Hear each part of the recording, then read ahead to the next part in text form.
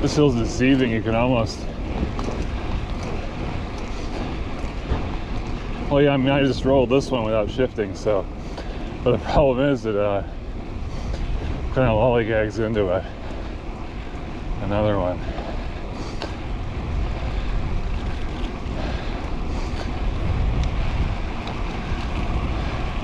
And then you got nothing. Look at it.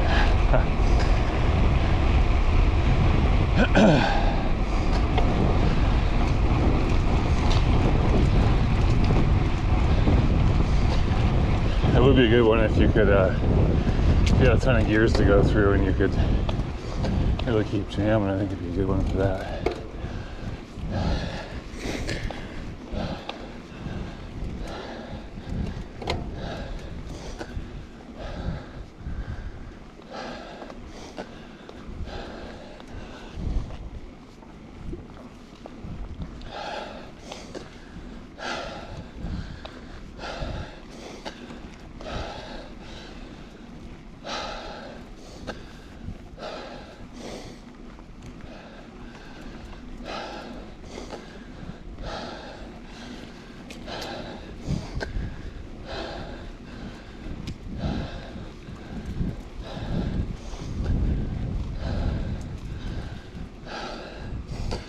Oh, after 7.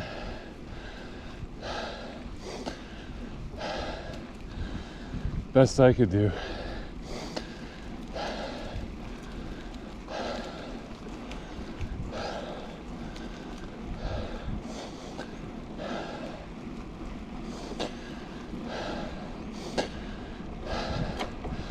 I don't know how I used to leave it 4:15 or whatever for work.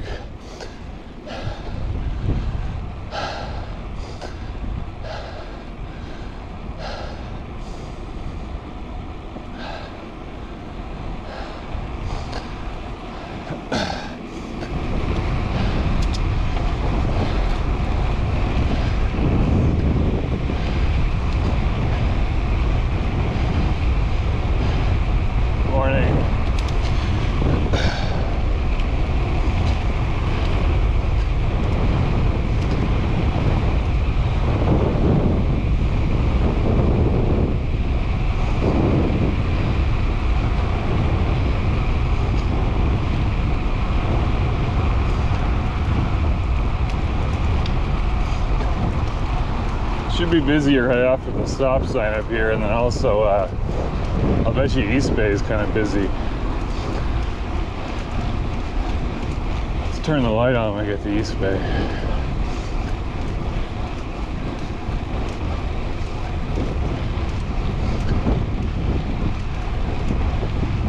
We're not going to be on Warren or whatever it's called for long, so I'm not going to worry about the light. It's got a big shoulder anyway, I think.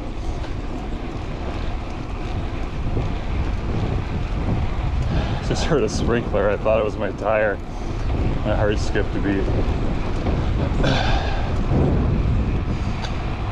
Well, left shoulder's tempting, isn't it?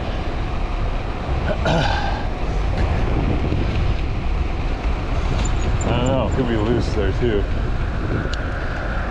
or you can just do whatever you want. It's too early in the morning, huh?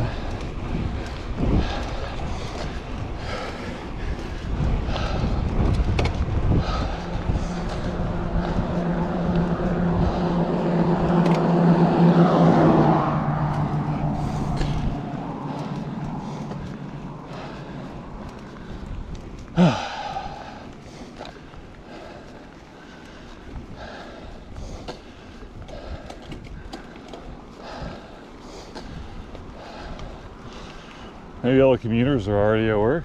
I don't know. There's one.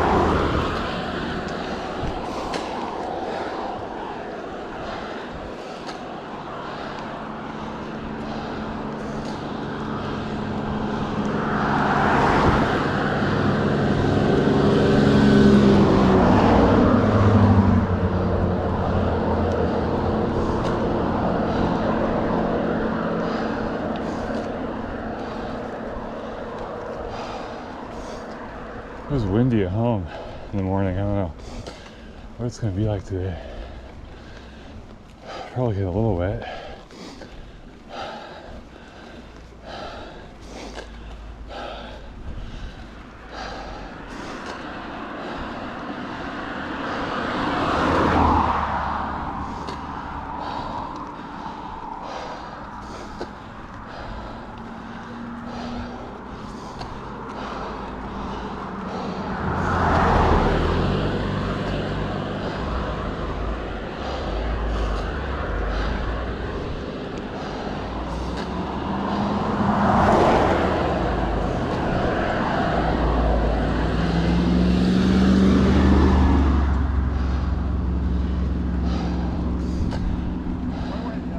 Morning. Morning. Morning.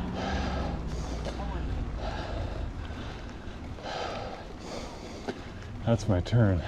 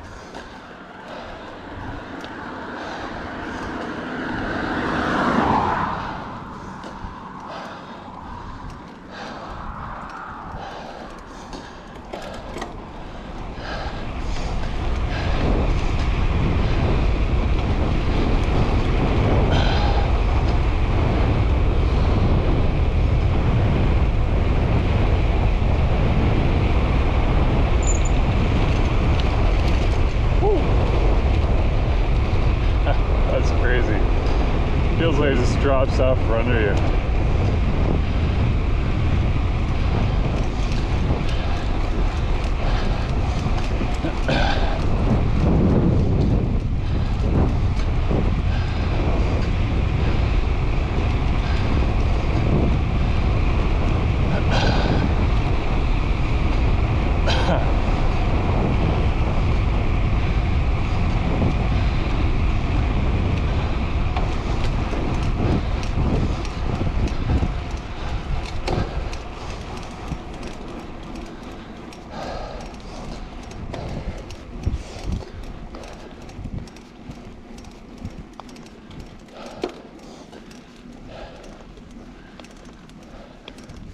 Wow, steeper than it looks.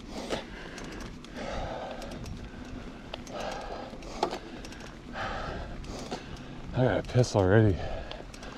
I need to find somewhere to do that, but I was planning to go to Banner. But we definitely need a pit stop between now and Banner.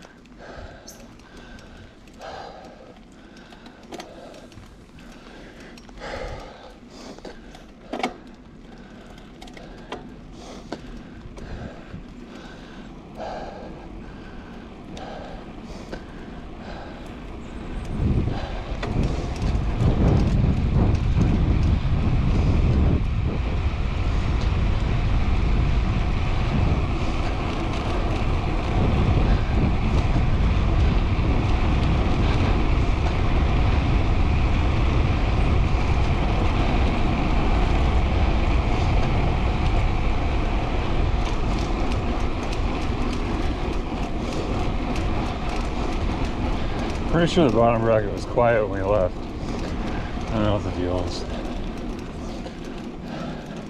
They definitely loosen and tighten themselves in my experience on these things. With me being heavy, I don't know. I haven't touched the front derailleur. I was getting quieter again. See?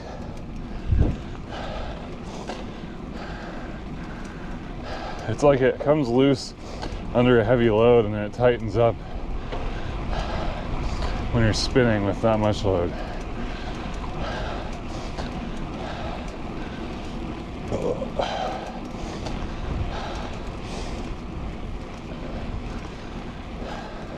Morning.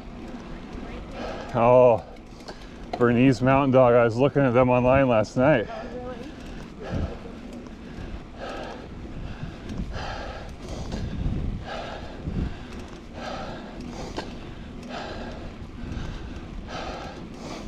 I just can't do purebreds.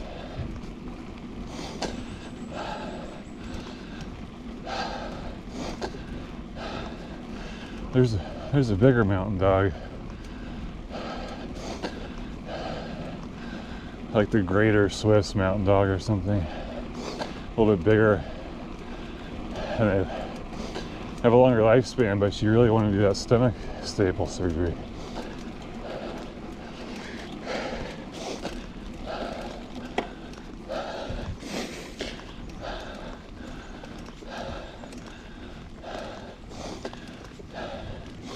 I remember this. I feel like last time I was here, there was like a mower on the other side of the road.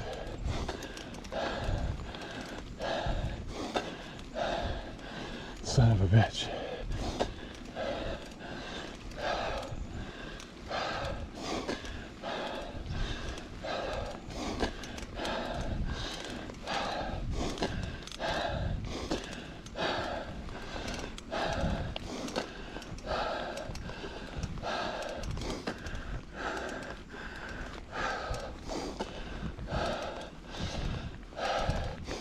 We had a Bernese golden mix. He was perfect.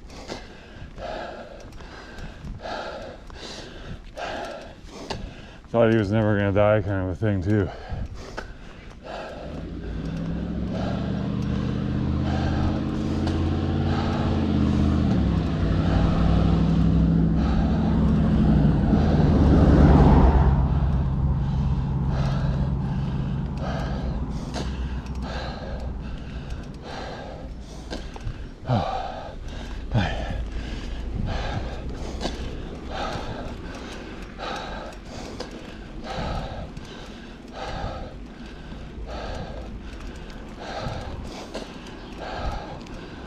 Oh, that's the forest, wow.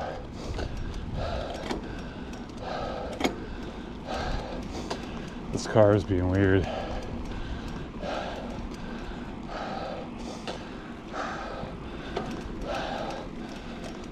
We're probably going left.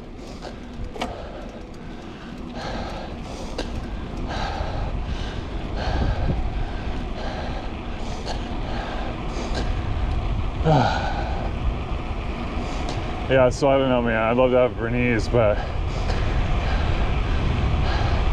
purebreds just don't seem to live as long.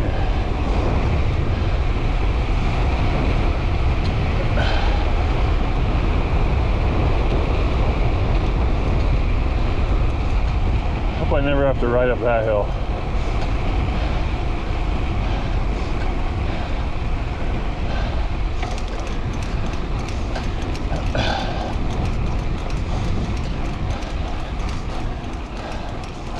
I like the idea of a golden mix, though.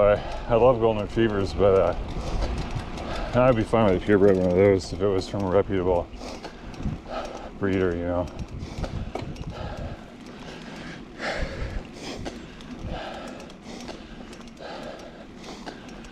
I'd probably pay money for a golden Bernese mix, though, just because of how good it worked out for me last time.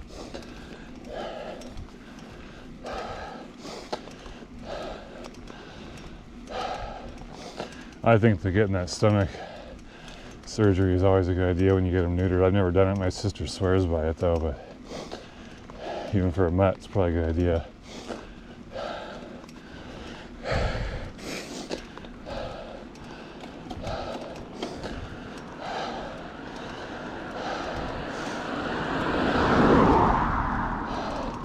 A 4-year-old Bernice was the first dog to ever get chemotherapy, and it was successful.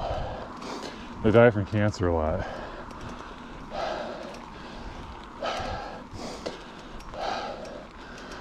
I mean, all dogs, right? But it's like double the normal rate of dog deaths from cancer.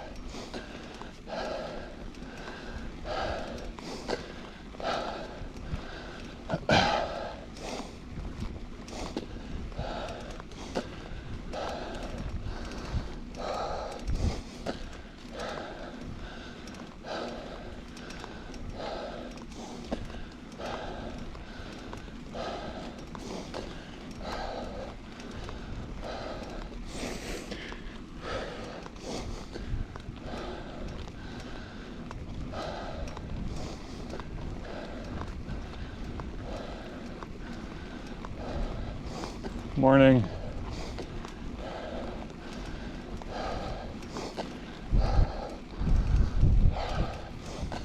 My glasses are getting kind of loose. I actually brought an extra pair in the backpack today. I normally keep in one of the cars in case these things fly off or whatever.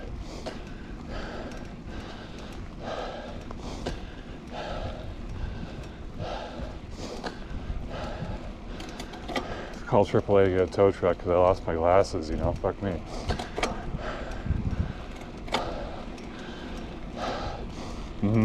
That smells good.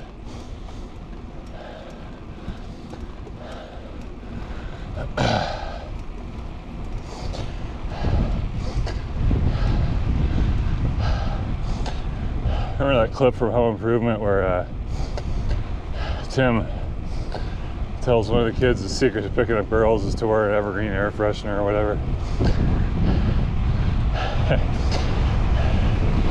And the kid hugs his mom and the mom goes, "Oh, fresh pine scent." It's so funny.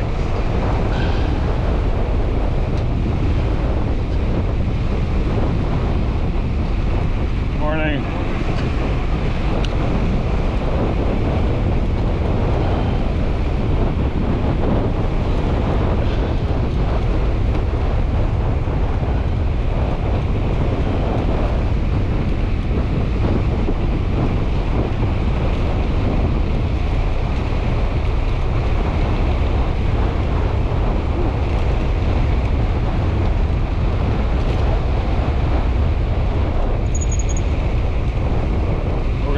For this descent. Should get my head examined.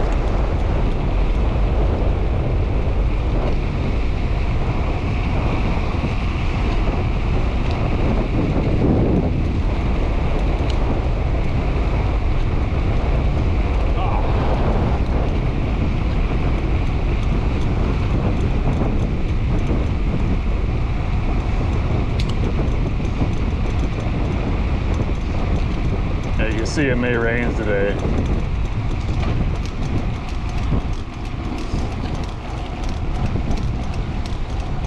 What the fuck is that noise?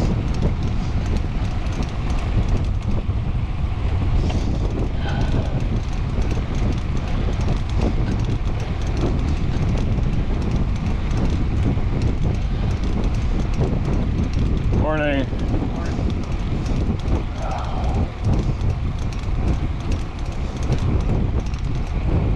That's the bottom bracket again. I don't know how I loosened it up.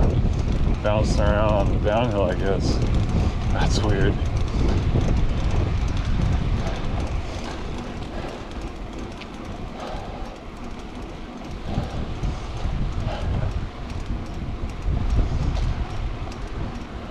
Morning.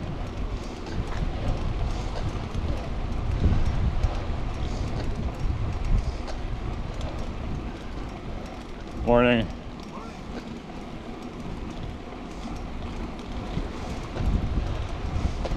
Busy street, huh?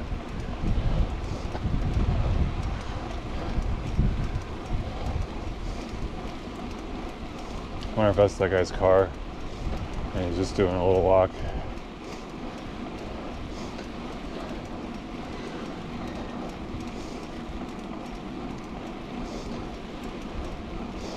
You could probably just stand here and take a piss and pretend you're looking at the water. Of course, you got neighbors with telescopes and shit in their living room. It's one of the things I could never live on the water because of that. People across the water with telescopes.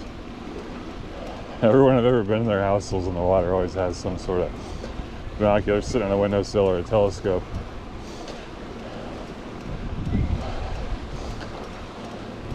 I mean, I sure as fuck would too, but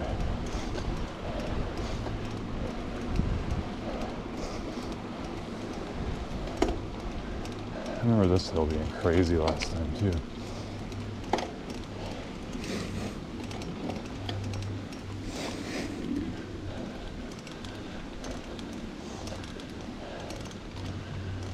I don't think I want to sleep on the ground floor of that house. The truck comes through the living room.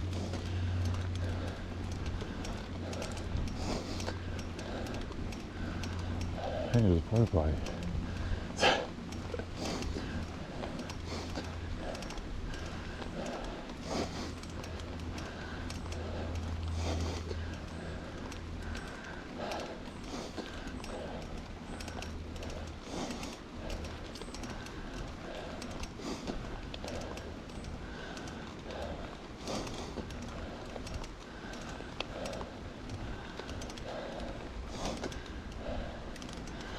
This so maintains, I think I've got it.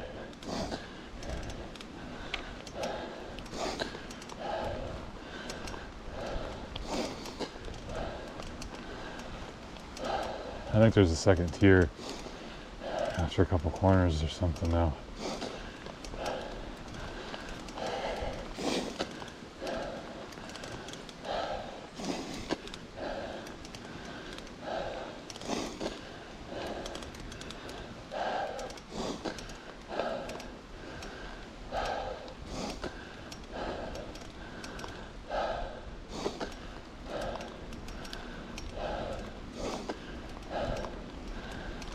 Lots of construction in this area. Big money.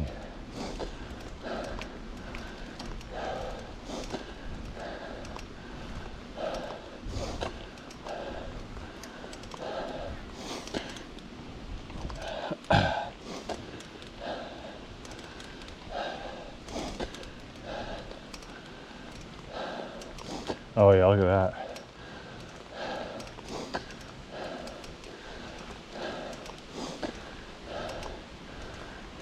Private tennis court. Yeah, I think my neighbor has one of those, so it's not that uncommon. It does seem a little bougie. Oh yeah, I would need to stand up for that.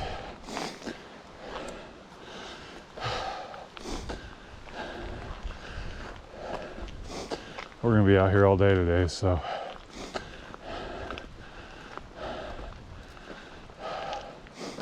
suicide isn't prudent. We'll save that for when we go through Gorst.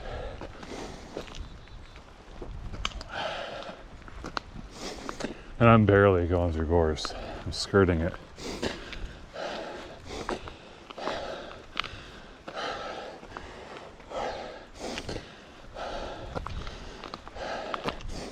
Never ride through Gorst if you can help it. I just really want to check out the Belfair Valley Road, man. I drove on the way home from school once last semester. Seemed like a really cool ride.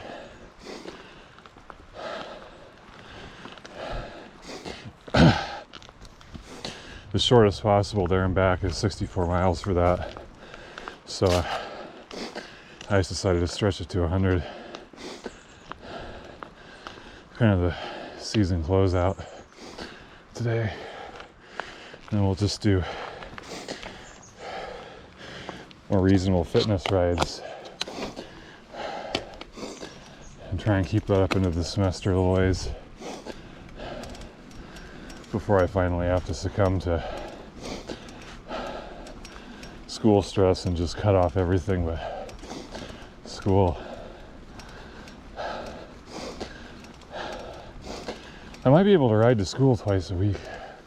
I think I have an afternoon class. I was thinking about the logistics of that. It'd be a hell of a lot easier than an e-bike just to get you home. Or if you're late in the morning, you know.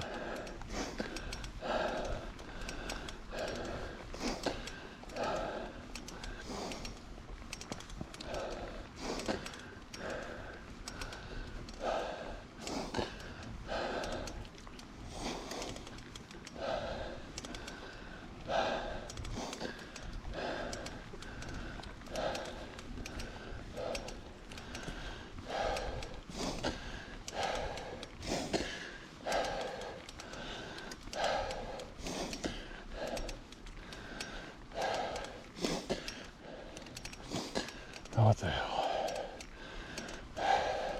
Never get it perfect, can you?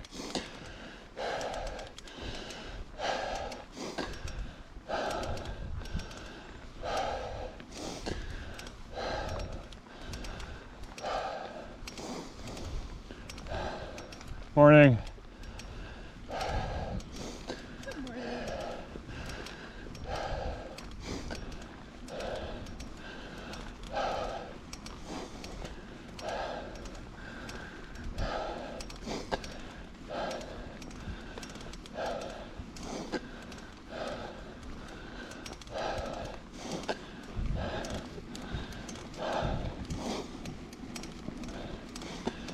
I don't know, NPC or headphones, you decide.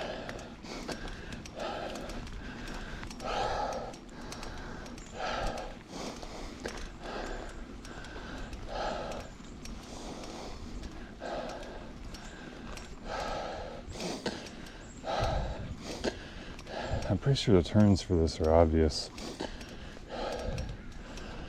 I just wasn't sure about that when I saw the map earlier.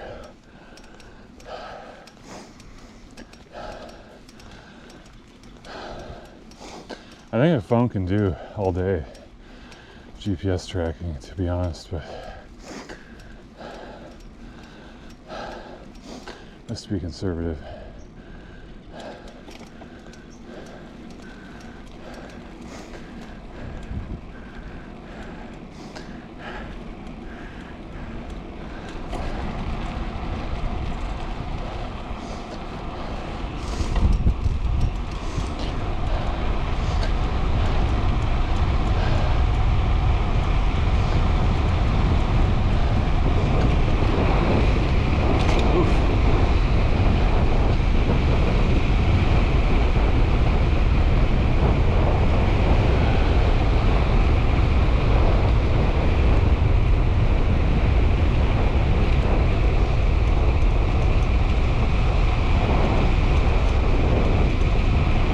So that's a nice, I think there's only, well, there's the one hill after Fox Island Bridge. There's really only other two hills of note. There's a couple that you have to downshift for, but I feel really only two climbs, I would say. So, and one of them's really short, so that one just off the water there. And what about this? Okay, I should have shut the fuck up when I was ahead. This looks short too, though.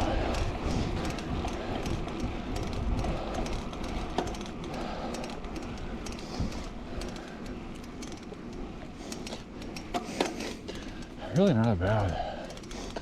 You know, you get a little more elevation than if you were doing the most direct route, but pretty good scenery. Not any cars. There's that one Volvo, right? Here's a car. Well, we're getting closer to the main thoroughfare now.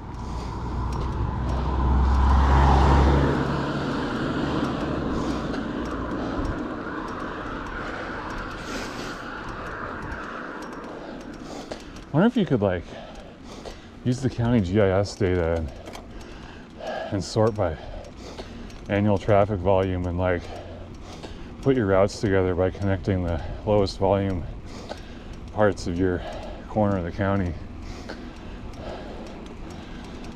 I probably do it already instinctively, to be honest.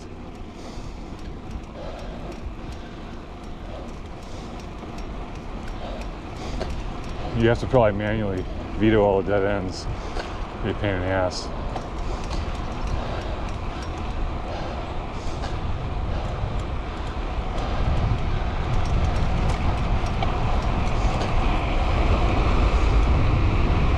This car behind me.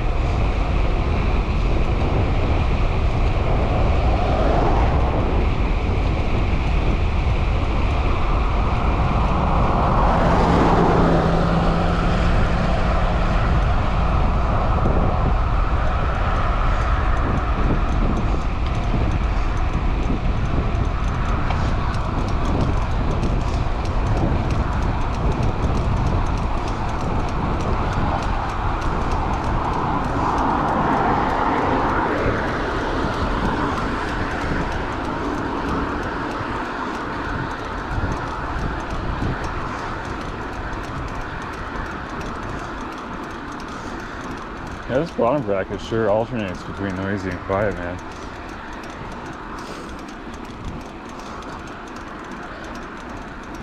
I have to pay attention if there's a correlation with the gears. I'm pretty sure it's loosening and tightening itself, but it could be chain line related.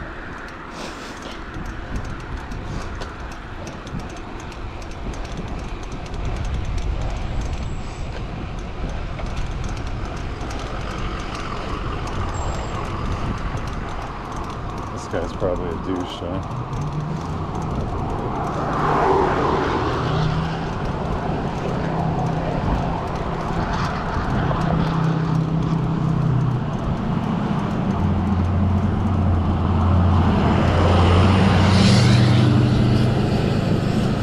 Nope, it's alright. I was waiting for it.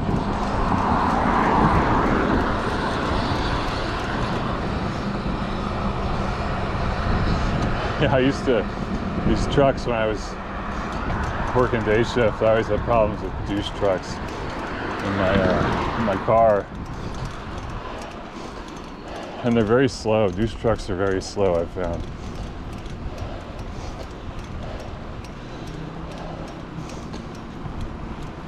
Oh, Jesus. What's with people?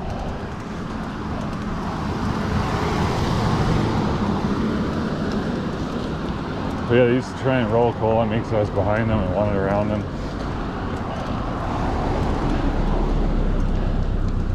And you just throw it in third gear or whatever. And you emerge from their little smoke screen going twice as fast as they are.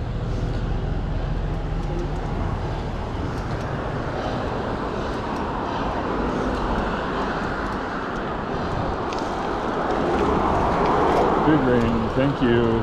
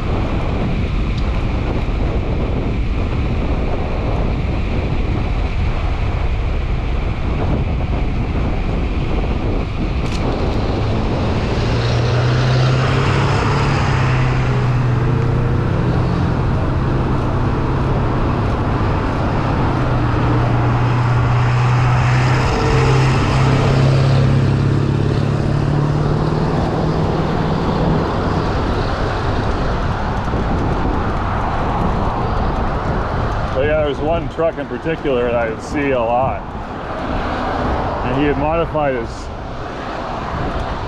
when he had his high beams on, it was like a spaceship, like a solid brick of light all the way across. It's like he had done the light bars and the headlights to match. very distinctive.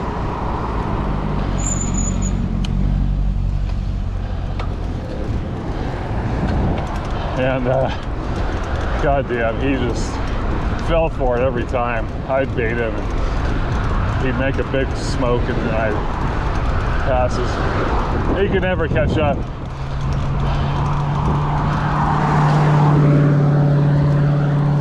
Couldn't catch me to save his own life. It was hilarious. But he would always, you know, because I feel like after the third day, wouldn't you just get over for the guy instead of like trying to be a douche still? How embarrassing.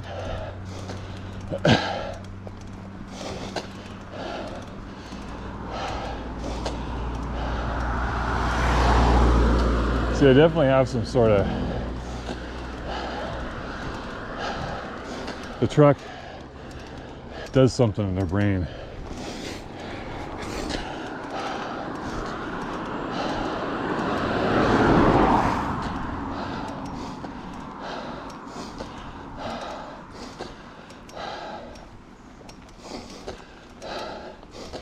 I drive my truck, I just feel like I'm driving a little race car around. I can hardly get over 60, but goddamn, you can have some fun between 0 and 60. Especially, really just stop and go at the lights is so much fun, that thing.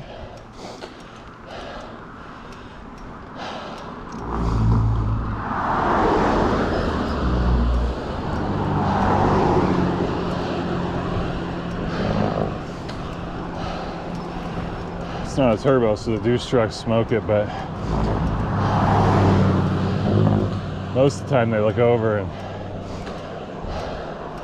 hear it and see me twin sticking, and they're all excited. Give me thumbs up and shit. Just a rusty ass International. You know, they didn't even finish painting those trucks when they were new. I imagine they put like 2 coats of paint on the Scout, like it was their pride and joy. But the hay haulers just gotta kick out the door, man. It's the shittiest thing I've ever owned in my life, I think. It's not the worst car. My rally car was the worst car, but the truck is just generally of a very low quality, except for the Isuzu engine,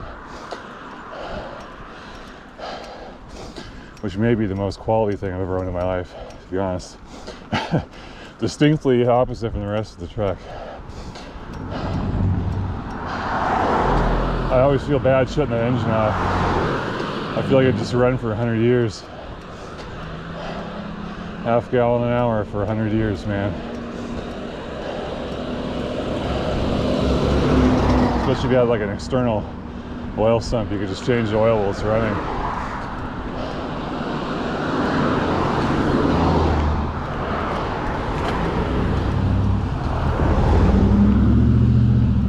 Yeah, so these are people on second rush hour. Or maybe third rush hour at this point. Probably trying to be somewhere by 9, I guess. I don't know what the fuck else they'd be doing. 8:30.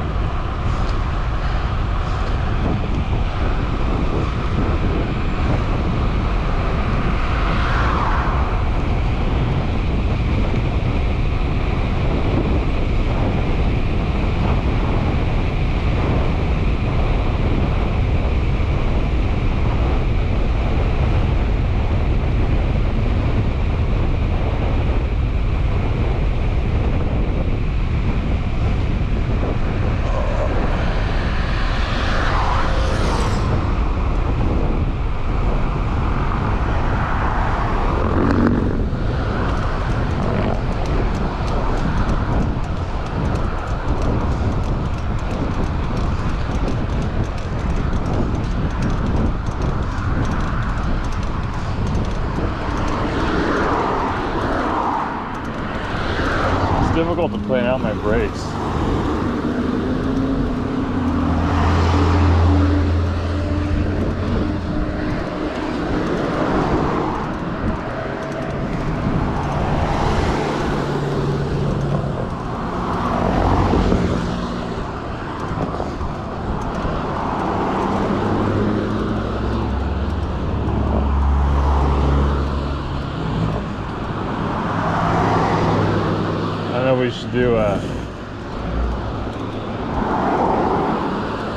the gel at the trailhead for Cushman.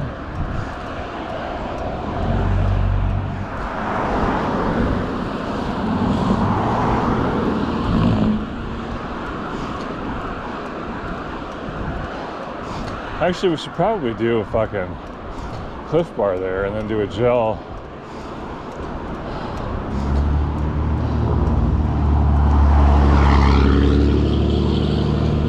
Do one gel by Sunset Beach or whatever it's called, and another one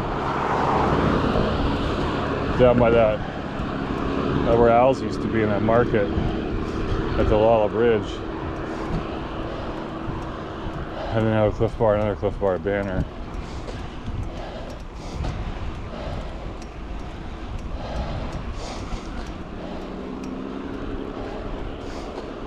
And a gel in Manchester.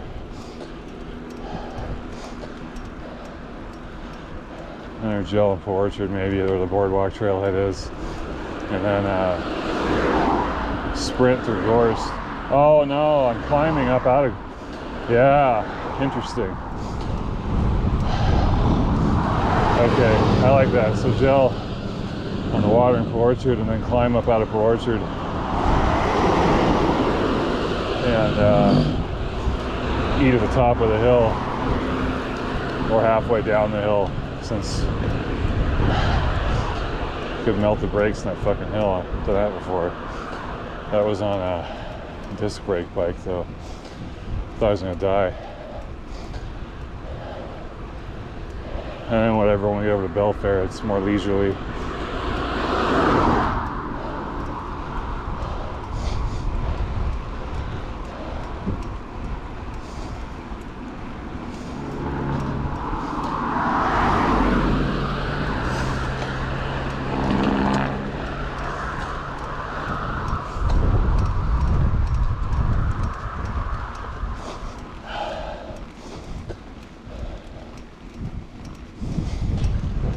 There were always a few cars on this road when I was riding to work, even if it's after 4 in the morning, whatever.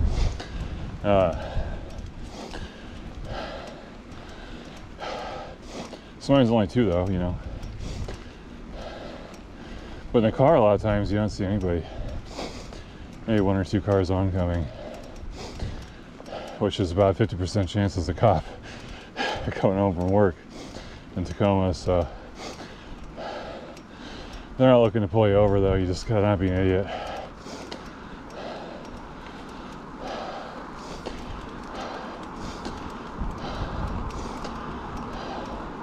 Construction ahead.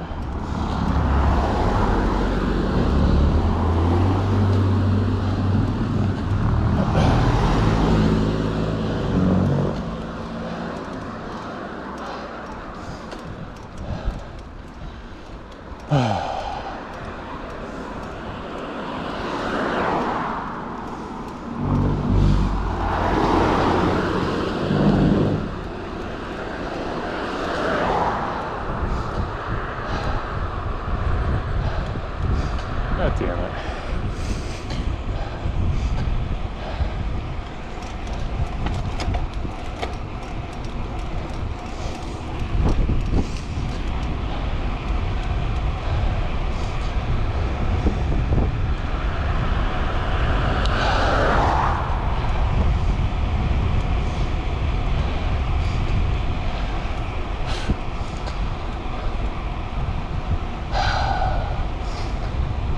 Suspense is killing me.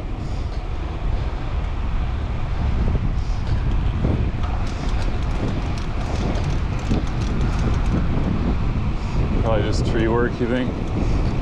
Oh, son of a bitch. No, they're probably still drinking coffee somewhere. It's not even 8 yet.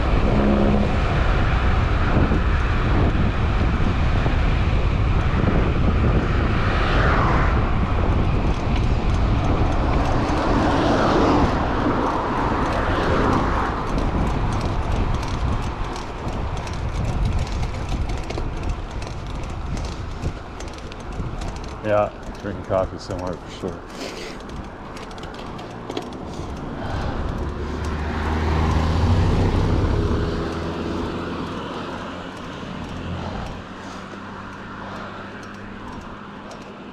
called that one, didn't I?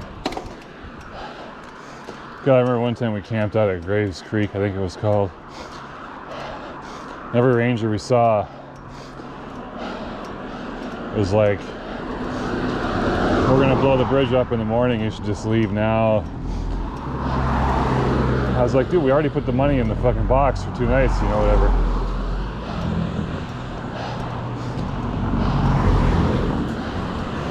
Or whatever, I don't know how many nights. All I remember was the last night, so I couldn't tell you since it was, they're being so dramatic. Anyways, by like 11 o'clock, we're the only people. This is like the last campground at the end of the road, coming past Lake Wainuchi, or that was past Quinault. End of that road by Quinault, south of Quinault. It's the last stop. So we're like, aside from rangers, we're the only people around until you get to the backpackers on permits up in the hills in the park farther, you know. And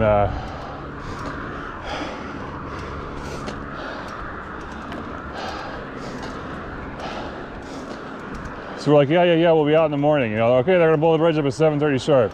All right, whatever. And like 1 in the morning, some other fucking ranger knocks on the trailer, scares the shit out of us, shining a light in the window, you know.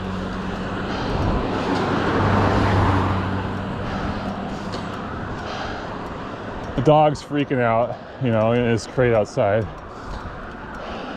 So let's do it, they're gonna blow the bridge up in the morning. Okay, dude, for fuck's sakes. We're gonna get up at dawn and get out of here. Like, it's not a big deal. We get to the bridge at 7:15. They hadn't even gotten this far yet. They haven't even set the signs up yet. You know, the coffee wasn't even on yet. And like, I'm gonna believe some story. The bridge is probably there until the next day, I'll bet you anyway. And they probably just demolished it with a bucket. Put that attachment on the bucket, excavator, whatever, anyway. I doubt they blew it up. It wasn't that big of a bridge. Probably a couple guys with concrete saws. An excavator.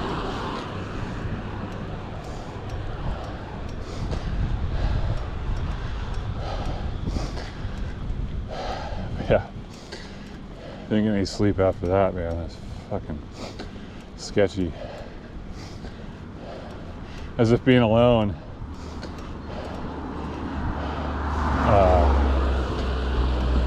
one of the deepest wilderness areas in the country wasn't enough. And you know, I don't know, it doesn't really spook me out that much. I think it's just the place had a really dark and mossy ambiance, and combined with this whole fear-mongering about the bridge getting blown up, somehow it did a little bit of a number on us.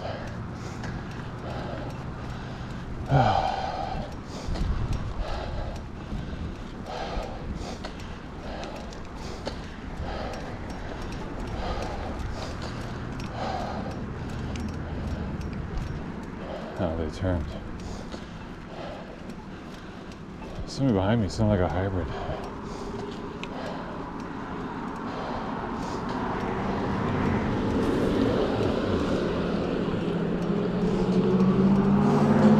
Well, that's the lowest gear. We're already in it.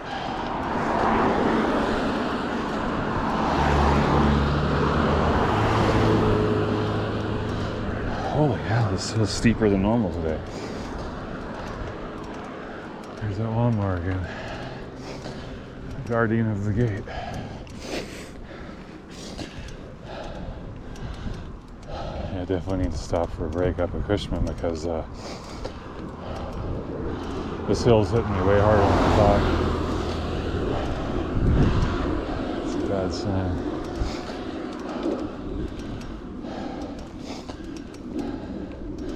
Just take it easy here.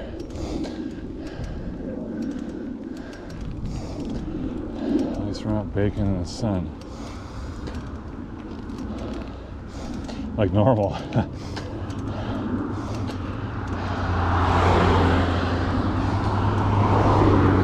We'll probably be baking this afternoon. Just wanted to get a jump on the damn thing on a cool day.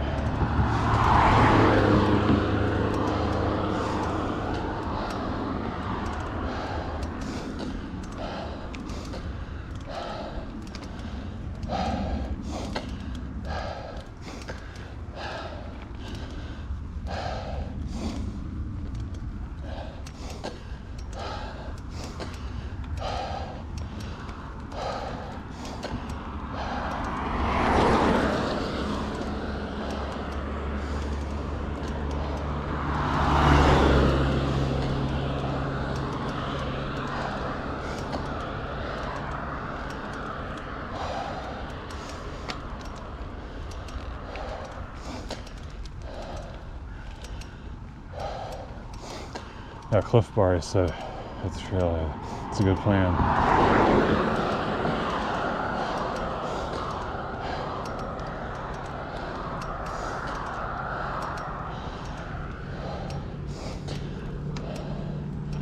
Then we'll cruise through the harbor and get over to Dana Drive.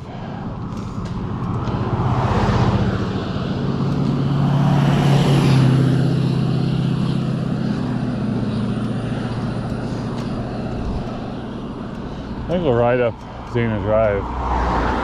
Probably walk up the hill past the city park.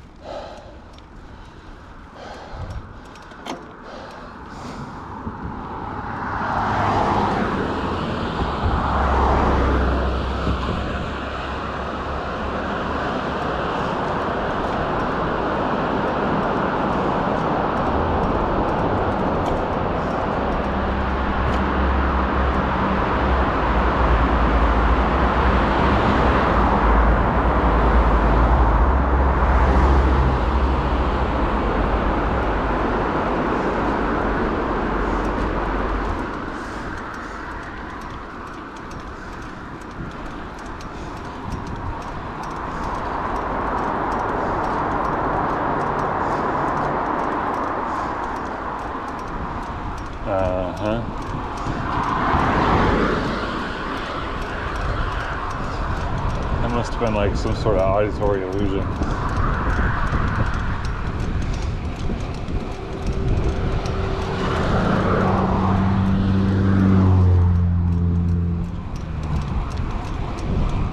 It sounded like they slowed down in the tunnel, but it must have just been me leaving the tunnel. I don't know. It's weird.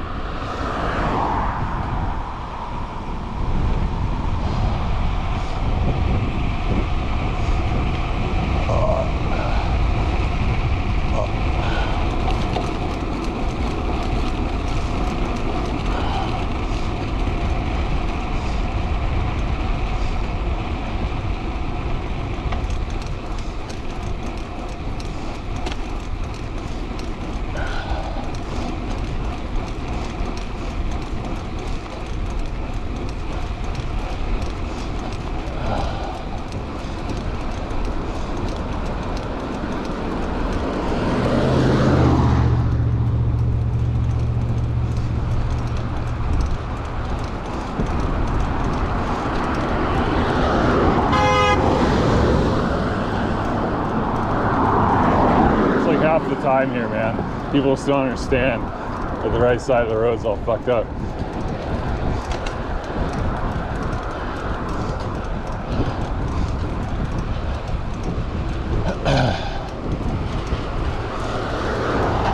I wish I could go into my brain and just turn off the sensitivity to horns.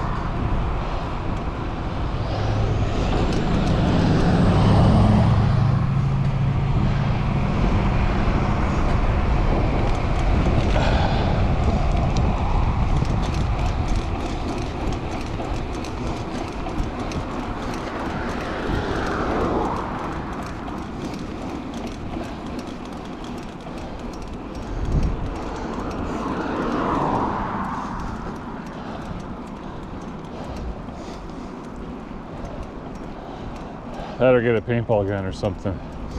I'll start tagging their back window.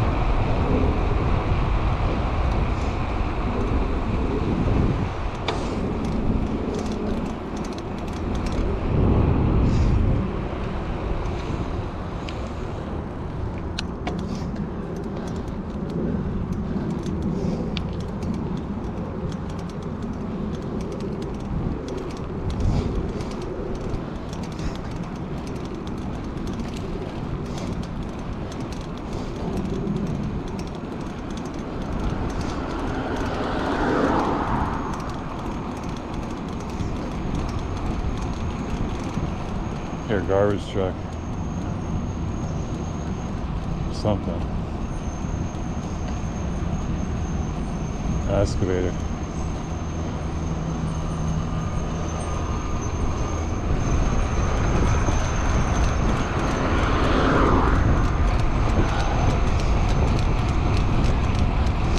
I'm not planning on taking the trail, but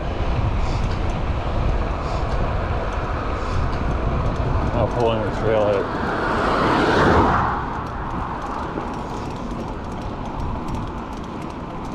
Hopefully it's empty.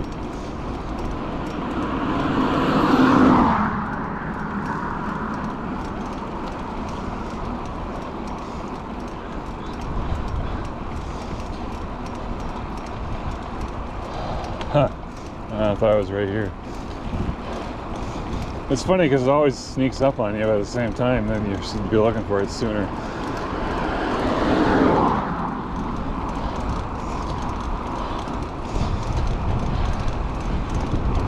The big reason why I'm not taking it is just because the route I have is a tad under 100 miles and I don't want to shortcut anything.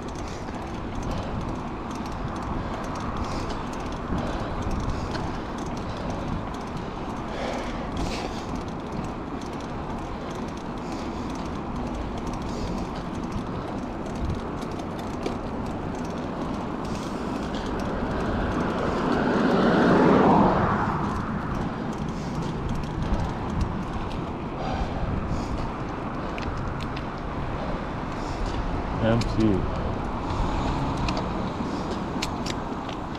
Oh boy, it's grown up hella since I was here.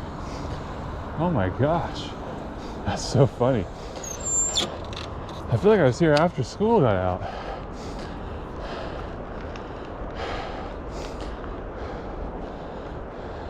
Maybe, well, I don't know if I want to lean it against blackberries. I like to lean it where you can't see it from the road, but I just have to go with right here.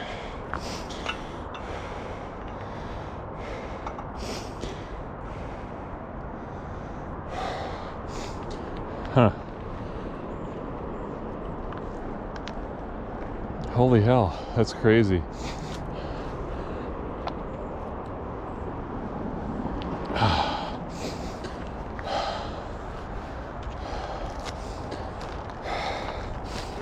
Yeah, morning. just gonna have to piss right here because I can't walk into the bushes like I did last time. That's bullshit. Cut this down for a sec.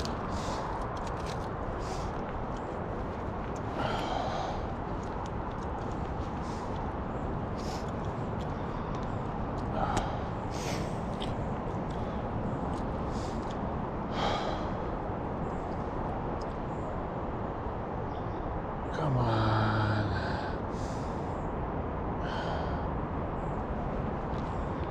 Yeah, they used to have a porta potty here. Kids probably vandalized it. Yeah, I can't believe it. This summer, man, I walked over there by the tree line almost. Just took a leak.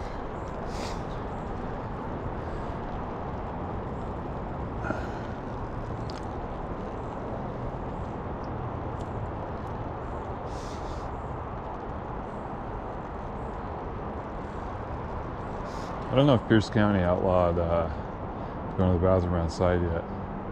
Oh, we're in the city limits anyway, so.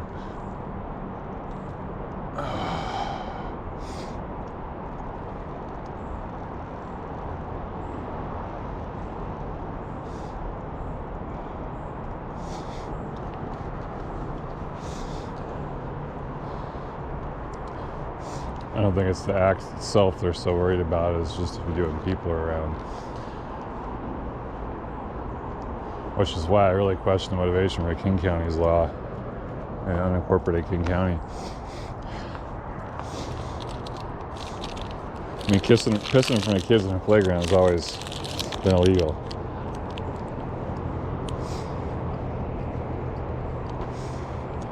I'll get you a couple ways on that probably, but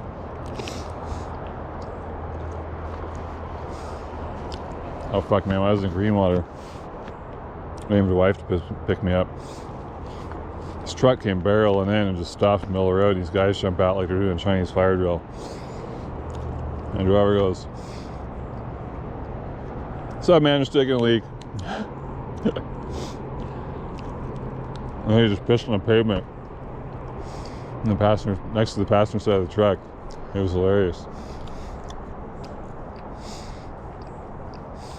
I actually do think pitching a lawn chair at that intersection of Greenwater Road on the, I don't know, Forest Service 70 or whatever, and 410, and just watching that intersection on a Saturday night in the summer. So I was there 45 minutes or something, and it was, it's pretty funny.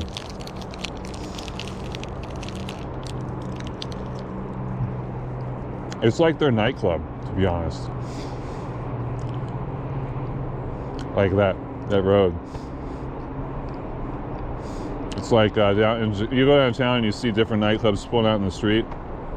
Well, it's like 70s the street, and the different campgrounds, all the rednecks posted up with all their trucks spilling out in the road are the clubs. And they've got lights and fucking music and the whole thing. And most of those campsites you can actually shoot from the back of the campsite. So you can have your lights up and get drunk and set up row of targets.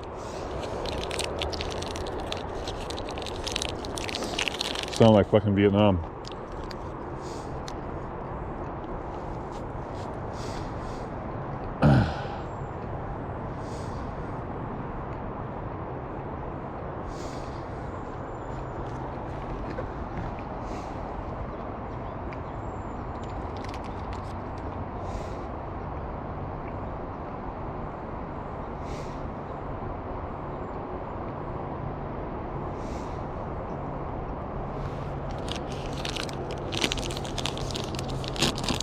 Oh, so I am unincorporated right now.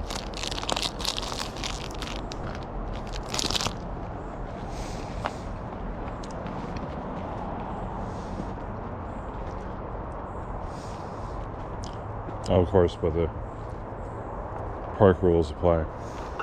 Yeah, I was just letting some water out of the Camelback. That's what leak means.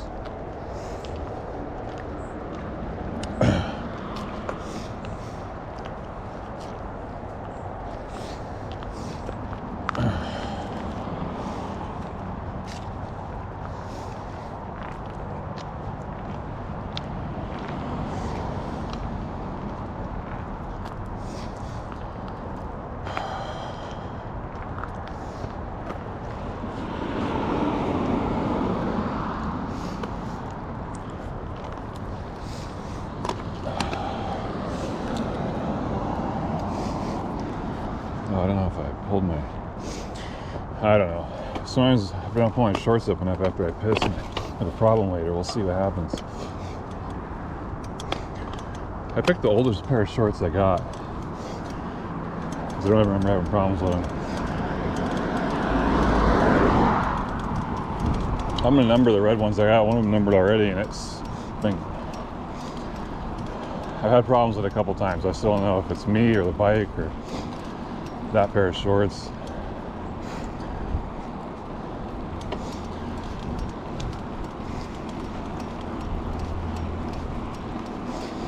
Then last time I wore the newest REI ones I got, the blue pads, they're different, and the leg cuffs are pretty weak.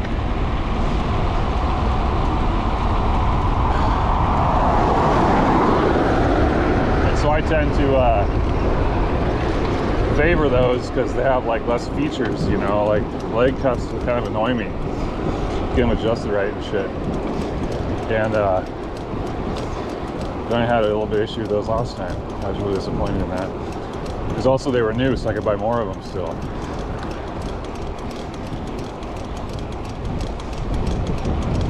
And then when I get a job, I'm gonna be in REI all the fucking time. I'm just gonna have to be returning shit and buying shit and just the basics, just the fucking, I don't want any fancy gear, I just need to get things that work solid for me.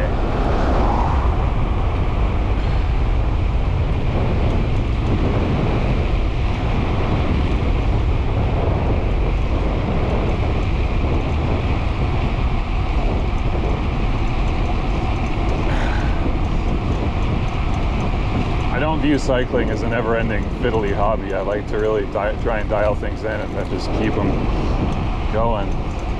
But at the same time, you know, I'm due for a modern touring bike, and I'm due for some sort of a gravel bike setup, and those are going to probably take years of fiddling. And then we probably need to look at some sort of e-bike. Like, I wish I had to go to school this fall, a couple days a week, you know. That probably is the least fiddling, but you might end up not liking the bike and have to sell it and get another one.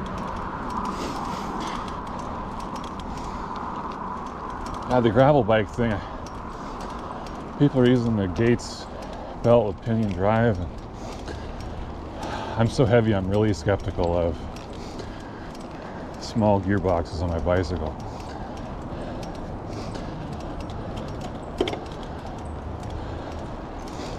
I just don't know.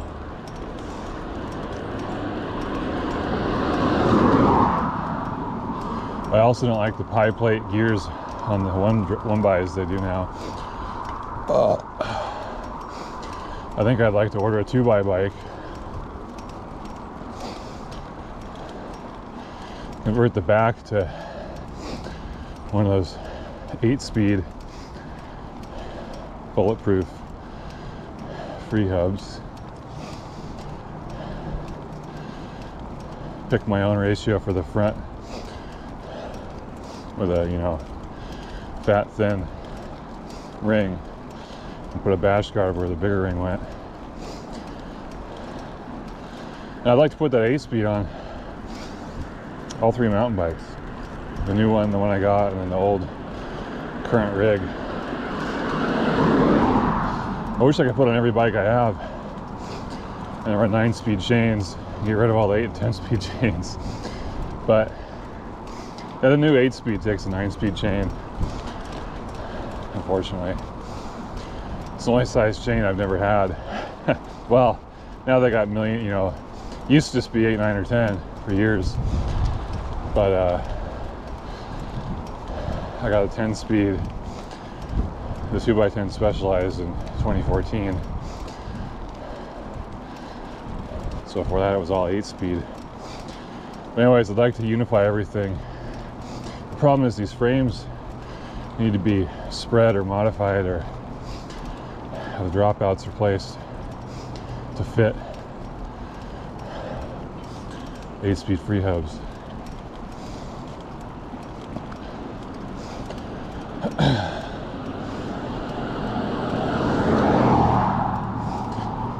So I don't know, man. It's really sketchy to me.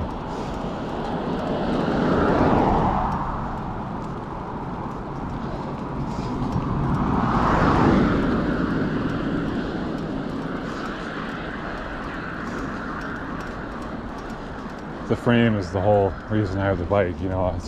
I don't like the idea, especially with Chinese welds and braces and shit. Single speeds on my bike, I don't need to do it to. It's my frame I would trust, you know. The Taiwanese bike is probably, I think they really supervised that construction. I think Schwinn had a big hand in it. This bike, I don't think anyone that worked at Schwinn ever saw this bike. And so I would really be hesitant to bend the frame open for a bigger wheel.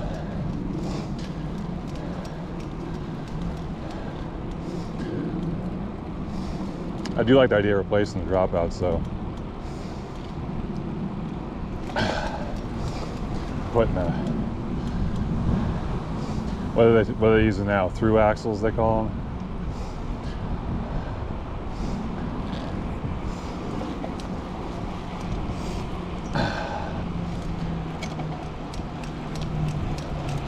There's a guy behind me for no reason.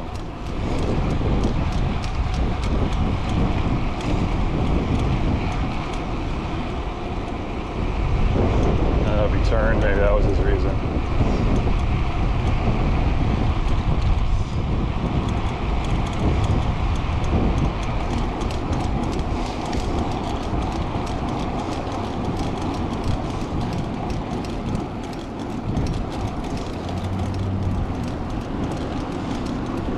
And then people think cyclists are the problem.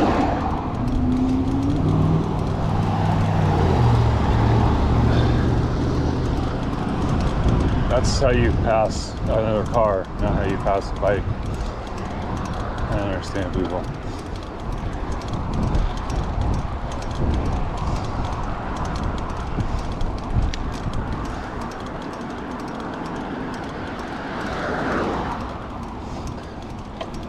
Like half a meter across to my widest point, which is probably my outside of my hands here in the front.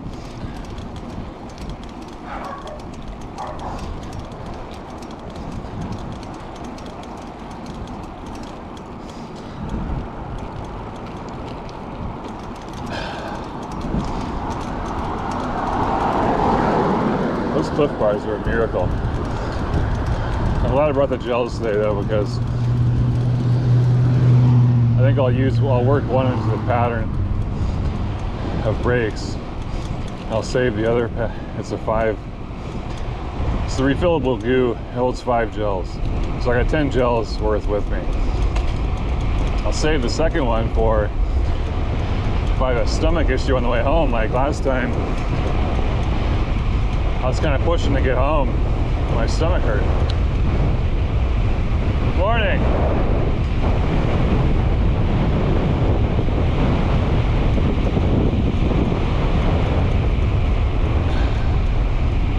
See, we don't always need to use the Cushman Trail. Not the only one. But yeah, anyway, it was to the point where like getting in a Cliff Bar would have been too much for me. I don't know why. And so having the gels, just take a little bit of gel and some water every 20 minutes if I'm bonking, or getting close to that. Just a way to maintain, have another option. And I might find that just using the gels between Cliff Bars might make me not even get sick. It felt weird last time, like I was just eating too many Cliff Bars. But boy, I tell you, they sure get you back on the road. Whoa.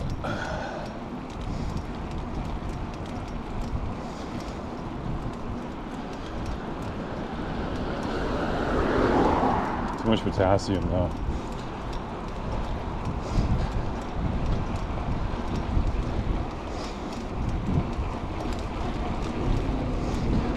I was thinking about this hill. Pretty sure this is where we turn up to Soundview.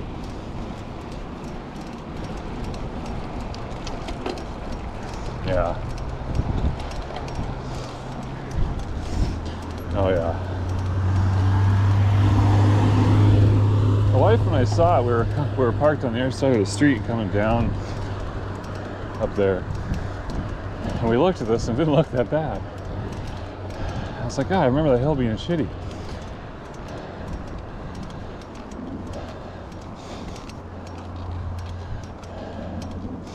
It's really 160, it's shitty.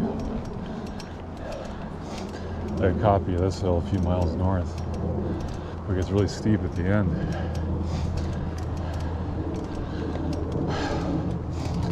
I'm looking forward to that. There's just no way around it. If you want to be up by Sunset Beach and go by Crescent Lake on the east side.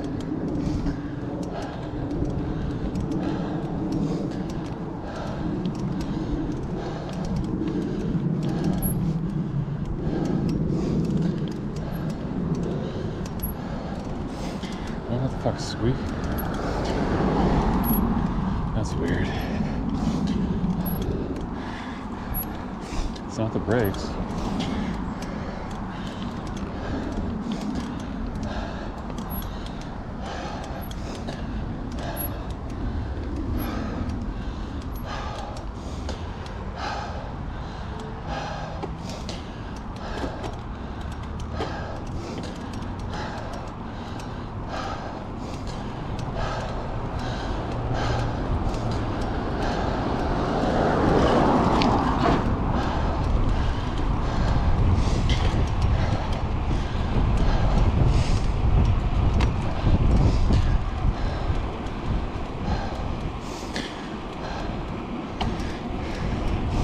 Yeah, the front derailleur, even though it's going backwards as far as I'm concerned, it works 10 times better than my other bike.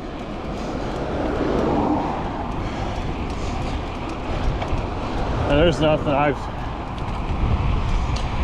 actually gave up getting it perfect. I readjusted it so it's got more throw top and bottom, and I just manually, but I have to baby that thing. I have to watch and coordinate my foot movement and everything. But I have lots of authority with the derailleur, at least. This one you can almost do without looking. Even though I do hate that it's backwards, and this looks like it stab you in the knee. I mean, the bike is so long that luckily I'm not close to it unless I'm standing up. When you're standing up, it's the right one that'll get you, because you're usually in lower gear.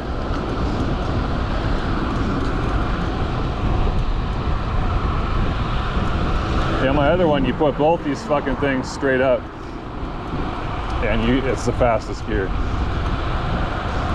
I used to have it set for that, where I could just slam those fuckers and not even have to lift. But it was,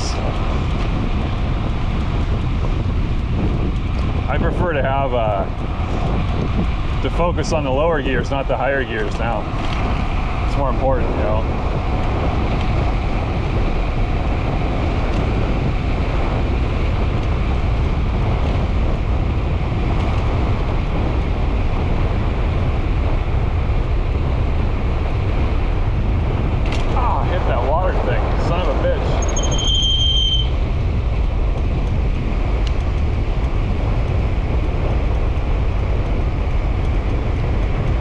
Get a little light over it, so I don't think we did any damage for that. It's not fun.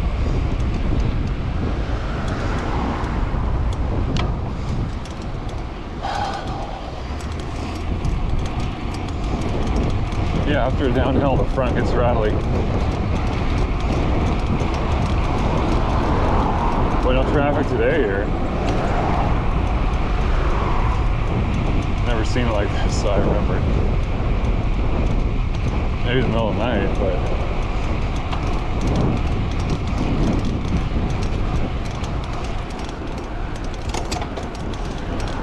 Jesus, even that downshift is nice.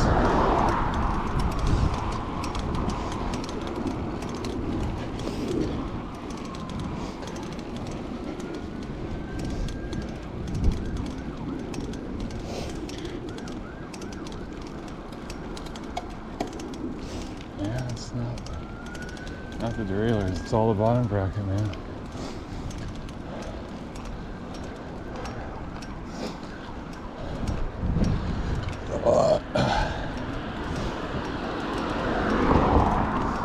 It's alright, I could probably go like this for a couple more years, huh?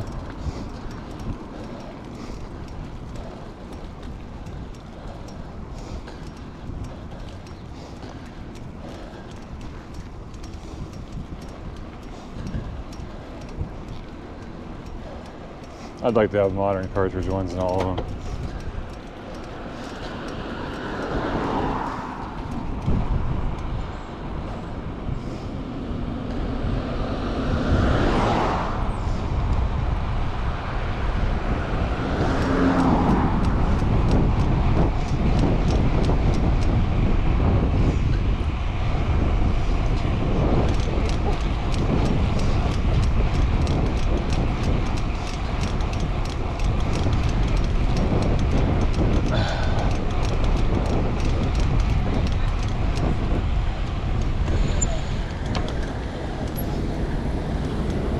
Guy's a pussy, slowed me down. I think he was afraid of me though. And slowed down himself as he saw me. I was flying after the roundabout, but I was definitely gonna be right behind him.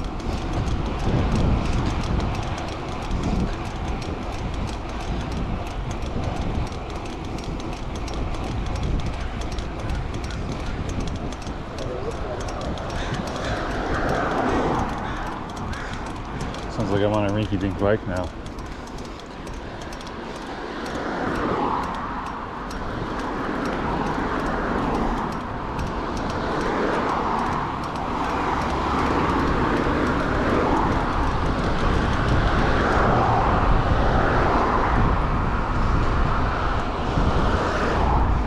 I watched The Line of Fire last night.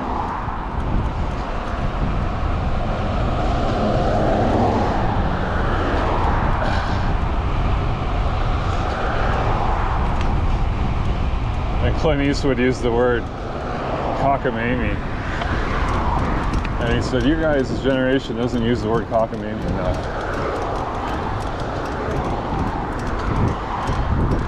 I think he's telling his younger partner to use it to try and bring it back into style or something. It's pretty funny.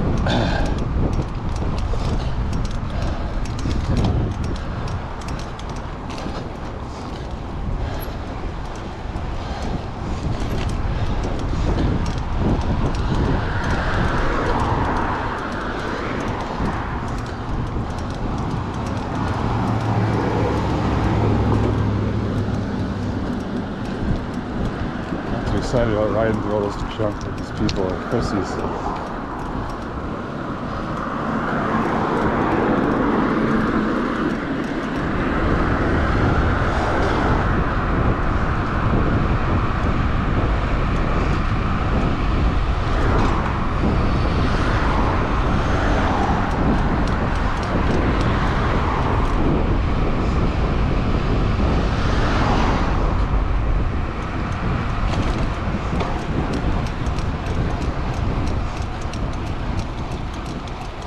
Morning.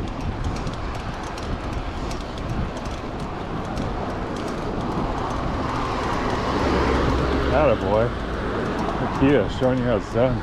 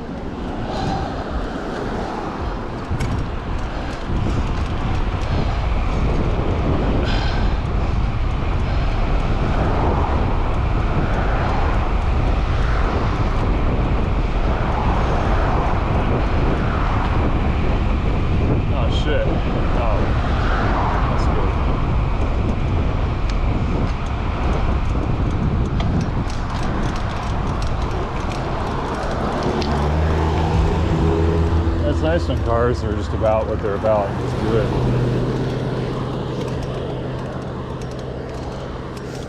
I think I'll just leave it in this gear. You know what?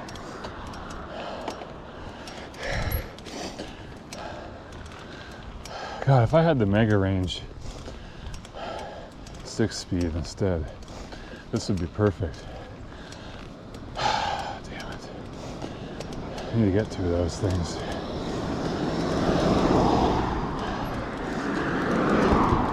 It's a good compromise until I do bottom brackets and get different crank sets.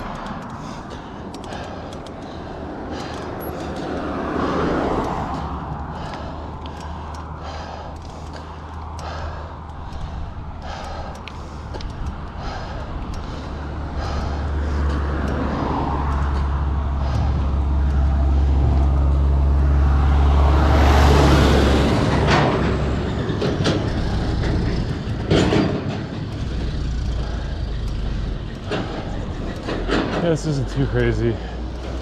Nice if it was a tad better ratio.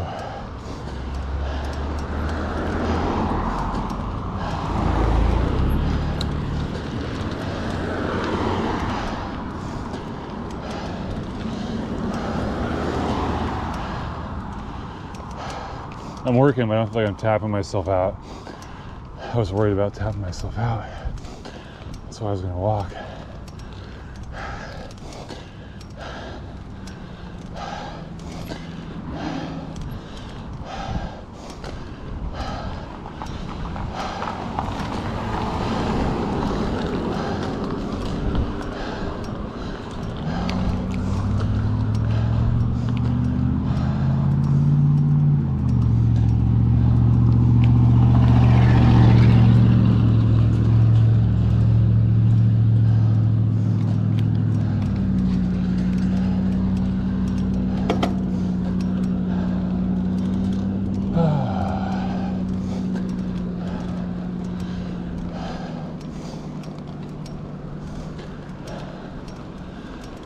Definitely a lot of elevation today.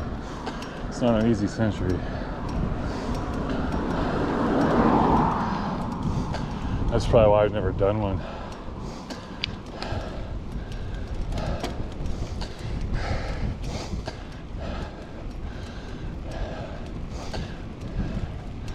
Like in one day, you know, the elevation just keeps your average speed down. I find it's just more difficult to do more than 70 miles around here in a day. The longest I ever did was like, I don't know, 78 miles or something. I was just running errands. I wasn't even thinking about it. And it was good too, because I was taking lots of breaks. You know, I would get where I was going, I would do whatever I was supposed to do, get some food. Stop at my parents' house or whatever. Then I might as well go to my friend's house on the way home.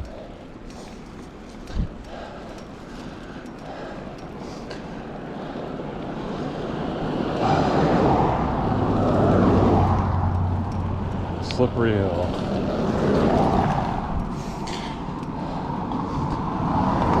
I think I call Dana an arterial.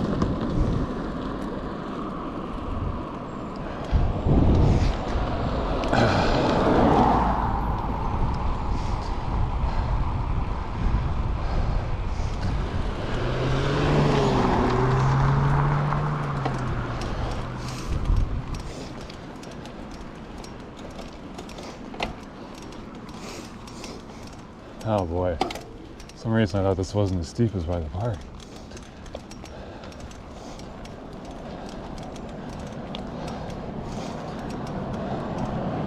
You know, my muscles are already feeling it today, so I'm gonna...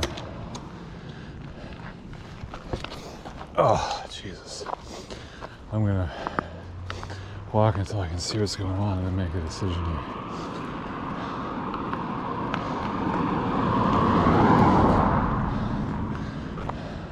Is that somebody's driveway?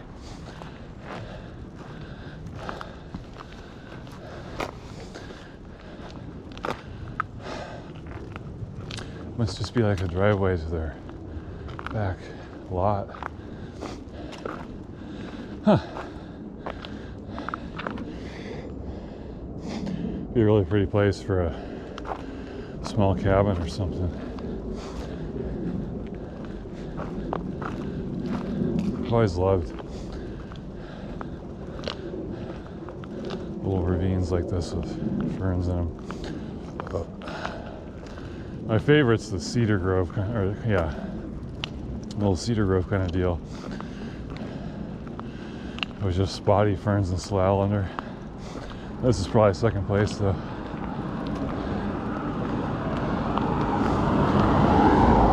I'm surprised there's not more underbrush with all the maples. They let so much light in until they get their foliage. These ones seem to, like they're not even done thickening up yet. Mine is. My maple home's been going strong since June.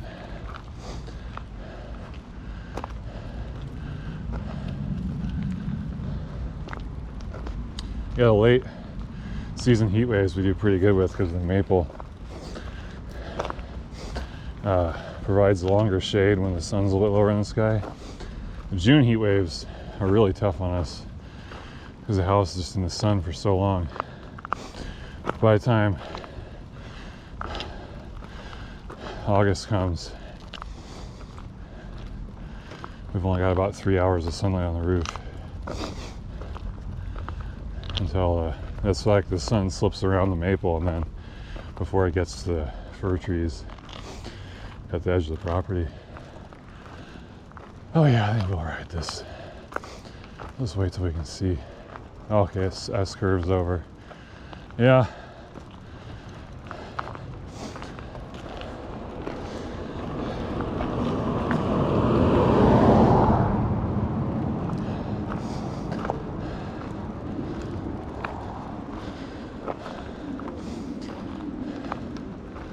I'll ride for a bit, see what happens around the corners.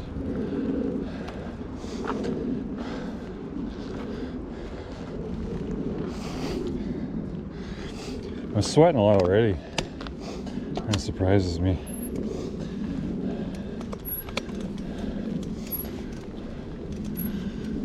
Definitely gonna be nutrition's gonna be critical today to keep me from cramping later. I can already feel the hamstrings and quads being a little complaining towards the cramping end of the spectrum.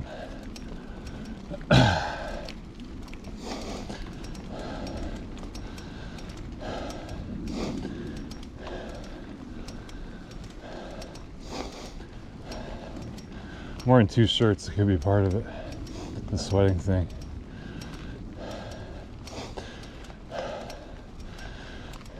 I gotta wear the undershirt for the collar, protect my neck from the sun if it comes out, and then my forearms from the sun with this thing.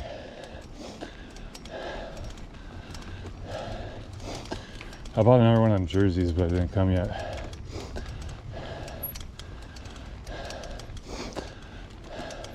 I don't know. This is a good plan for today because it was going to rain maybe. So I'm probably just stuck with both these shirts all day. Sun comes out, I need them for sun. I figured 2 was a good idea. It rained.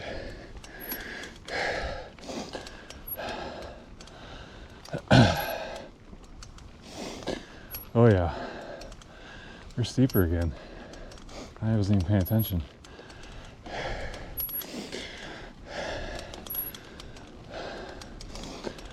Huh.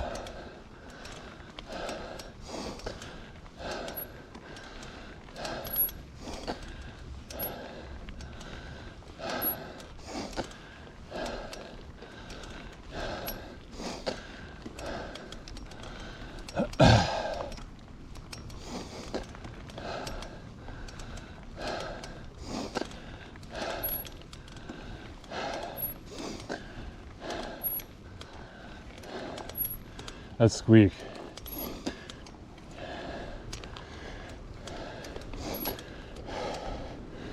It's when the right pedal is forward.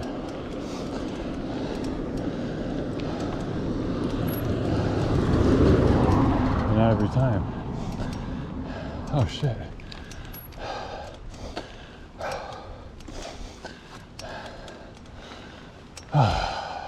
It's always something. You're good.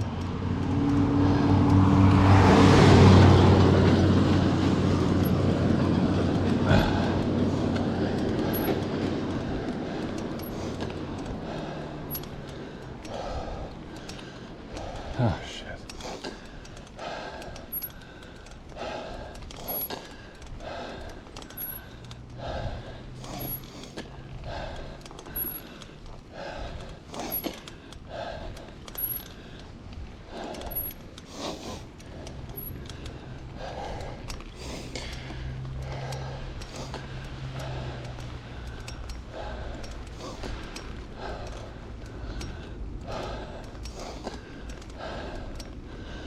I remember this, there's another climb and there's a little rolling hill.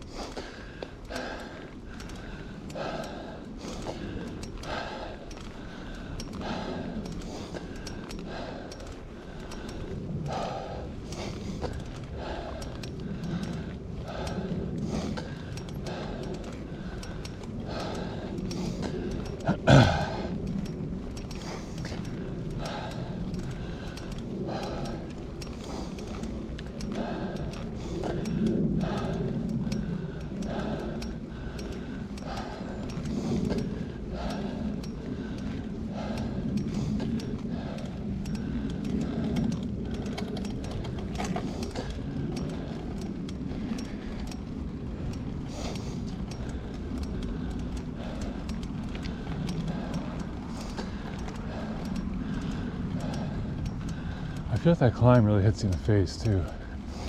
So I don't want to start upshifting.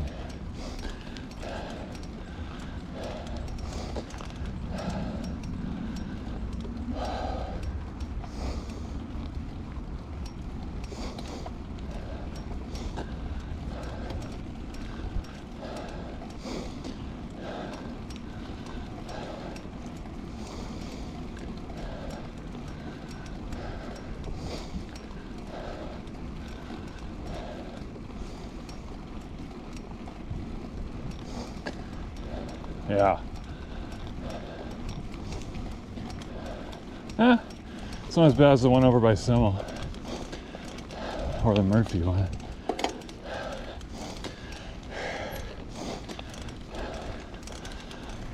It's like the opposite of those. It gets steep late.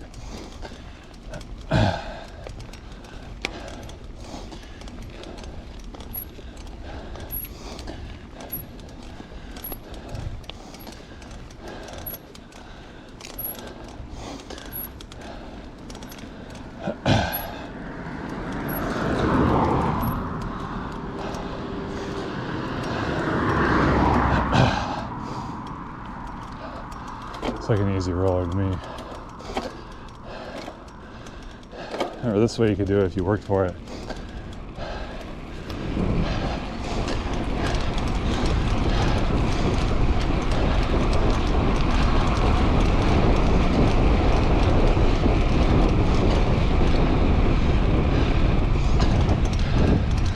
Oh, keeps going now.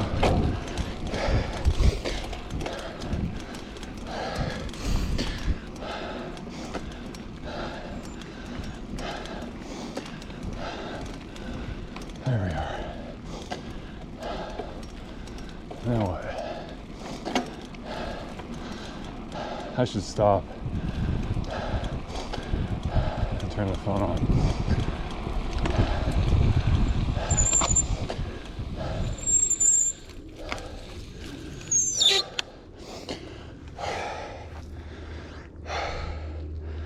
Oh, come on, phone.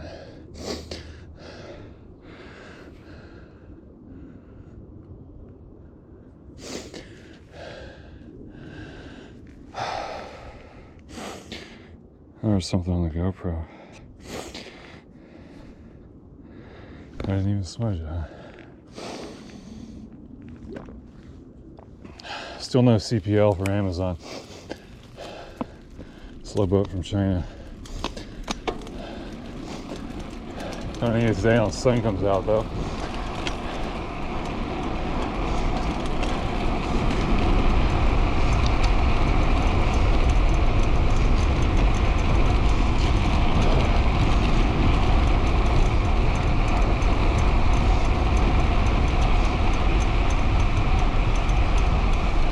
Morning.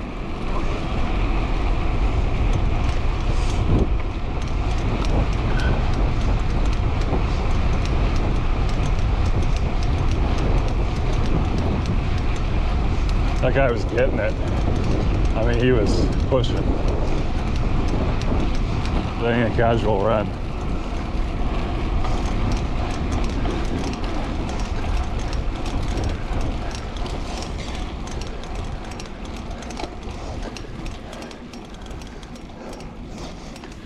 You know, I didn't even know I could run until I became a teenage juvenile, delinquent, whatever, and started running from the police.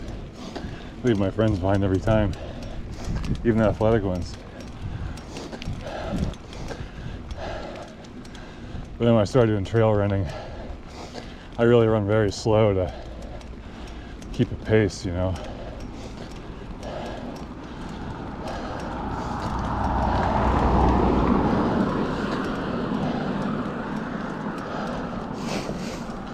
I think I average about 5 miles an hour running. It would be less than a marathon.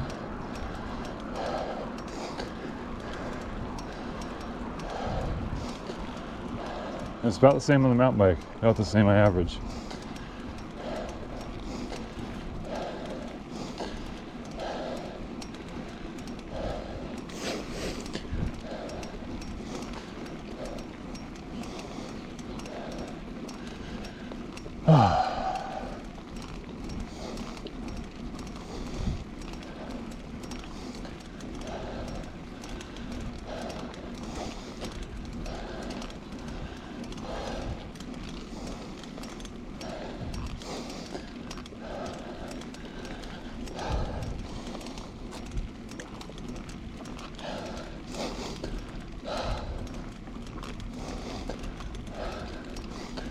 You can tell I know how to find the slow parts of town.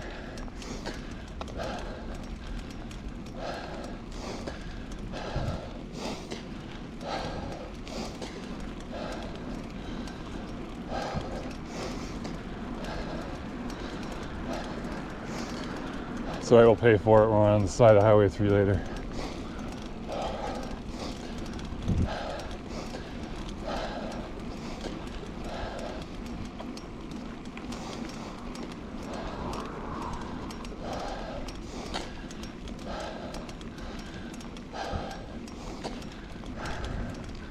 I meant to ask my sister if she's home today.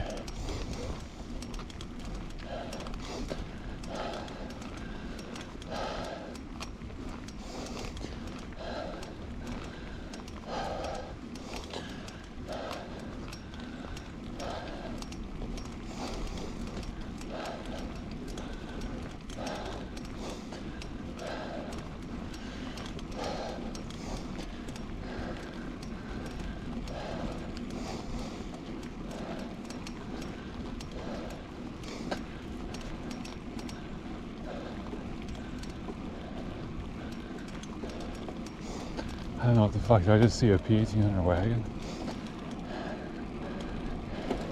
Looked too new. I don't know.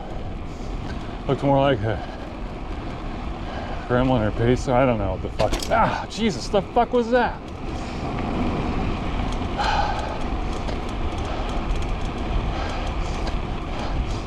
He had headphones on, I didn't think he heard me. Son of a bitch, that was a bump. I hate shit like that because I could break a wheel.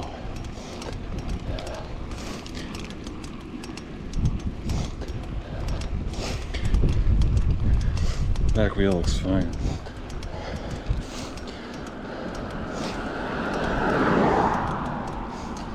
The front's actually more out of true than the back. I checked it yesterday.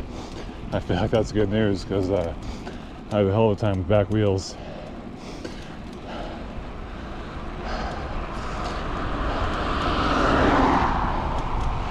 gives a shit about the front, you know, fuck it. As long as the brakes work.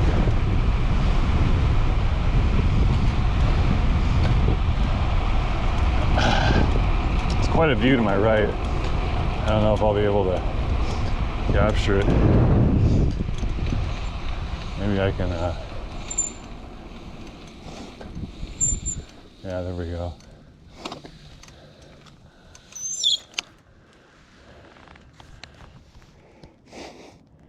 That's gotta be Vashon.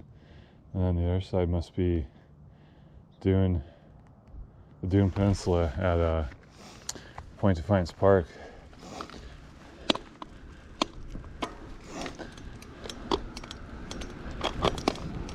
Oh, come on.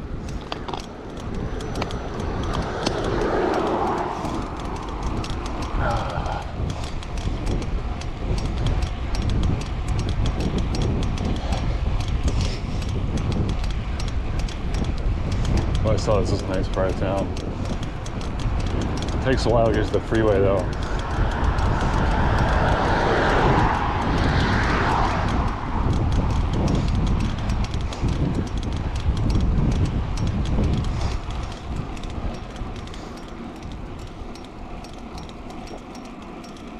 Oh, the Camelback isn't pushed all the way in. That's me. Oh, they ain't dripping. Huh.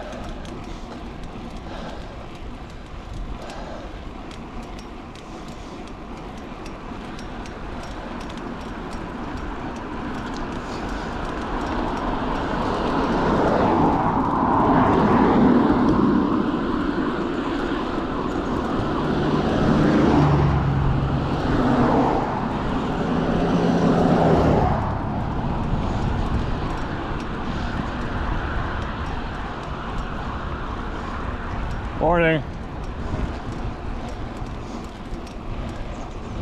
Remember, I gotta be careful saying morning. I always forget what time of day it is. But I think we're careful. We're good. Covered at 9 o'clock still.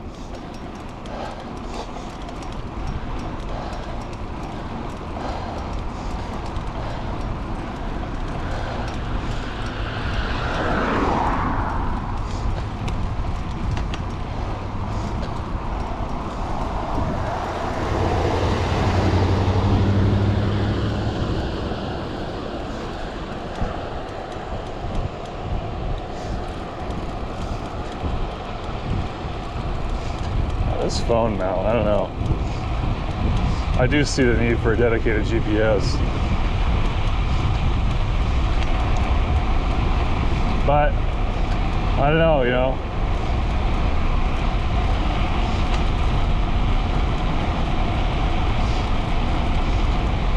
I need to look at them because I want one I can just shut off all the fucking stats. All I want to see is the hill, the next hill. And, that's the one thing this can't give me is the elevation profile. And I do hold it against this app. It really should be able to do that.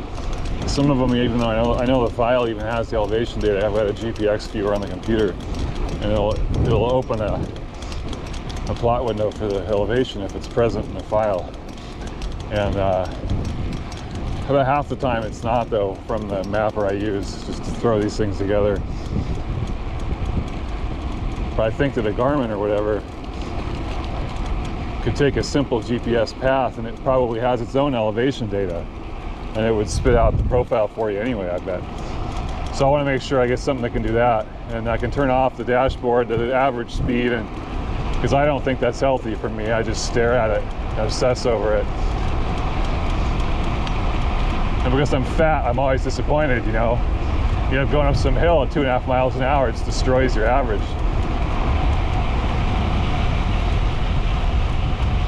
It also makes you want to go faster down the hills, which is dangerous. I just sit like this going down the hill. I mean, sometimes I'll draft a little bit, but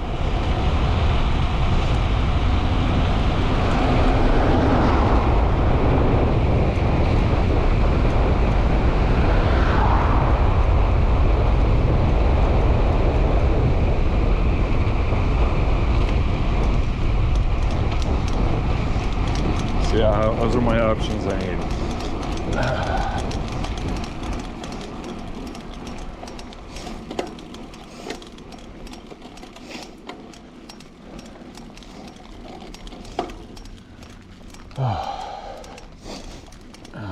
I like the idea of having that other phone, especially when I was doing bike packing, because then if you break your main phone, you can still call 911 from the backup even without a SIM card. You've always got the chance of swapping the SIM too.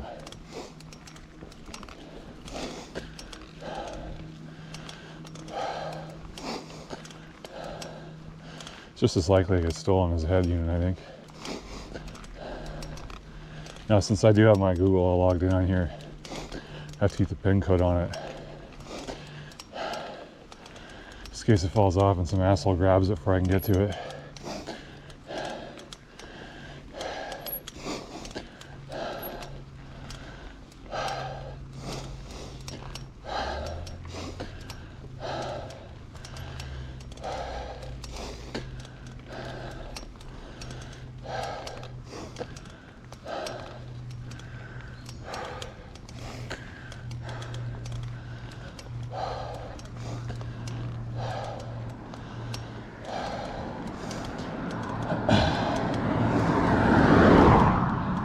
Morning.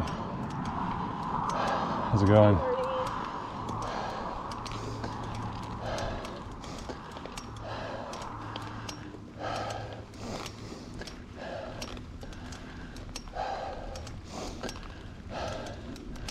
So 1,000 acre woods door left.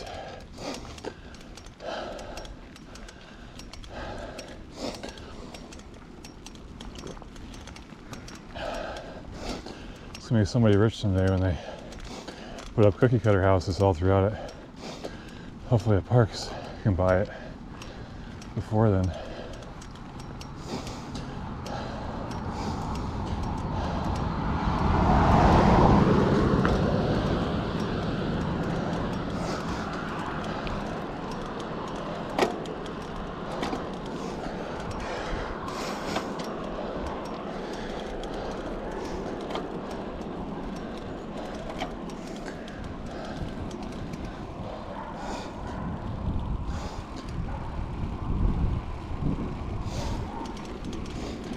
I don't know.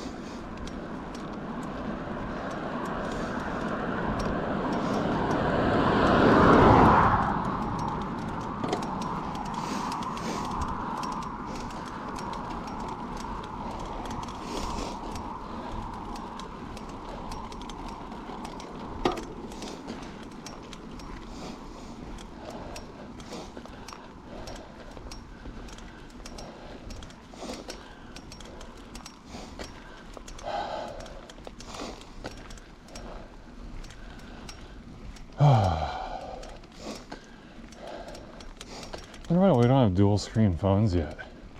I had a watch that had a black and white screen and a full color screen. It was pretty cool when you just had it on the black and white screen. It looked like a digital watch, you know, but it was actually a smartwatch. And the battery would just last like a week.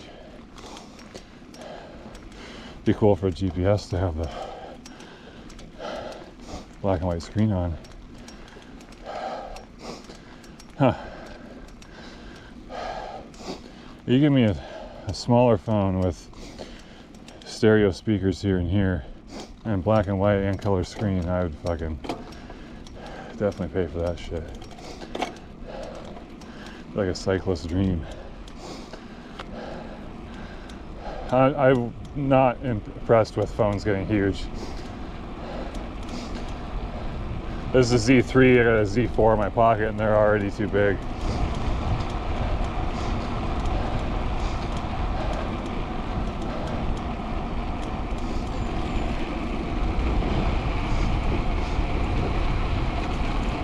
Morning.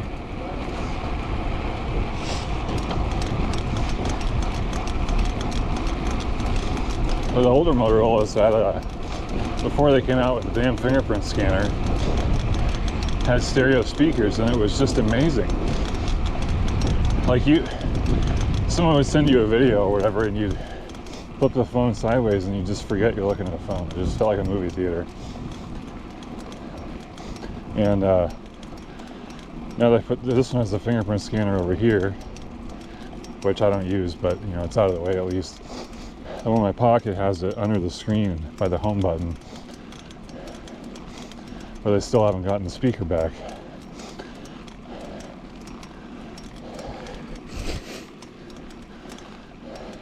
And it needs to be top and bottom. It can't be both here or both here, because when you gotta watch a fucking movie, video, whatever, you have the phone sideways. I don't want to hear about TikTok because first of all, I bet they're mostly using mono tracks, just because this shit's been processed so many times.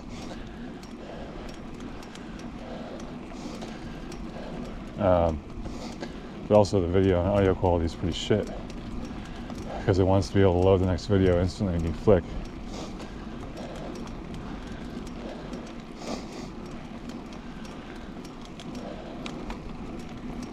I don't know, call me old school. I'd rather hit the settings, turn it on a higher resolution, and wait for 5 seconds for things to load for a minute.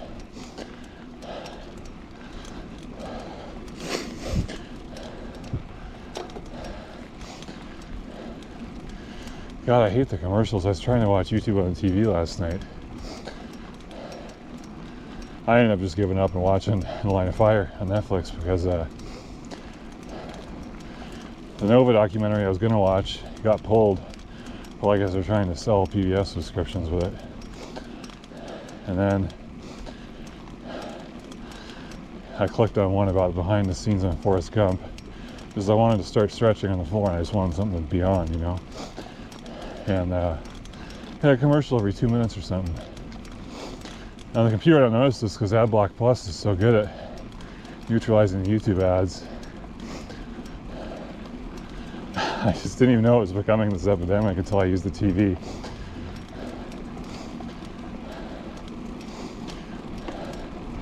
I am interested in paying for the YouTube Premium. I'm just not going to do it now.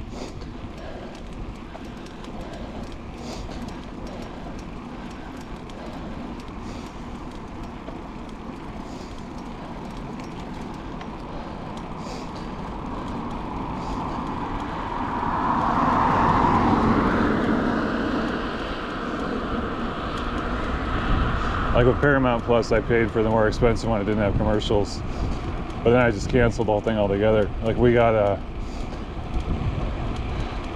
finished Picard, and then I don't know. We're behind on everything now, but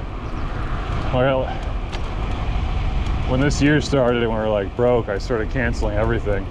And then when I consolidated the phone bill, we got Hulu for free. So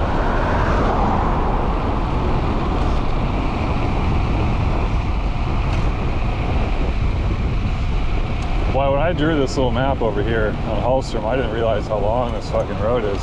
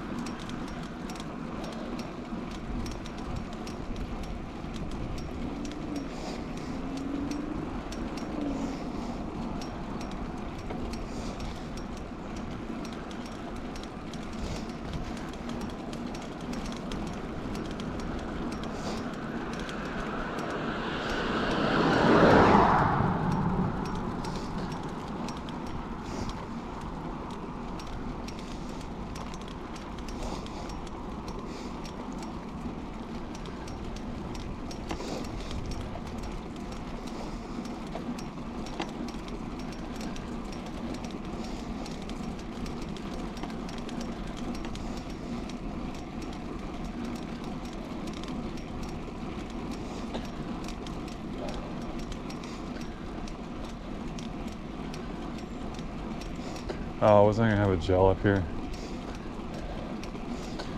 We'll just have a big swig of gel at Al's.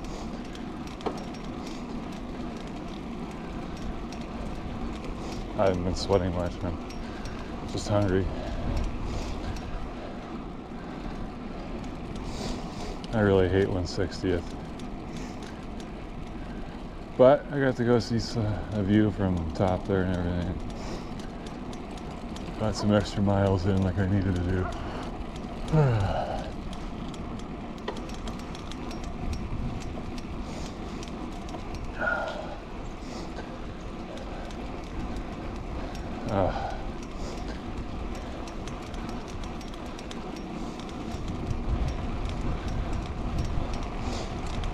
I think I'm gonna walk, but I just don't know if I want to charge first and then coast and then walk, or my ass could use a break, so I don't really think there's any reason to fight it. And then we'll descend all the way down to Al's and have a break. So yeah, this is probably about 325 elevation here, and we drop down. And then we go up to 400, the top of 160th there, I think. I don't think the drop really helps you, because it's going to...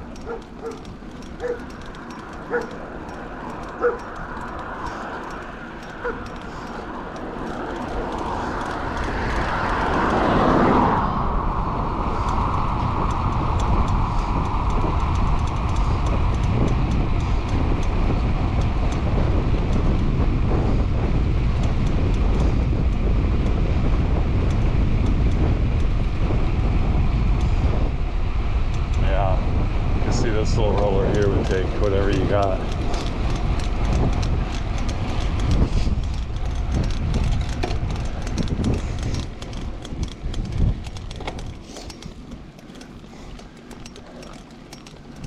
Just go till the end and then we'll walk the end up.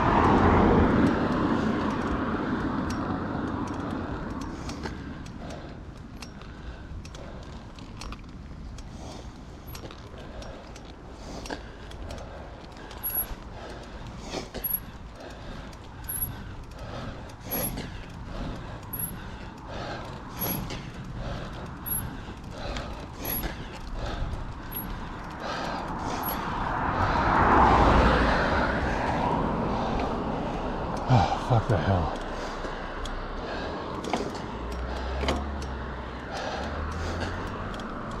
That's better to ride it for sure though.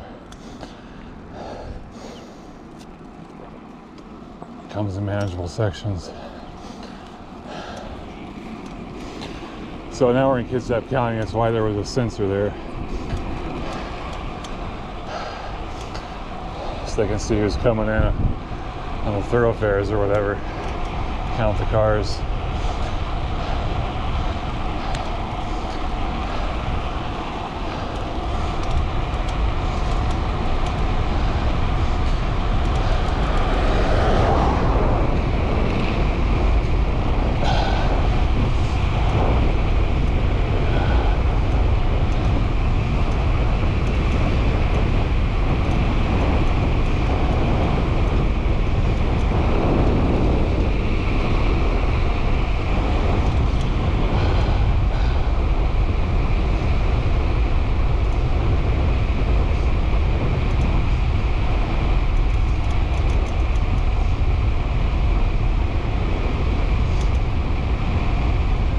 Stomach's growling. Oh, that guy never did weed whack the whole thing. He finished the border. Maybe he was just going to do the border and then come back with a field mower. I hope so. I still think he's an idiot. I think I would have, even if you want to get the fence line, I think I'd mow the whole damn thing first. Get every inch you can with a mower and then go back and do the fence.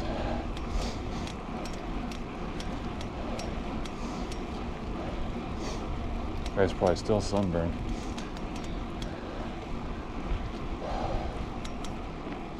I don't know what video I was talking about that. I didn't, it must have been, I don't know if the camera could see at the time, but it was probably the video I went to Banner and through the trails on the single speed.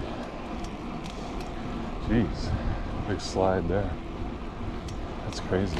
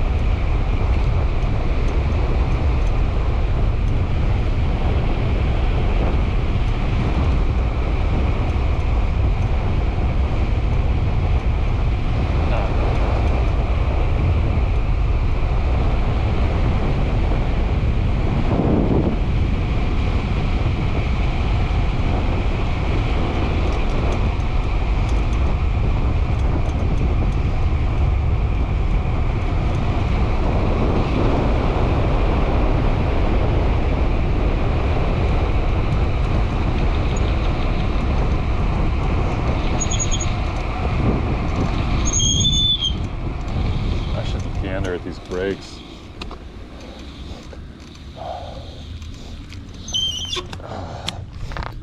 Fuck. I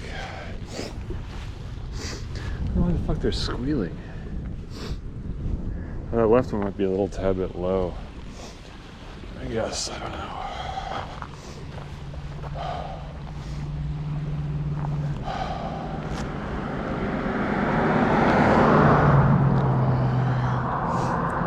Here's my hydro pack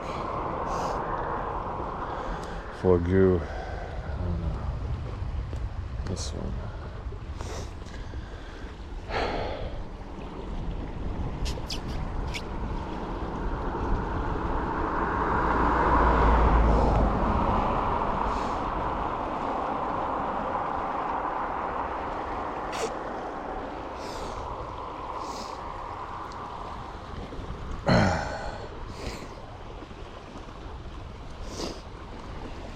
I'm not doing anything special with it, I'm just gonna throw it in my pocket.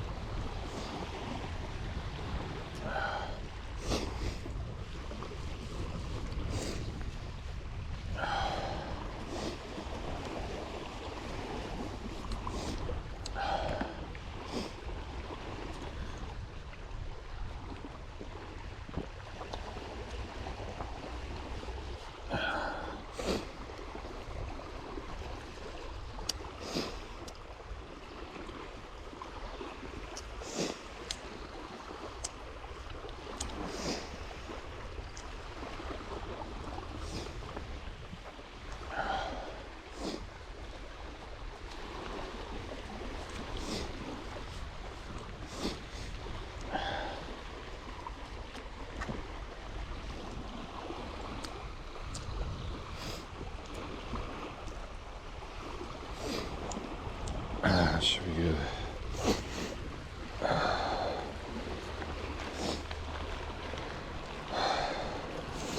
Alright, shut the phone off too.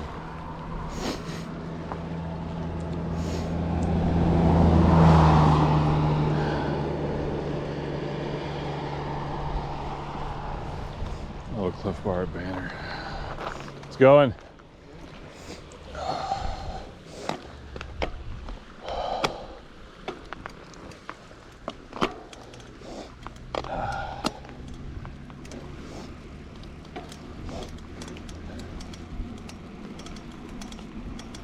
Stop behind that tree out of habit, basically, since the sun's pretty much behind the clouds all the way. I feel a little bit. It's alright, it's the bottom of the hill, and you get to get going before you get this shit. Nobody's trying to park there because the tree's there.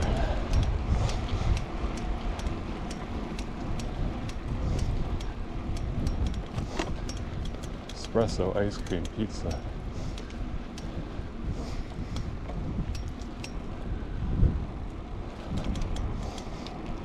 Okay.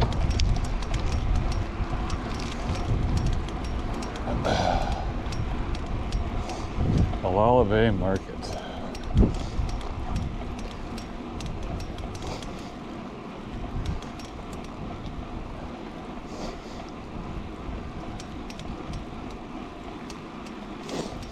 Road is really smooth here.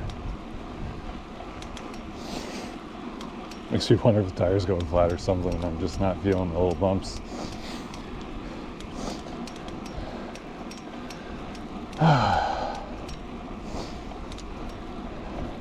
I got two inner tubes in this backpack, one Presta, one Schrader. So theoretically both would work on this bike.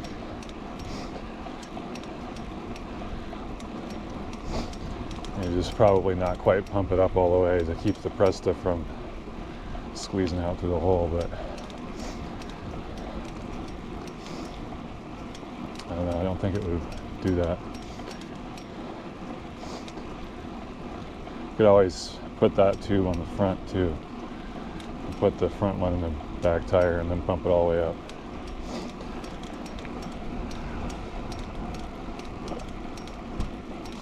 Yeah, single speed's got fucking Prestas, and it's got, I used to switch out the inner tubes every time because it's got two different size wheels, but I just kept the smaller one in the backpack, and it's, you know, they can do a range of sizes, but It would be a bit of a stretch to put that tube in the back tire, but it would work,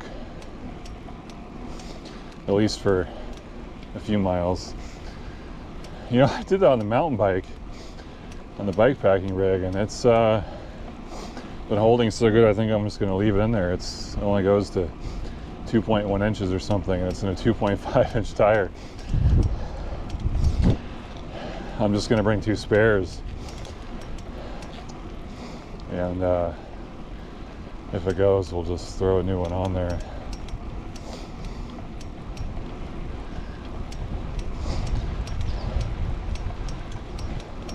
And that tube's been patched several times, so I'd probably just shit can it next time I got to a garbage can.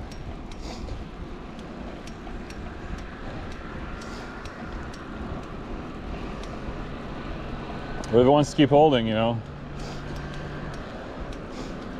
probably only need another 80 miles out of it, I guess.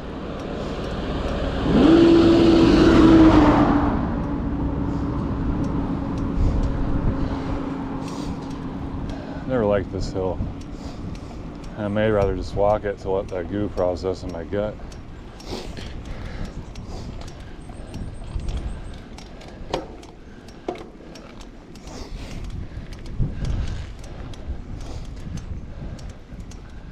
Uh,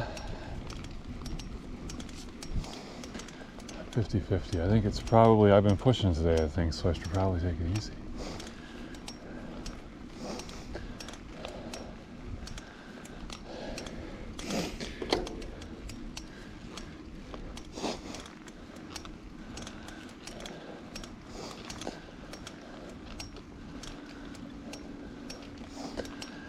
It's funny, I keep telling myself when I walk the hills,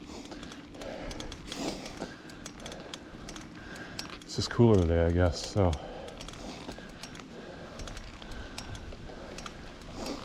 Boy, if I had that mega range, just a few more teeth on this gear would be the only difference.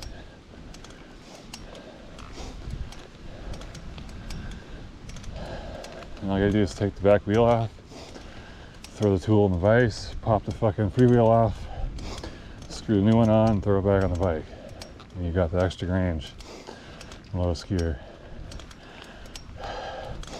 Problem was they were, it's like they're not in stock, and so there's only one seller. They were like $40 instead of like 20, you know.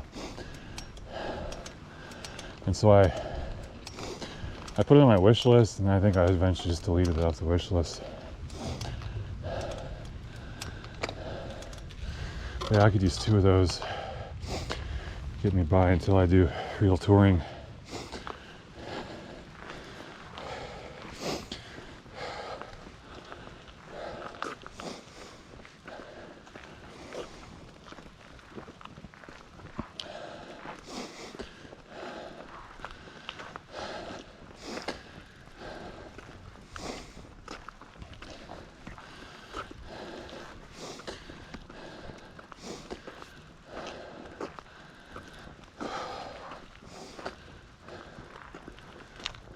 Olalla Vineyard and Winery. Huh.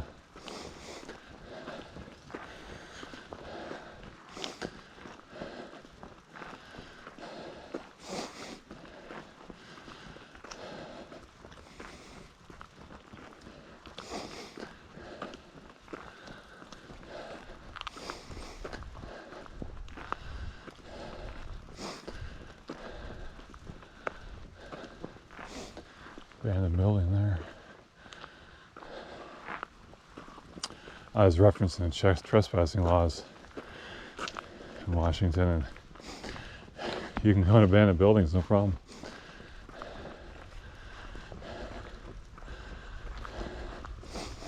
Now, if the owner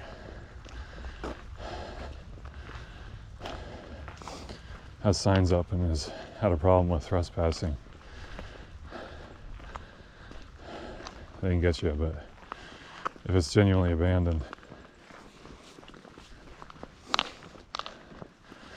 the police can't even, well, you know, they can arrest you, but it's impossible to prosecute if it's truly abandoned.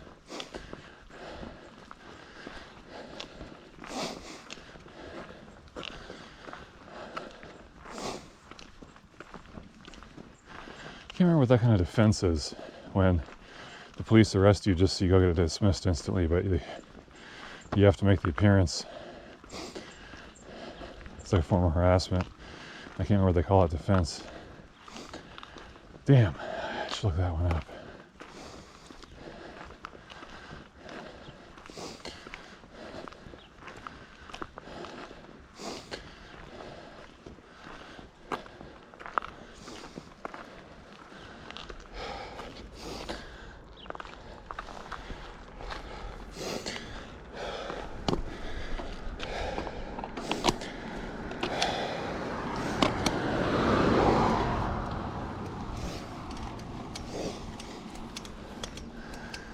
I've been thinking more and more about becoming a patent attorney.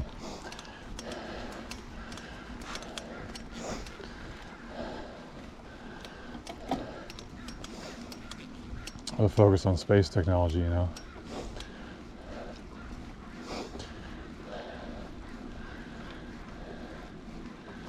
Just because I like going to school, even though I'm tired of going to school, I think a fresh program would be fun. I think aside from the mock trials and shit, I think law school would be a blast, and I think that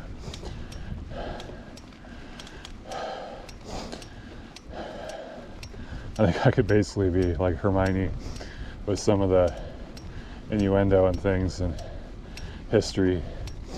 And I think it'd be a lot of fun to fuck with the kids in law school.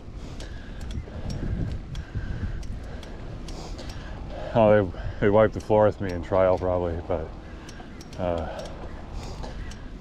procedural stuff would be a lot of fun.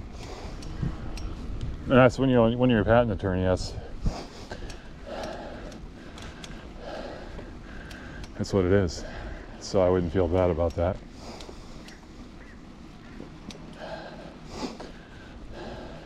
But I think I'd like to be an advocate for open source by becoming weaponized in patent law, so you can push and move the boundaries of open source forward through legal action in the space innovation arena.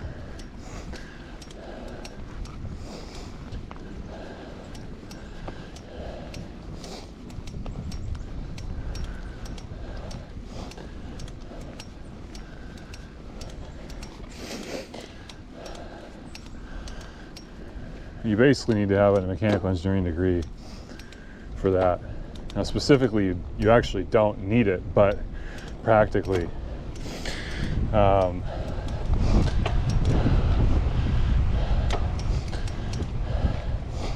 there's another way for engineers to do it without having a degree, which is through the professional engineer thing. But there's also, they mention something or engineers. And then they have basically, you have degrees or you are a PE. But there's no qualifier for the something. And it didn't require, it was like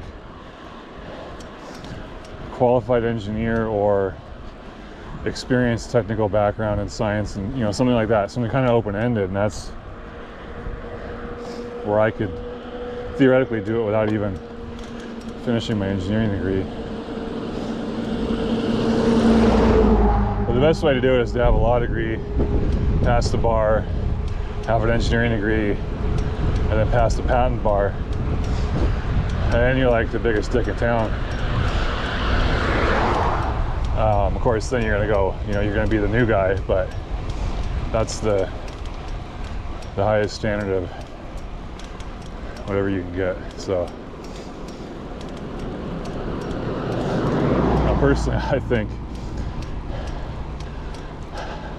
it's difficult for me to comment, but I do think that a law degree and passing the bar is far easier than engineering, especially if you're the kind of person that's already done engineering. Like gotten through it, obviously I haven't gotten through it yet, but I would look at the law program like a fucking gravy train. It would open up more doors. Because because as an inventor and a technologist, really,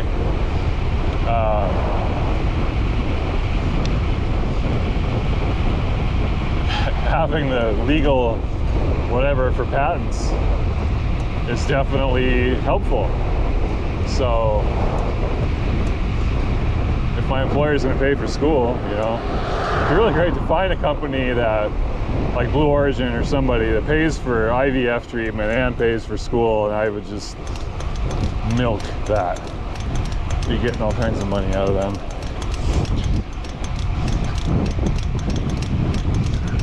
And then it'd be cool if you could practice under them for a while after you get your law degree.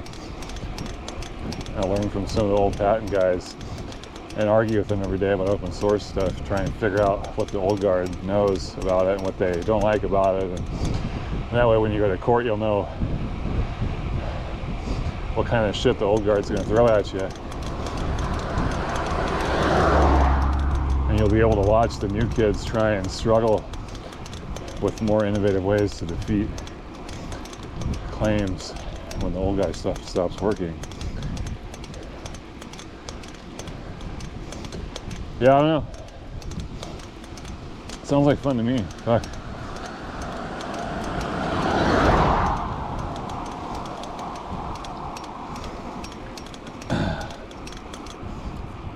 I can get lost in legal stuff for hours. I just float away into it. It's very pleasing to my hyper focus.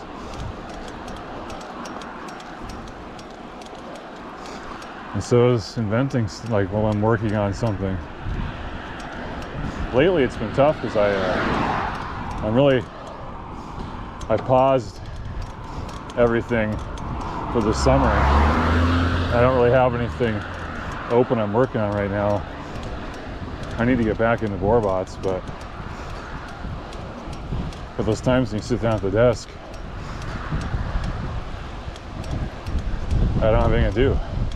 That's really tough. So I start planning my next bike ride. But I'm about to be overwhelmed. So I'll be, well, it depends if we find out if we're doing a second NASA concept or not. I'm supposed to hear this week. I thought it was supposed to be the first.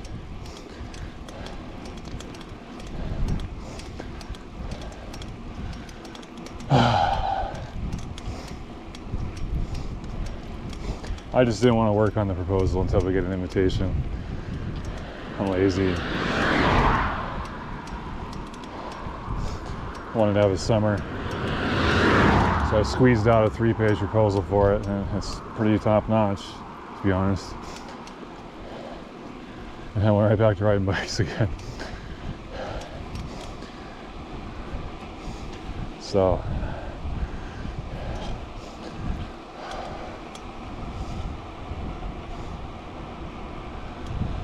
we'll see. Yeah, I gotta make little robots that drive up and down little holes. I had the brilliant idea the other day to just, instead of, I had a clear tube that simulates like the hole in the ground that the drilling robot would drive up and down. And I was like, fuck, if I just make a square track for it, I can work on it as it's in there. I don't have to take it out of the tube every time, take it apart. You know, you can just have one cover off or something and have it be a planar deal to start with, and then the components are flexible anyway, so they should squish. But see, that's the problem, is like the squish is the problem. So it's like, we need to get a drivetrain that works, get it going in a rectangular track, and try and eliminate some variables so when we put it in the tube, we can just focus on the kind of squish we need to give it good traction against the cylinder without using too much energy. Even though for this prototype it can be energy inefficient as long as it works, and we know how inefficient. Because we've got 2.5 years to build the quote real prototype, which can still be a breadboard prototype. It's just gotta have some brass elements to it. Less wires hanging out, that kind of thing.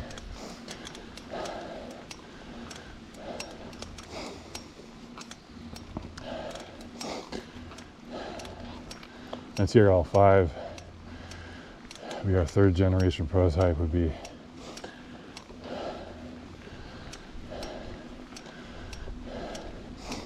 all machine components and brass board shit. But that might be beyond. I just need to roadmap that. I don't need to do it until I decide to do a funding round or go work for someone else to work on it. Because we can, if someone hires me, like if we do the phase 2, that's a 2-year NASA grant. And it makes you eligible for a phase 3, which is like a $2 million thing.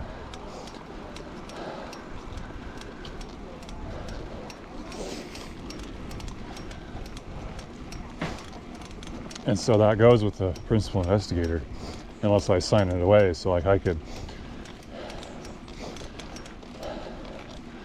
go work for a different company, and they could have their own principal investigator, and I could work for them if I wanted to, like if I wanted to hand it off. But the way it's designed to work is I would go work for somebody else, and I would be the principal investigator, and I'd have their team under me. And that's what I want to do for phase 3. I don't want to do it myself and try and,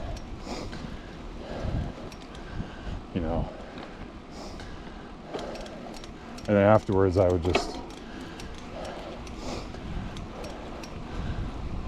hopefully just work, you know, in the grungy basement on prototypes at their company later.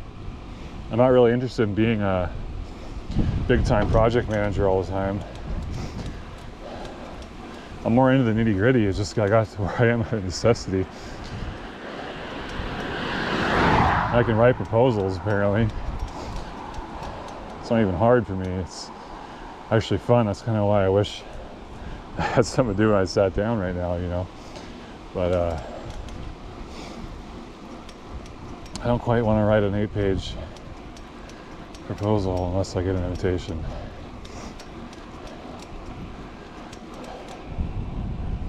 But the problem is I only have a month to do it, and I'll have to, I don't have a co-investigator yet. It's difficult to gauge interest from the co-investigator I had for boarbots. I don't know if I think he's still interested in boarbots. But I don't know, we both pulled back once the phase 1 was over. I basically went on sabbatical, just finished school and started riding bikes. But he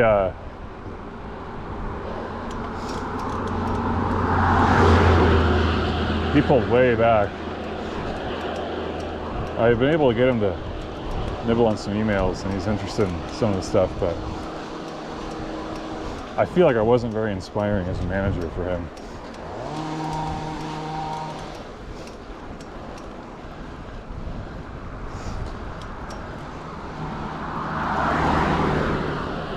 That's because I have no intention. I don't really want to be a manager. I want to be an inventor. I don't mind being a leader, but I certainly don't want to have to assign duties every day and shit. I want people that, honestly, what I want is somebody that can figure out what they need to do and then do it. And we just work like equals. And I tried to set him up for like an alley-oop where he was like 50-50 partner in the whole thing, but he really wanted to be told what to do. I'm not the guy for that, so that's why I think I was uninspiring. I think if I would have given him a ton more to-do list things, he would have been happier, which is the complete opposite of me. I want the freedom. That's my event.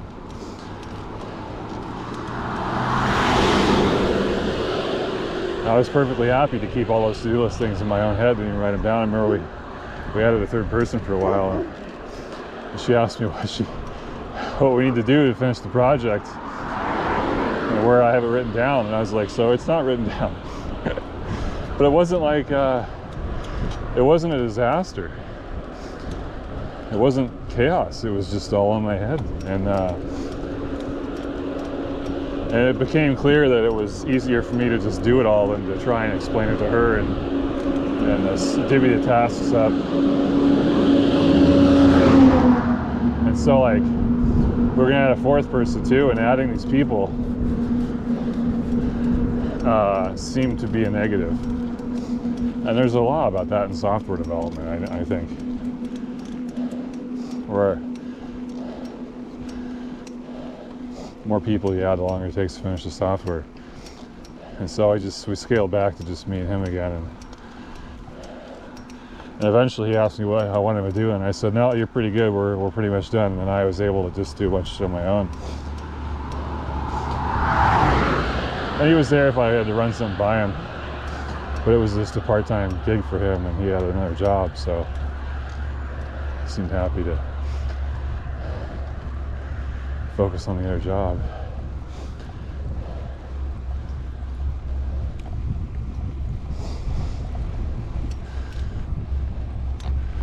So I don't know, man. I'm just gonna have to put him on there. He can still be a co-investigator, but way less hours. I want to do a salary because we did it hourly just as it was. I'd done a cost proposal before, and it seemed like the easiest to write. And he wasn't working a lot of hours, but he was adding a lot of value. And so he's out in the garden. I know he's got this shit cooking in his head, and he comes in or whatever on the ferry on Monday and busts out all this stuff. And it's like, he didn't just do it in 45 minutes. There's more hours there than he wrote down. I tried to get him to understand that, like, if you're in the garden and spend 3 hours dwelling on this, that's work. You know, this is a creative effort. That's all it is.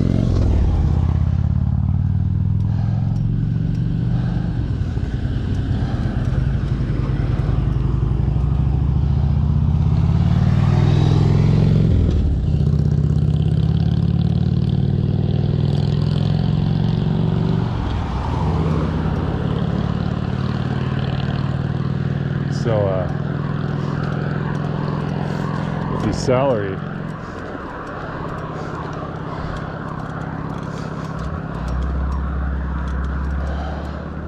I just give him glowing reviews. Oh, he did a great job this week. Hopefully he can be more accustomed to that kind of a thing.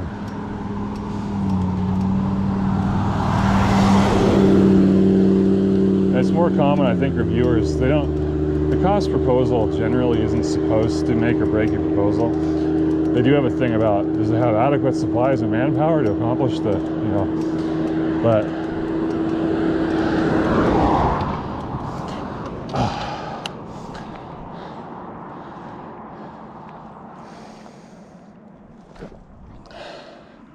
I feel like there's a dog here once. Maybe a bad place to stop.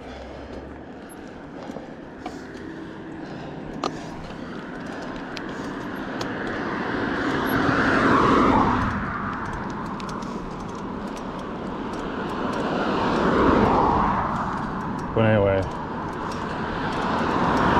think they're more accustomed to seeing salary, and there's all these bullshit ways they do it.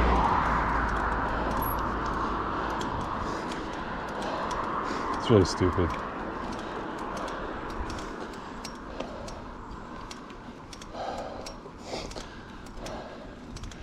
Basically, Congress passed some law or resolution that says people working on a government grant, we're going to pay for, or maybe it was a NASA thing, they want to pay for your whole cost. So they want to pay for your health insurance, the whole thing. And so I'm writing a proposal, and here's person X, who I don't even know who it is yet. I haven't hired him yet because I have no money. How much is person X going to cost? It's such a pain in the ass. The first one, we just did independent contractor, $50 an hour, fucking problem solved.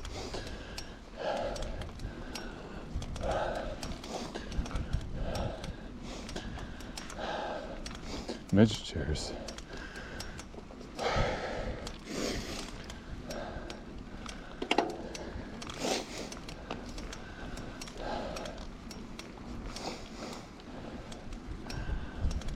So I gotta figure all that out.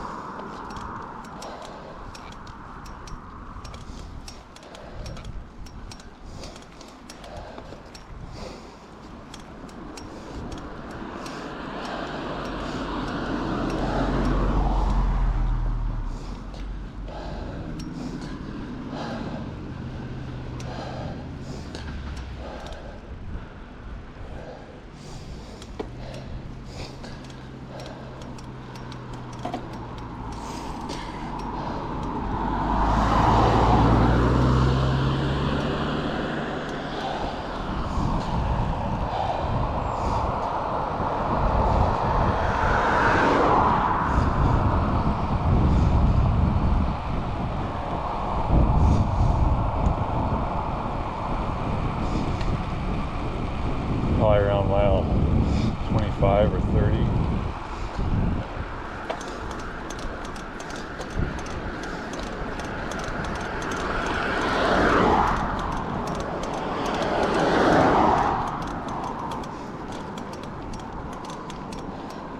I don't know.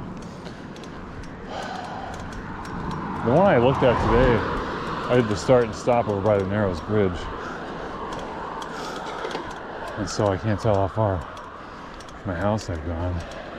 I took the computer off this thing.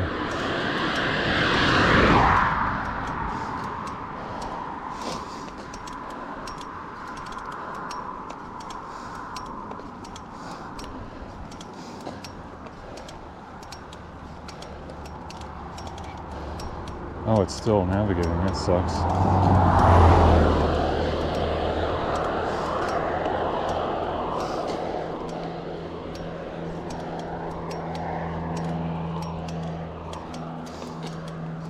It's okay.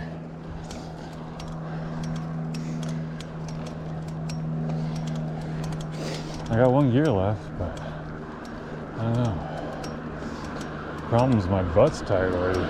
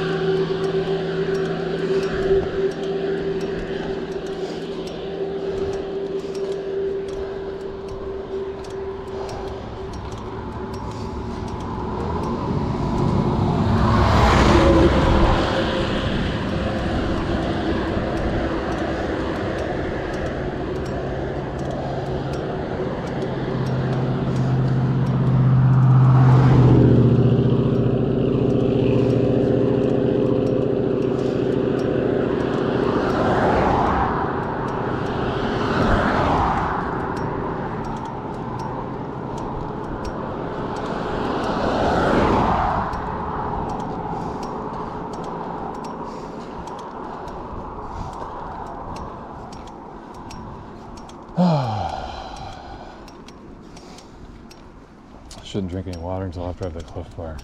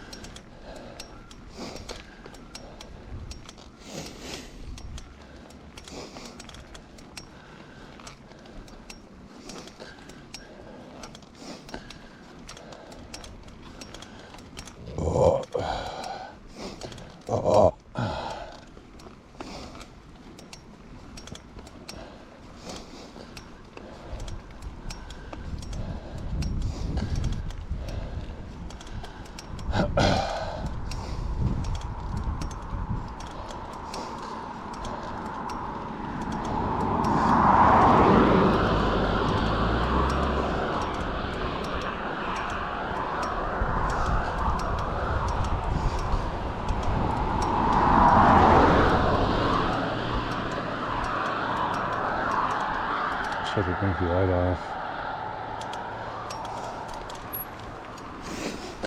Save that thing for later. I took the spare out of my bag. I don't have any extra batteries, so.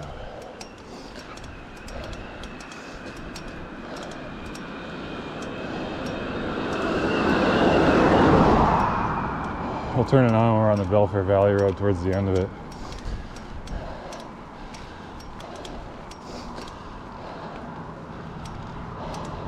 And from there, I guess we could probably leave it on until I'm in the back roads in the harbor again. Maybe just leave it on the whole way to the house. It'll be getting later that time.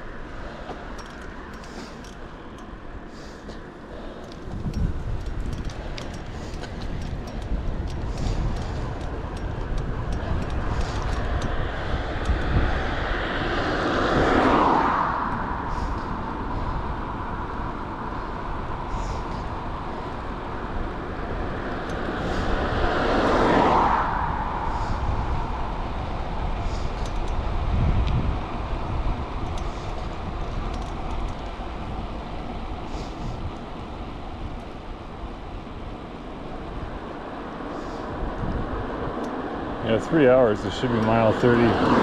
Let me think. I went from my house. Oh, I went straight here last time. And I took long ways this time.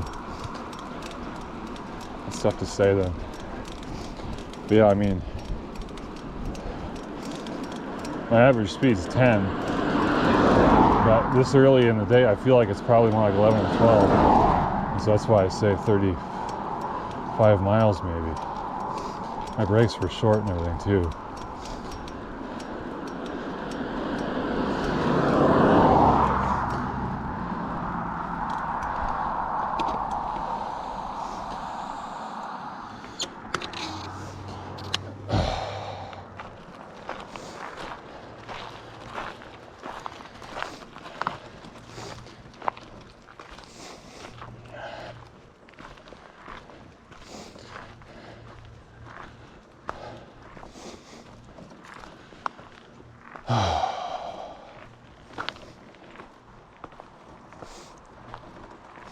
I don't know if I have any Advil with me. Ah, that's a mistake.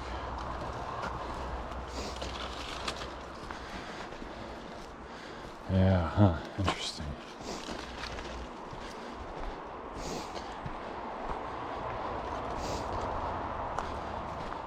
This would have been a good day to take one before I left too, actually. But I'm glad I didn't take one if I don't have any.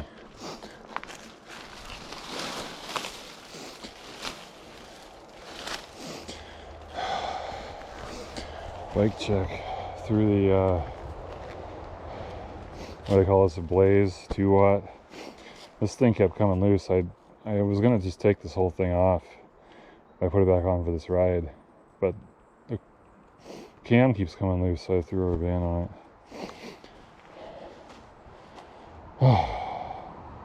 I don't know what else. Nothing else is new really. I tried to oil the pawls, but I was having trouble getting the oil in there. I don't know.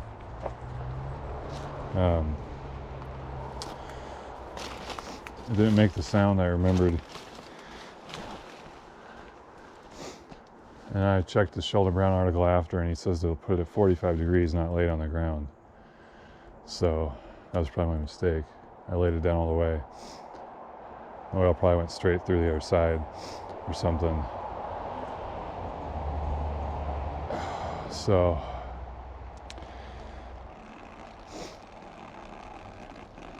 and I'm pretty sure they got some oil though anyway, so now the sound isn't as loud.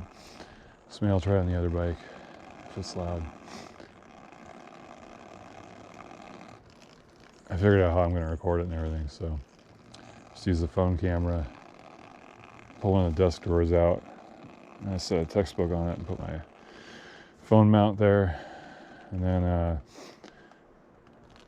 I clamped the Samsung Go mic to the handle for the desk drawer or something and pointed it at the wheel.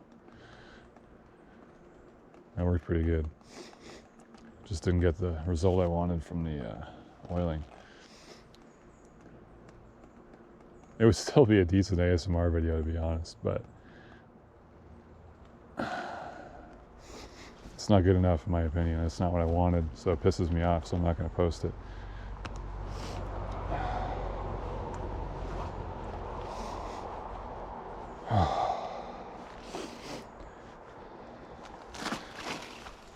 I'm taking the helmet off. I want this to be a real brake. I tend to not take enough brakes and shit.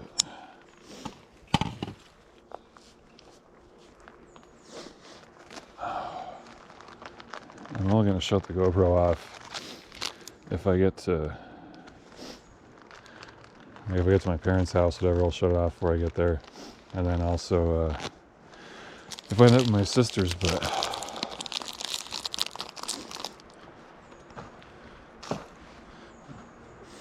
I don't think I could get out of there quick enough.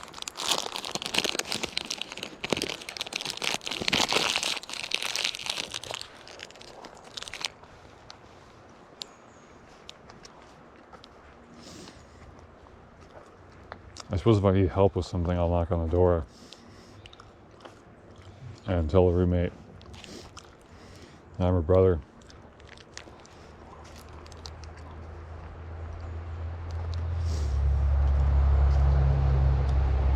I don't think I want to text because then Probably get a goddamn invitation or something. I'd be stuck there for 2 hours.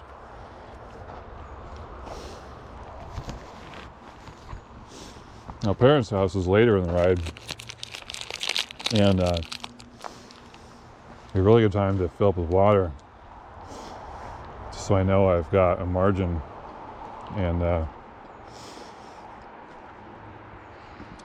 then we can just sippy sip and hit gels on the way home if I need to, if I'm having trouble.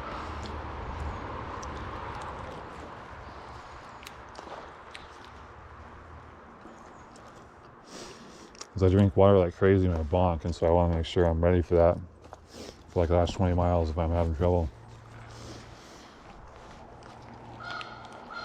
I got a Gatorade in the backpack, which is obviously like 1.5 pounds. 1.4 ounces.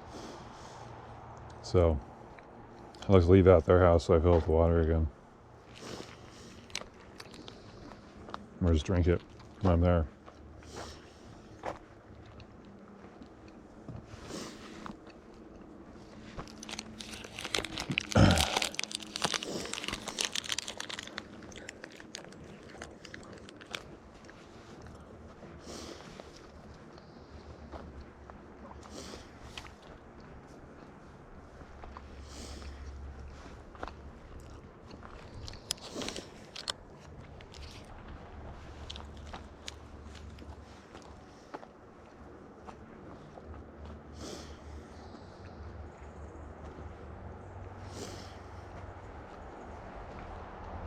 No rain. It's going to be clearing up. Already looks less threatening, even though it's pretty much more overcast than it was earlier.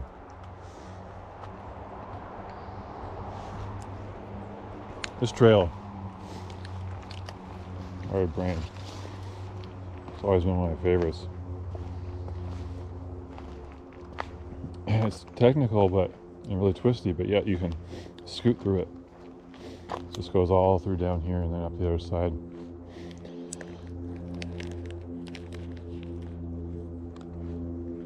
Last time I was out here, we went for a walk with the dogs, and I got us lost somehow.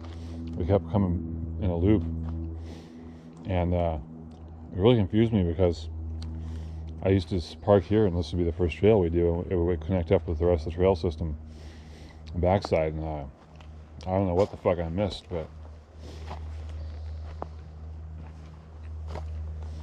our dog's like 9 years old, so maybe 8, I don't know, maybe. Let's see, he probably turns 9 this Christmas. And so I don't think I want to bring the bike and him. His hips are doing really good. Like he jumps all over the place. It's like he's 2 years old. But I think that running him out here next to the bike might not be a good idea, you know. I like that he can jump still. I like to keep it that way because it's pretty endearing.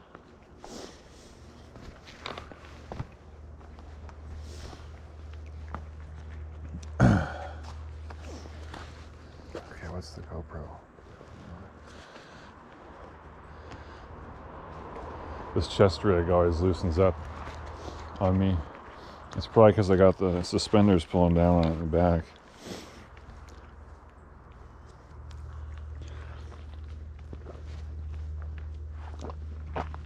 Suspenders really help. All I gotta do is remember to pull down here.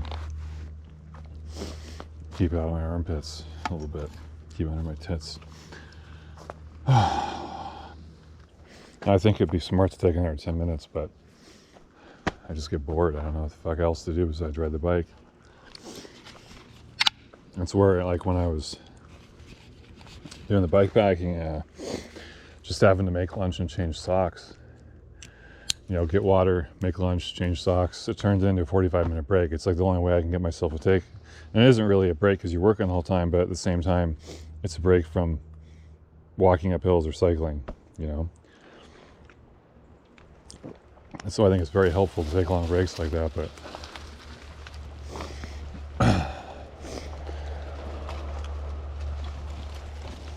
that stool broke.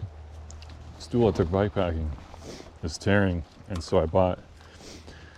Travel Chair makes a lighter, cheaper version, which you think would be more likely to break, right? Oh, it might be.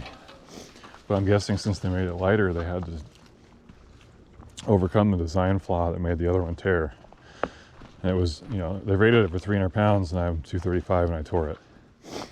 So the new one's rated at 200 pounds, but I'm hoping that by addressing the seam placement, it looks to be different. Hopefully it works. And that normally doesn't come, it comes with a handle riveted to it. It doesn't come with a stuff sack deal. And so I drilled out the rivets and took the carry strap off of it and put it in my old stuff sack. So we're good to go.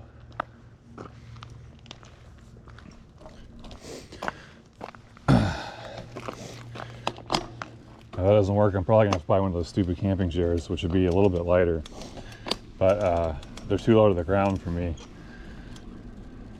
The stool's low enough, but it's still 6 inches higher than those fucking chairs.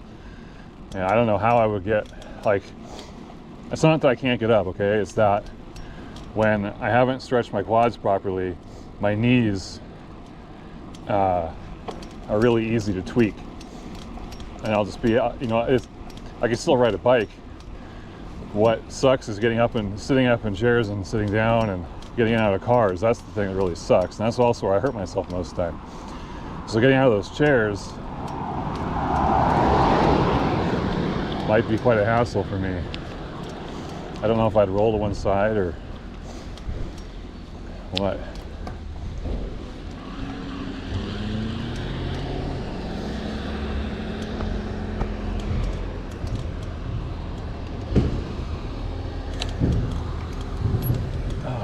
Ooh, I don't remember this. It's weird how they pave roads that don't seem to need it and chip seal other ones that could use pavement.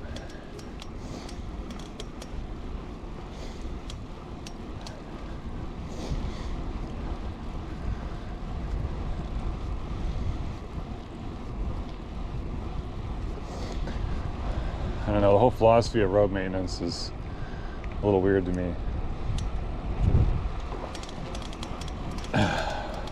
Ellensburg was the weirdest, where they're just putting crazy ass chip seal, like, I don't know what the fuck. I had tar all over everything when I got back to the hotel. And it didn't look like the roads need it. They do it every year. It must be something to do with preventing the winter. If they chip seal every year, it must keep it from getting potholes in the snow and shit or something. I don't know. But they're very aggressive about it, and the roads looked fine. I don't think they needed to be done every year.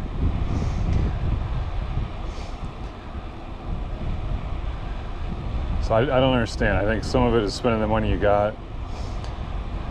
Some of it may be experience and knowing how the roads deteriorate.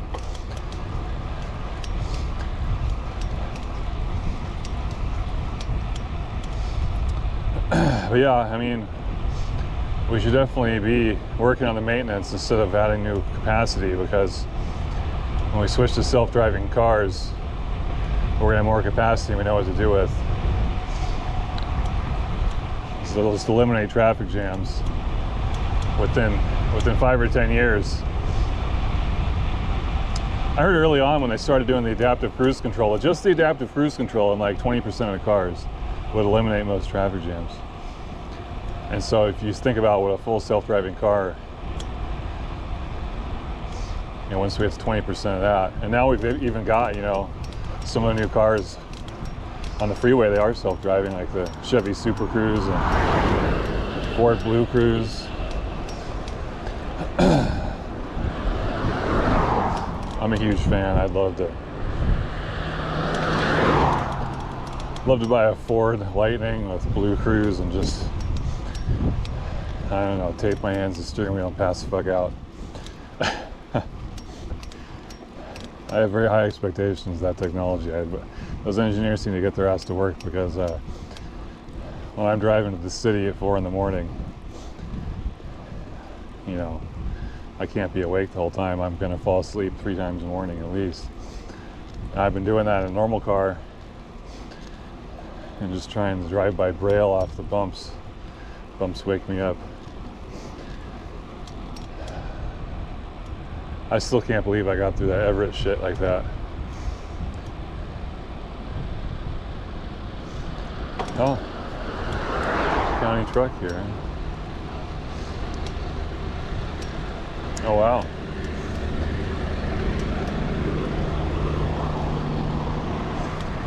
I thought they were replacing the gate, but they're doing something to the road there, the service road before the gate. But yeah, what were we talking about? See, this is the problem.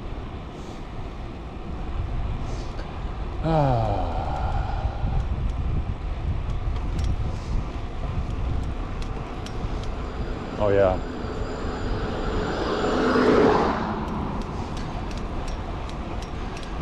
Yeah, so I just take the center lane, 85 miles an hour cruise control, pass the fuck out, nodding in and out, bumping off the fucking bumps on either side. That's why I use the center lane, 'cause there's not always a rumble strip on I-5.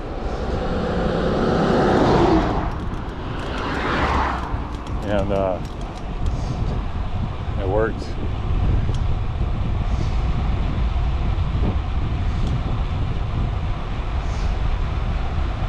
I tell you wouldn't want to be on the road with me. Shouldn't be legal. And people want to talk about how they don't like self-driving cars, and it's like, man, have you seen the people that drive these cars? Like, I'm an extreme example.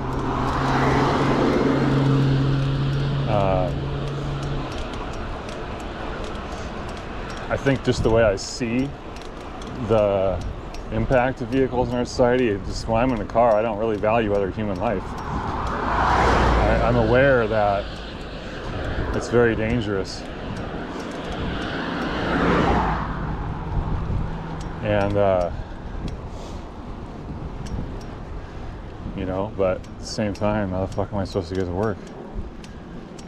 There's no other way for me to get to work besides driving. And the shift starts at 5:30 a.m. You know, 85, click, get some Z's.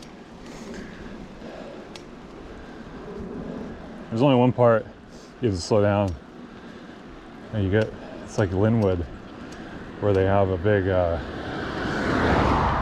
transit station. There's a cop there about half the time.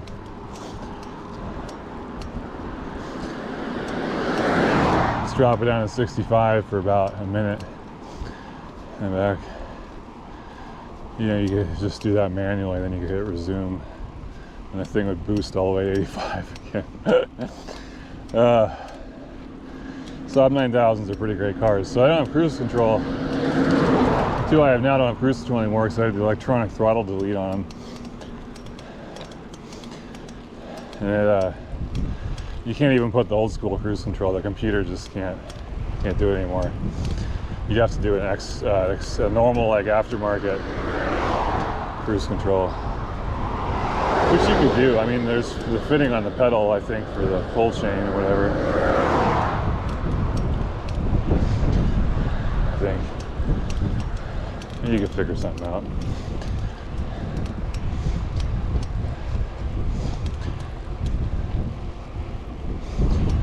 But I don't know, I'm kind of conflicted. I'd like to have a Lightning.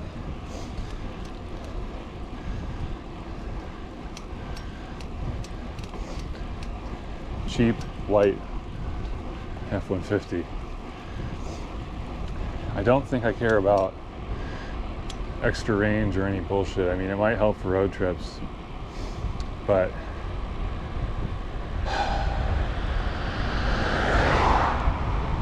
we'll just have to see when the pricing settles down, because this thing is going to be getting miles. It's not going to be having it's not going to be going camping twice a summer. It's going to be miles on this motherfucking truck.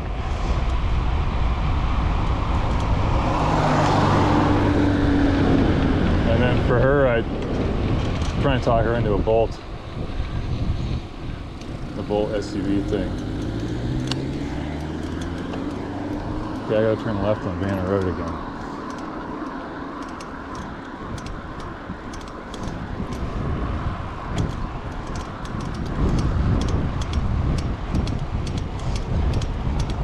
That's what that guy's doing too.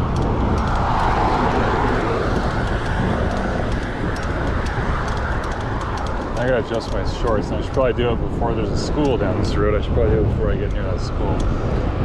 Oh, it's the summer anyway.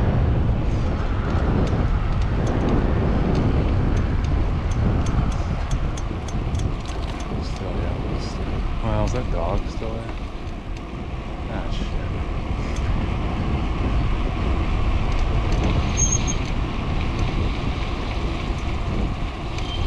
I don't know what the deal is with the brakes. It must be that left pad just being a tad lower.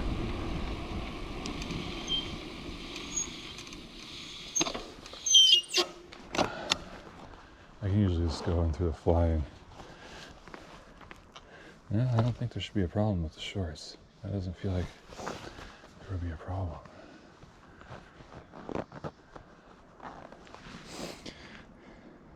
They're hiked up enough in the back. Yeah, I don't know. Tough to say. Could just be a fold in the pants or something.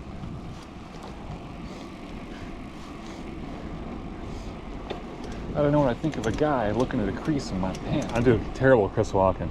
But anyway, Pool Hall Junkies. Kid says, I noticed the crease in your pants. And he goes, whoa, I don't know if I want to be hanging out with a guy that notices a crease in my pants.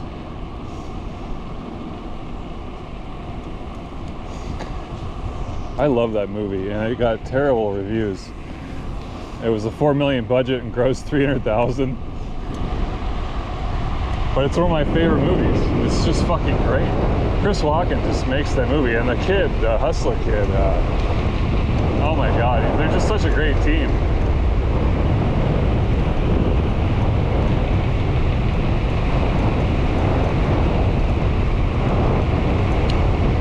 Oh, this is fun. Oh.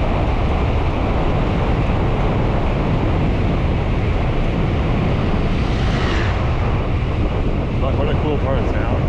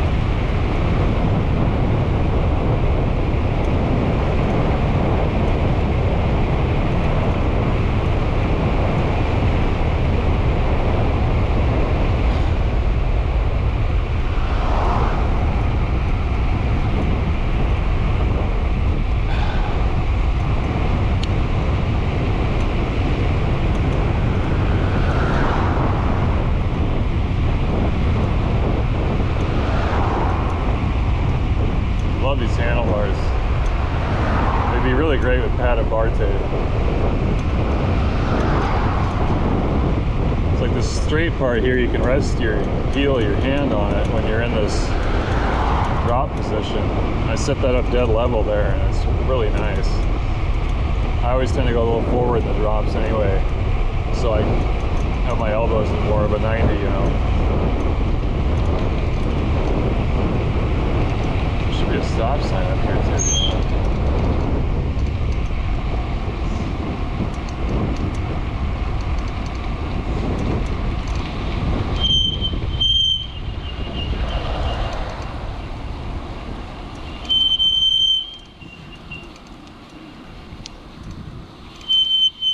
You hear me stopping? Have a good day.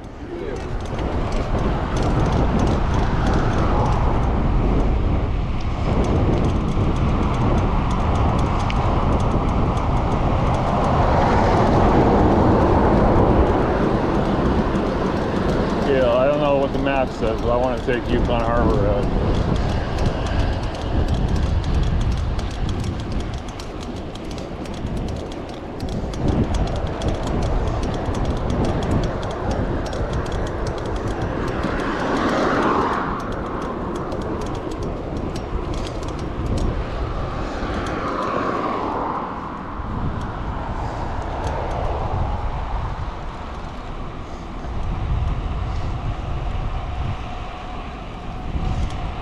Yeah, last time I was here, it was a crummy day too, but that's good. I mean, I wanted to do the long distances on the days it's cool.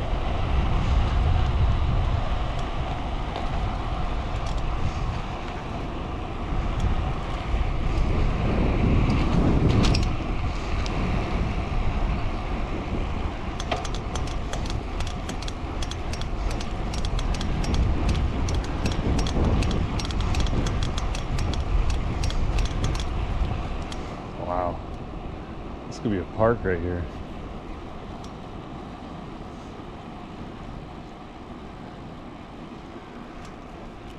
Private property, no trespassing. They have a bench too.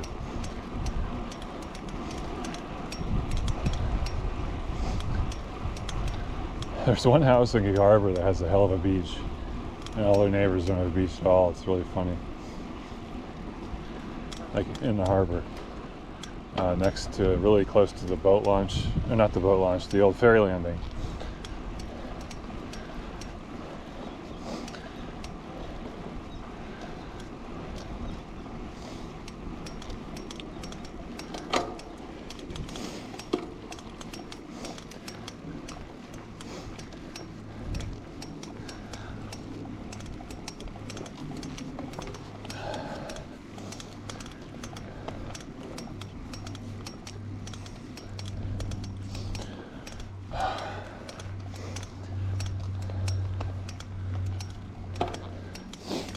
Might be smart not to go this way.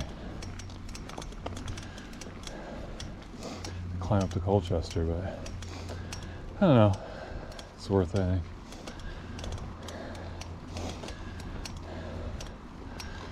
I wonder what Colchester does when you don't take this route, though. I think it goes up.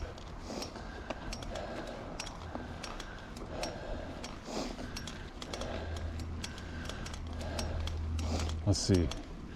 Yeah, no, it goes way up before it turns to Colchester. That's the highway from the ferry, I think.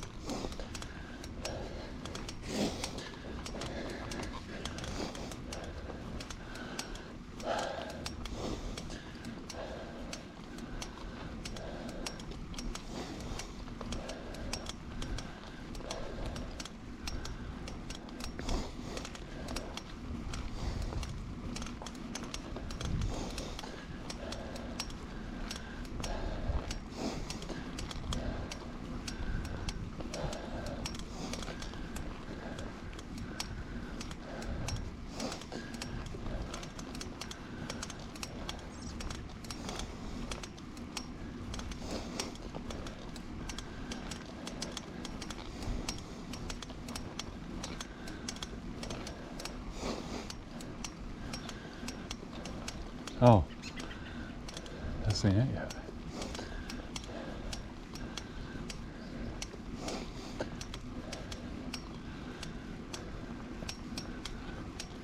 Oh.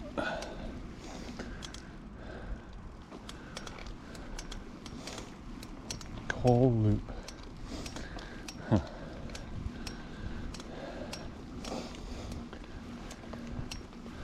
Yes, the bottom bracket's getting quieter as we go here.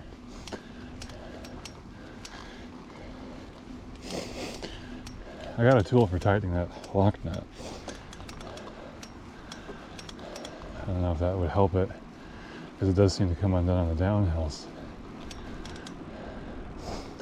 Must be the cones, like the lock nut must just be always loose. The cone must be loosening and tightening. So now it's louder, it's like hosted. Isn't that weird? I don't get it.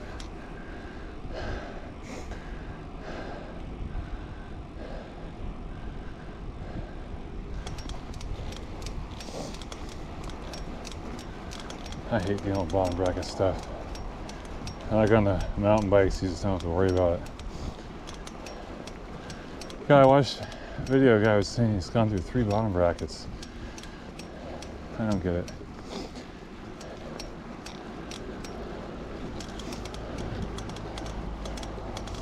And one of my 2005 Specialized,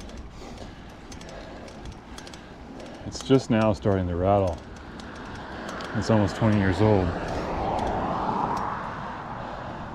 I used to fucking commute on that thing when I got it. I wore a chain out in like a month the first time. Have a a good day. You too.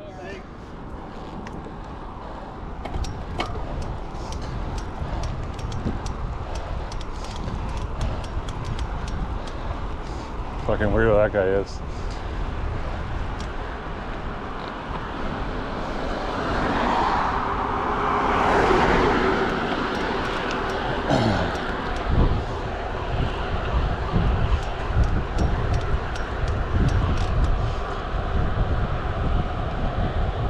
Oh.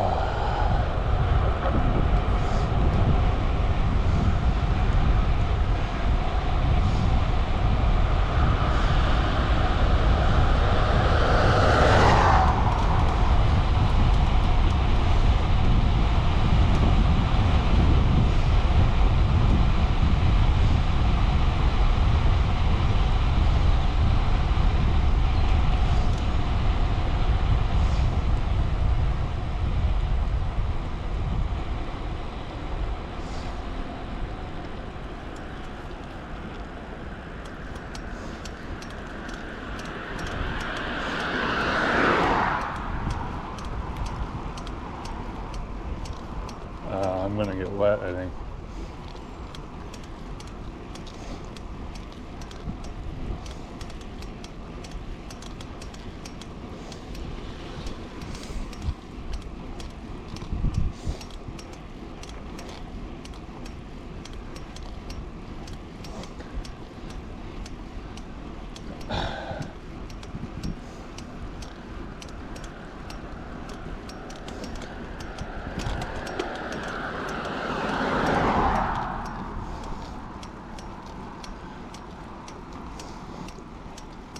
It should just mist though. I don't think it should do anything.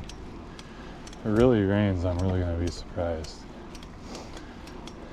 That might be a situation where I knock on the sister's door. I left the rain jacket, even the showers past jacket. It's hanging up at home. I got it out last night to make sure I knew where it was and everything. Everything was dry this morning.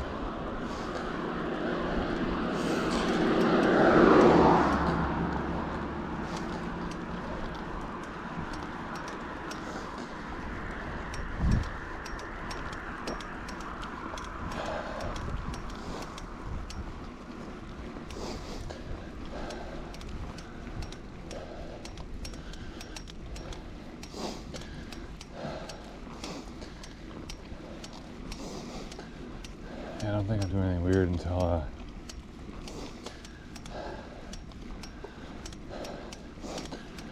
I get up on the hill by the Bremerton Airport. That's going to be really confusing. So I'll need a map for all that. 87%.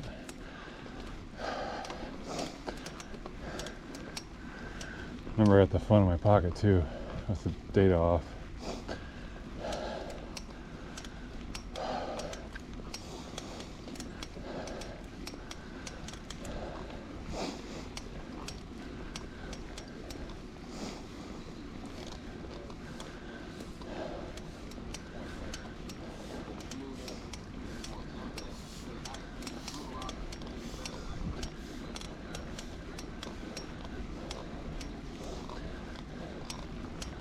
Ugh, sports radio.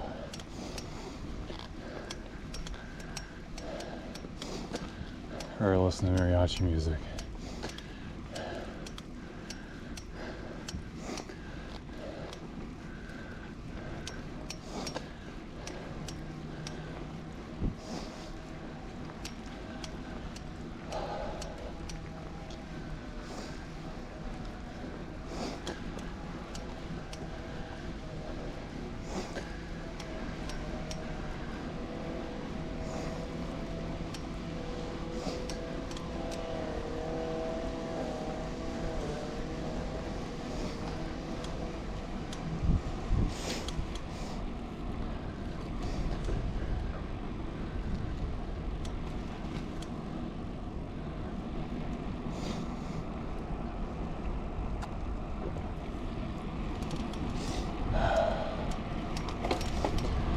So this is where I have to go into town and then go up a block to get on Beach Drive.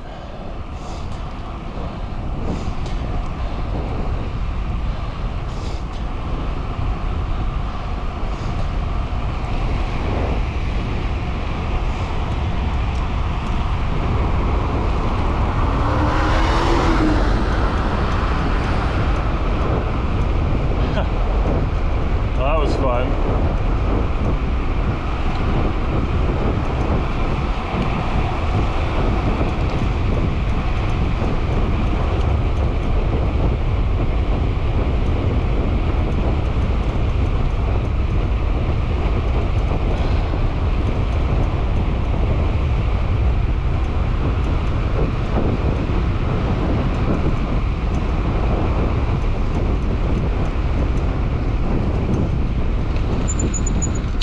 Downshift ahead of time here.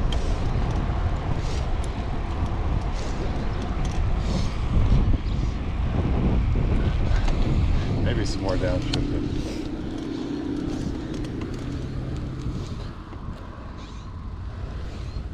You just do something. I don't care what you do, buddy. Just do something.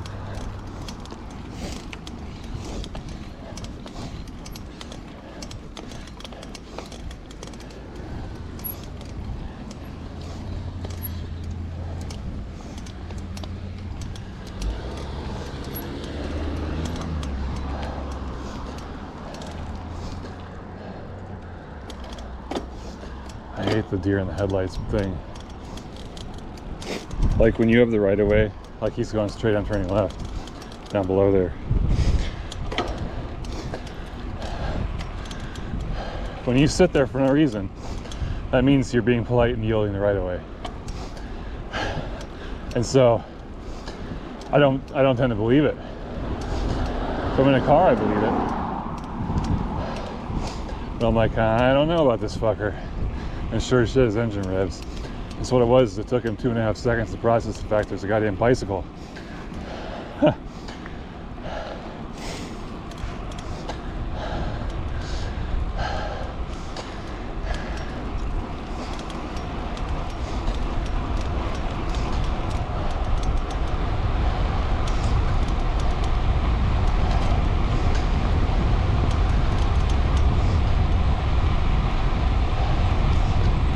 Great. And we're going to be going through the government property right when it starts raining, so I can't duck in anywhere. You know, the GoPro isn't fully waterproof. I've got this door on it. It lets me charge it with the door on. So this kind of shit's always sketchy. And I don't have the other door with me because I didn't want to bring all the supplies for the GoPro today. I can stop before the base. When's the base start?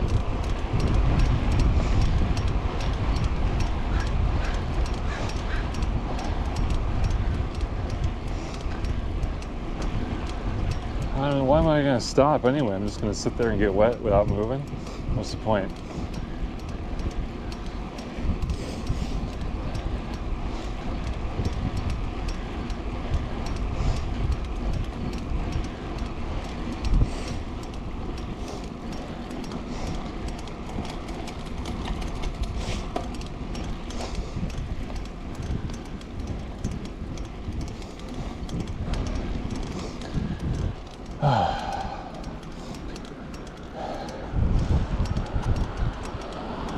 Well, here's the base to my left.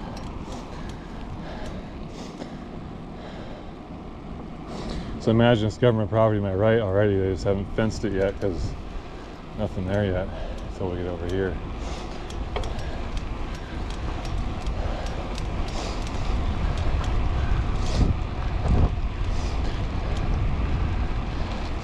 I don't know what to do with the phone. It's probably less sensitive than the GoPro, to be honest.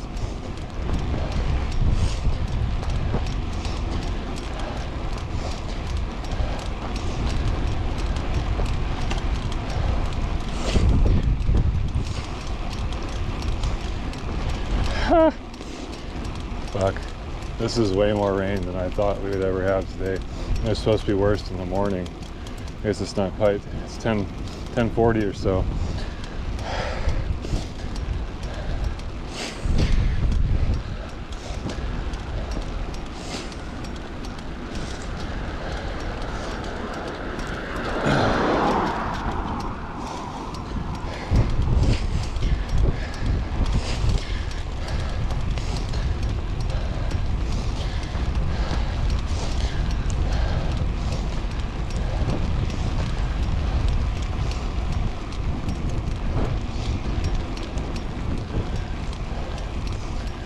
I'd like to stop right there maybe, but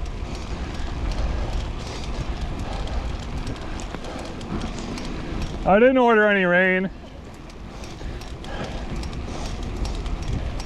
She looked ready for it though. She probably lives over here. You can see it coming. Fuck it, banner. It looked even less threatening than a home. There was sun coming through a home.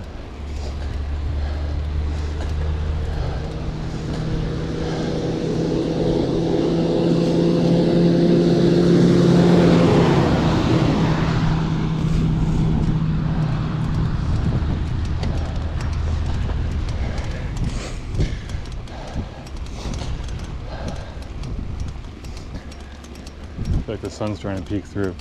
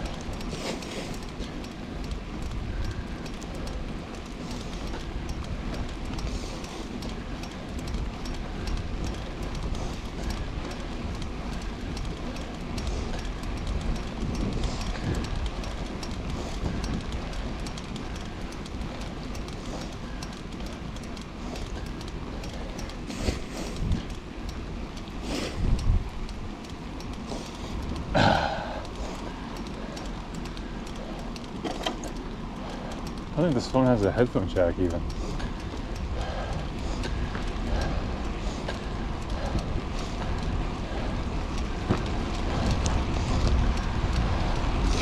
Just the charging port on the bottom.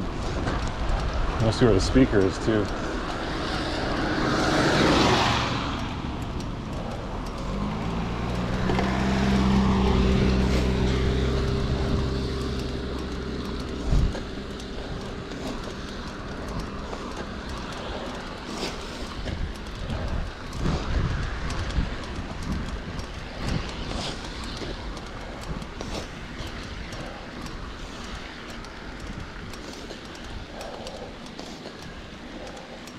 Weird, that might be the only speaker. Huh.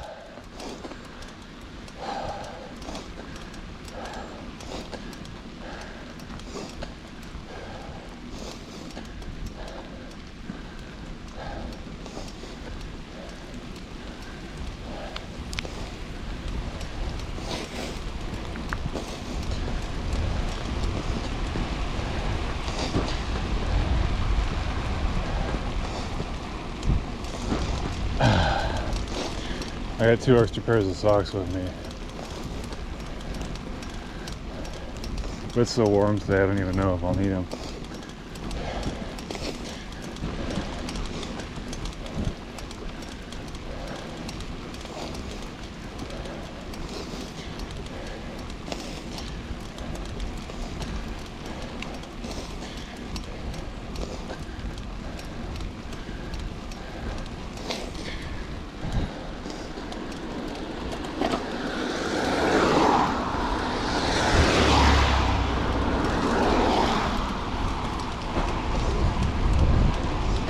Turn that red light back on.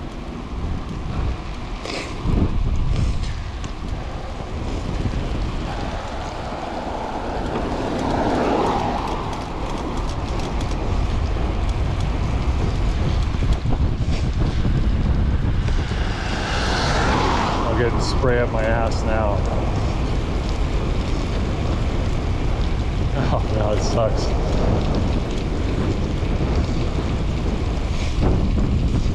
Ah!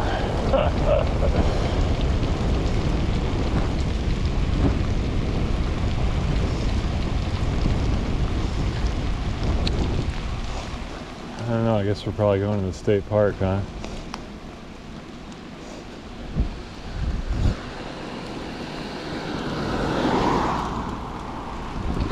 Oh shit, I forgot about brakes.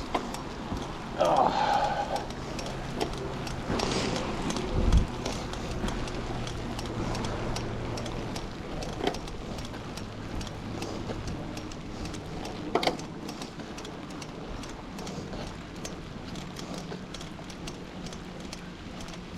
Is this the park entrance or what?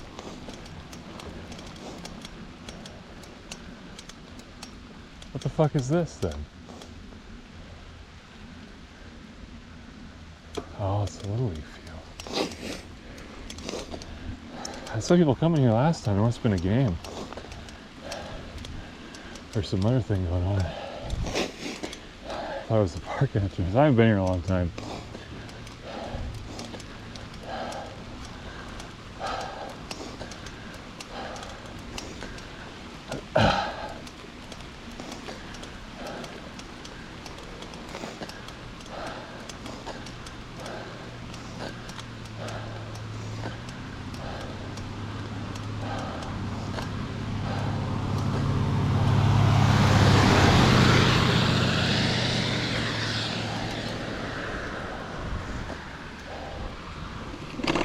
Jesus, what's up with these brakes? I wish I understood better.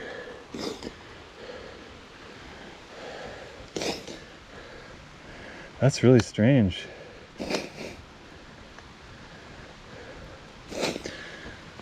I feel like they're aligned good, actually.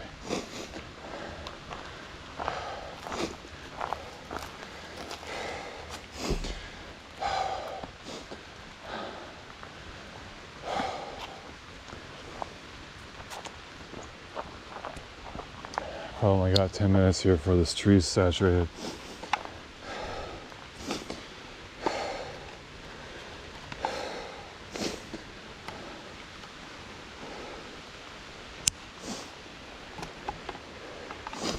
Anyway, just gonna have a gel.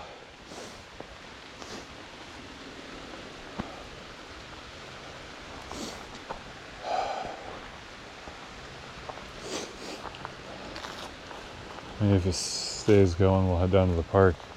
Pretty sure it's downhill.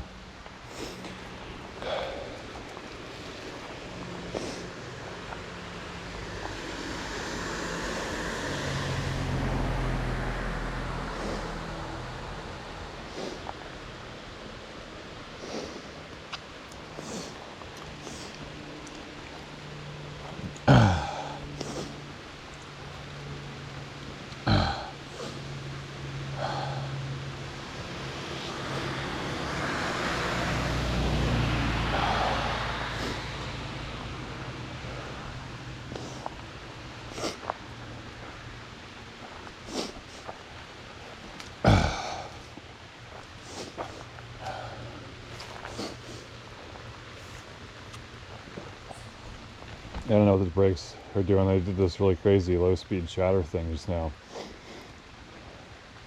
They have them on there backwards or something.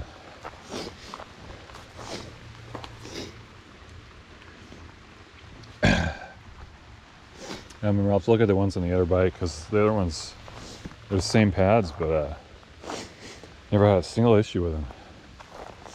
Never had them squeal, never had them chatter.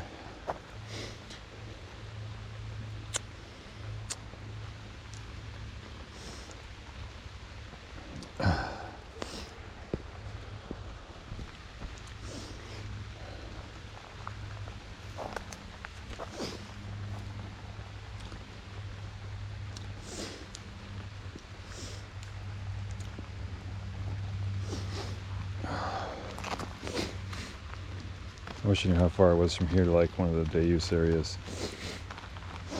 I'm not excited about like doing some 200-foot descent to the water or something crazy.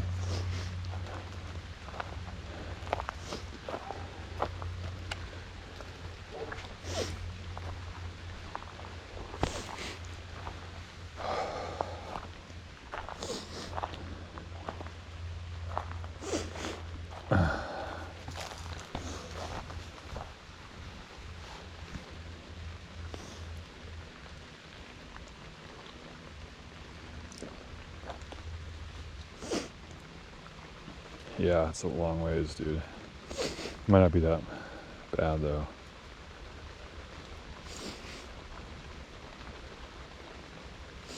There's a little area just over the hill here, though.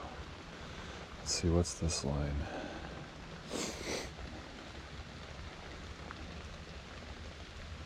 I don't know what I can do for you guys on the camera. Sleeve, maybe.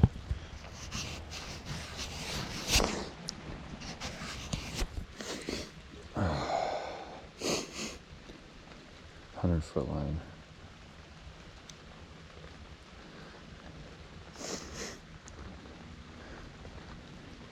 So we're just about tangent with that. So the worst it could be is a 100-foot climb. But right here might not be too bad. There could be a shelter there. Like over here in this picnic area, maybe. That must be the laboratory. Remember this. This is a huge, like you have a wedding there, kind of a thing. That might be one too, I can't remember.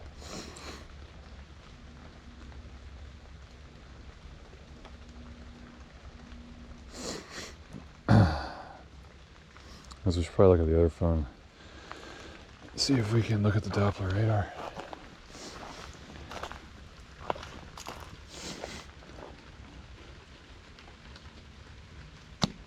Should wipe back off.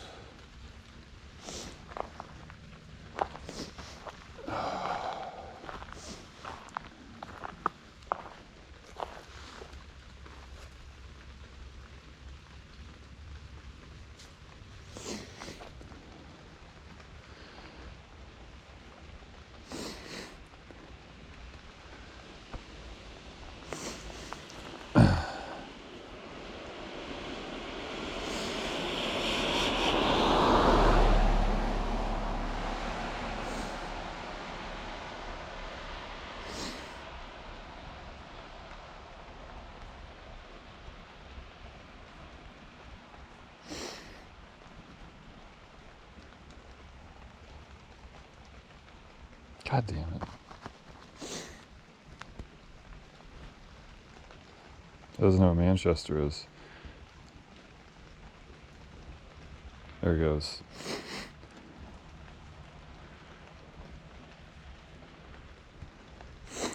What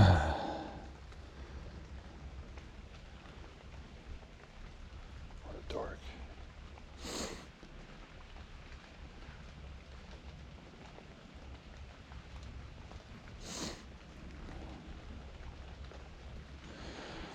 Okay, so I should be able, yeah, it's already open. Just refresh this.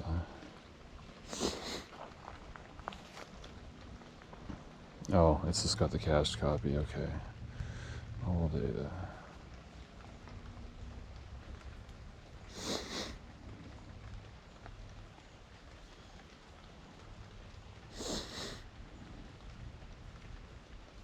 That is not it.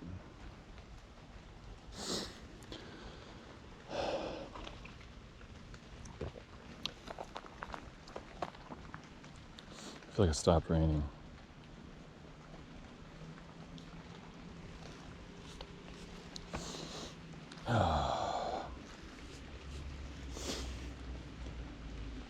Here we are.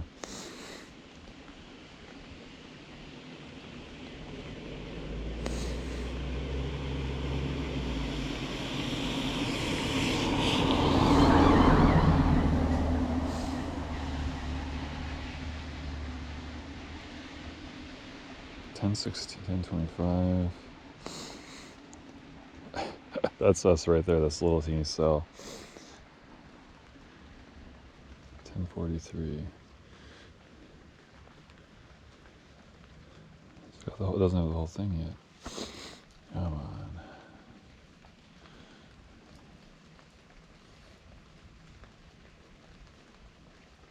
Anyway, yeah, it does look like it's passing.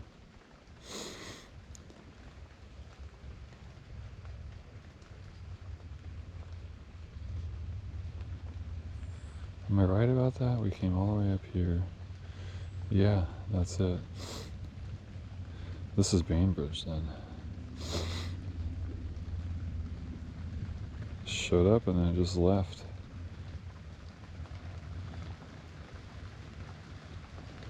That's picking up again. I say wait a couple more minutes.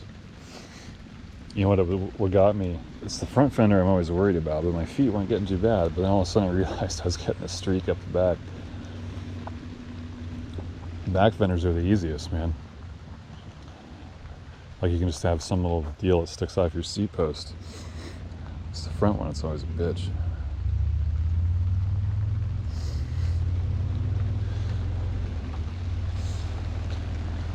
Oh.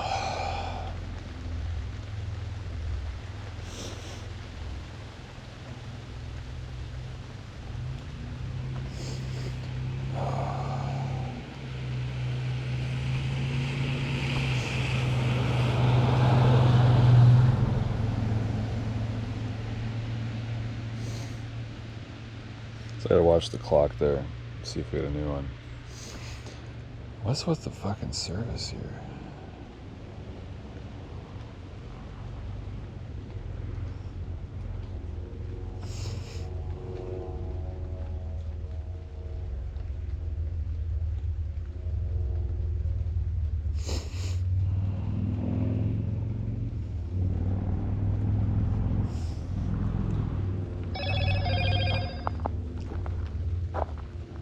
That's the camera watching the chickens. So the wife must be. Better shut that off.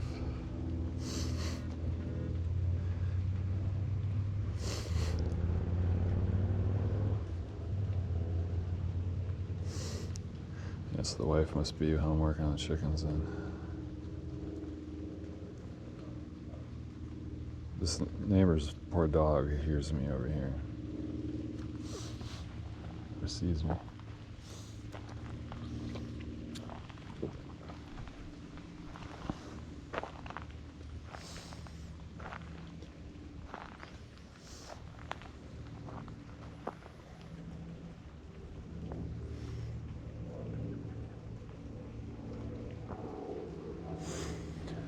Oh, I'm done waiting for Doppler, I think. Oh, maybe there it goes. They heard me.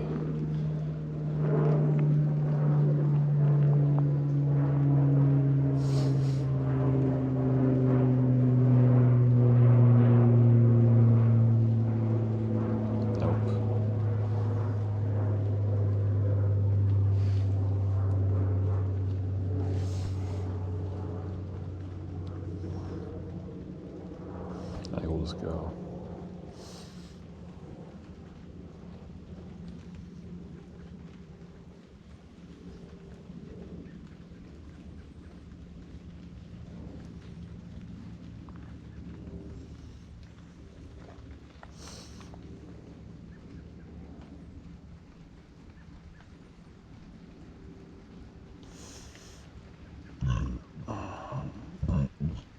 It's not even trying to reload.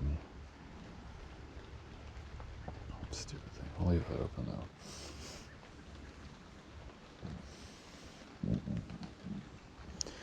Turn the ringer back on just in case someone. Let's see. Yeah, I won't get those alerts with the data off. What I could do is actually change my settings on this so it doesn't override. Do not disturb. And I won't. Oh no. That's weird.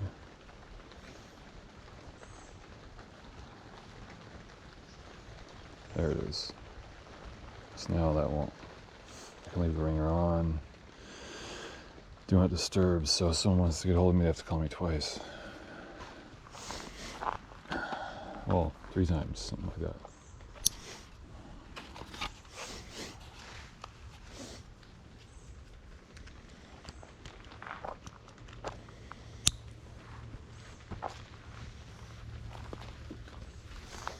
We'll just go slow so we don't get a spray up our back, huh?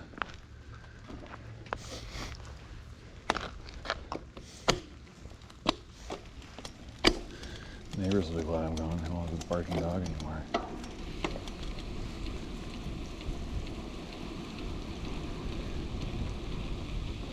Yeah, the brakes are really sketch. They work good when they get dry though. It's probably related to the squealing, and I just don't understand what it is. Remember how I was saying that that front reflector might help keep it from twisting, but maybe that isn't the case. The other bike, the back brake, just twists really bad. And it makes it so it wants to go under the tire. I should probably take the cool stops off the back on that other bike. I didn't think about that. I should put shitty pads on it. This one has just some shit salmon pads on the back. And those don't, if they twist a little bit, they don't want to grab the tire. That's bad. If the whole brake lever, the whole brake assembly moves, it doesn't want to throw into the tire because the damn thing isn't so long.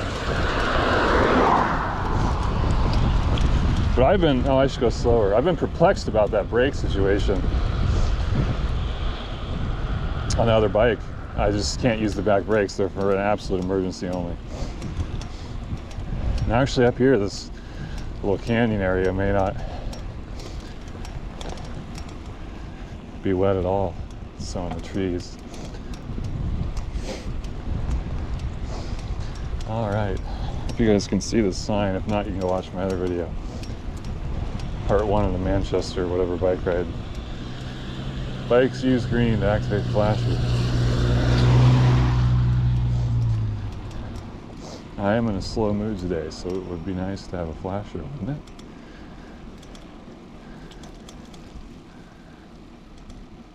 Ahaha! No idea how it works. It can't just be coils in the ground, because a car going 50 next to it would set it off, even if it was 4 feet away. Could be small coils though. But then I don't know how they detect carbon. They could induce an eddy current in aluminum. And you could probably detect that somehow. But I don't understand how you would. The carbon frames may, I don't know, it depends. I imagine there's some eddy currents to carbon frames, because it is conductive.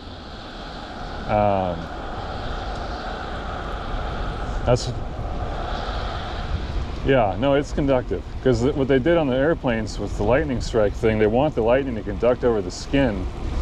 And so it'll just go straight through the carbon all the way. If you have an inch thick stack up between the wing surface and your fuel tank, it'll go right through the thing. And so they put this layer very close to the top layer to help enhance the skin effect, so the lightning will travel over the surface of the vessel. So carbon's conductive at high voltages. I don't understand. You think there'd be some sort of eddy current thing you could do with a carbon tube, but now when it's floating above a flat plane, you know, like that, I don't know what that gets you. You might want to focus on the wheels. And do all wheels have metal spokes? I don't know. I know the carbon wheels have those blade spokes. They're probably steel though. Don't you think? Ah, yuck. Oh. Steel spokes would do it. Especially if I have a steel hub. That would be very strange. Think about steel spokes that just end and how they interact when they're spinning with a magnetic field. I'm really curious about that deal. It could just be weight sensors. Then the neighborhood kids could jump up and down on it and set it off, you know.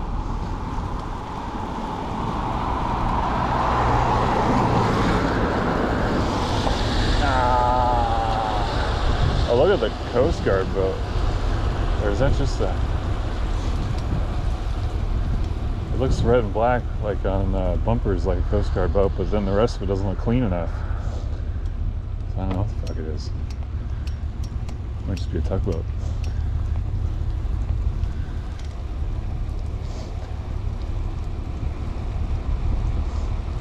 Gross. gross.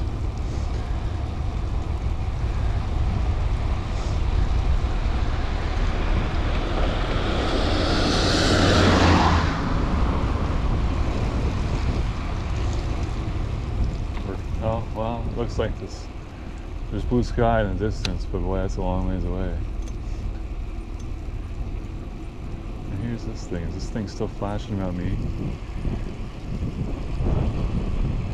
No, it's direction dependent. Interesting. You know, I couldn't find any mention of that system online. It's like they voted on it in secret, installed it in secret. I don't get it. You think it would be a press release in the newspaper?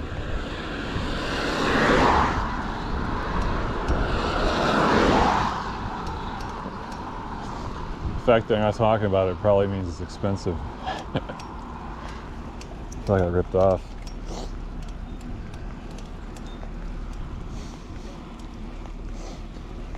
Well, it's not raining now. My butt's still getting wet though.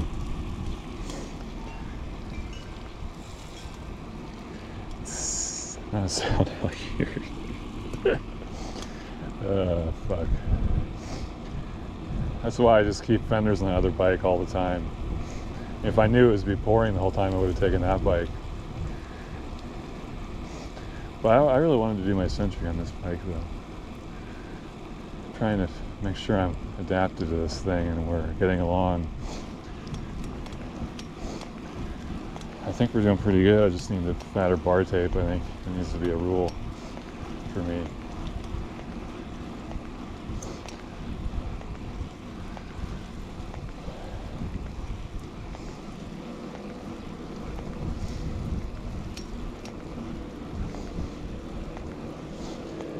You know, my mom's building this stupid house with her sister, and I don't really want to go look at it because I'll never get out of there.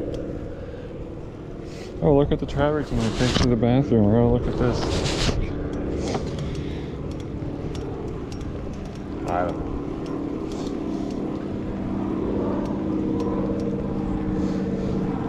know. It's a little teeny fucking house. It's just like I wouldn't want to live there ever. I just don't get it. Now, it is downtown Port Orchard, so theoretically, you know, you could take the foot ferry here with the bike over to Bremerton. You wouldn't have to really have a car. It has a carport if you wanted a car, which is nice. So I guess it's all right, but I'm not really interested.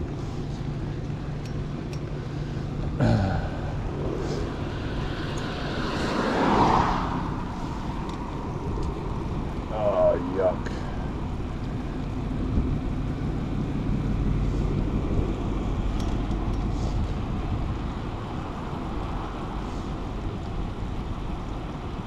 Right now that Suburban's being a pussy. Always with people.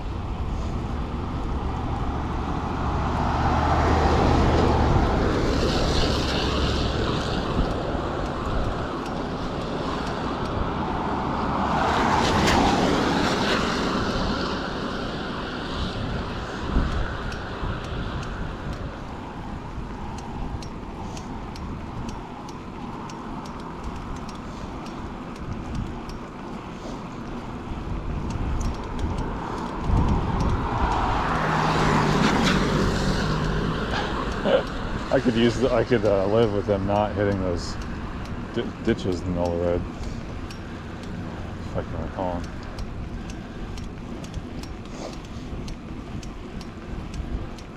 Morning.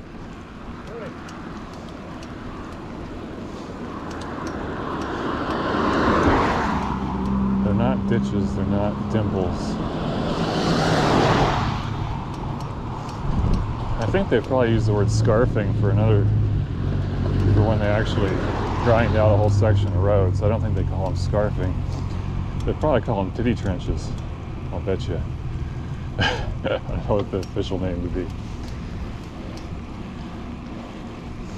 Titty ditties? That's what I'd call them. I'm on titty ditty duty today. Titty ditty duty. Titty ditty duty day.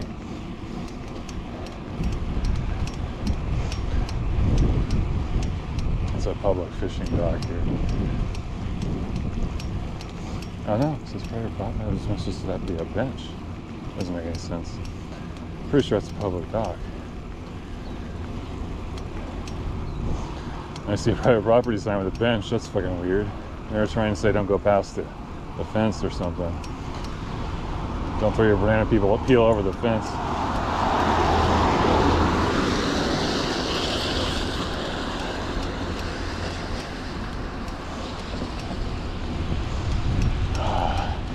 Yeah, I dropped the resolution in a 2.7K again because I didn't want to be swapping the card today. It gives me 10.5 hours, which isn't really enough time, so I'll probably shut it off when I get close to my parents' house. Like, I'll probably ride for a while either side of my parents' house with the thing off. It's pretty boring over there anyway.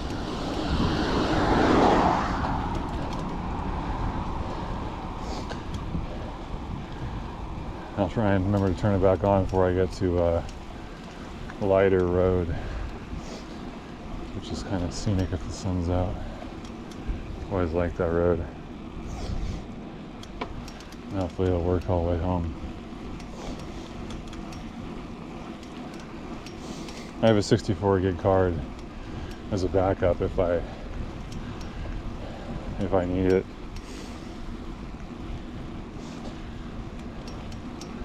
Which, you know, I could do 3 hours. It wouldn't be too bad.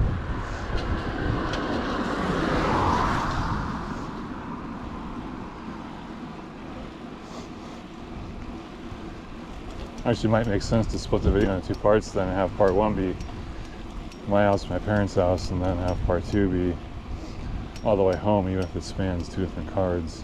I could do that pretty easily. What's not easy is cutting it somewhere extra to split it in half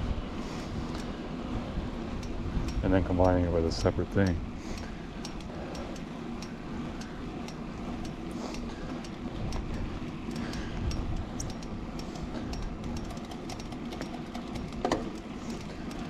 Say, are you gonna shift for me or no? I optimistically let go of the lever early, but I got it.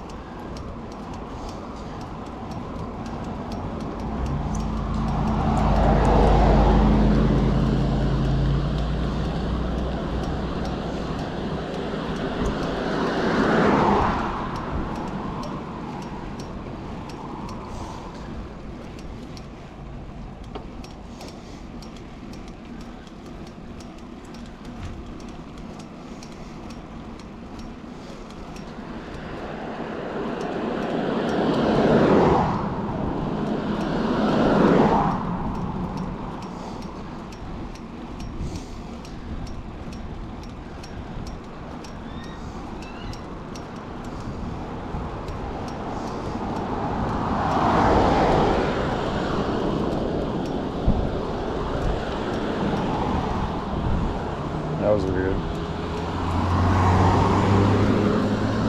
Even the oncoming car slowed down.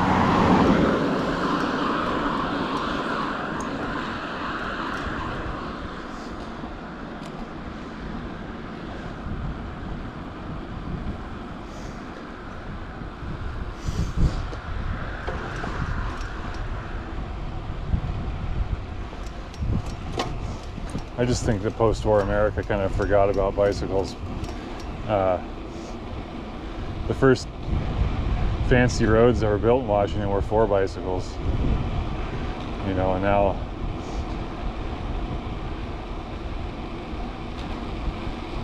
we worship the car. I never had a problem in my life by going on a bicycle. I have problems with runners sometimes, but I don't see them all the time. But they can see you at least, you know. I've had several runners start waving at me. I'm not trying to honk at them, tell them to get off the road or whatever, but I get over as soon as I notice. I feel bad every time.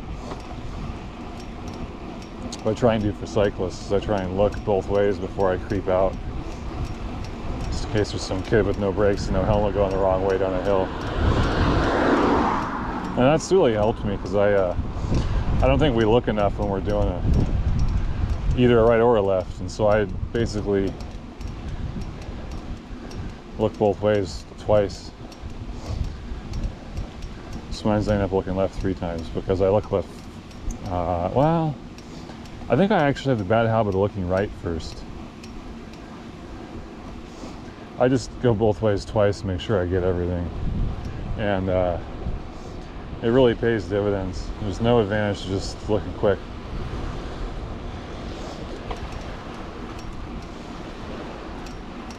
Now maybe for you, you know, I'm blind and I don't see pedestrians that well, which is related. Like being blind, my brain doesn't try hard enough. It's not like I'm being lazy not looking for pedestrians, but my brain just doesn't put in the effort sometimes because it takes so much effort to see pedestrians at a distance. I just sort of stare down the road or stare at the potholes in front of me. I don't see them. I'll actually not see red lights, especially on the bike when I'm looking more downwards. Kind of the same thing. So that's why I look extra. I can't tell you how many times it's kept me from pulling out in front of somebody I didn't see the first time anyway. That saves gas and everything, and saves you from spilling your coffee. It's best to be chill.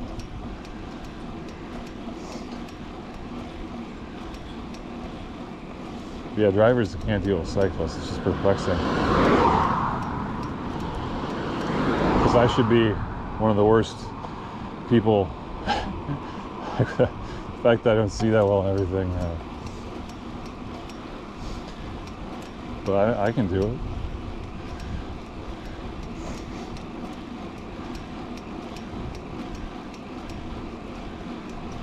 It's probably more to do with the fact that I like going between things a little bit. It's something I've always enjoyed. So I think I go between an oncoming car and a bike. I feel like it's less scary to me because I kind of like that. And I give the bike more room than the car, obviously. And I had a motorcycle merge on the freeway and just go over all the lanes. And I was in the fast lane. He went all the way over on me and hit me. And I was over so far to the left. It wasn't quite divided there yet. There was an intersection we had just gone through. I had a green light. And he's coming on in the yield after the intersection. But the light going the other way, there were cars stacked up in the left turn lane. I took off 3 of their mirrors. I started hitting mirrors exactly the second he hit me. I gave him every fucking scrap of space I could, and he still hit me. And one of the gals turned around and had her mirror hit off. And he's like, I don't need insurance, I'm on a motorcycle. I was like, listen, motherfucker, if I didn't hit her mirror for you, I'd be talking to the paramedics. I wouldn't be talking to you. So I don't want to hear about you don't need insurance. You're obligated. You know, the reason motorcycles don't need insurance is because the government thinks it's less of a financial burden for you to personally cover the liability. Doesn't mean there's no liability. You're fucking personally liable for her mirror because you caused this accident. And she didn't want to. She was under a mistaken belief that her insurance would go up. You know, like her insurance could blame me or the motorcycle. There's no fucking way they're going to blame her. I can tell you that. In a million years, they're never going to blame her. I don't give a shit one way or the other.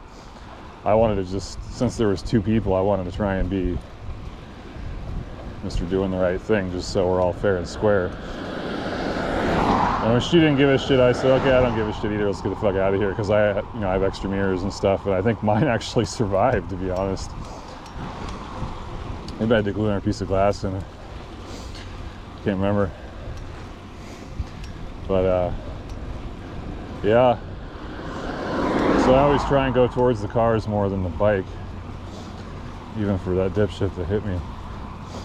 He was wearing tennis shoes, man. It was really, he hurt his foot a little bit too on my bumper. But I think mainly his tire kind of caught the quarter panel. Like,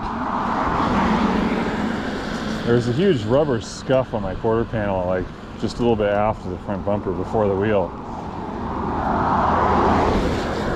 So I think his foot got squished a little bit, but I think his tire took most of it. And if he was driving a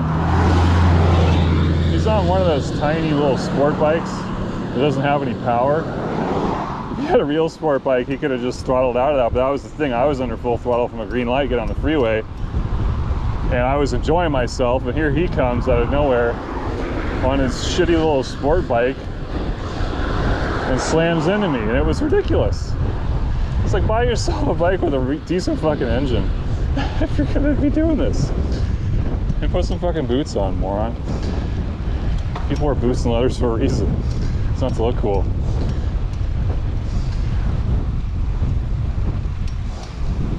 And starts mouthing off to me about insurance. I could have just swallowed his bike under my car and then, oops. And he tells me about insurance.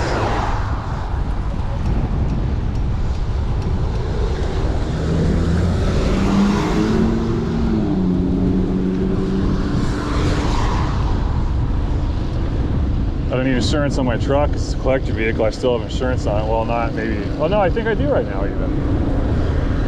I think it lowers my rate, to be honest. Morning. It's raining again. You guys pointed out before me. The GoPro probably got it covered.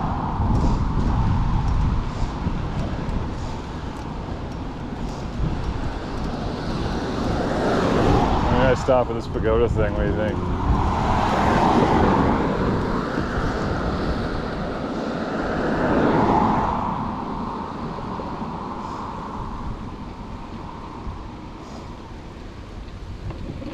Jesus, what the heck is that brake shower? I've never had that in my life.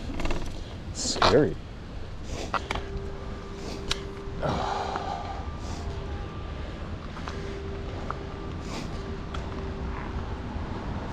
It's got to be the same forces at play that make it squeal, just at a different frequency.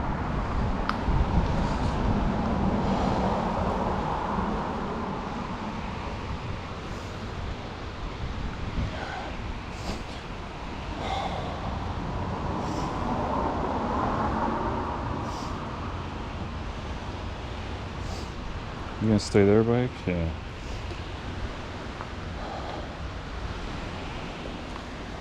Alright, let's hit the sleeve this time.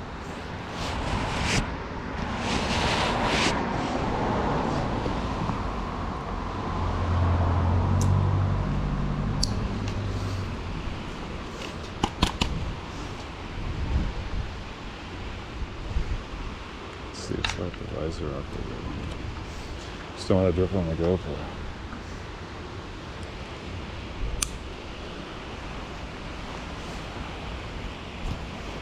Annapolis Ferry Dock.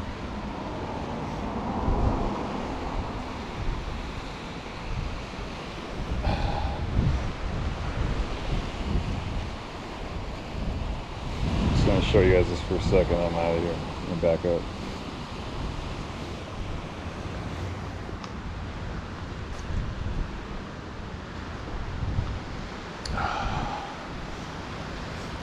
How's it going?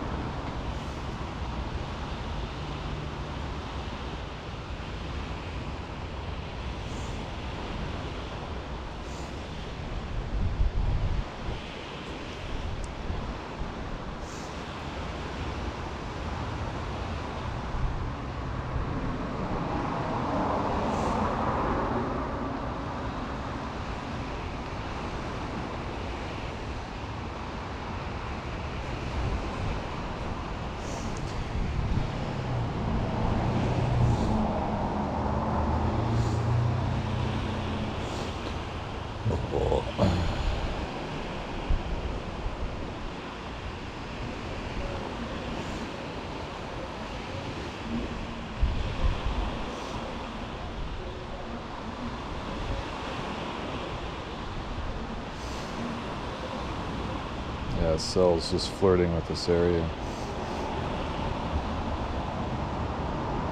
I'm going this direction. I'm going down and west.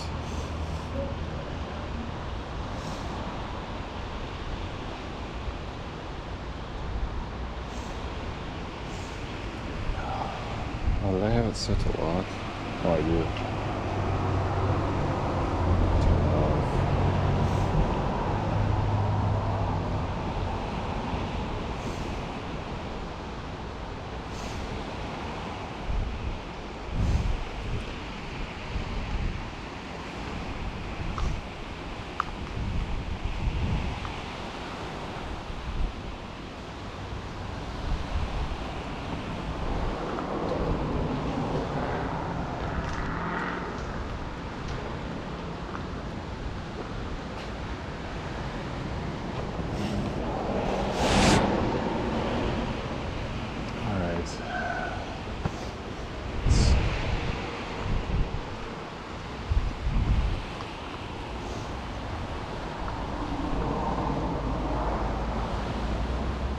Looks pretty big, but it is getting blown away from me. Is it moving that way too? I think it is.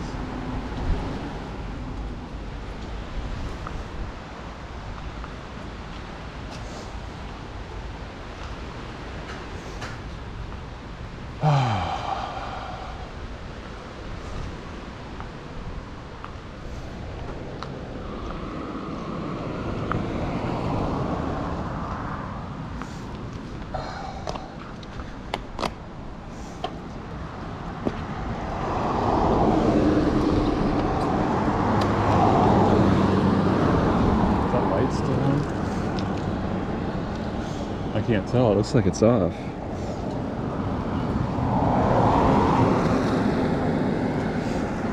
Oh, there we go.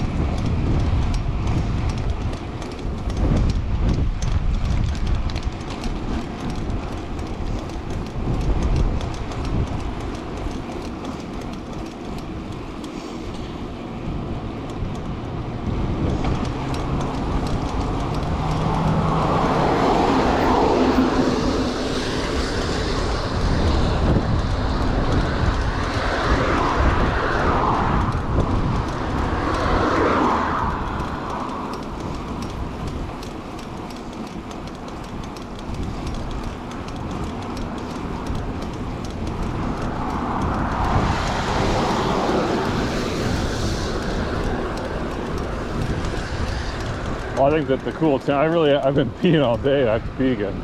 That's a good sign. I think that's because it's so cool today.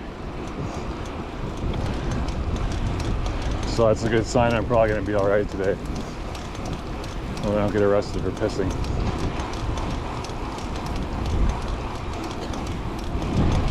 Not happy with, I don't see the water, but I hear it. Not happy with the amount of water on the road. Sure as fuck not taking this forward to the boardwalk. Even a lot of times those are permeable pavement, which wouldn't hold on to water like this.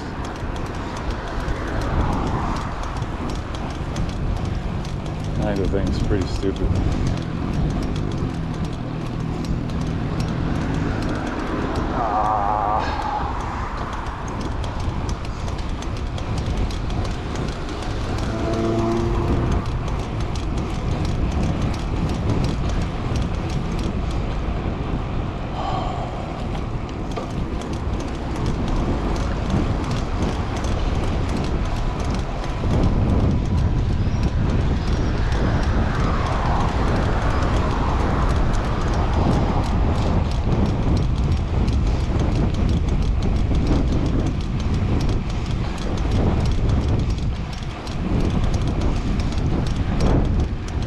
Oh, you know what might be able to fix the brakes is if I bend them so they toe in the front. I have vague memories of that. It looks like they're that way a little bit already. Yeah, that's the problem. Someone else did it wrong or something. What the fuck is this thing? That's the boardwalk? No thanks. I don't like feeling trapped.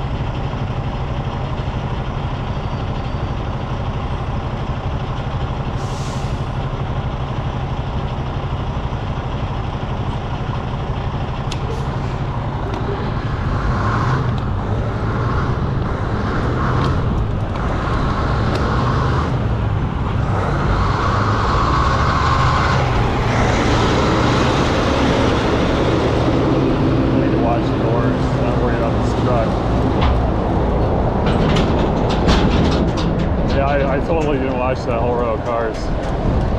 It's stupid. Much more dangerous than the truck.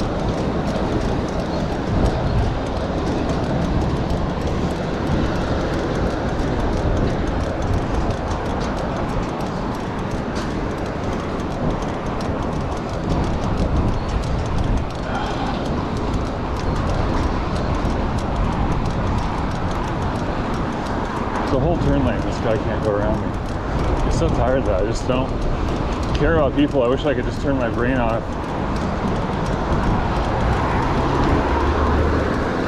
I hate when they sit right behind me.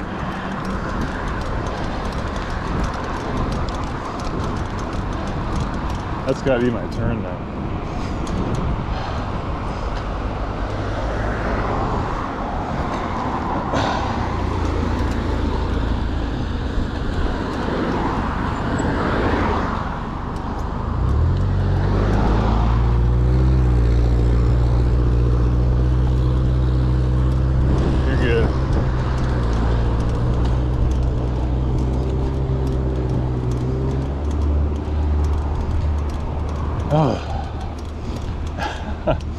Well, that was Port Orchard.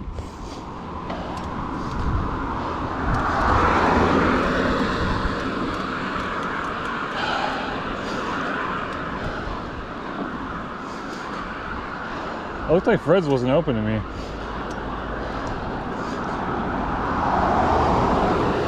I don't know, I mean, it would be a shame. It's the only place you go get your bike worked on and not get ripped off. But he was not for everybody, so I don't know.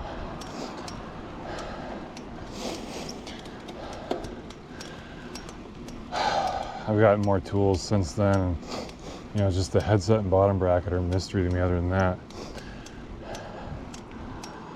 I'm doing okay on stuff.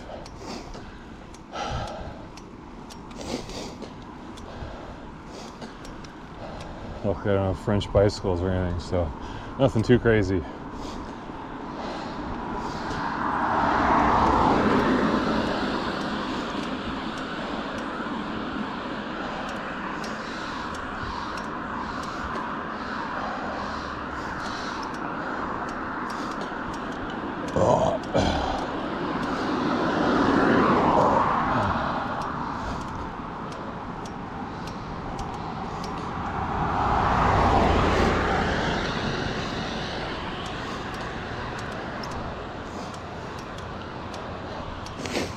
This is the best road away from downtown. It's called Orchard Boulevard. The only other one worth, well, I mean, you can go to Gorst on, I don't know what they call it there, Bay Street probably. You can go up Bethel, which sucks, but is worth it because it goes good places, and then turns into a straight shot all the way to Purdy. And there's this one. These are the only 3 good options. I came in on the 4th, I guess, on Beach Drive, but it doesn't go anywhere. It's only for scenic stuff like we're doing today.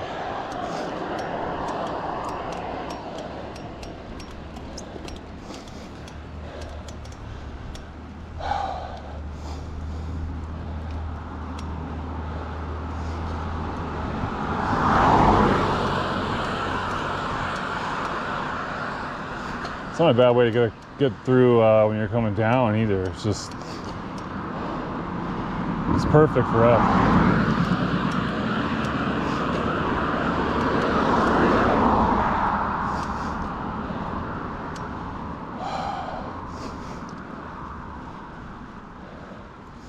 I think I might, God, I wish I could stop and take a leak here, but the problem is there's so many cars. And although there's bushes, there's nowhere really to go to hide, you know. Cops use this road too. Gonna be sprinting and then pushing once I get to the top of this, until I get to my next break.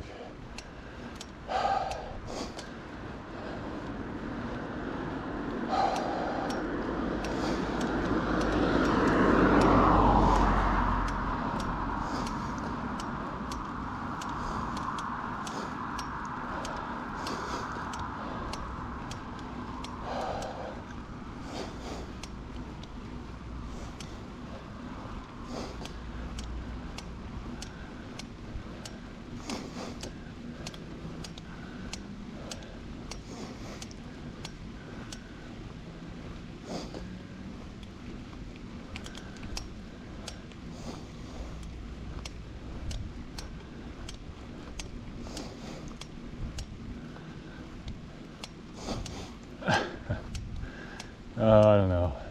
It sucks. Such a good place to stop, but there's nowhere to pee.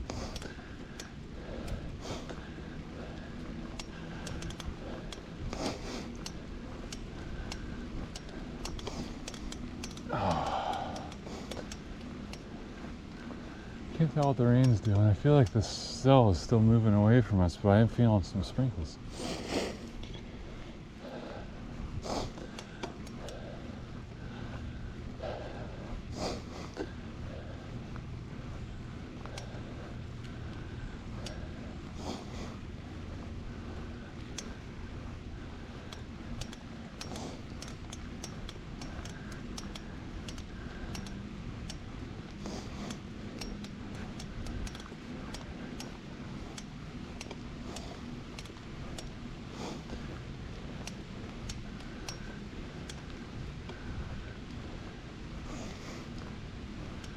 Yeah, it's raining again.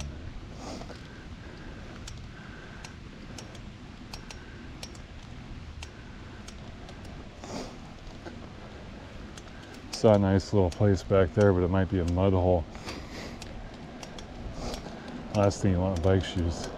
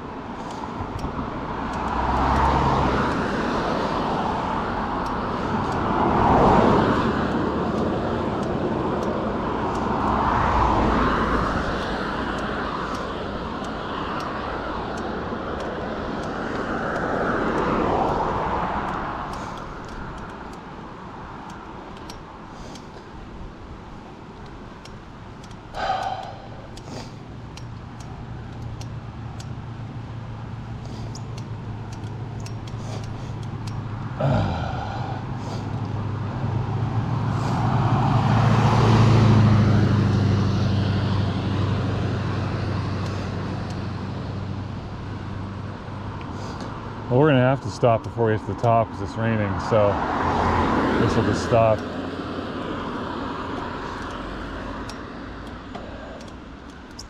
Let's see. Right here looks kind of dry.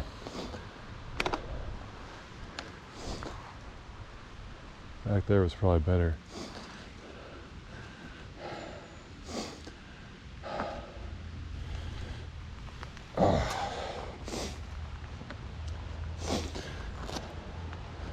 Just have a cliff bar since we're here.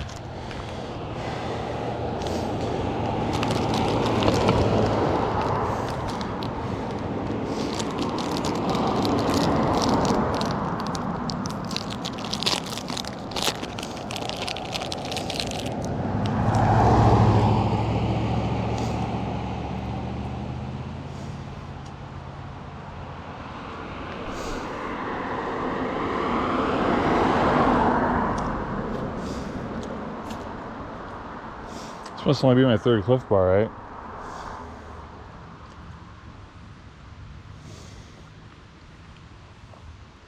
First the trailhead, second at Banner. Yeah.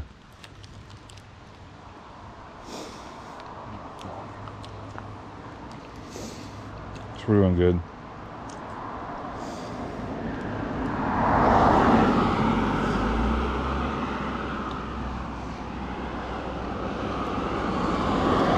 I feel like I was doing one every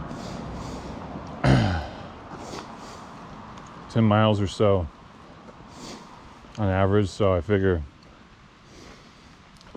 I was hoping this would be better cover. Figured it would take 10 for a century, but I got 8 because I got gels. I expect to only use really 6 of them, to be honest.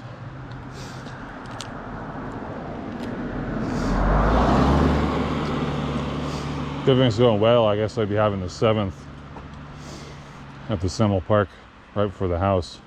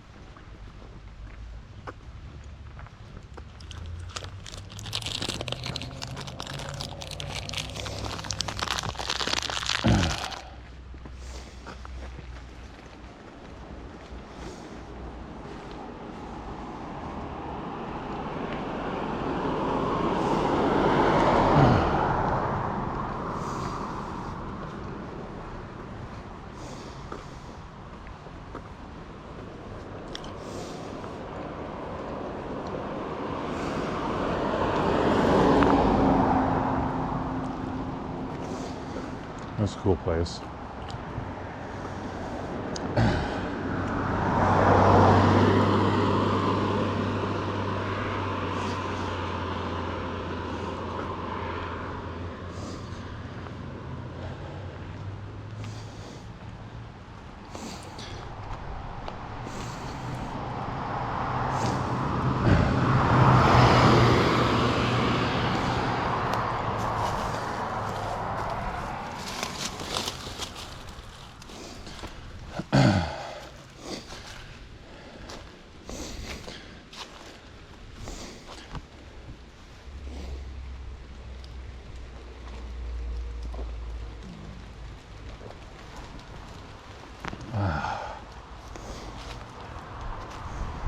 I hear the rain still.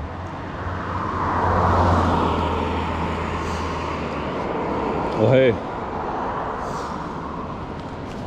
not too worried about it. I think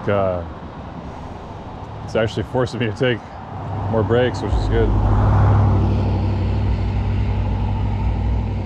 But since I'm taking a break, I'd really like to take a fucking piss. This thing just isn't going in all the way, it's just insisting it stays there.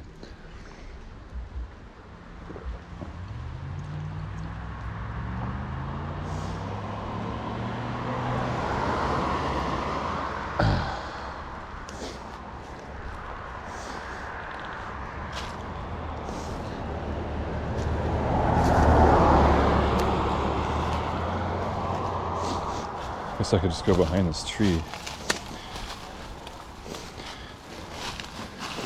Oh,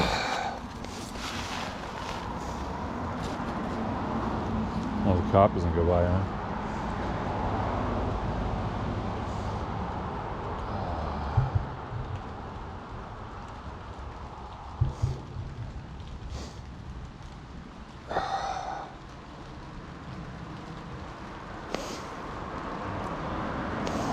I don't know if Gorst has bigger problems, or if they would arrest somebody for pissing.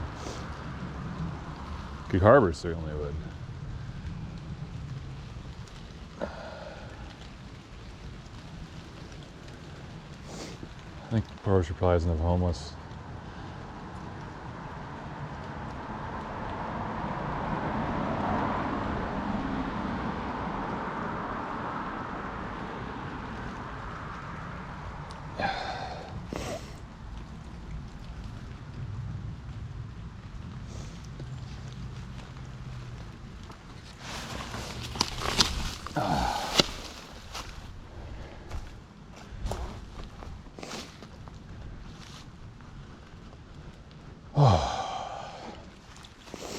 Yeah, I think that's a good sign.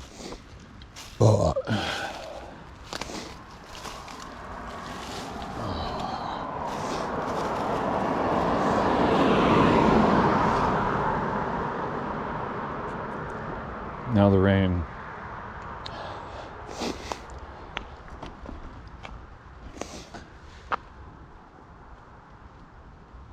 I think it's passing.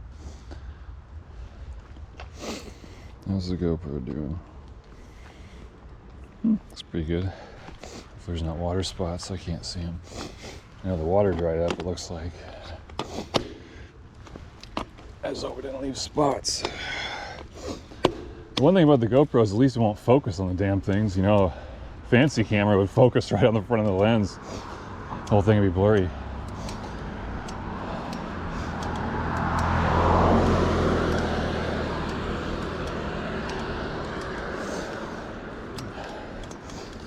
I don't think GoPros can focus anywhere near that close though, so they won't even try.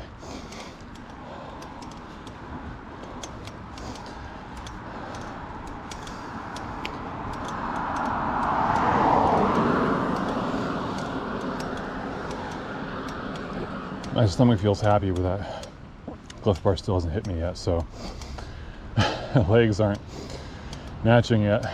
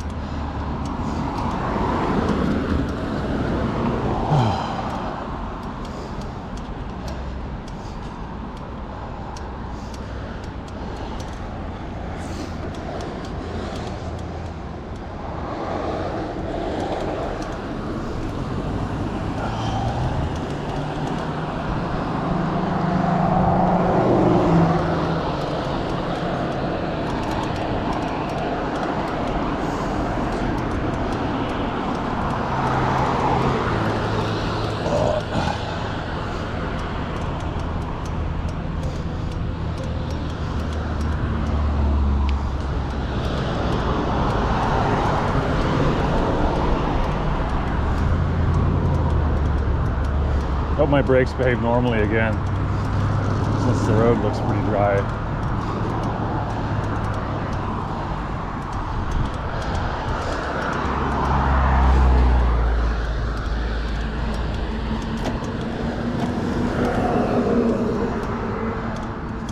Let's see what stupid thing they do with the bike lane.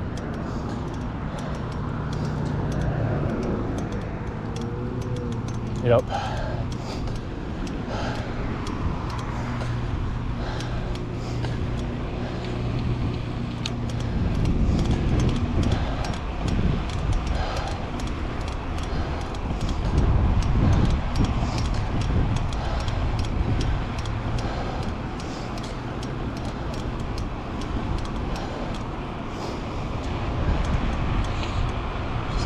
I'll wait till I'm in the bike lane, I guess.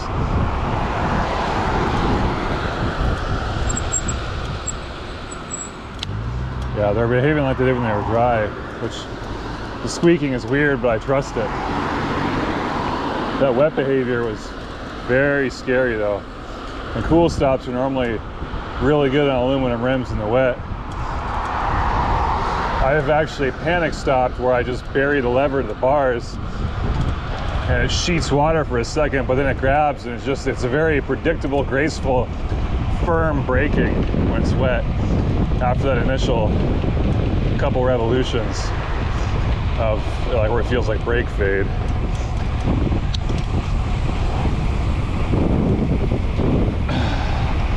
You gotta stay off these paint lines when when it's raining.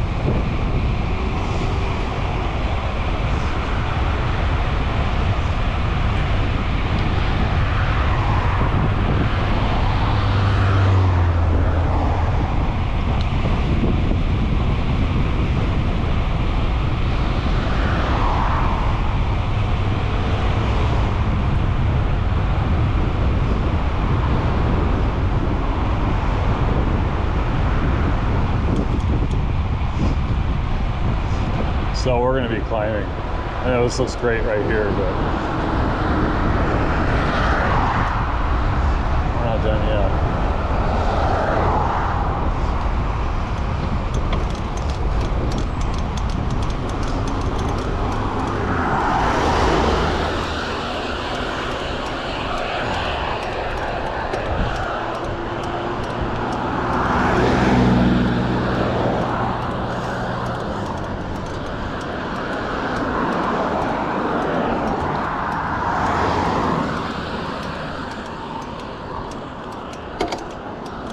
That's it.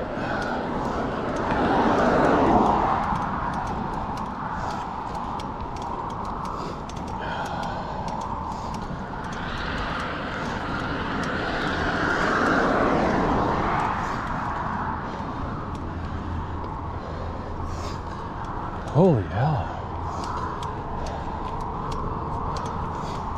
Probably best to walk this.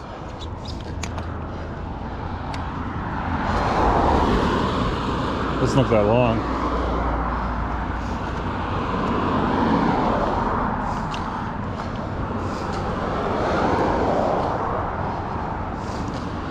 It continues too.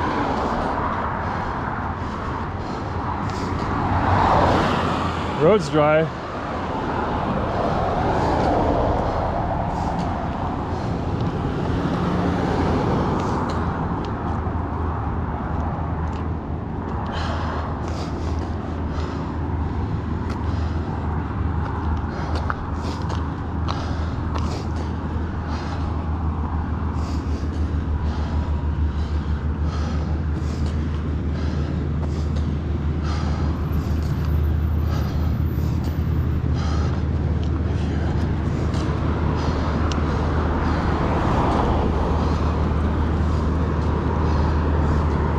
What's behind me? It's like a street sweeper.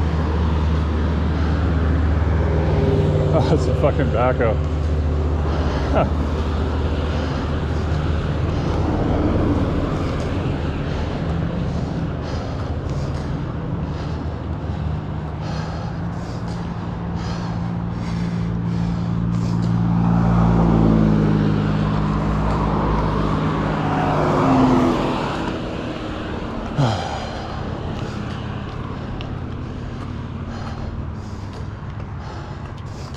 I remember the first time I ever saw anti-lag was an Audi wagon like that in a YouTube video.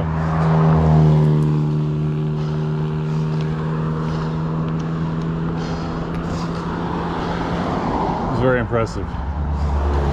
That video is still impressive, I think. It's so raw.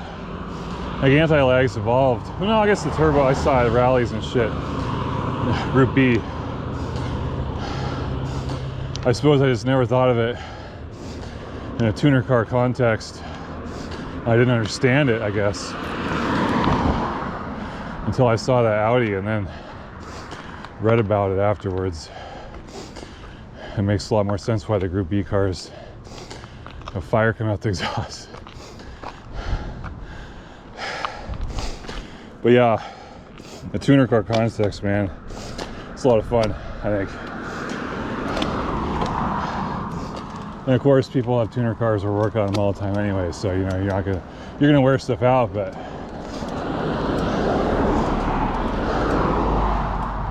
you're gonna wear stuff out anyway.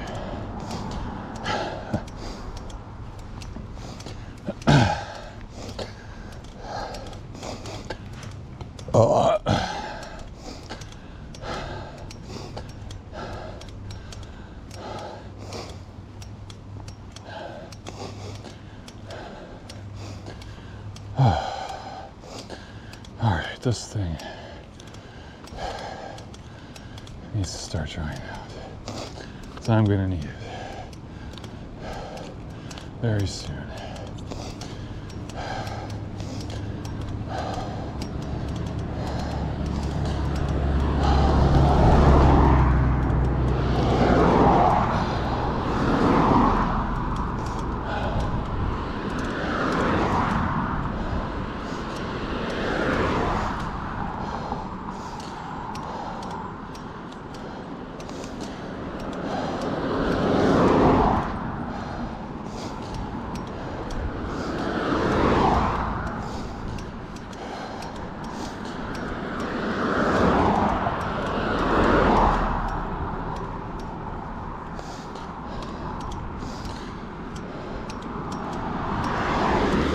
Son of a bitch.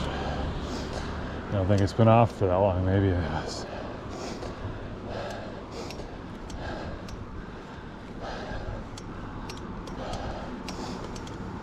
I really should just disconnect my account and wipe the phone. Problem is I have like, I don't know, 50 gigabytes of maps on it. I have to re-download. Like, I suppose if it's stock, maybe the stock factory reset, it wouldn't wipe the media folder. I could move that folder to there or something. I don't know.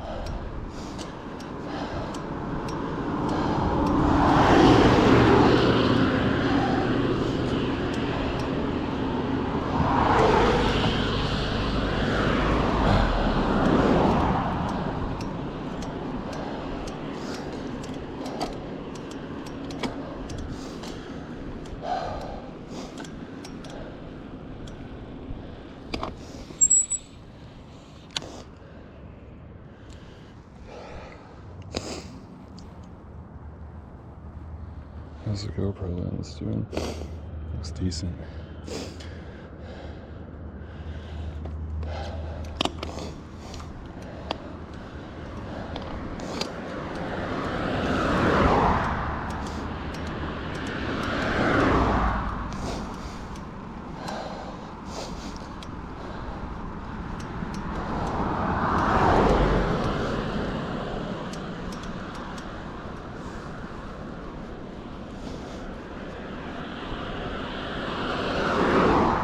See how good those ecology blocks do. You could just drive between those trees, even in a car.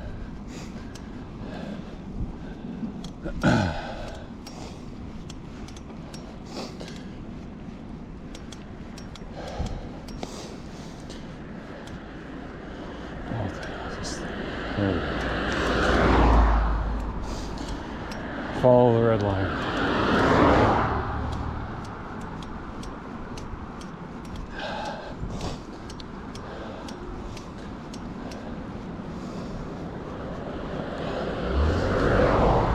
Oh God. A little van too.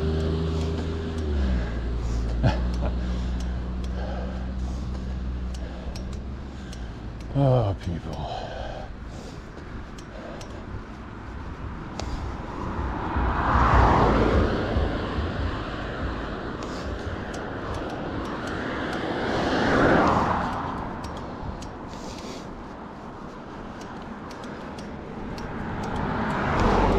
I'm gonna be on this road twice, right? You know what? 3 miles on left. Okay, no, I'm not. This is the only time, but then I might connect.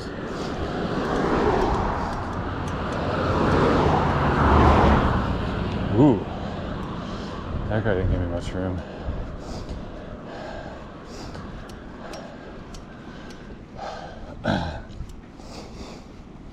That's the biggest reason to ride more in the middle of the road. That and the junk, but there's no junk here, there's just no shoulder anymore.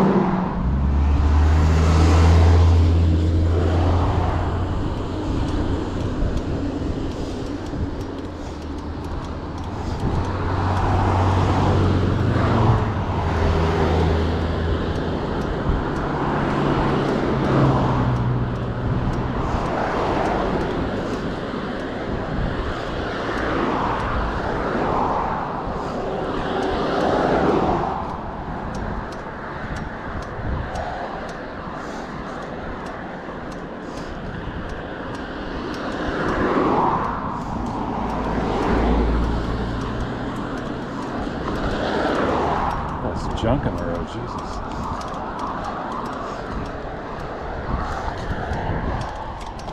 We're still climbing.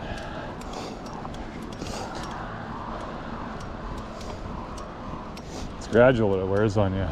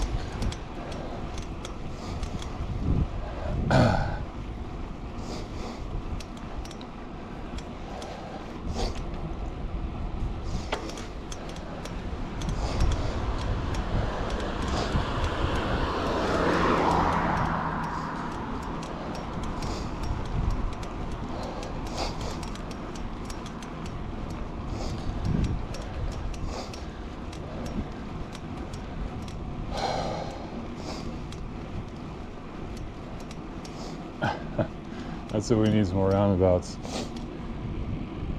I feel like I'm on the wrong road. No? God. I'm having a hard time differentiating this from J.M. Dickinson or Lake Flora Road. My brain, I feel like I'm on that road. I know I'm not supposed to be till later, so I feel like I'm on the wrong road. I think I'm doing good though. All this for this neighborhood. Jesus.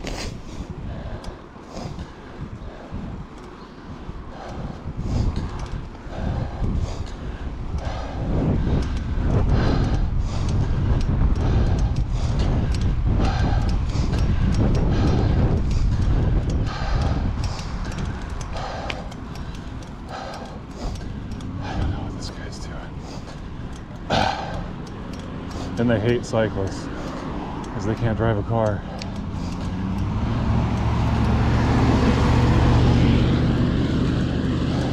Lots of vans today.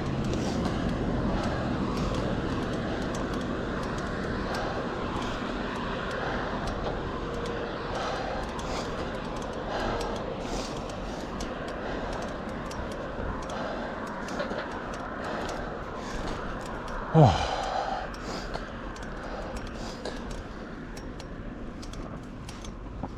This looks flat. It's not. The gear I'm in, there's no way to be working as hard as this is flat.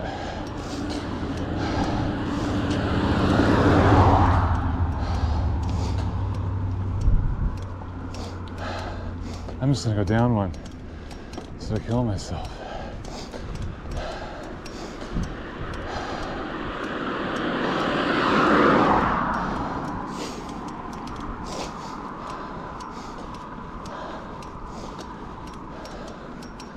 Trail over there.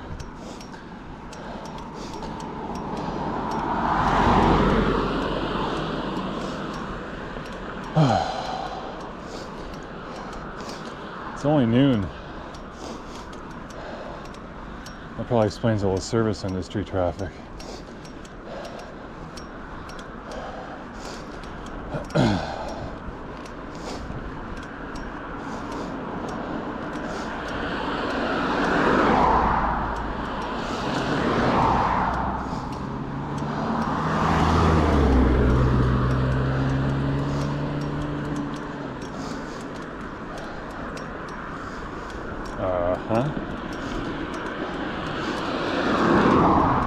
Great.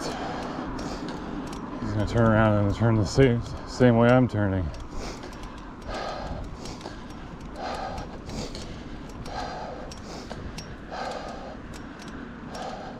You're good. Come on. What the hell is this? How cool is this? I want to take a break to celebrate. Oh, fuck. Interesting. I almost lost the bike there. Interesting deal. I don't like paths that trap me though. Claim they're protecting you and they throw you into an intersection 20 feet before the cars stop.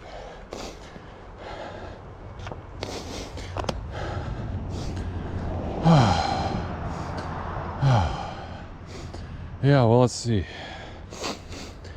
I'll just follow the red line. Brakes are dry. Back brakes good on this bike. Definitely want to check your brakes before you go down Figley towards Gorst. I think these brakes, rim brakes in general are way better for long, steady descents. Yeah, see, this isn't that great. I might check it out though. It's kind of fun.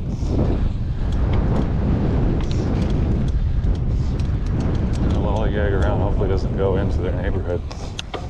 Probably does. Huh. Wow. That's a rolling hill. Makes you wonder where the roots are coming from. Can't be those little trees. Oh, wow, this is nuts, dude. It's a roller coaster compared to the road right there. It's just flat. I feel like a kid. I feel like a kid riding on golf courses when I'm not supposed to. Yeah, I don't like the way this looks though. I might be hiking a bike down to the road.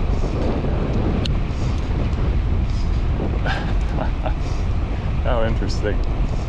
Either way, I think it was worth it. Wow, what a deal.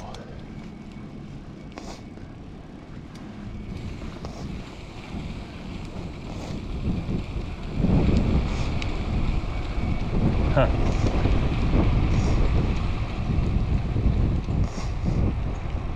I'm gonna stop and fuck in my shorts for a second.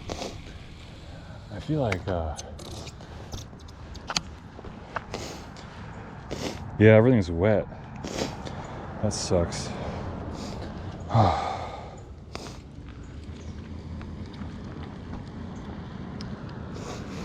should have stopped back there farther. Yeah, shorts are wet. So there's just going to be some discomfort from wet shorts. I do have an extra pair of underwear. I keep with the wool socks, just in case, but I don't think it's that wet, you know. It could rain again and then both things would be wet, so. Yeah, here we go.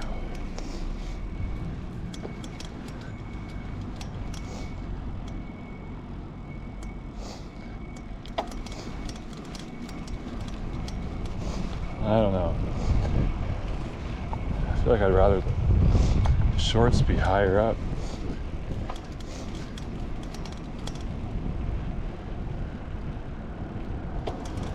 Oh, yeah, no, that's funny. The pad is to the left. Oh man, that's weird. There's something I do that makes it do that. I either need wider ones or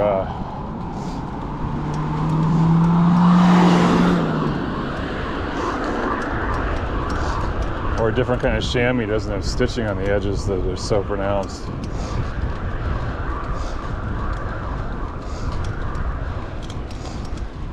Damn. I was stopped at such a good place. I wish I would have figured it out then.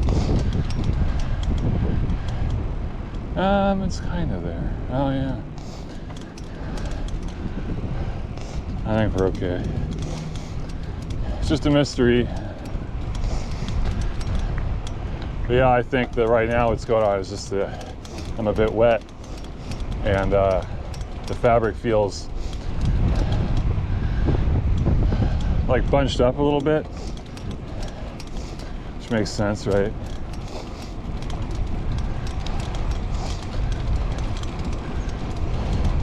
I don't think it's causing any sores or anything. It just feels like when you're sitting in your car with wet swim trunks, you just notice it.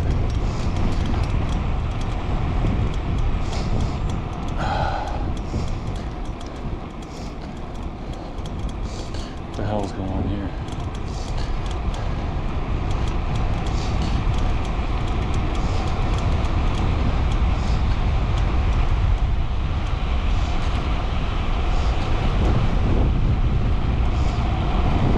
How about this for rolling hills, man? I don't even have to try. All right. Oh, this thing's getting some ghost touches. I really need it now, too.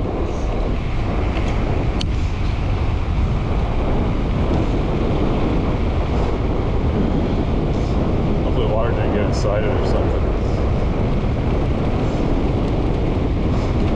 I think it's water over by the left side. Makes it pull the menu open or something.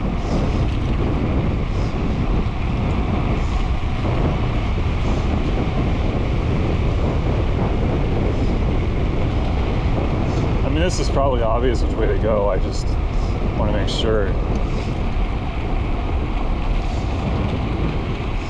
I really don't want this car behind me for all this shit.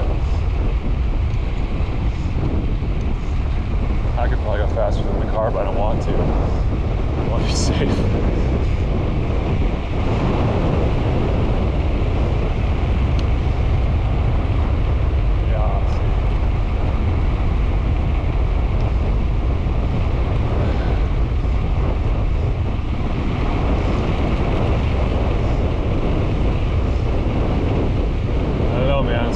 Cool stops. Just gotta fucking count on it. I got the back brake if I need it, but it ain't gonna be fun. Ah!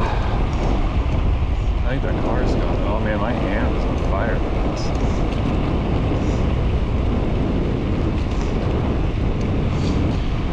Just take it easy.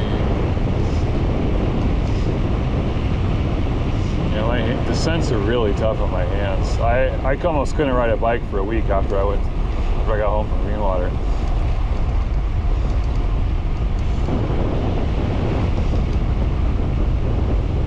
Okay, we're gonna let go for a sec here. Maybe. Alright, now down here it's gonna be super sketch.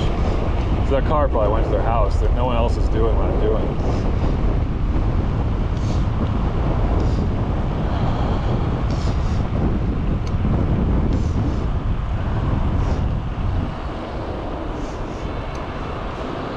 I think I'm gonna walk through, I don't know.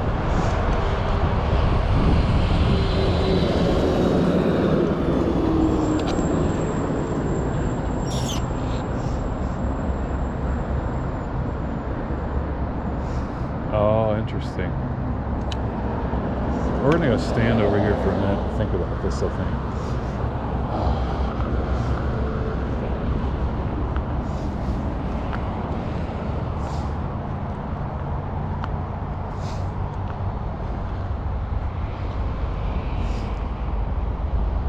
Yeah, nice shoulder there.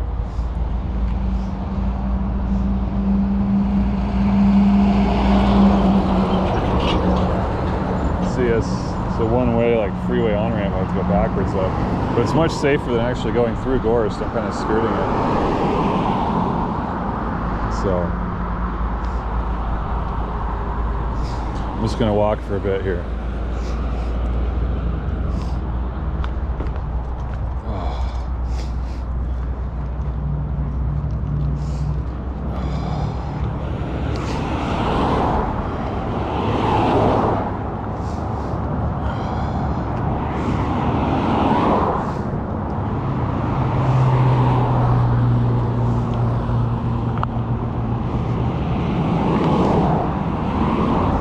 This, the right side here is a freeway off-ramp,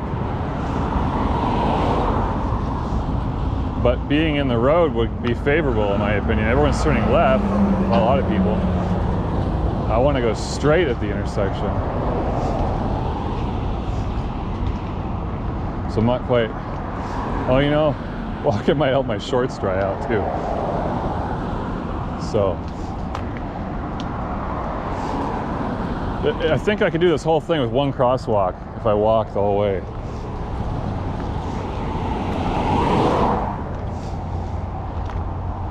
But yeah, sure is tempting to cross the street here now.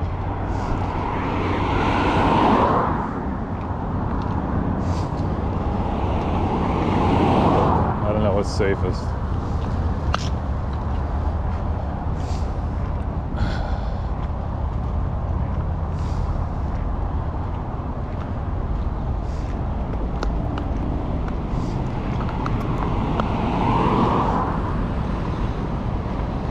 Interesting.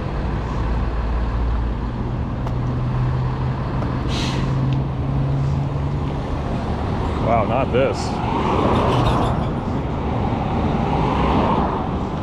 Yeah. All right.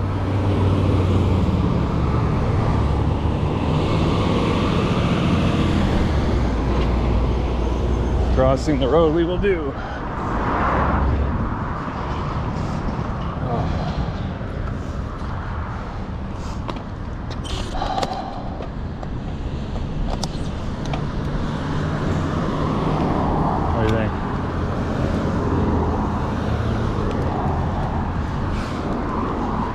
Looks good. Let's light it up. Woo! Yeah, it's way safer than the crosswalk idea.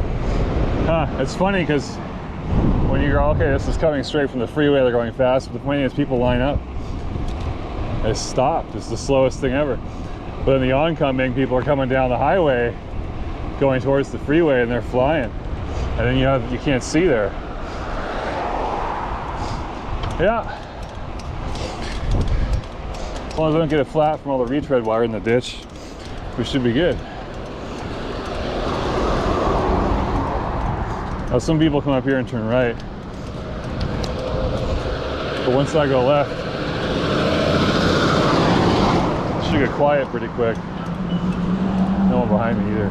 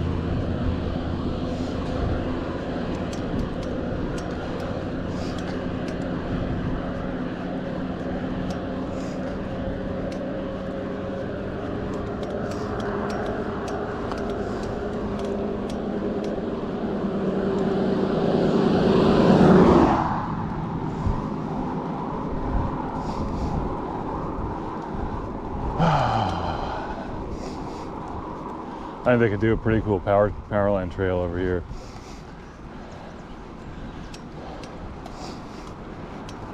I think they even have a service road that goes under the freeway.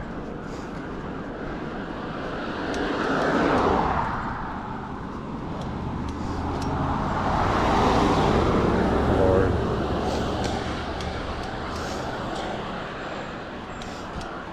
Under the highway, I mean Highway 3.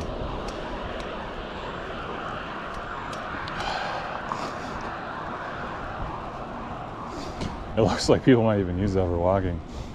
I didn't consider it. And I looked at it and I ruled it out. I don't remember why.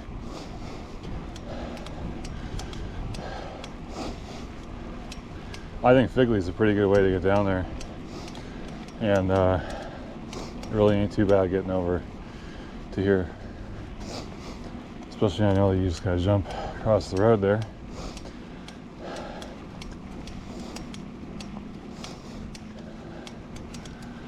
I was thinking of going through Gorst like they want you to and filming it.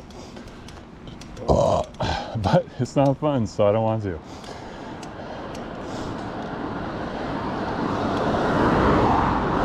This thing's still getting some ghost touches. I was hoping the heat, having the screen on and GPS on would help it chill out. But maybe we'll just back it out of here. Shut it off. Probably wipe it on my shirt sometime. Until then, we'll let it dry.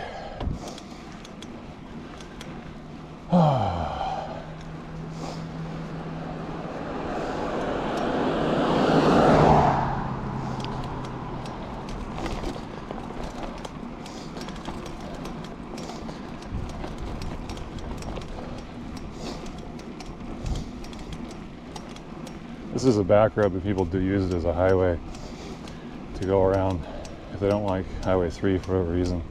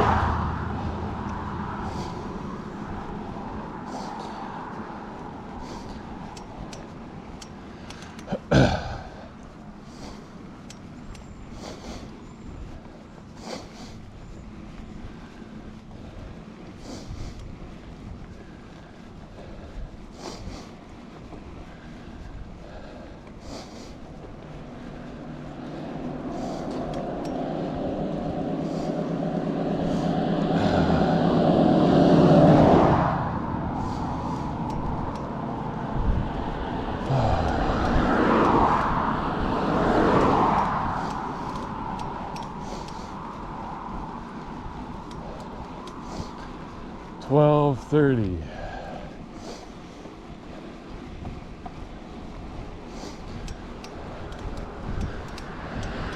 Yeah, probably got 50 miles behind us now. Maybe more. It's not like it matters. That's why I'm trying to remember when I took the computer off. It's like it doesn't matter. I think it's better to take breaks based on what time it is.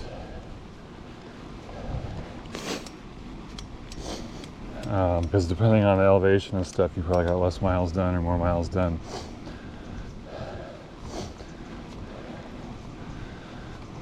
So you listen to your stomach or look at the watch.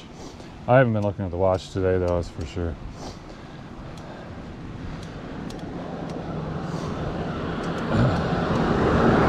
I should actually be taking our gel. Took that Cliff Bar early in for Orchard. I was planning to take that, eat that at the top of Figley.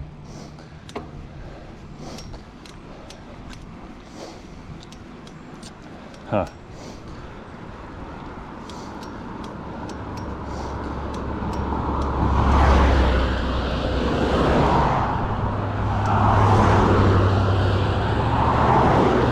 Yeah, I don't know, I'm conflicted. I'd like to take a gel at some point on this road. And then probably eat the Cliff Bar when I get to Victor.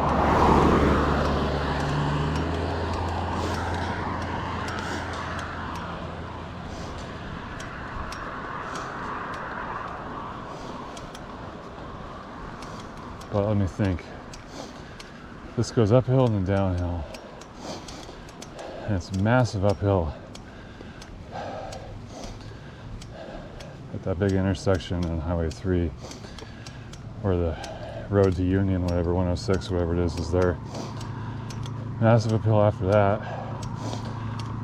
And then down to the water, and then I'm in Victor.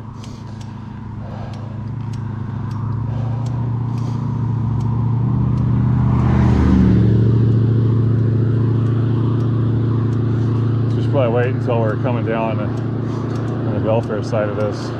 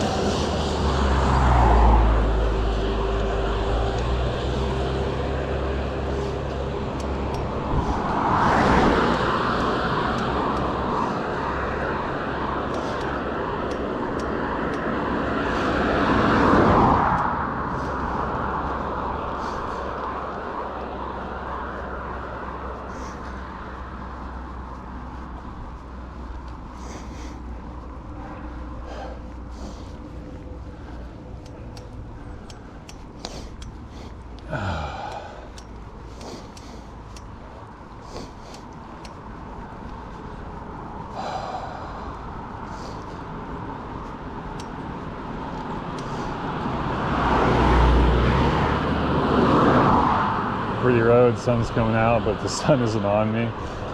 It's perfect.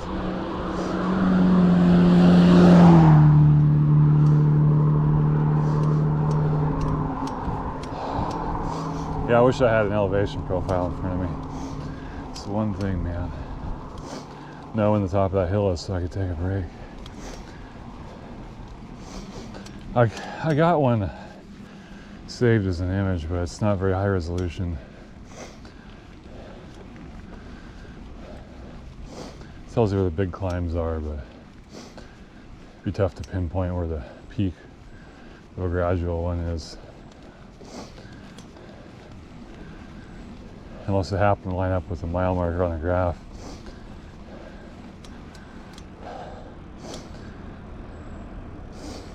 Feels like the top of something though. It's a long road though.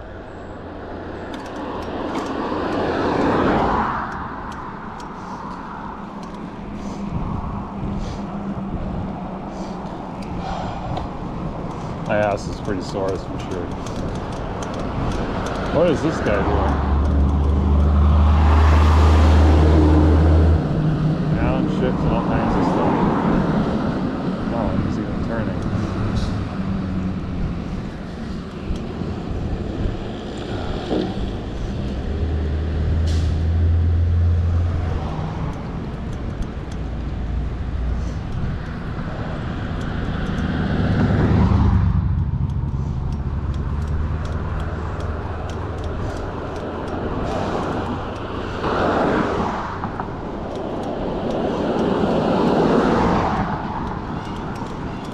Well, here's a good place to pull over. Might as well.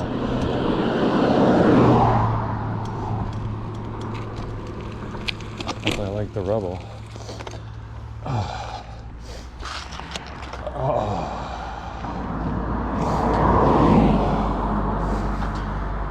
Oh. Let's check the map on my phone.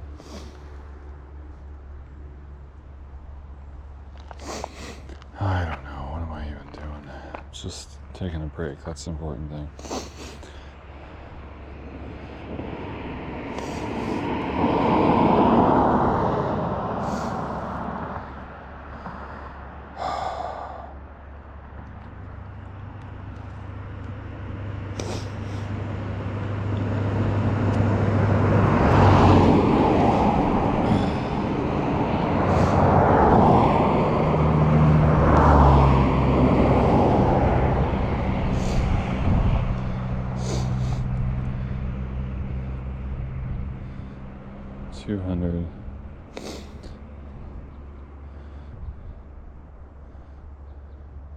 What is this?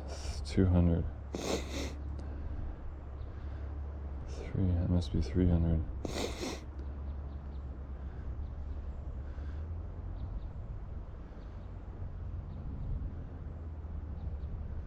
Looks like we kind of roll along. It's really difficult to say.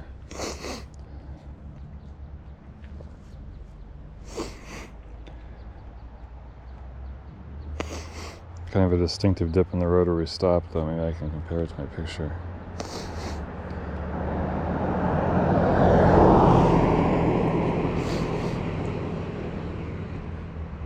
About mile 42, 43.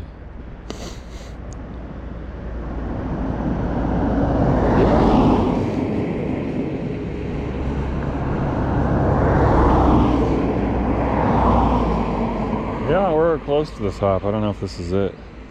And it shows a pretty gradual descent, more gradual than our climb was. And that stops right before 50. Yeah, which is Belfair proper. No, it isn't. Let me think, what road's that? Oh yeah, it is, okay. And then we turn right.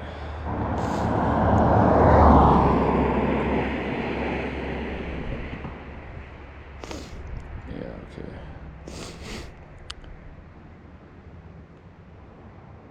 Well, I'll wait till we're going downhill. Depending how far that is. That should be the next 2 miles. Could be around the corner. Oh.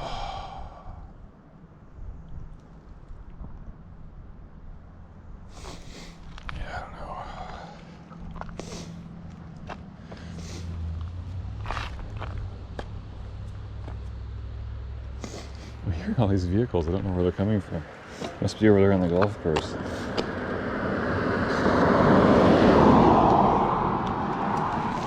Oh, right into a rubble.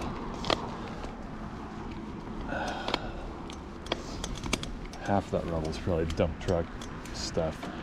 Wire in it and shit.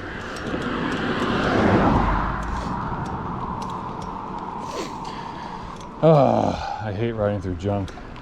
So paranoid about flats.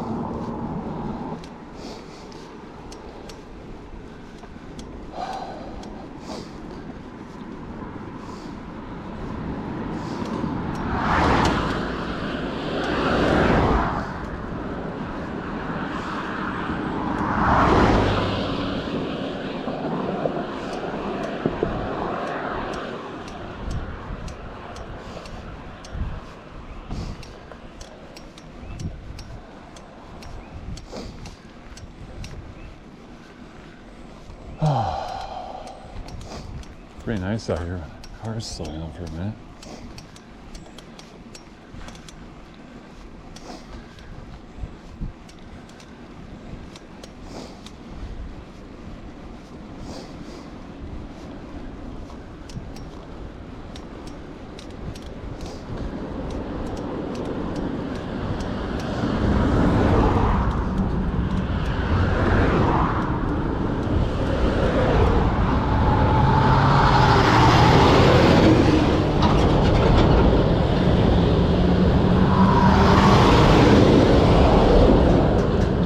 Trucks I heard, maybe they were going out the service road on the golf course or something. No way to know. No way to know what I heard.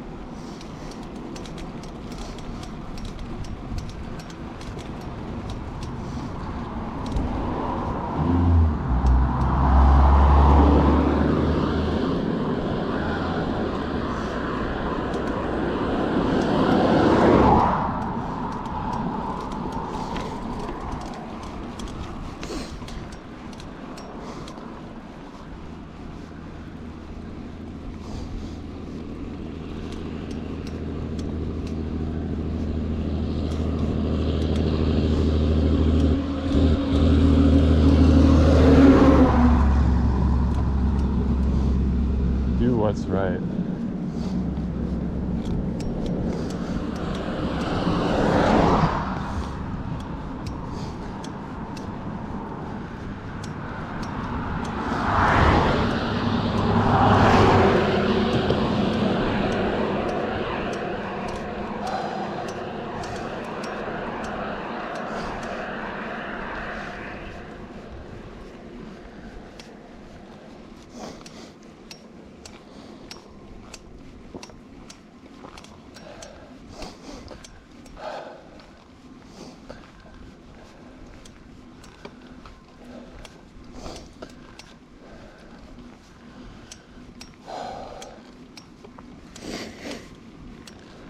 Yeah, we're still climbing. That's for sure.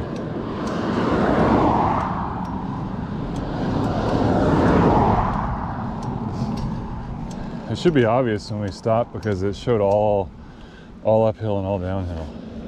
And very gradual, but not really rolling at all.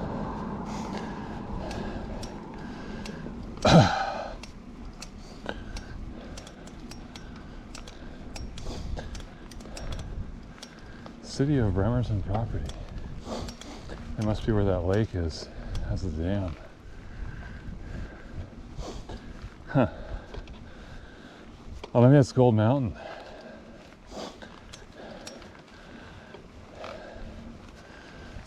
They're probably claiming it's a watershed, city water. It's obviously for ultra-low frequency submarine antennas. Obviously.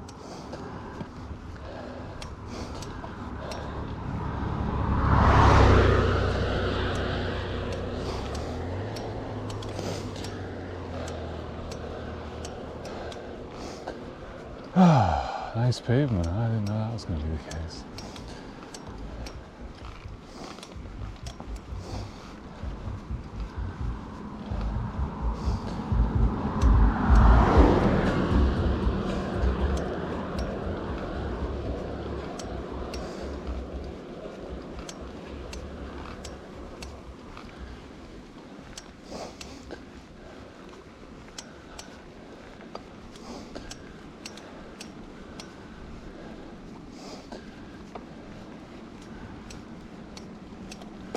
Or if they switched to like some crazy ass satellite array for talking to the subs yet.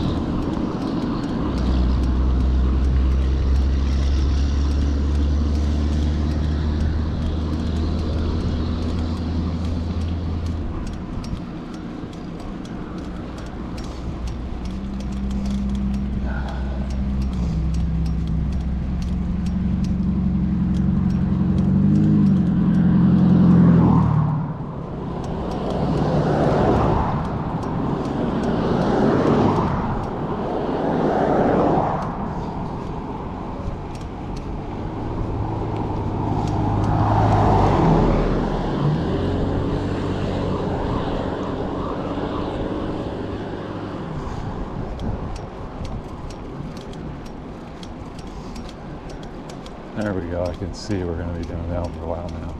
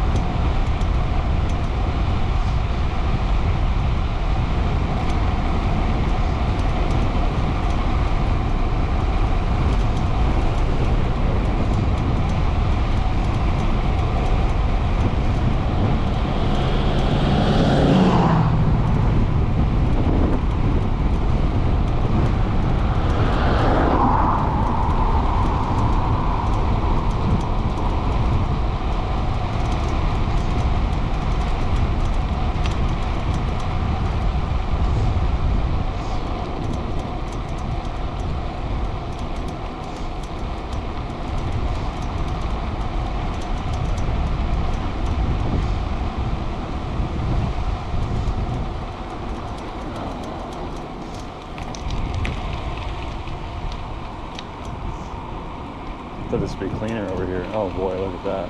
Not fun.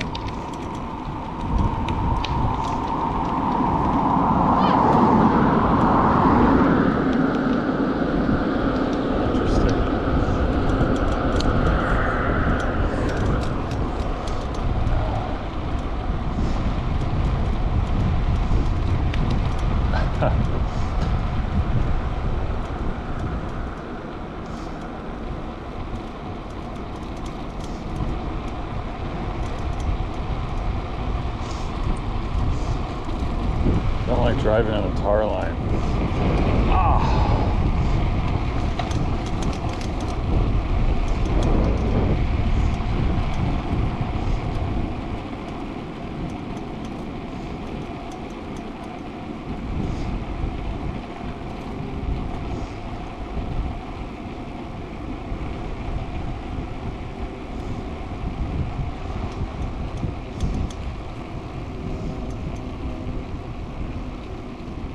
Huh.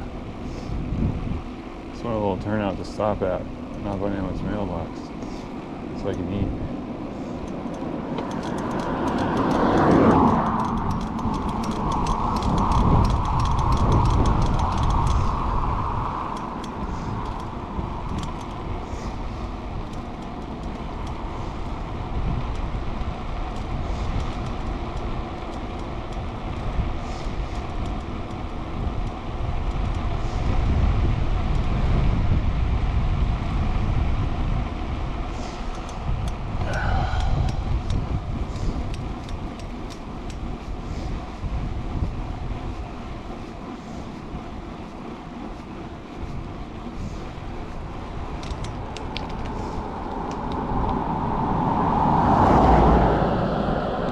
Too dirty over here, man.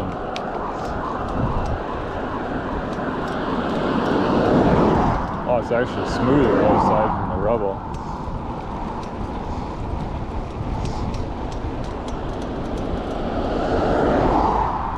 Yeah, I really wanted to stop before we go all the way down because I wanted to have some time to digest before I hit the hill up.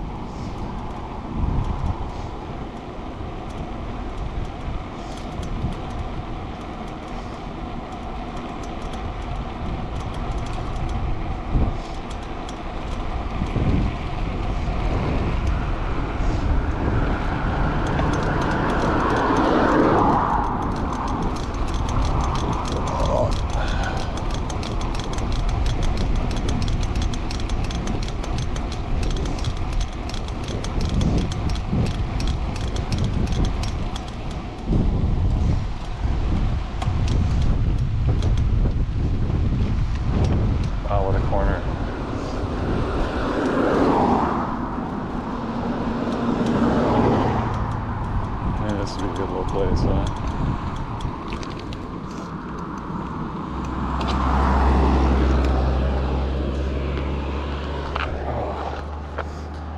Whew. Yeah, the worst part of this so far today is my ass.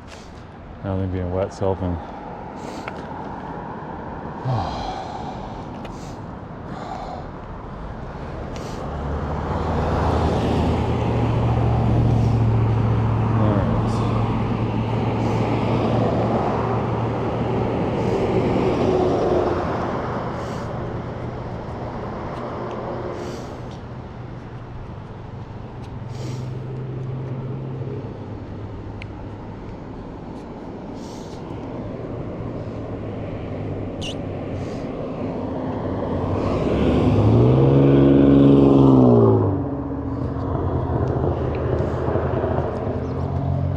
People are so weird.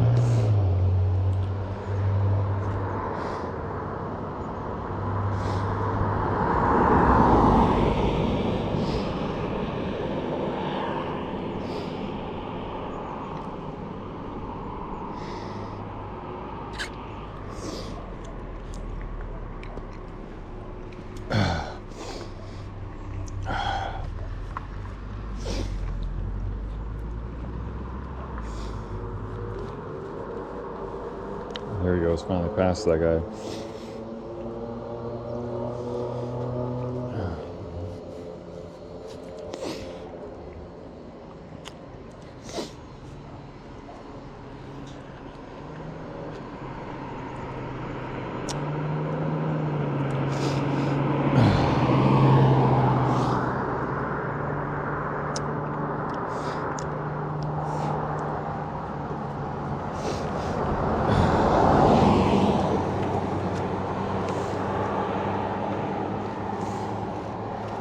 Okay, so that's it. So next time I want to take a break, I've got to get Cliff Bars and more gels out.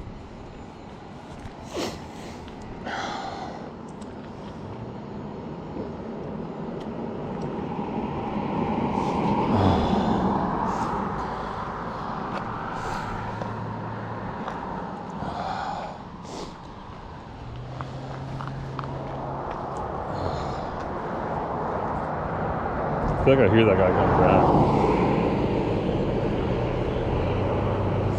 Here's somebody.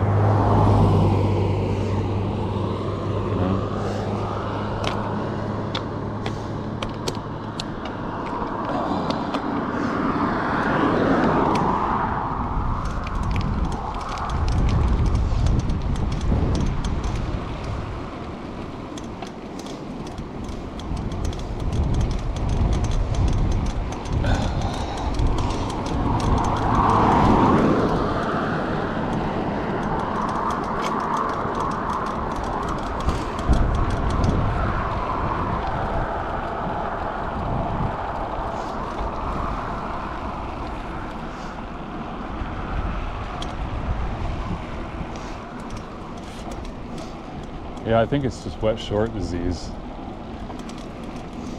I don't think it's as bad as it feels either, but tough to say. I never ridden without a rear fender or a jacket in the rain before, I don't think. I always had my first road bike had fenders on no matter what, if it was a nice day or not, so. Oof.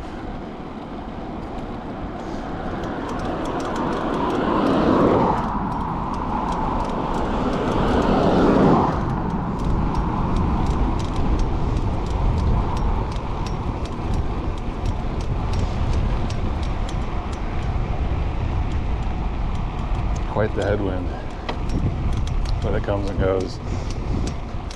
Turbulent today.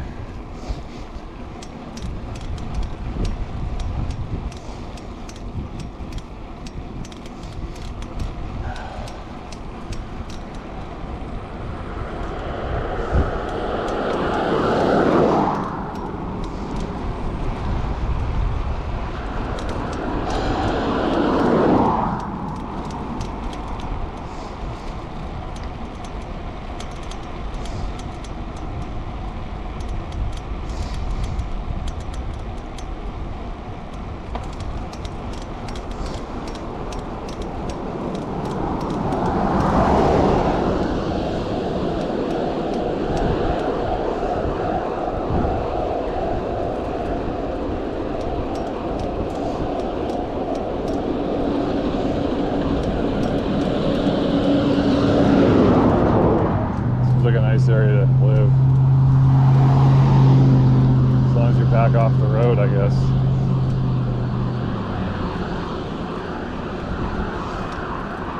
You never know where the drug areas are going to be though until you live there. Like that guy having his mailbox back there in a steel cylinder isn't encouraging, but that's more kids fucking around.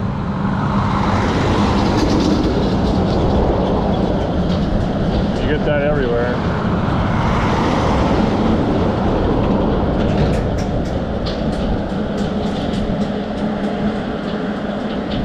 Oh, the old road's smoother.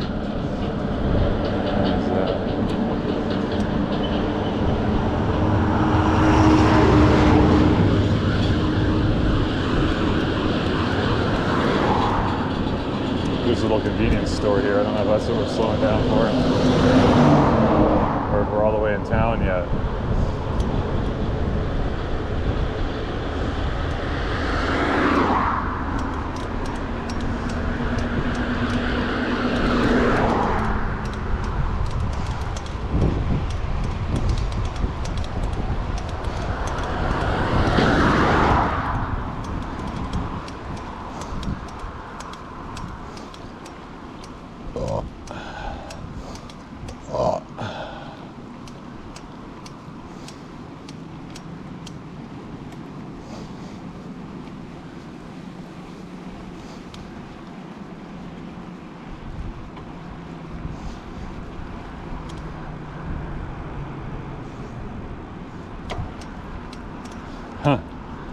So steep. No?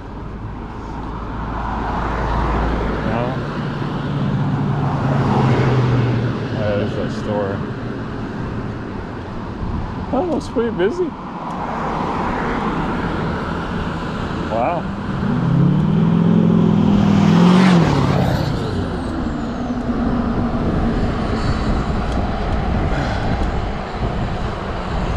What a loser. He can't even get his truck. He's trying to do it. He probably doesn't understand you have to take that stupid... Yeah, he hasn't even modified his truck. He doesn't even understand. What a moron.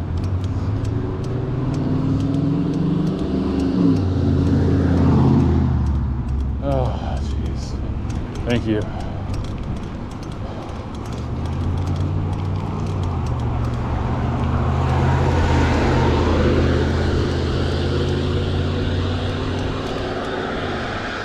Made some kid in Daddy's truck.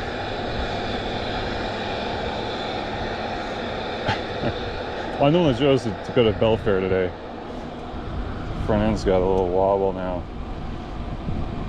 Oh, it's only when my hand was over here. That's weird. Yeah, it still seems way more stable than the bike that has fenders on it.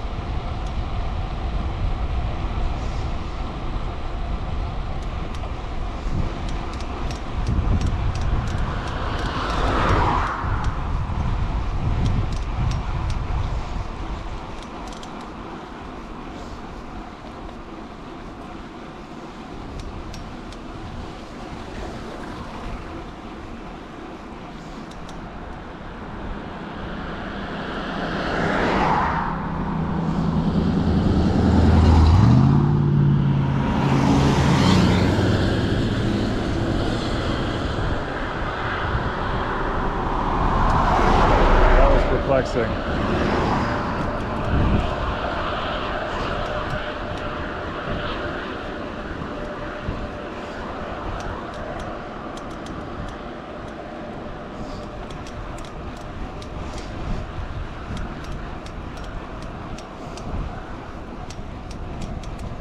Dude almost drove off the road. I think he was trying to come, he thought he was coming over quick on me or something to like show his displeasure. Perhaps his horn doesn't work. And he most certainly did not come over quick on me. He was 4 car lengths ahead of me and almost went in the fucking ditch. I'd love to watch a rollover happen like that and then tell them that now you're gonna die wearing that stupid little hat.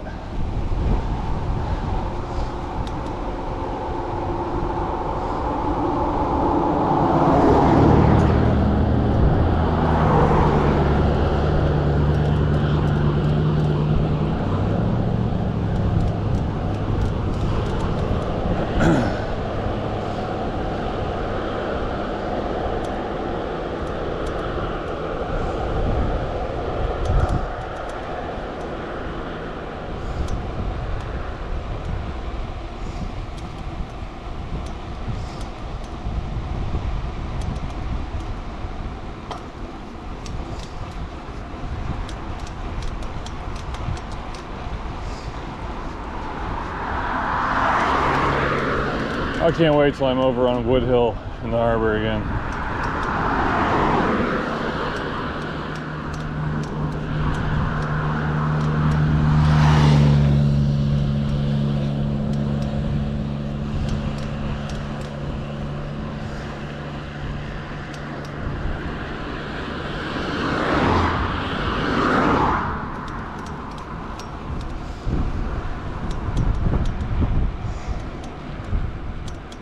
Yeah, going to Tacoma and coming out here really makes me appreciate Gig Harbor.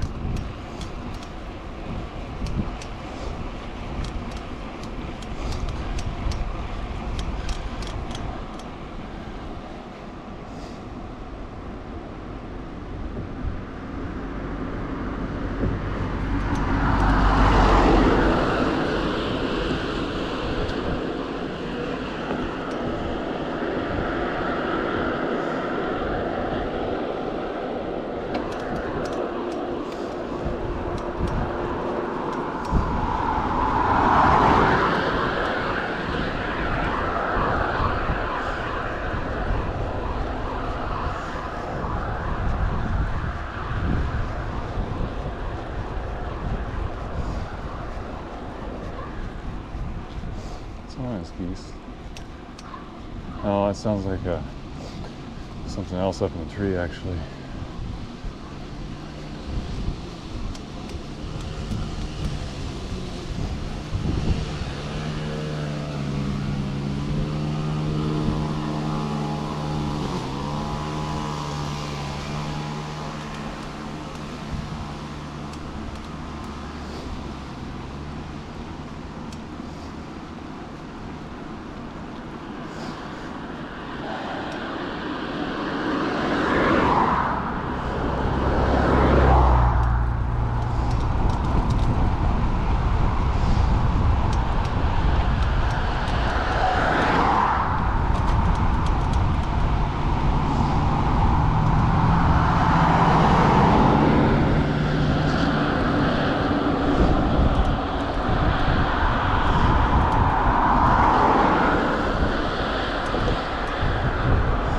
Probably gonna do a lot of walking up hills in Victor.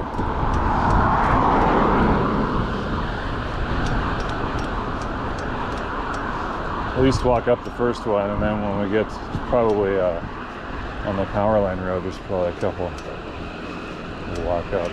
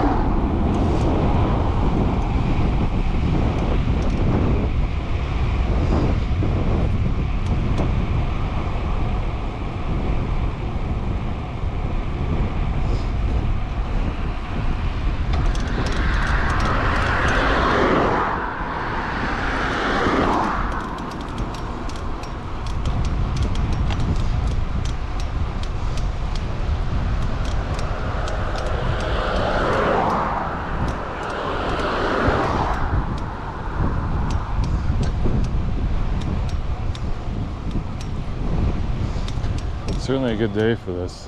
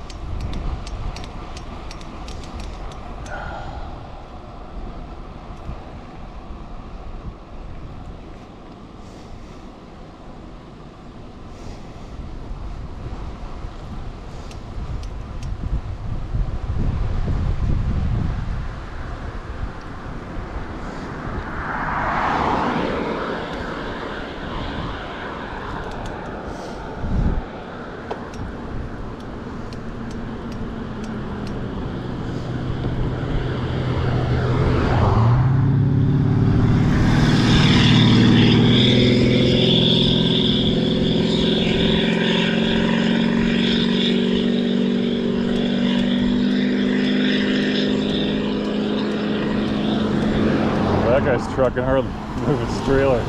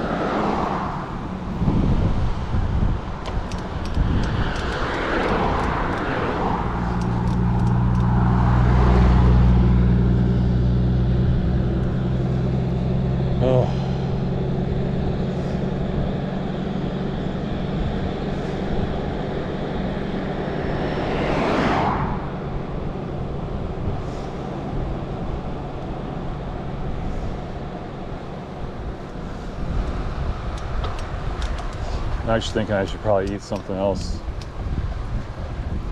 Like now, maybe. I don't know.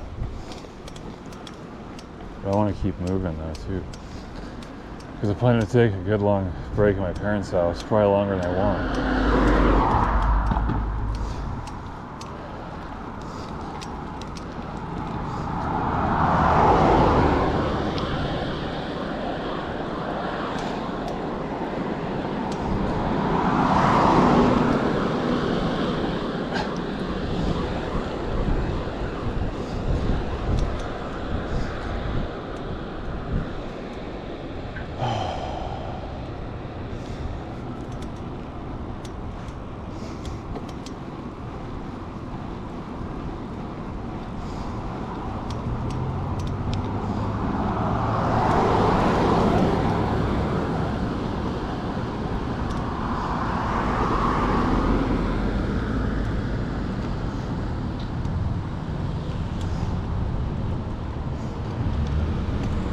You gonna go or what? Jesus. Fucking idiot. You know.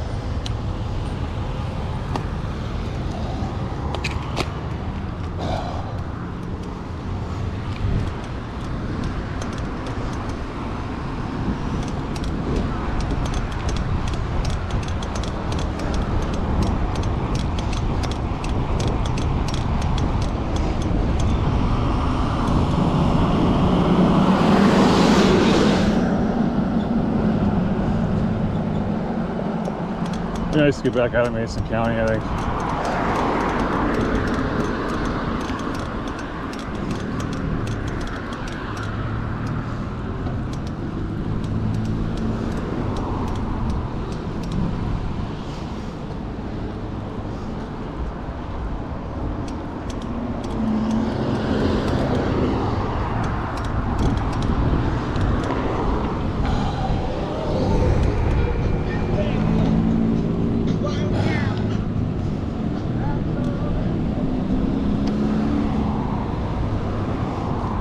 This shoulder's just as dirty as back there, but they're pretending it's like, I don't know, a lane.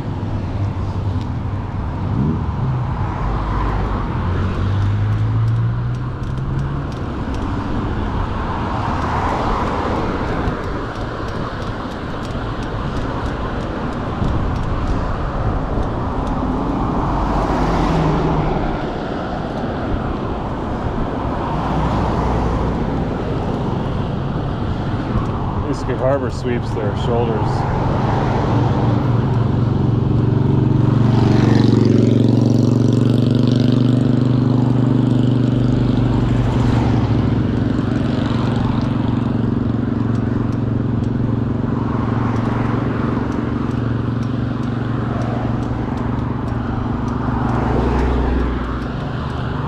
Belfair proper, by the way.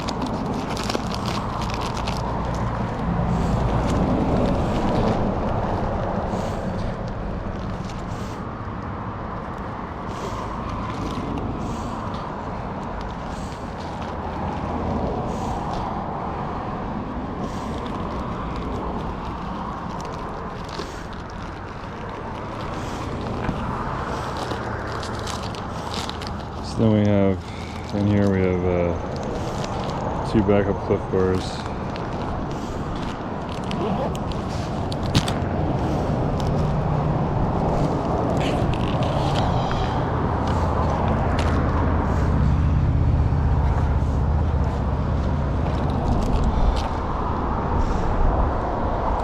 Oh shit.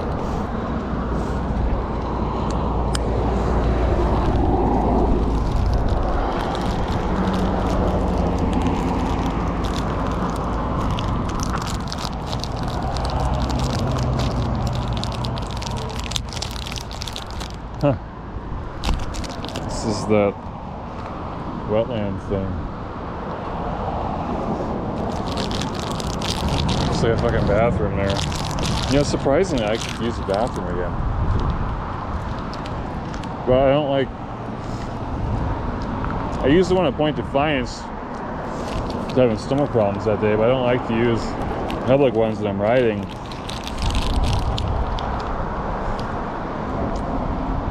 Especially if there isn't running water.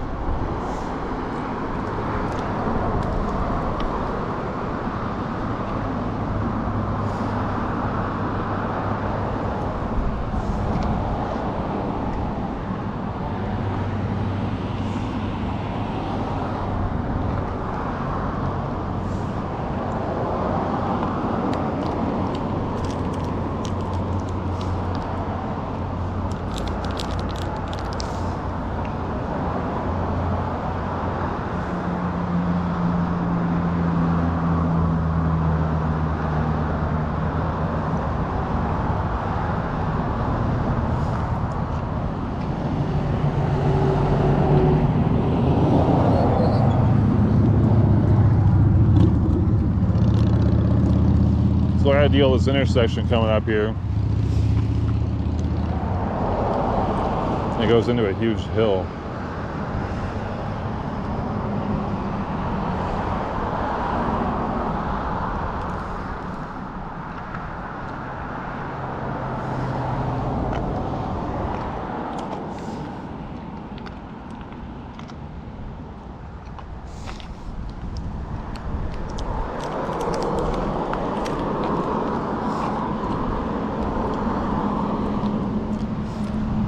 I think it has a decent shoulder though.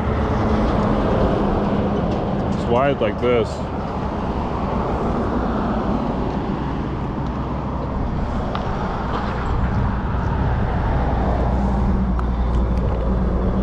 And the sketchiest part of the ride is probably Highway 302, which is the top of the hill. We take the cutoff, the Purdy cutoff. Well, fuck, no, it's not called that. The Victor cutoff, which is a spur of 302. And then when we get down to 302 proper, it's pretty skinny with rolling hills that have short sight distance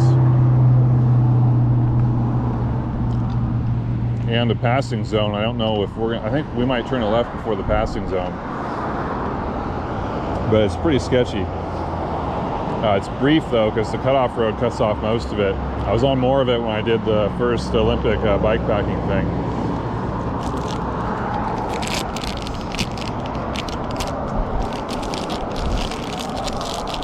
I remember one time me and this kid Riley, we were riding bikes in the woods behind my sister's old house, and we ended up on that, right where that cutoff road comes out by the fish hatchery somehow. I don't know what the fuck happened. We're riding back on the side of this busy highway. I'm supposed to be like in charge of watching this kid, and now here we are, our mountain bikes pedaling. That's why the most dangerous goddamn highway in the state. That's why I know it's not a big deal though, because to get from there to Victor only took us a couple minutes, even with the kid.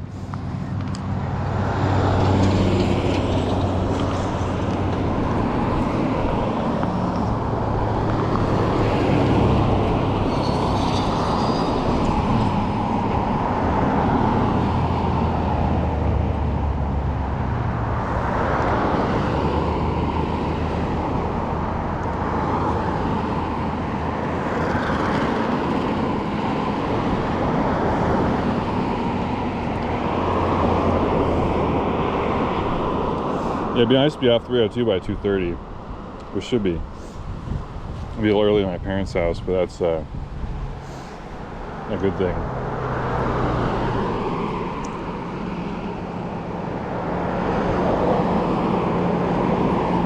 I just hope there's some solid food to be had.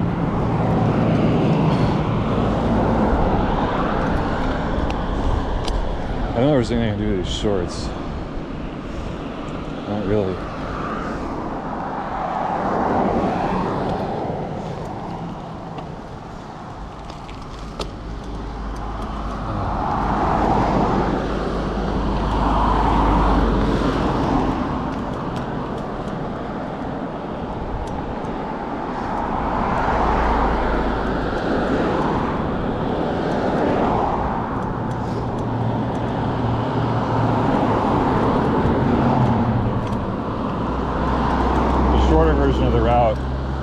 I go the other direction on this road and go up and turn on Lake Flora before the before the Bremerton Airport.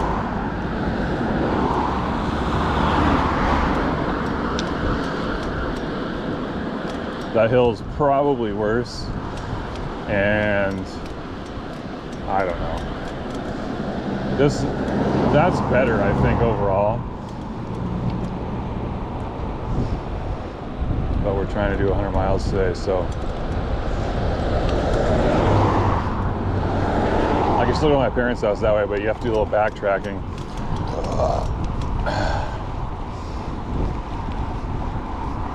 I had a version of the Century that did that as well.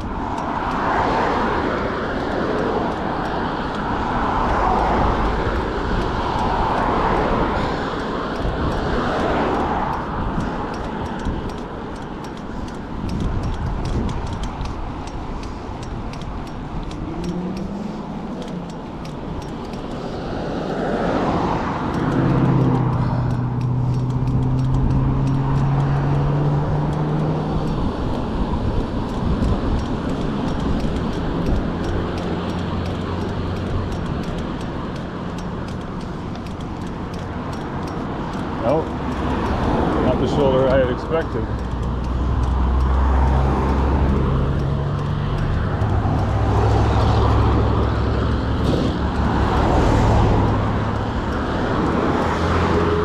Makes this much more dangerous, to be honest.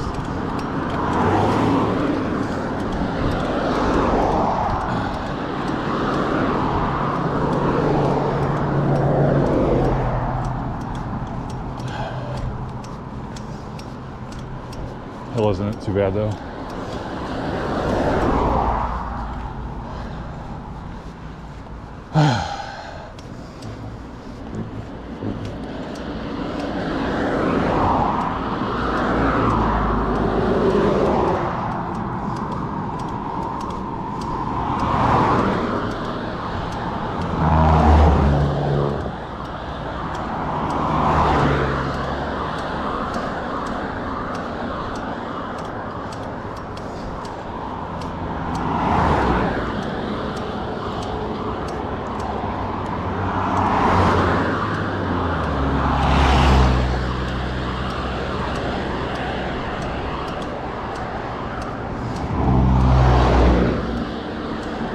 Yeah, this is just like 302. Super sketch.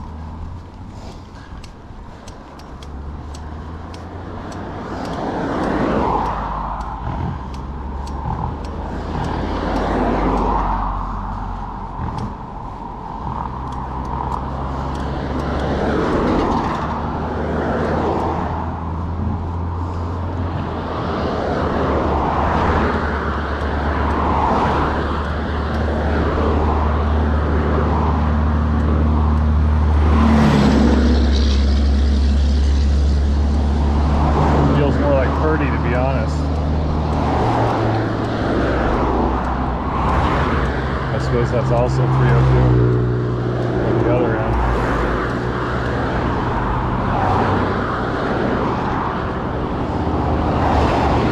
At least they're not getting on the freeway like in Purdy.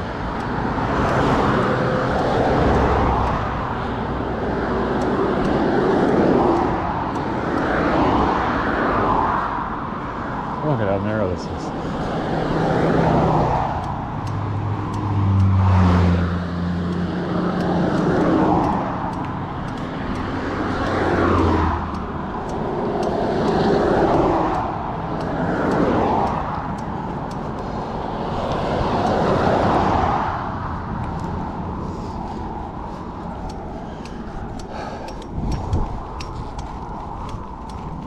Nice road when there's no cars.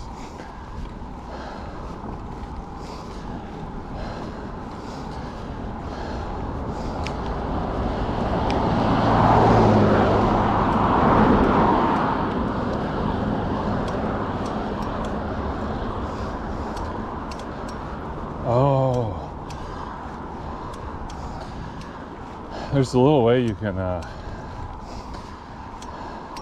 get over to the pole line.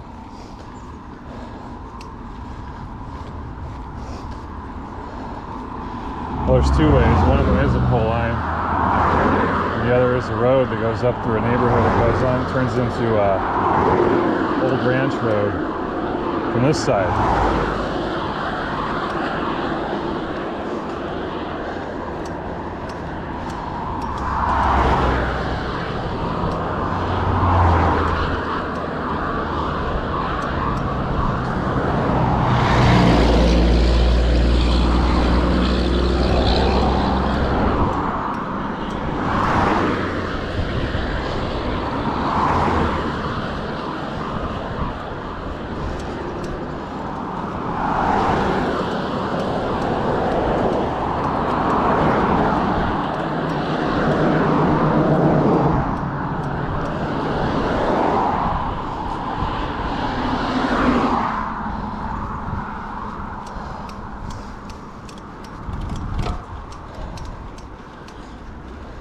I wonder if this is the road that hooks up with Old Ranch Road. I didn't like it because you have to climb all the elevation on Highway 3 before you get to it. I didn't want to be on this road on the mountain bike fully loaded, you know. I don't really want to be on this bike either, but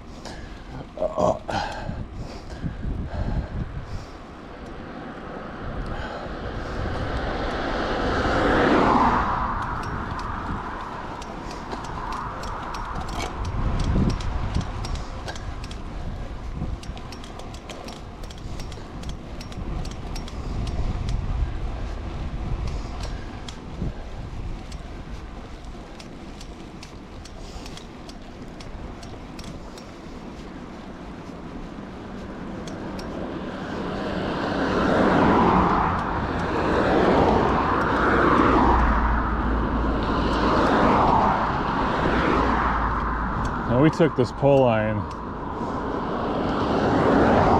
all the way to Mason Lake, I think, once.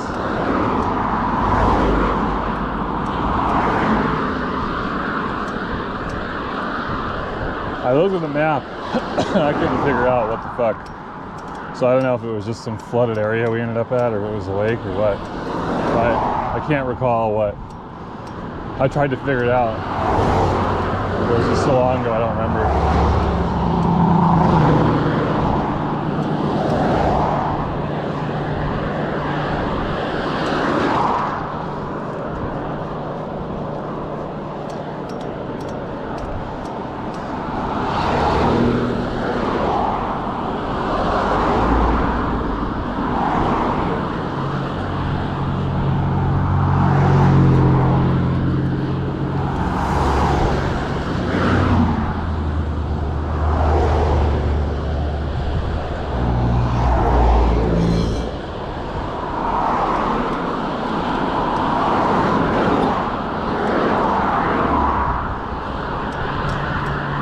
This ought to be plenty sketch.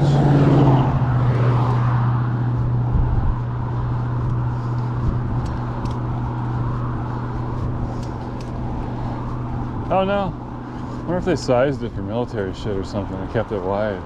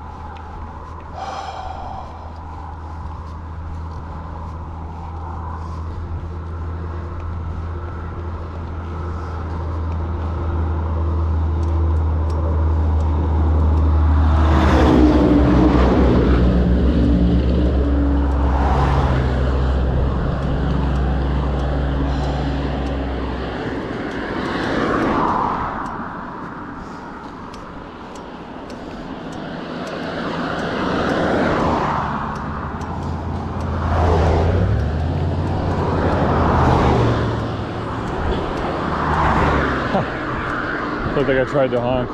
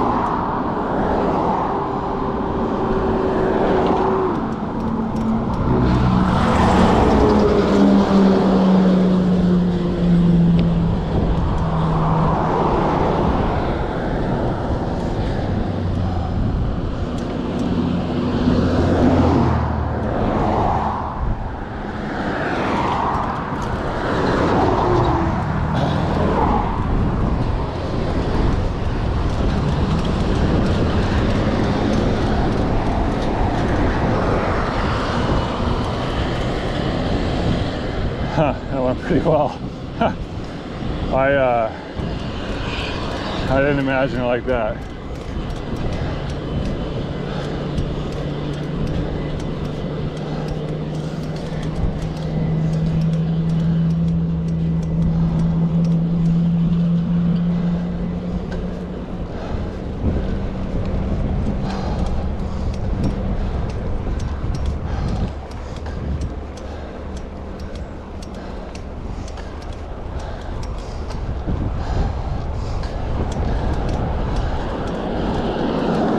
I gotta find a little turnout to take a leak. Oh, come on.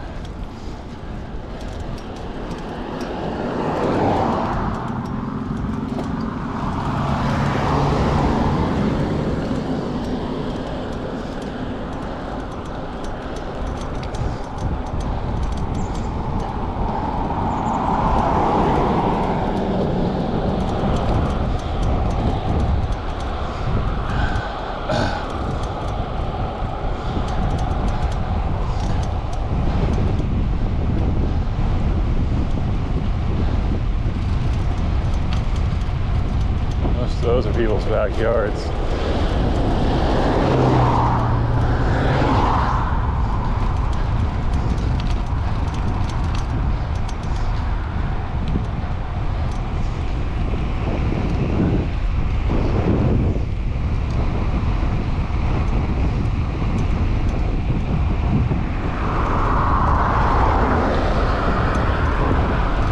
There we go. I knew there was one somewhere.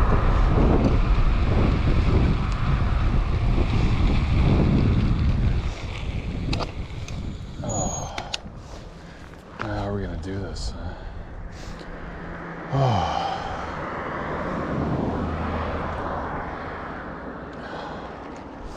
I'm just gonna put the bike over here somewhere and fucking do it. Lay it down maybe, huh? Okay, I can't hike too crazy or I'm gonna get cramps.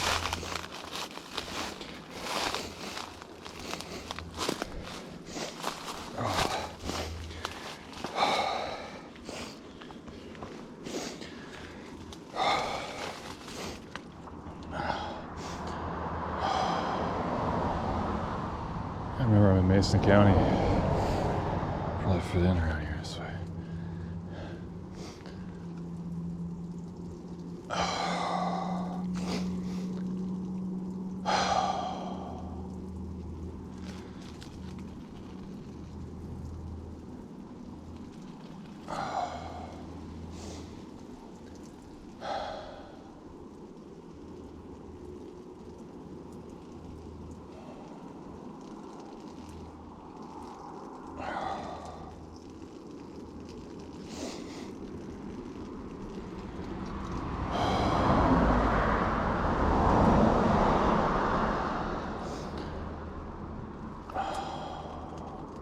Damn, this is hitting the spot. I already got that Cliff Bar in me.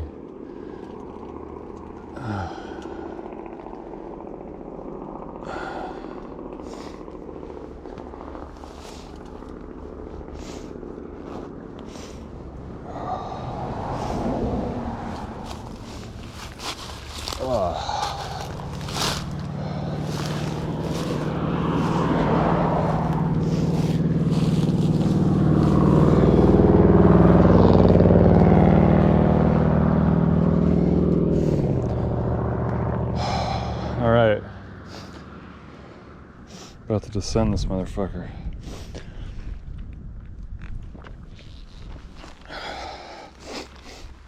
I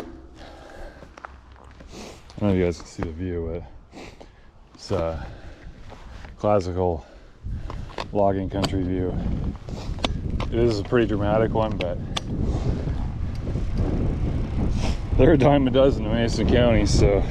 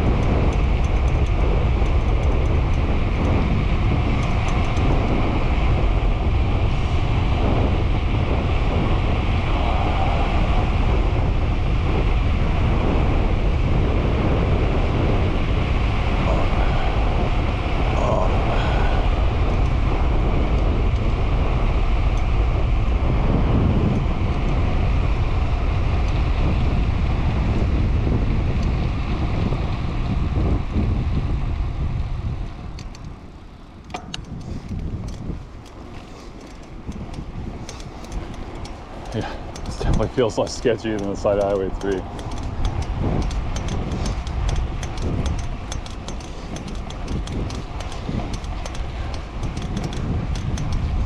I was hoping it'd be chill here this time of day. I'm actually pretty glad that I'm here before 2.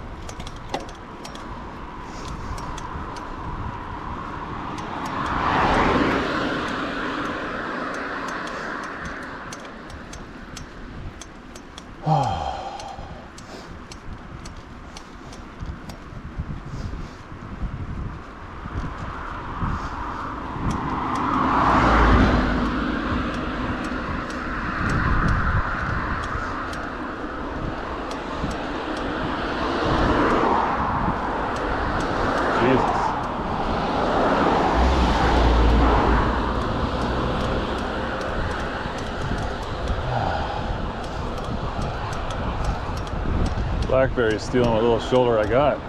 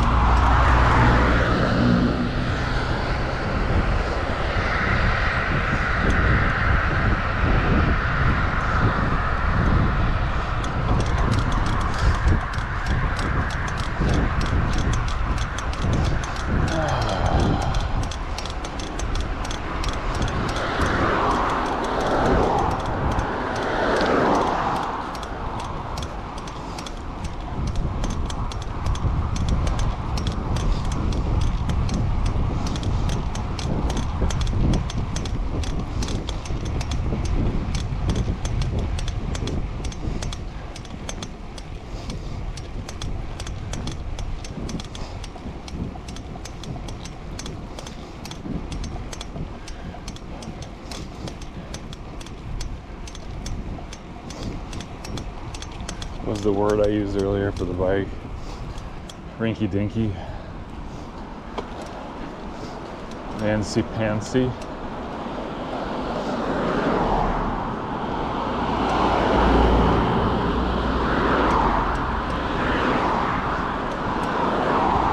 Namby Pamby.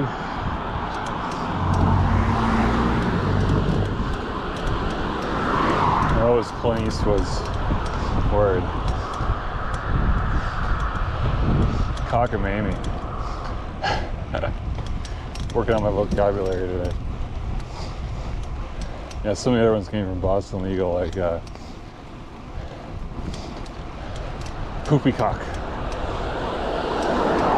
It's clearly poppycock, but they use poopycock because it's funnier and more vulgar, I think. That show is fucking great. Boston Legal, highly recommended.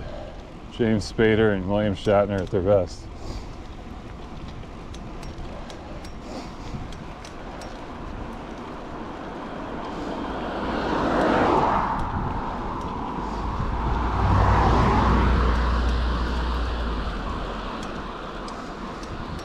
I'm looking for the Victor Improvement Club.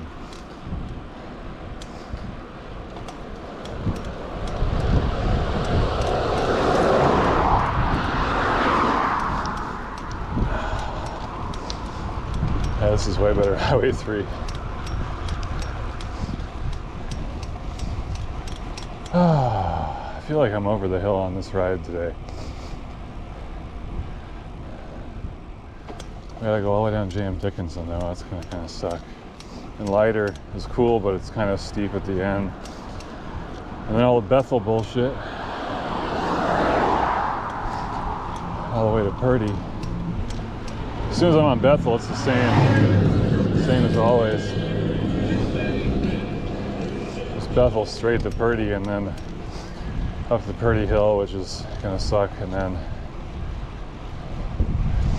get over to Wood Hill.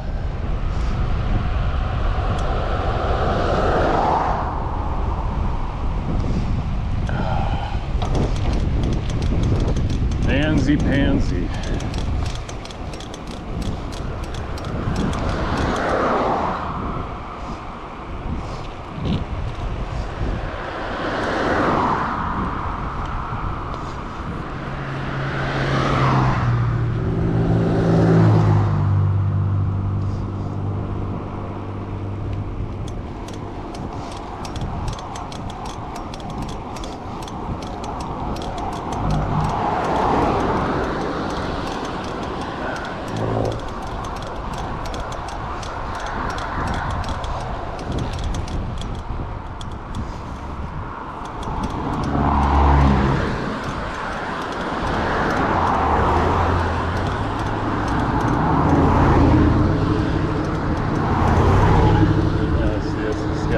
There's the improvement club up there. This is kind of what I think of when I think of the sketchiest part of it. Just these rises and crests and driveways and shit.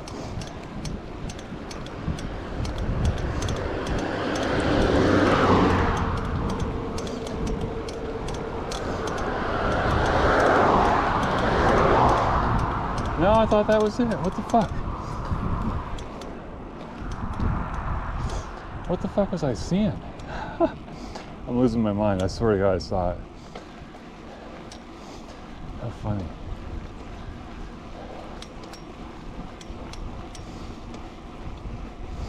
I don't know, man. Must have seen someone's parking structure or something.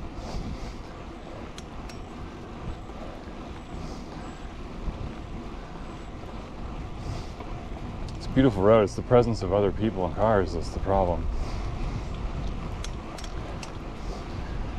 That's normal, right?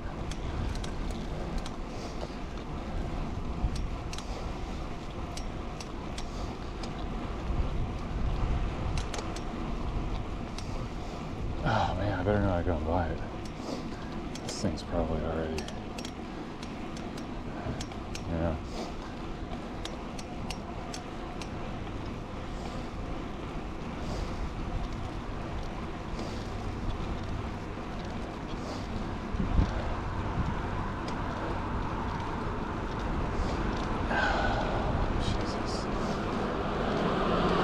catching all the breaks here.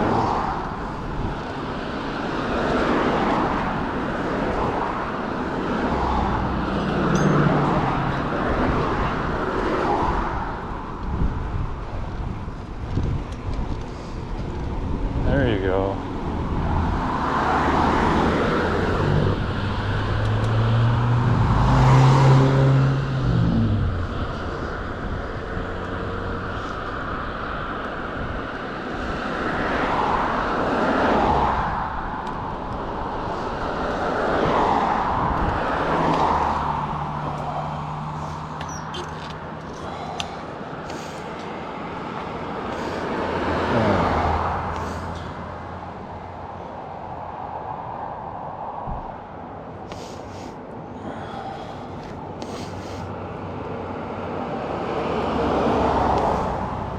I just want to make sure because I don't want to backtrack. I'm sure it's just farther than I remember. Yeah, it's very close. It's getting ghost touches still. Yeah, weird. Let's see if we can clean the screen off a bit. Could have deed on it and stuff from the other trip. Fucking it up.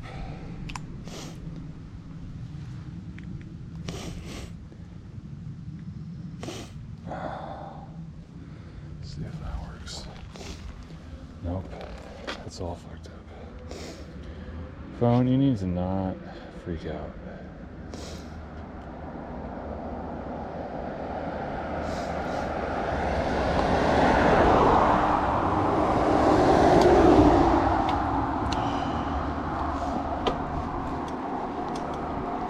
Oh man, this phone's toast.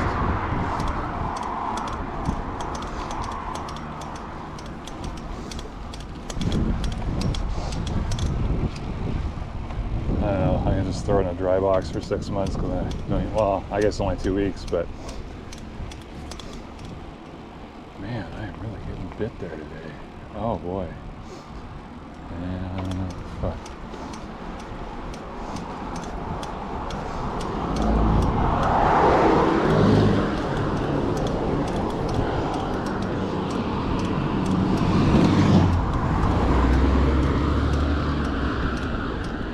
Oh, fuck you, phone, Jesus Christ. Oh, you're still on GPS there.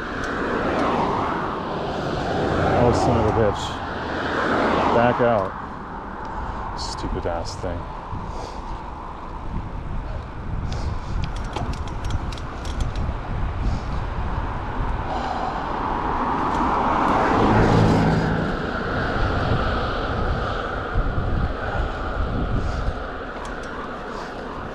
Yeah, I don't know what the water did to it.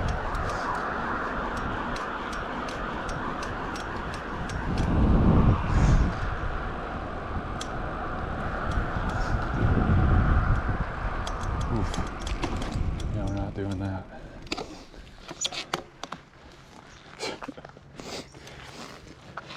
That's fine. Oh.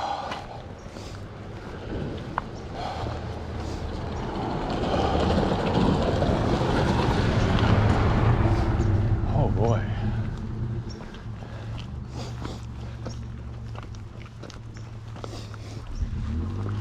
My instinct is telling me that I have my bike shorts hiked up too much. My cargo shorts not hiked up enough.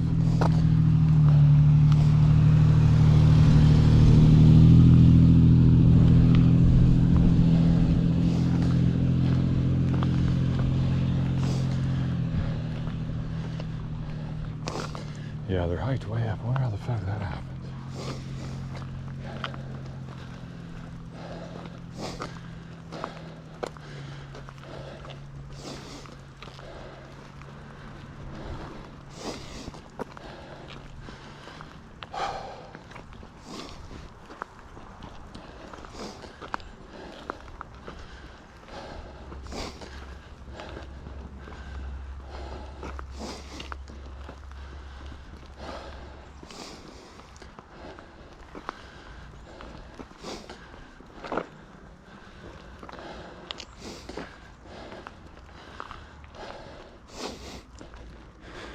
I don't know if there's anything I can do about that either.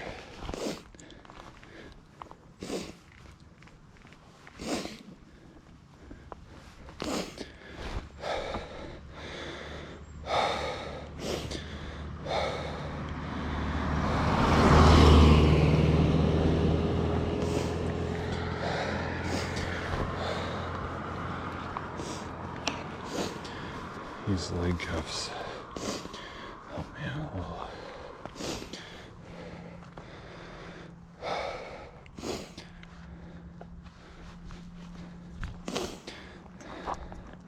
Anyway, we gotta get up this hill.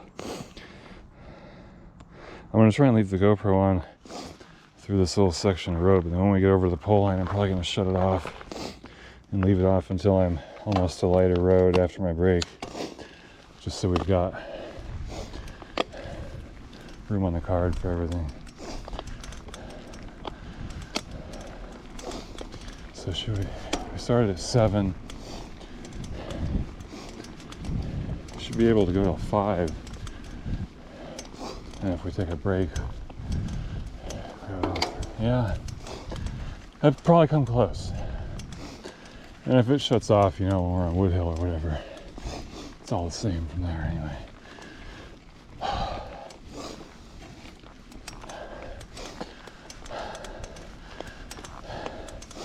Yeah, I should get a 512 card for rides like this.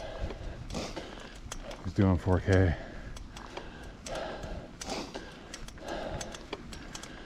I need 12 solid hours at 4K, but I don't like having huge cards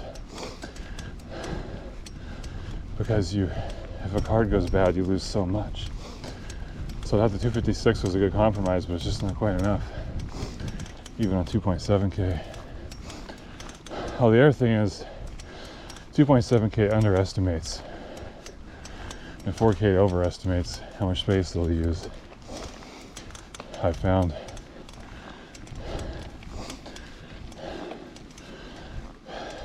Depending on the scenery, because it compresses the bit stream pretty good.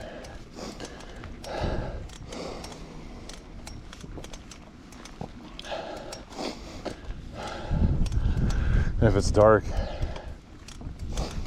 it's a pretty lossy compression, so you end up with more room on the card than you thought you'd have.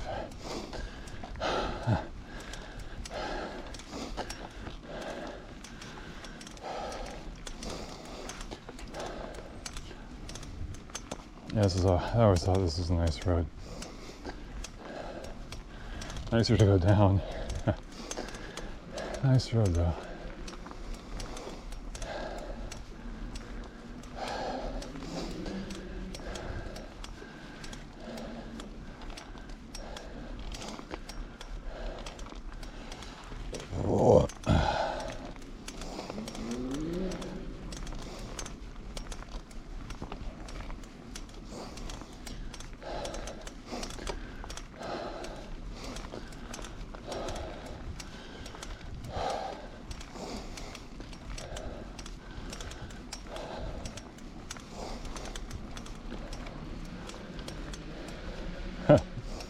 That guy's really going for it today.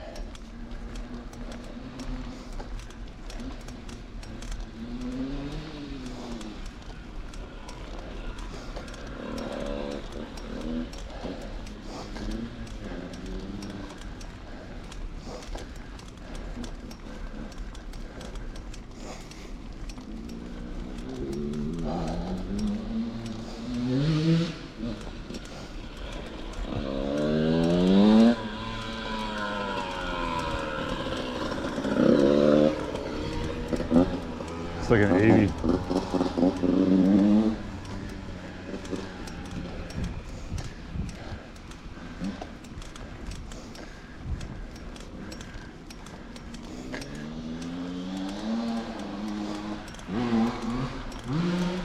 He must be young then.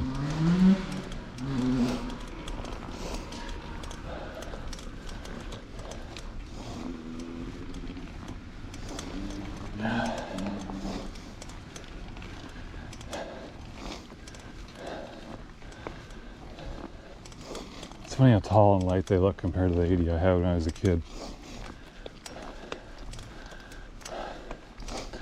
Got stuck under that thing once. Thought I was dead.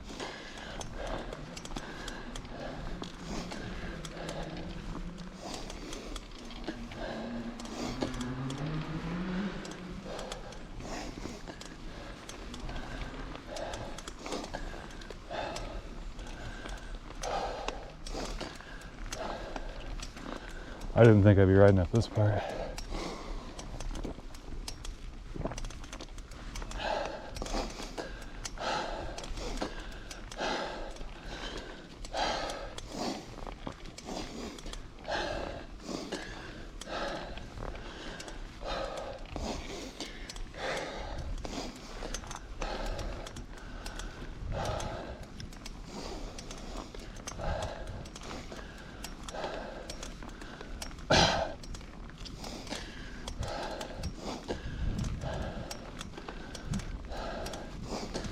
Huh, I might be home by 6 tonight. I doubt it. It'd be nice though.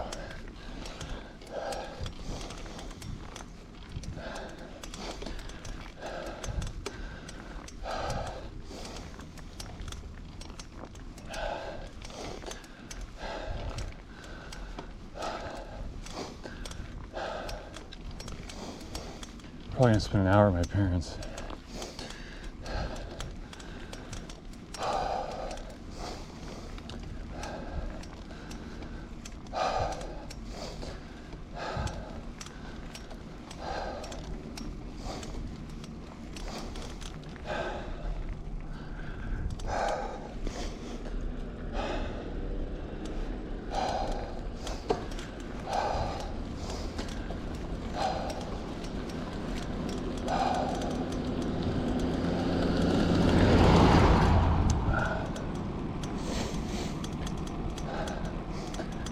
Honestly, this part previous to here is what I was worried about. My parents' house back home, it's all pretty gravy, even though I'm making it longer than normal, which is nice so I don't have to go on 302 again until Purdy.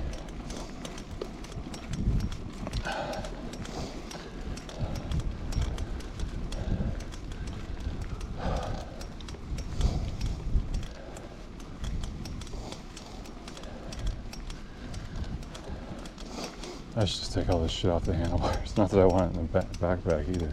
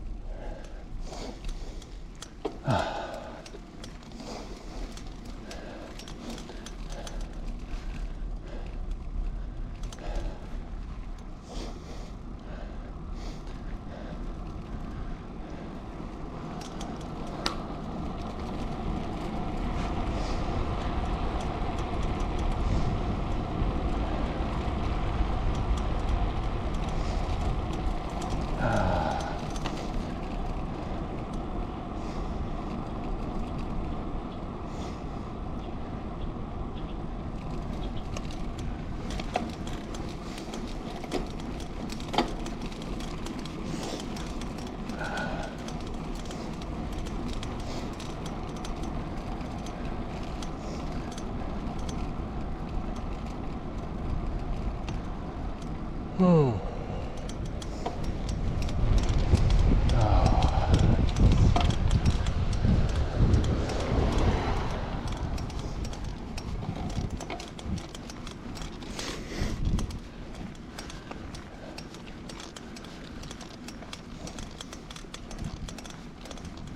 Almost to that pole line.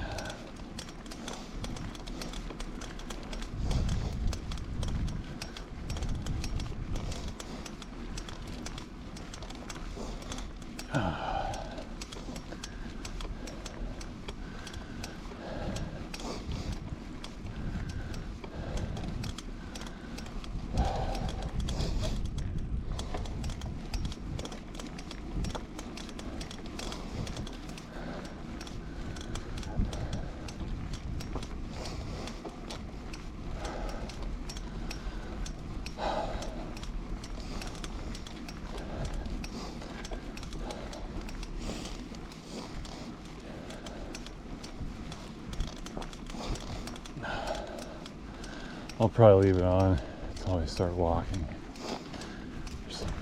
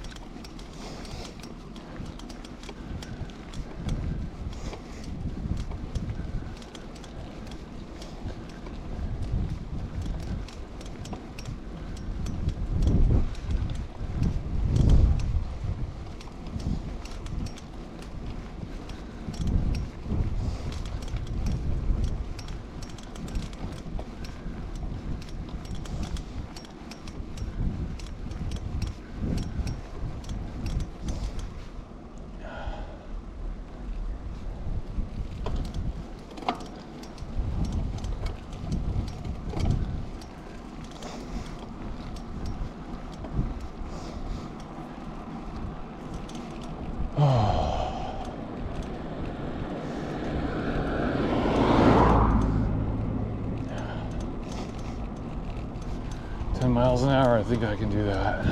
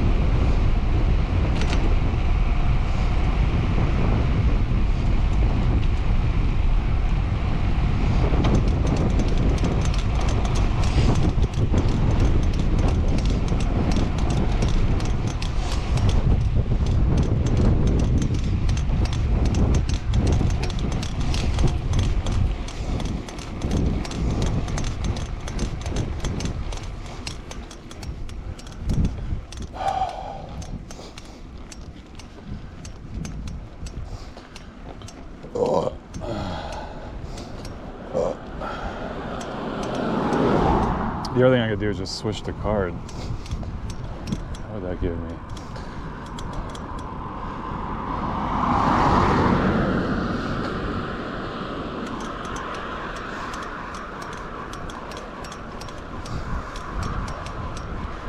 She gave me 3.5 hours. I don't know, I'll have to just see which is greater, I guess.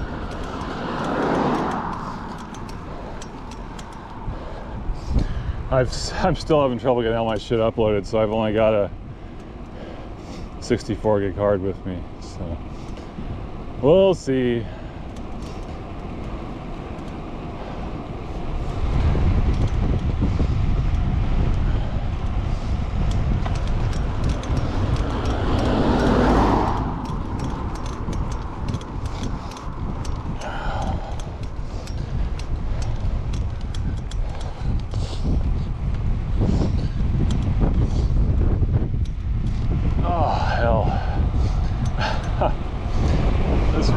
So weird.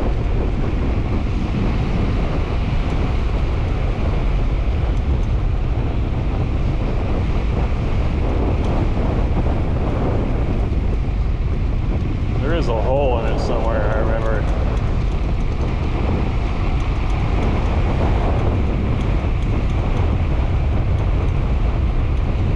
I think it'd be down here.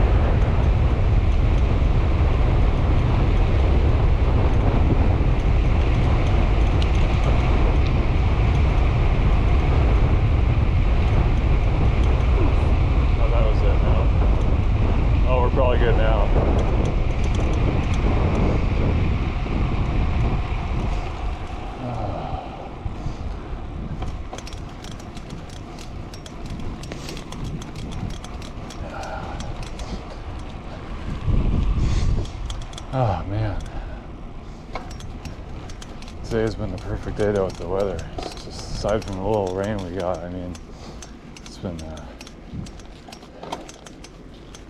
really helping me make this possible today.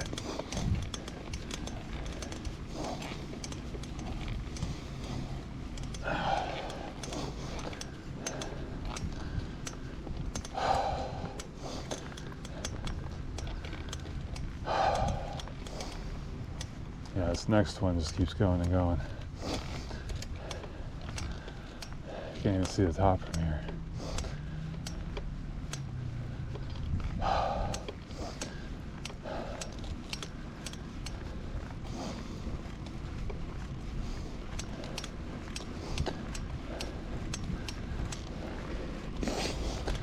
I'll go down a gear just so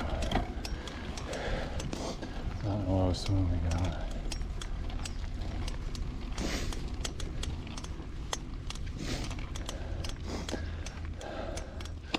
I'm just gonna take it easy. All right, so I'll catch up with you guys over on Jam Dickinson, Lake Flora Road, whatever, depending on how much card I have left later.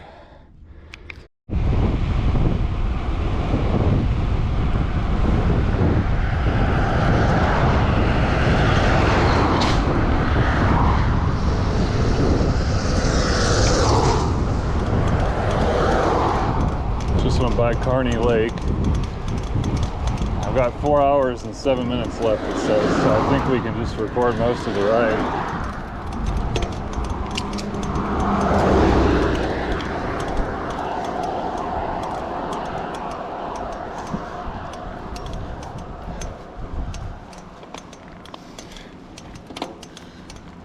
I was gonna have a peanut butter and jelly, we couldn't find any jelly. My mom wasn't there.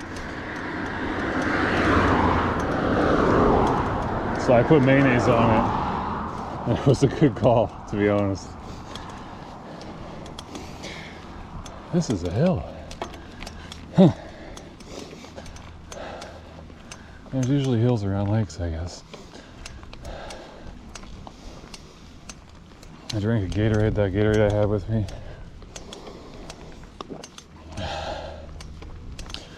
Oh, water's delicious.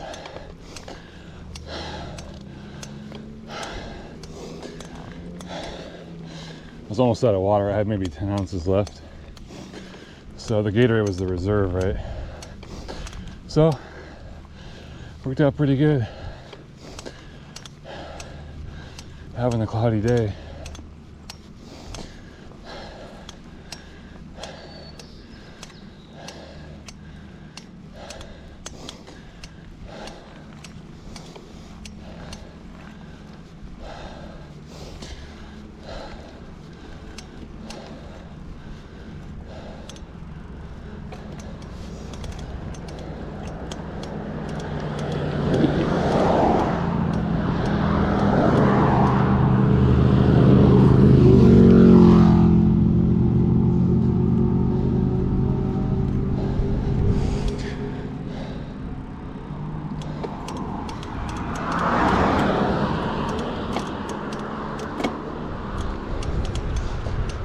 This shorts problem is it's becoming a major problem.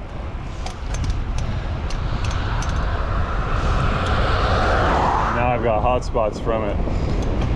So even when things are good, they're not as good.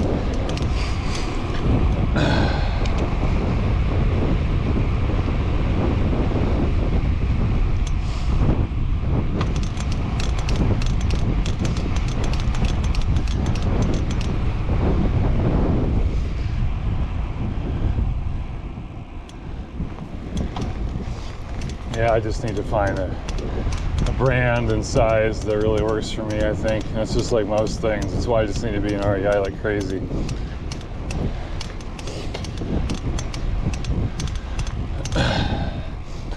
know, I got a wide ass and a wide seat. I mean, this seat isn't that wide, but it is. The 155 is a little bit wider.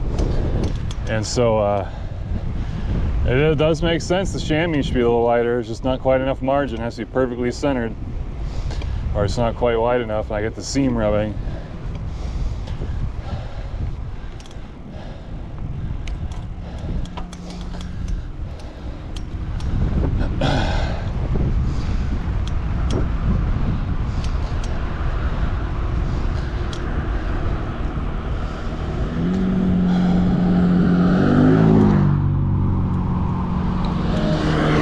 So we got about 10 miles on this road, and then we'll turn on lighter.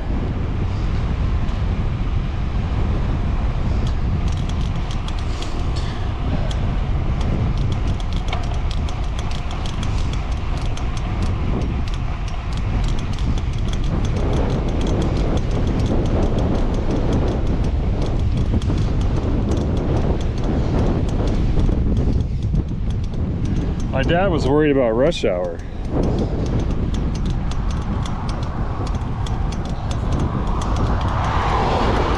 That I'd have problems if I stayed too long. And I mean, believe me, I think the same thing, but he's like, give us a call if you need us to come get you.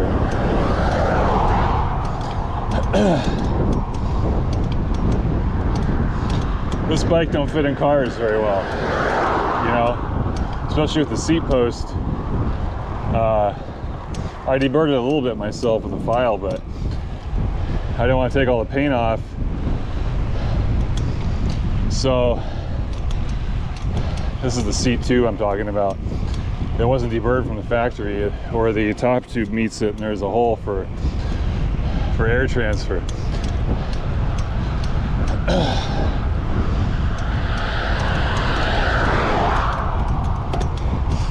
And so it's really hard to get the seat tube out.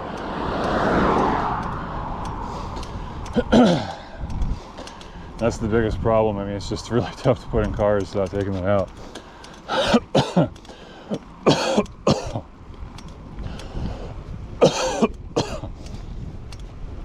That's the phlegm I used to get all the time. I don't get it much anymore.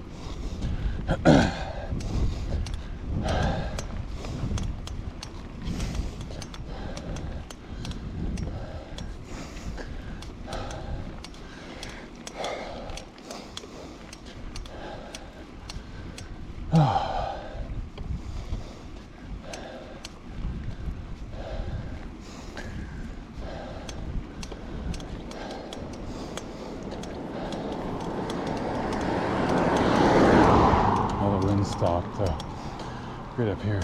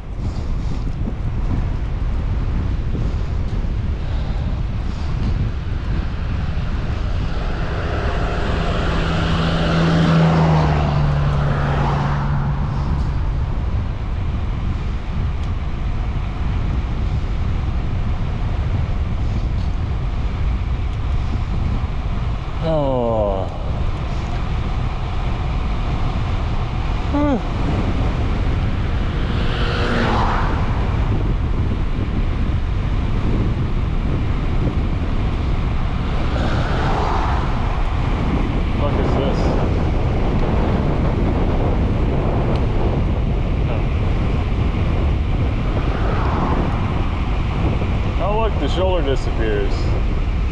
How fun is that?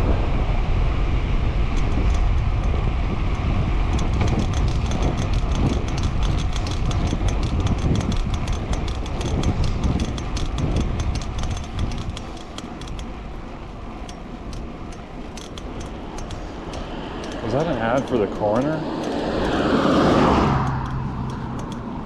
kidding me? Did I miss something? Or is this person's last name something I could easily confuse with coroner? Since I'm blind.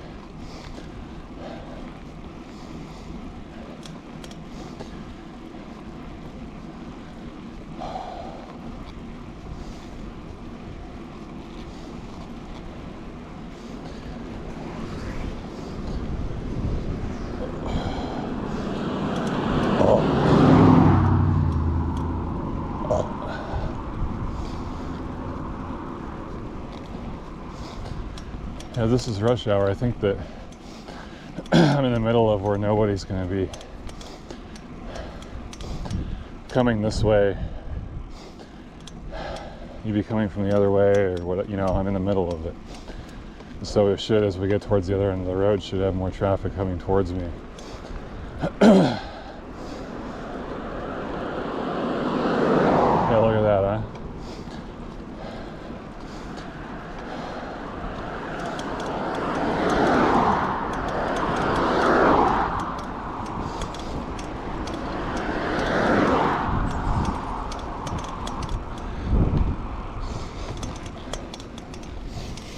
Huh. God, I'm doing gears.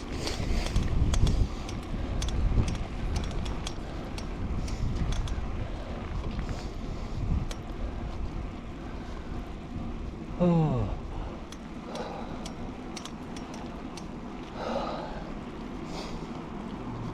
There's a gal there helping out my dad with stuff.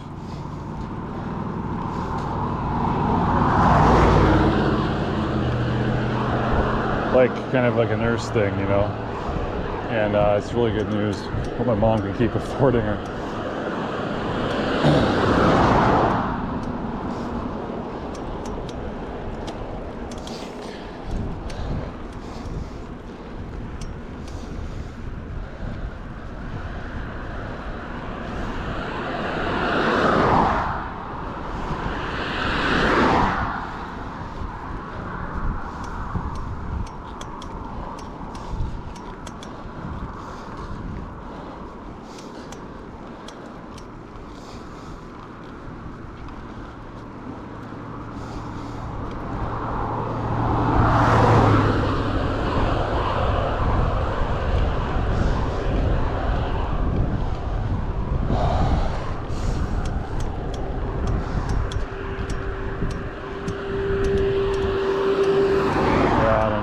When the wind blows, I want to be down in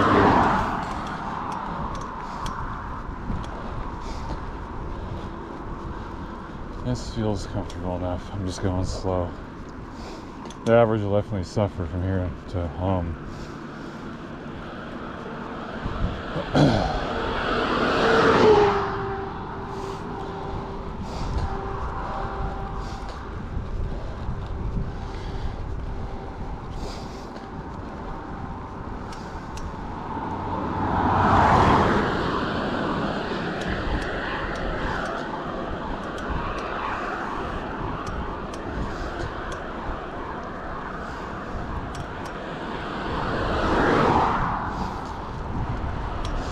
Yeah, my heels drop even when I'm just pedaling normally. That's stupid. I need those cleats back.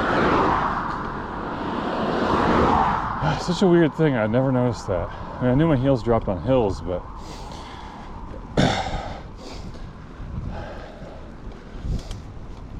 oh man, the things you notice.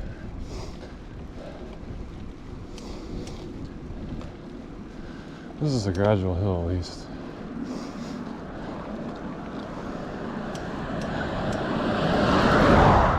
Oh.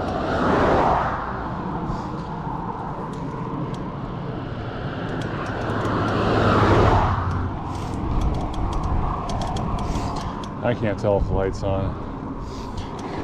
Yeah. Hard to see, I think. I got it pretty high up on the seat post. I figure the higher the better, so it's just hard to see.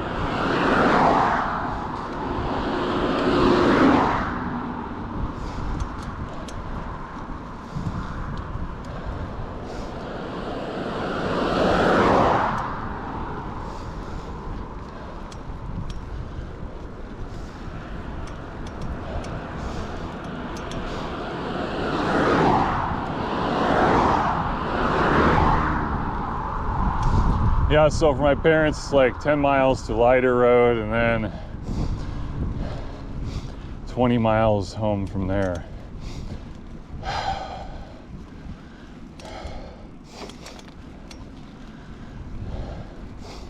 Put me through Purdy at 5:30 or 6.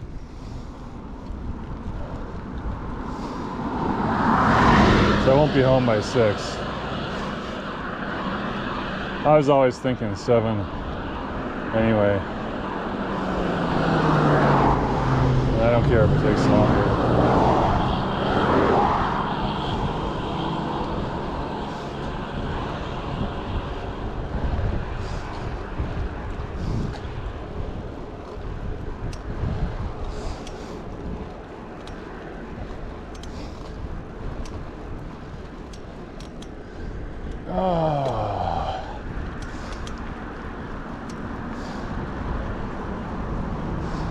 Oh, come on, you guys. Jesus Christ.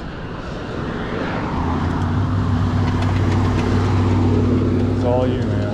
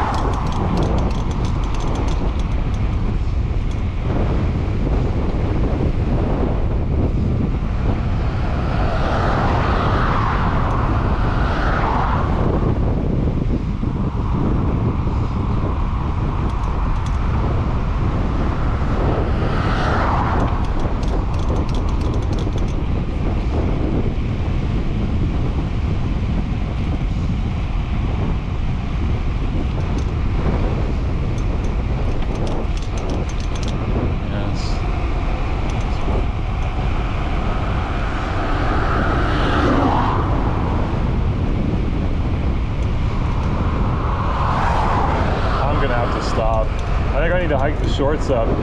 There comes a point in my rides when I always untuck my shirt and it looks like shit, but it lets me get to the shorts easier. I feel like we're there now.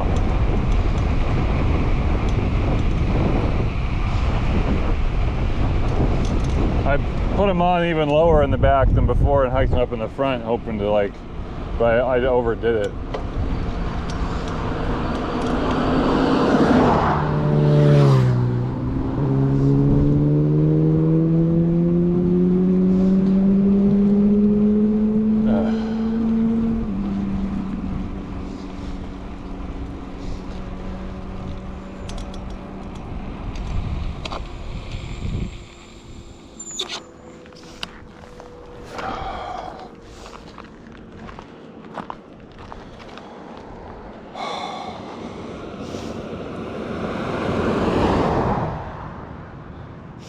Maybe I can hike him up without untucking all the way. I don't know.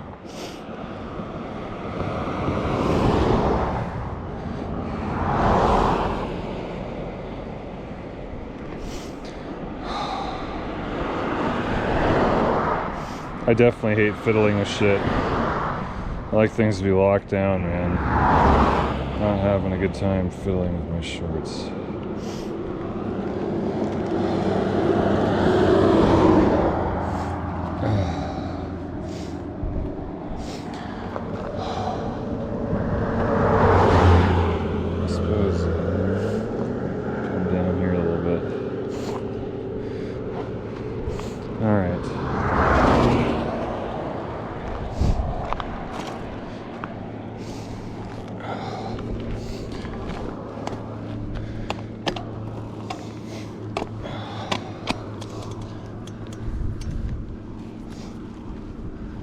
Oh, I think I got it good this time, actually. It won't last forever, but oh my God, it's a dream. I give it 5 minutes. I just don't know what to do. Like, I don't know how to do it like this every time. It's just I knew I was too far one way, so I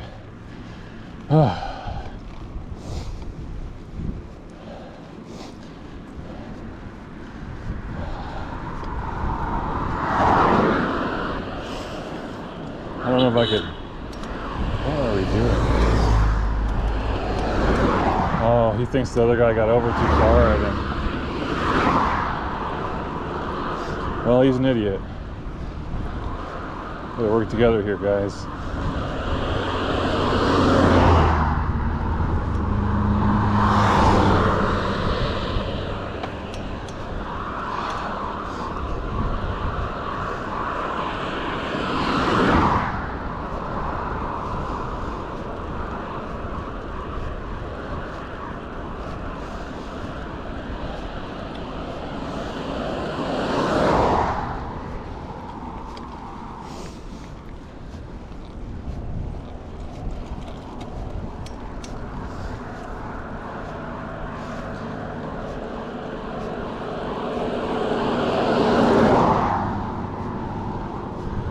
Yeah, I'm not too happy about being on this road either. I don't know, man. Yeah, I guess for Ward Street, you just gotta stick to Bethel or Bay Street, Beach Drive, whatever. Luckily, this road isn't really. It's just the way you would go between my parents and my sisters. I don't really wouldn't have to use it for anything else.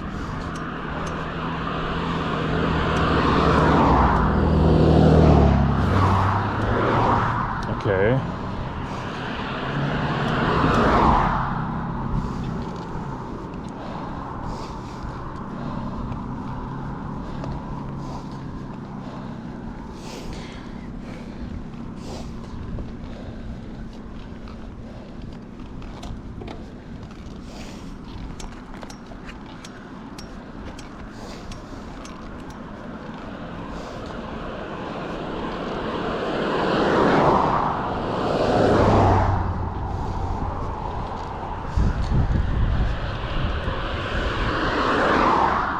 Bethel's actually the bike route, so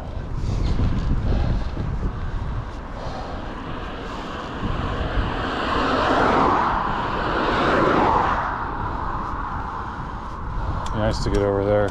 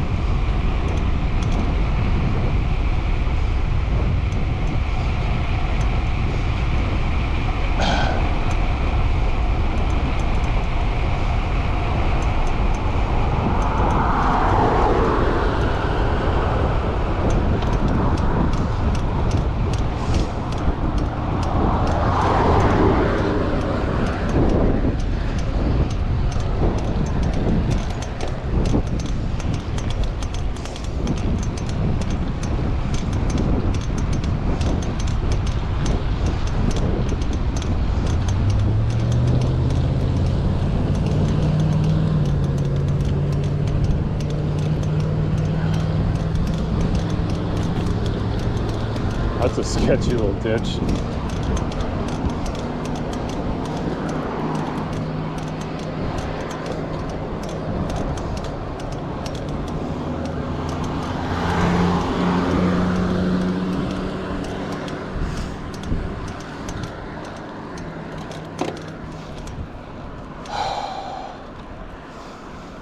Now we get a little shoulder again, that's nice.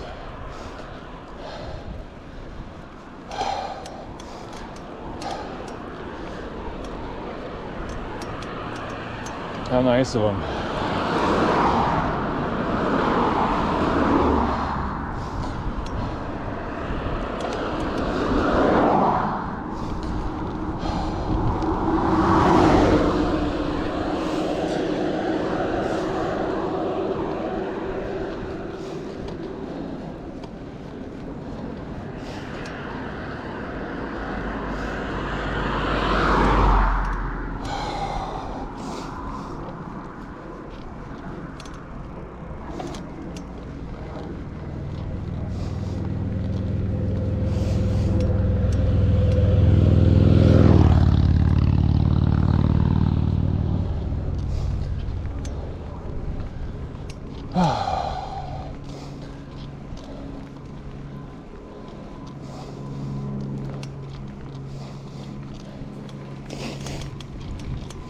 I don't like being in the drafts and there's no headwind though. Like, it's not going fast enough.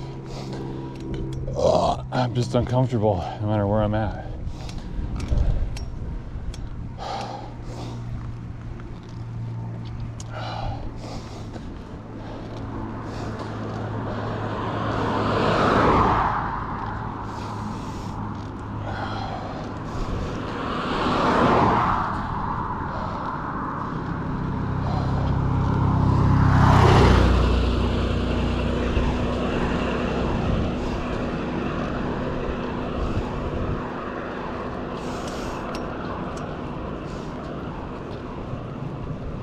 Oh, there goes the shoulder.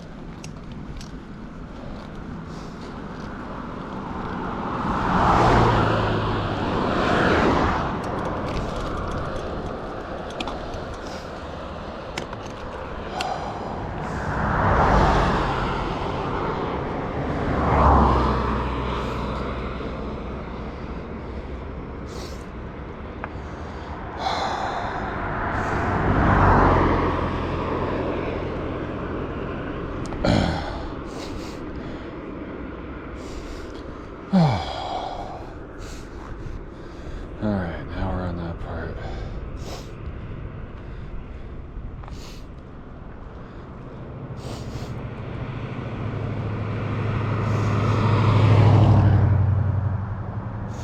Right after Station Circle, lighter road.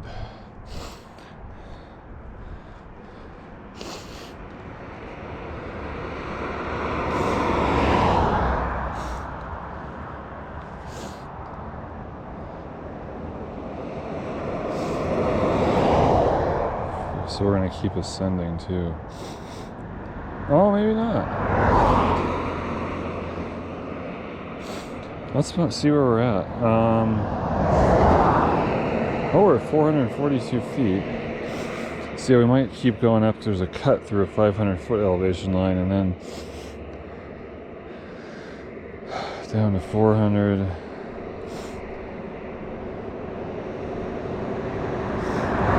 Lighter takes us to 300.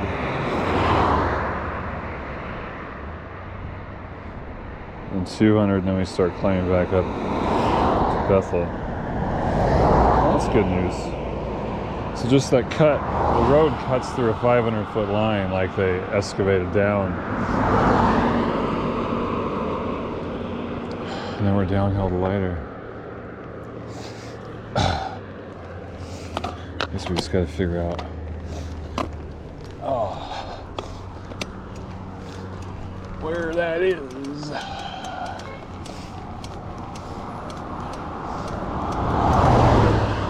I think that was the plate on behind you, honk. I don't like those either, but it's interesting when people do it. Right now my butt feels great. I should stay in the fucking drops, stay right here and not move. Because yeah, I get, my hands are most comfortable on the top of the bars, and I have to shift my butt around a little bit, and then I get all fucked up. I can't get it back. I don't get it, man. I might have to do bibs, but I'm so tall, it might be really hard to find bibs. And then imagine taking a shit, fuck me. Take my shirt off. I don't get how a guy would do that. You have to take your shirt off. Yeah, I don't know, man.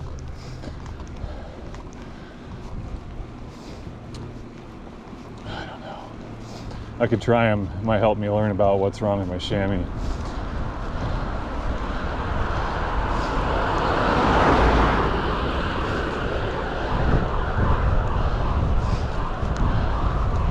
Follow a guy on YouTube that when a pinch like that happens, he goes in the ditch, drives right off the road.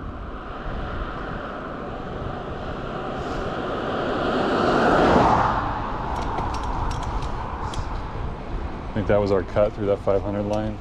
Maybe it's up here. That was probably it right there, though. Who knows? We'll lollygag around all namby-pamby like until we get to that high point.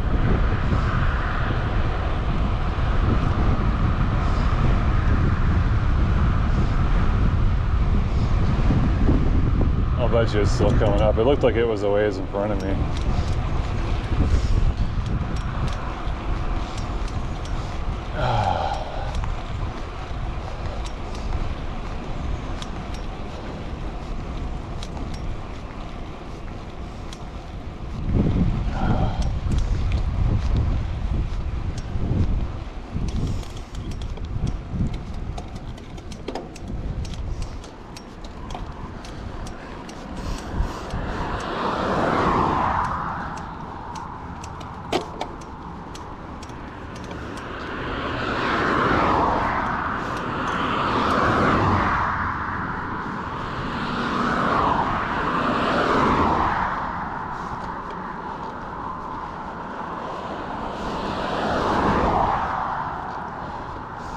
Not sure if I was clear about when the pinch I was referring to is when two cars pass each other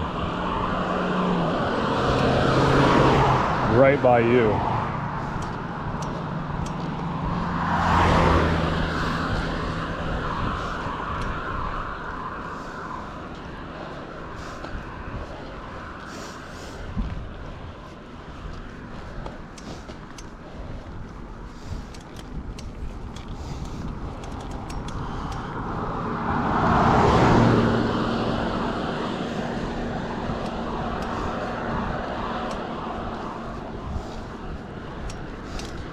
Yeah, I don't know, man.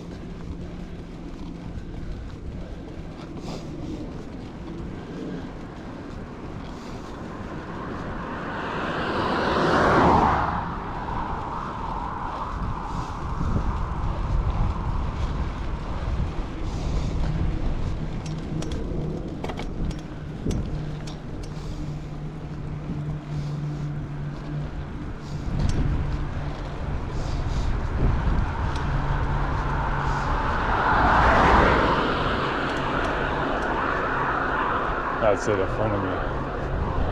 All the way over there, I bet. Yeah.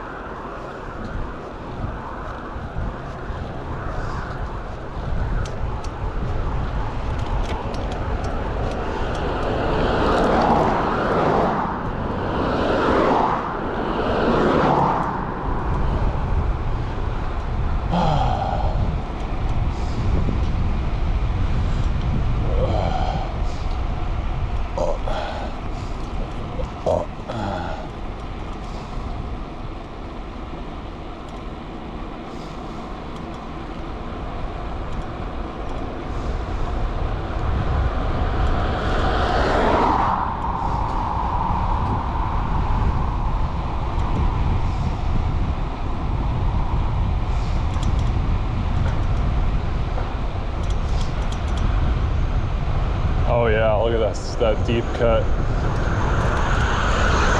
Yeah, so the top of that cut's 500 and down in it, you know, whatever, 480.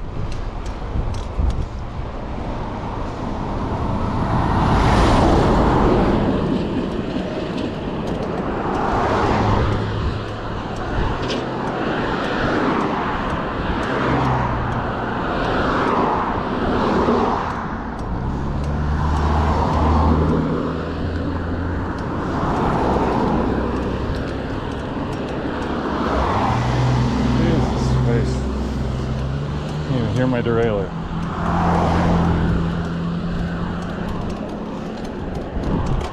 Oh, for fuck's sakes. Wow, sure feels high too. Huh. Jeez.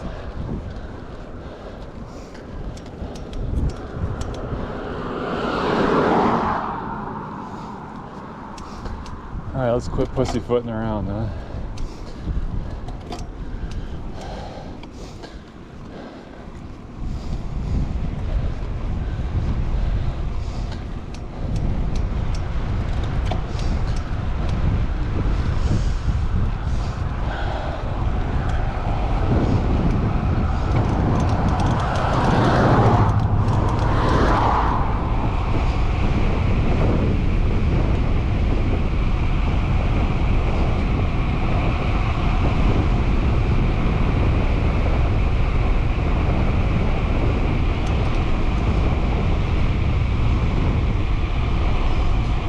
.30.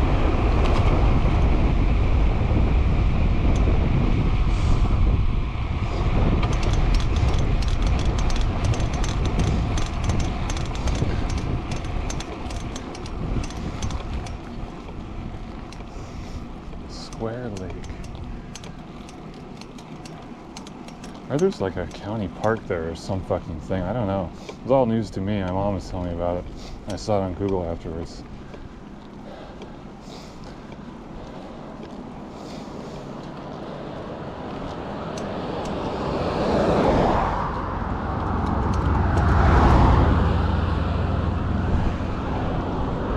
Do we have a shoulder again?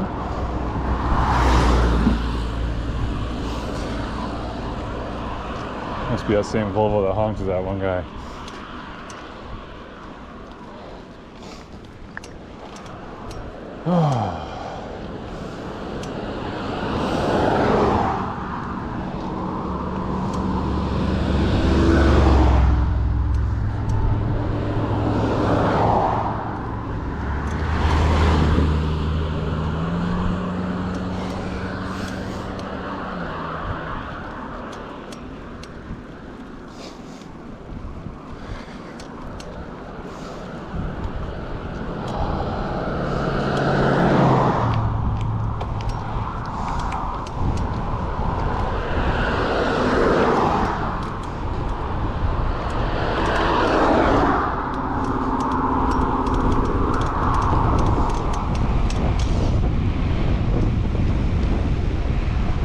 Yeah, now I'm not comfortable in the drops. I hate that.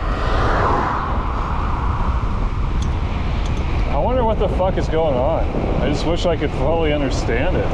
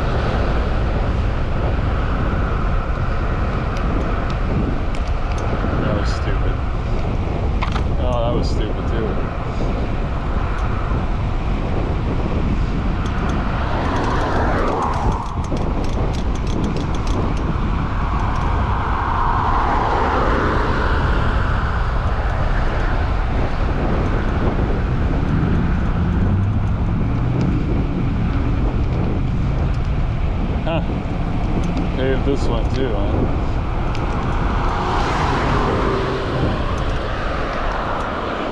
Bike route? Are you kidding me? Maybe I don't know. Maybe Glenwood and then turn right here. Because they think bikes aren't going to go on the rest of Lake Flora.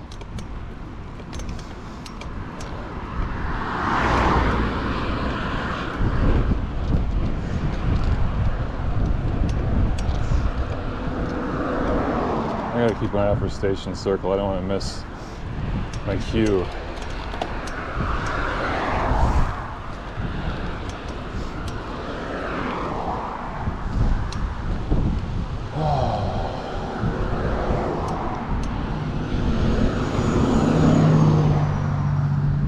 Station.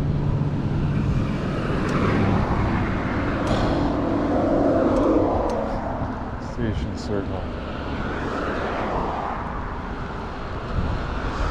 Check out this thing. Hell yeah. Fuck, I don't know. See what sitting down won't help me.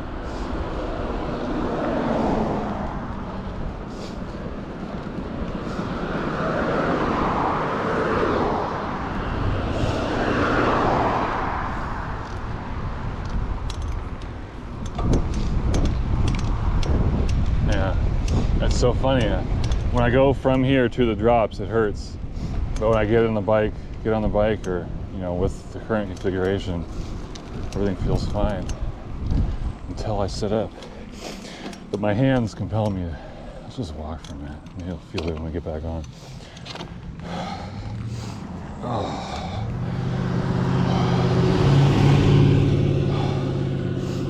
Yeah, I don't get it. I shift around in the shorts and the cargo shorts and the chamois probably don't stay together and something happens.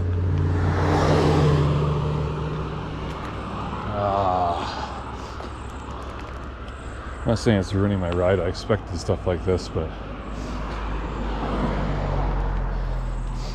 it's definitely giving me a hard time on the way home.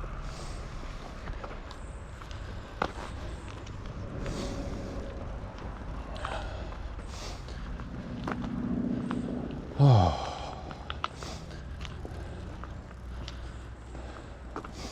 I don't know, I'll just keep walking. There'll be a driveway or something at the top. Oh.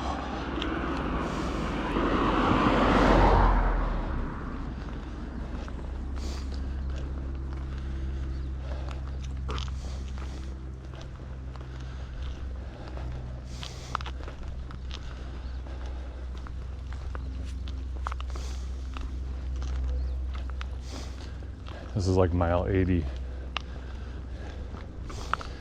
for reference, plus or minus 5, I guess.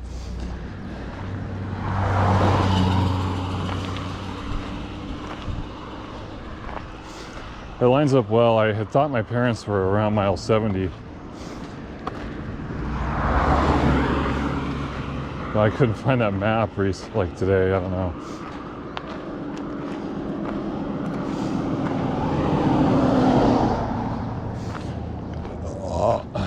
The one I have downloaded is the one I will publicly post that shows the loop.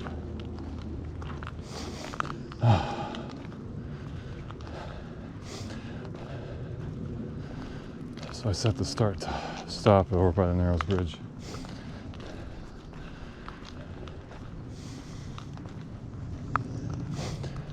You know, the 6th Ave parking ride wouldn't be a bad. I'm not saying I recommend this Century ride to anybody, but 6th Ave parking ride, you could do that and then right over here. Could probably do one that doesn't do some of the shitty stuff and starts there. Might be good. Use this as an experience to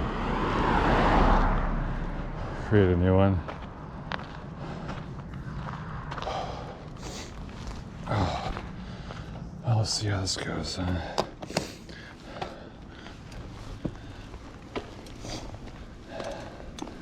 I can't tell.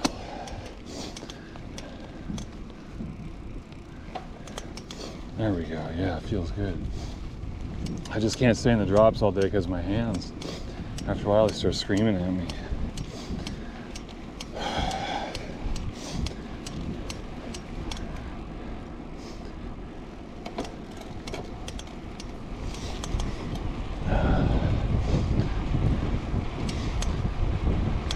think it'd be cool to have the kitchen sink bars on the bike pack rig, just so I have more places to put my hands. Not even hook a bunch of gear to it. I mean, I'll have to have something under the handlebar, you know. But just to have places to put your hands everywhere.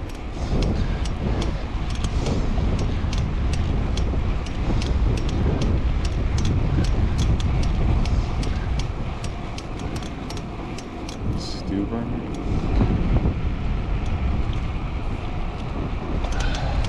This part of the lighter is kind of boring, but when you cross Sydney, it gets pretty cool.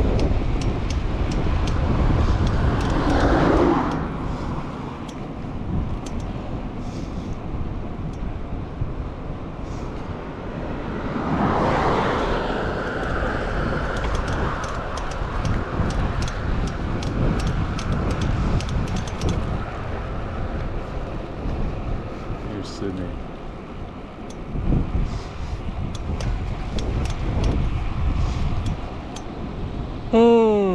Oh boy, I could do without that. Here's the next one of those.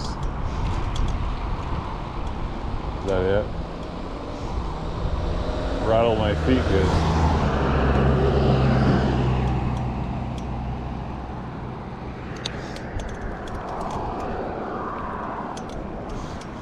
Here we go, this is pretty neat stuff right here.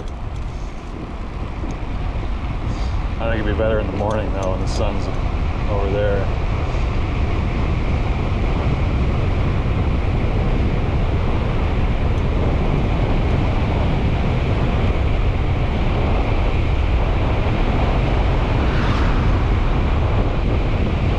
Fuck, I love it. Really cool road.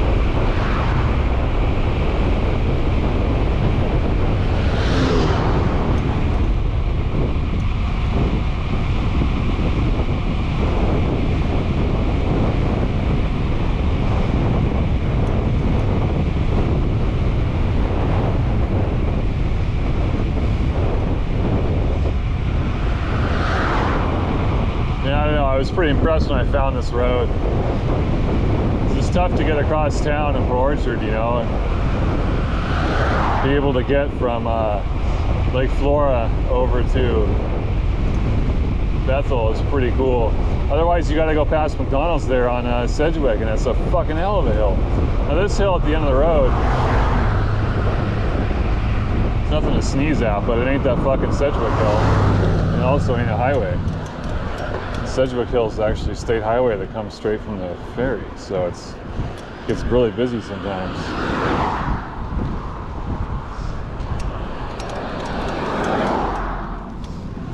There you go. Just give it a little gas. Yeah.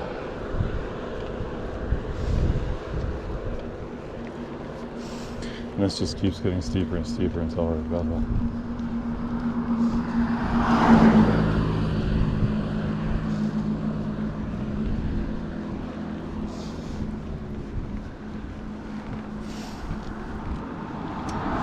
So I instinctively go to these top bars when we slow down. I just wired in my brain.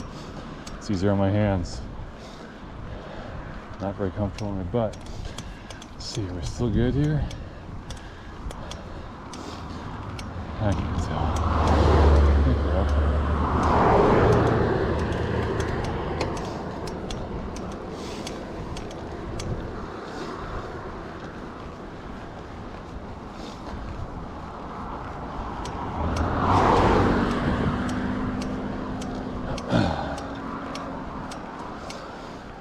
I need to figure out standing up and then sitting back down. I'll fix it. I don't know, Bethel maybe. You think it would? Shake the cargo shorts loose and then sit back down. Oh, stupid shorts problems.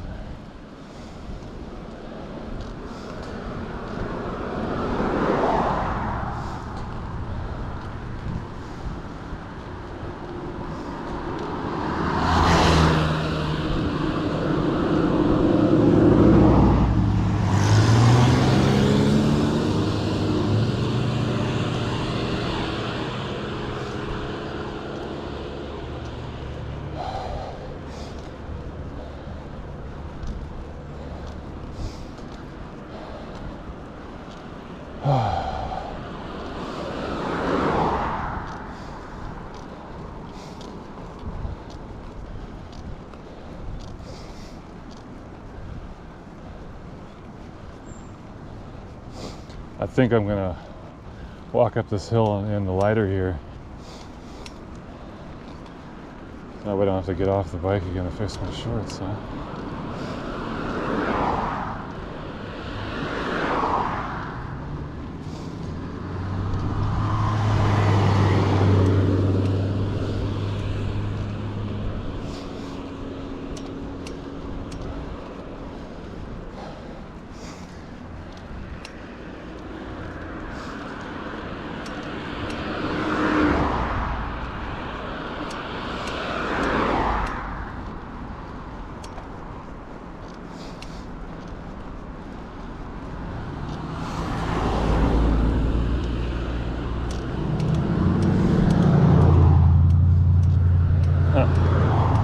Bad.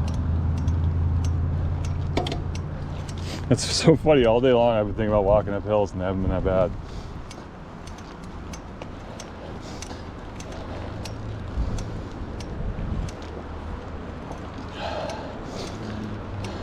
It's good news though.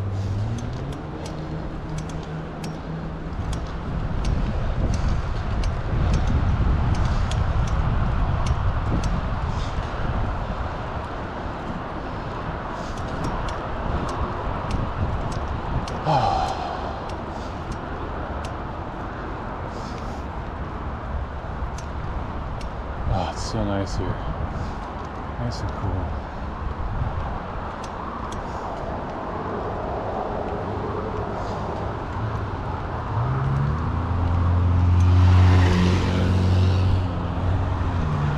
Is that Robert?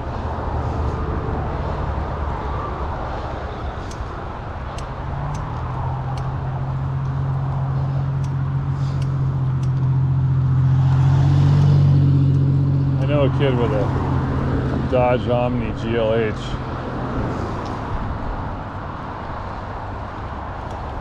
I just was a little reminiscent of seeing his car. I don't know what that was.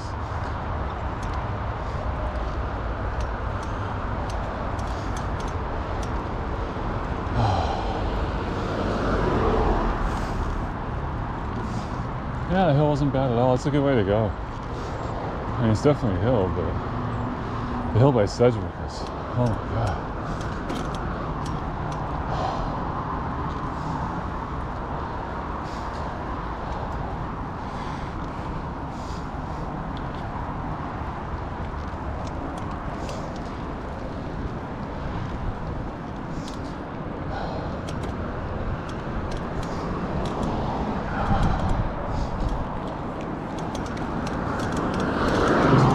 Here.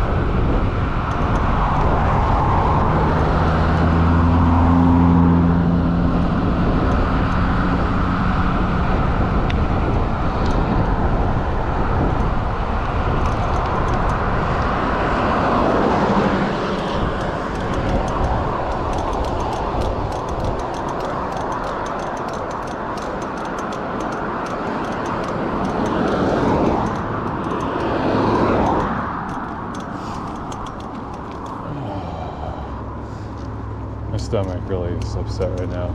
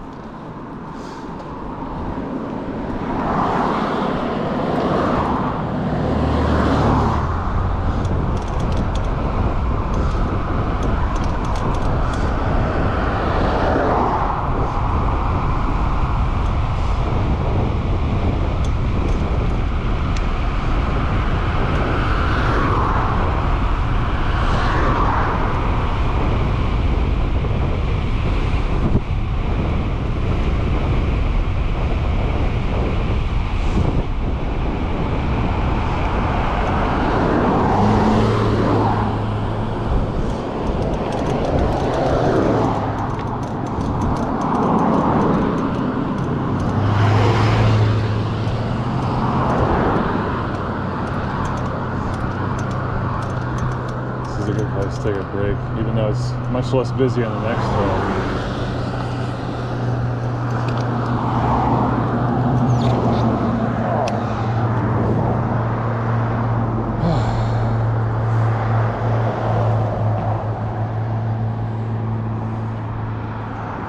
So I brought the gel, so when my stomach feels like this, I don't have to eat a Cliff Bar.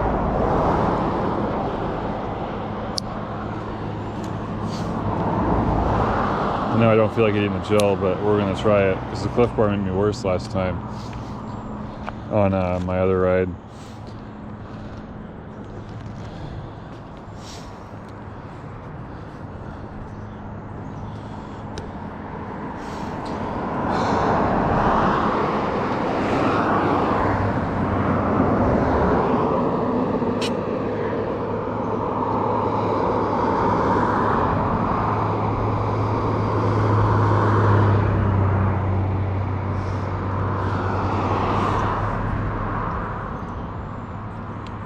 This one's vanilla.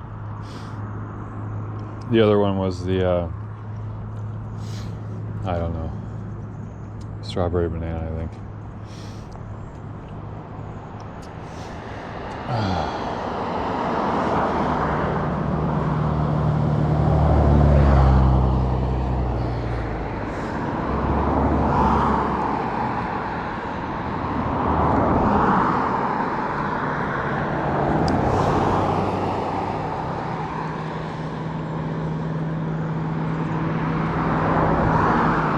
I don't know how my stomach feels, but it went down great.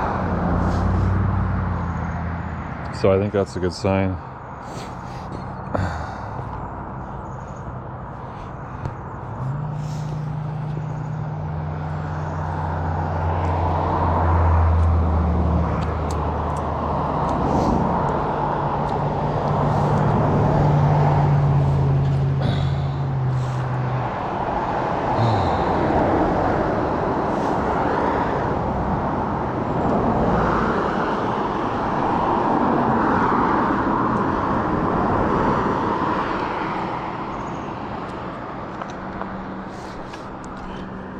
Like 18 miles, something like that to go.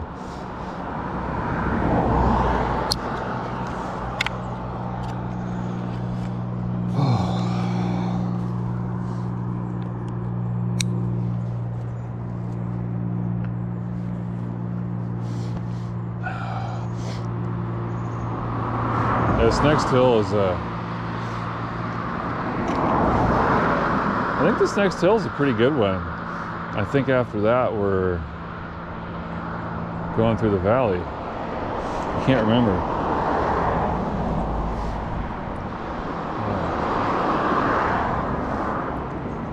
One of them's a real crawl at the top. I don't know if it's this one or if there's another one past it. And then we're all good till we get to Oak. Oak's the hill.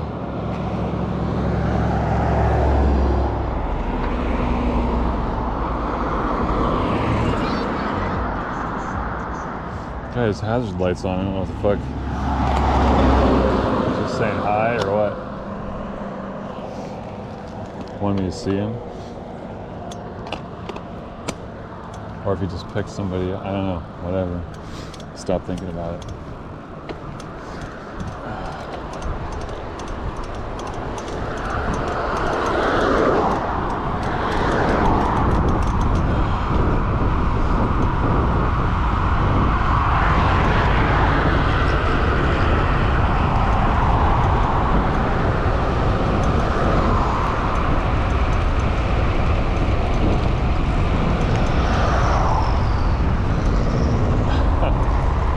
Subarus, man. Sounds so shitty when they get old.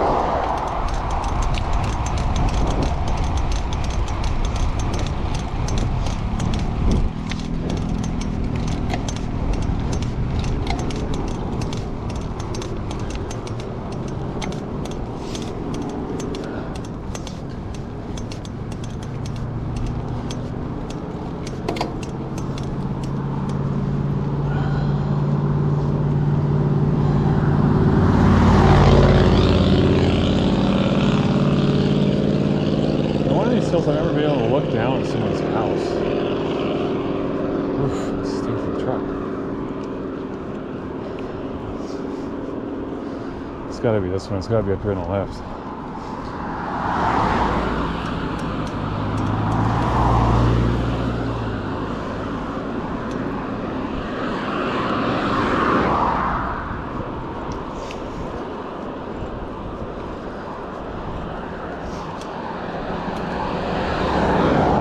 I'm probably thinking about when I'm riding this direction on the same hill. I see. Yeah, I'll bet you we're here on the left.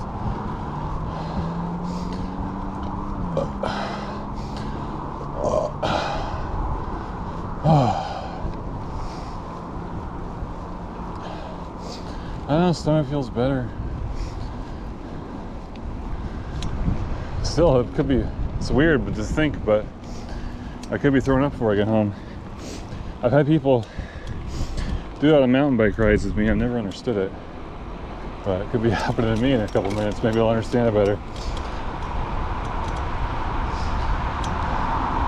There's the house. It's way down there.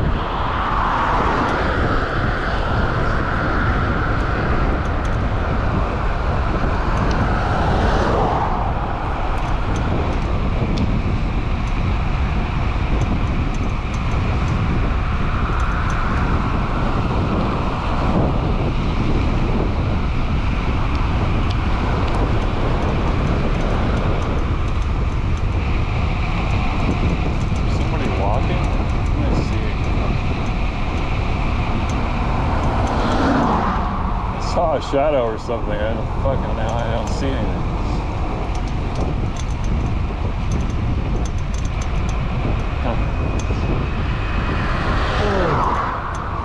I don't know. Maybe it was the wind from the cars doing something. It's right after the cars went by.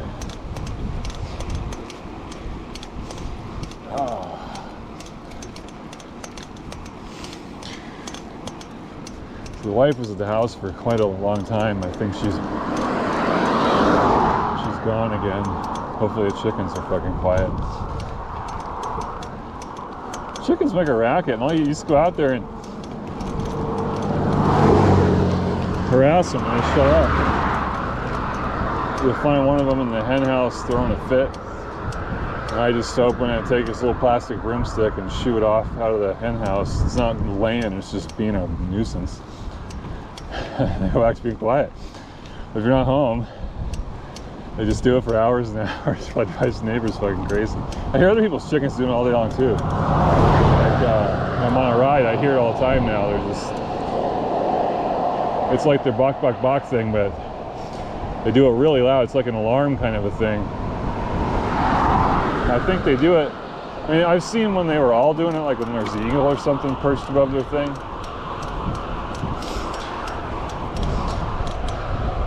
But I think when one of them does it, they're trying to start an uprising.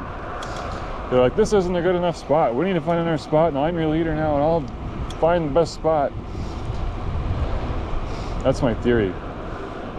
And that goes on until whoever's actually in charge goes in and kicks them out and then starts yelling themselves. Those are the worst ones. It's when one of the underlings is doing it, it's really easy to shoo them away. It's like they only plan on doing it until the boss comes in, the boss lady, since we know we're a rooster. And when I go out and shoo them, they're like, fair enough. But when it's the boss doing it, oh my God. I have to shoo them out of there and then get the garden hose and shoot them with it, and they still a lot of times don't shut up, and eventually it's got to give up. Or else everybody gets all stressed out from that, and they all start doing it. Yeah, it's really funny when it's like they play King of the Hill in there. Like the leader's busy laying an egg somewhere else or something, and then one of them's like, I'm the new leader. It's like, get the fuck out of here.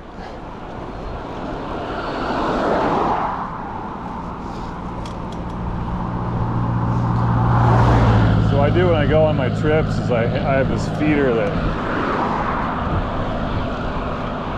drops about a 1/10 of a pound of food like 4 or 5 times a day. It's a shakedown feeder for deer. It's for deer bait kind of a thing. And I just hung it up in the chicken thing, and put pellets in it with some worms in it.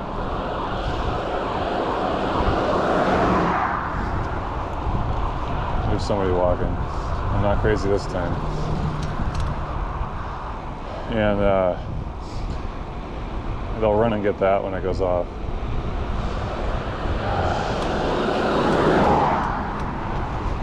Hello.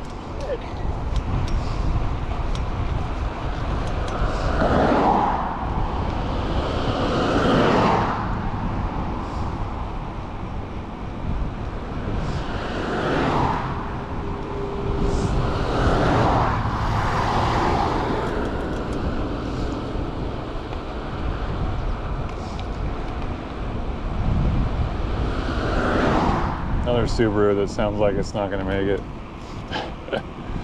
I don't know, man. Subarus are cool cars, but the maintenance is a fucking running joke as far as I'm concerned.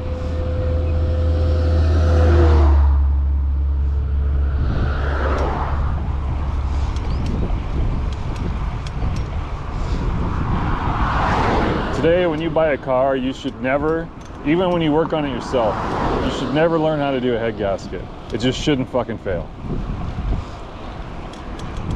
Like, cars are so, and these Subarus need head gaskets like annually sometimes. And of course, it's probably the kids are idiots who are driving them, but holy fucking shit.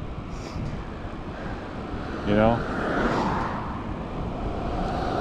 I remember my sister kept going through head gaskets and it just blew my fucking mind. And she's like, okay, we're gonna do a solid copper head gasket and all this. And it turned out the spark plugs were the wrong. We needed to go to like racing plugs.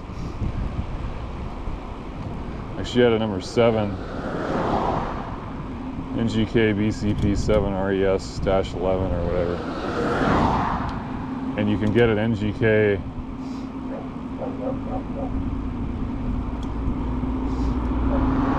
BCP 8 or something. It's not the same, but it's a little bit shorter, but it pulls a lot more heat out of the cylinder and prevents some detonation. And so she was having problems. That's what it was their spark plugs. There was other problems. I mean, there was something else we did at the same time. I can't remember.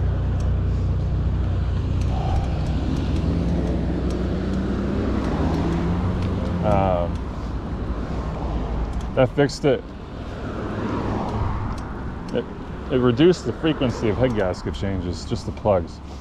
But she still had issues sometimes, especially when they're on the dyno. And so we I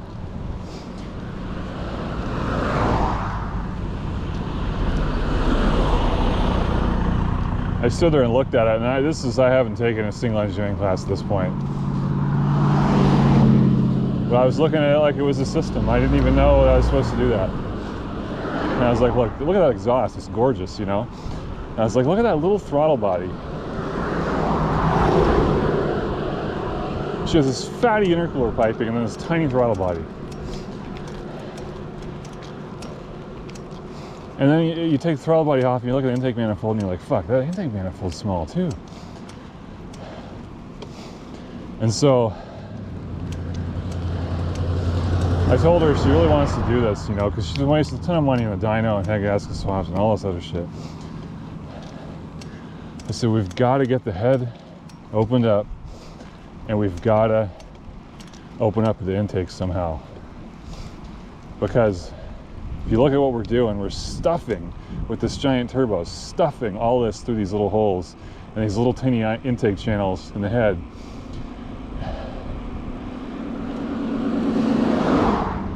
And what's going to happen is that's going to be all really, really hot. And if it was opened up, you could get the same horsepower with less boost and less heat. And the heat, reducing that heat when the spark plug goes off, and also the boost when the spark plug goes off. First of all, you can advance your timing, you know, if it's all hunky-dory, and get more effective power out of the stroke that way. It also gives you a higher effective compression ratio. But also the heat will keep you from blowing the head gaskets, because the head is aluminum and the block is cast iron. And so you want to try and really have everything be even and low heat and everything. No, he's not gonna get me, lady. Don't worry about it.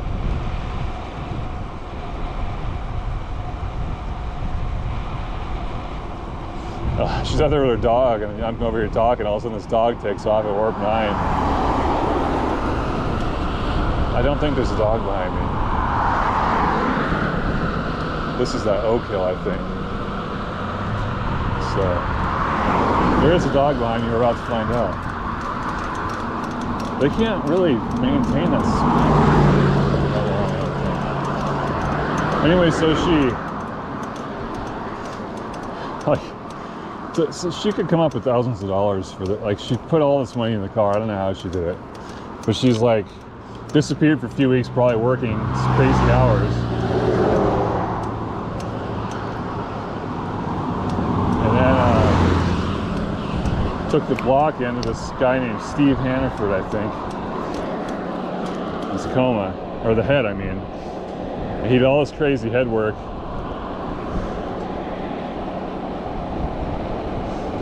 I think we did get her cams. God damn, I can't remember the cams that she... No, oh man, fuck me. You know, I think she had cams. I think she could buy...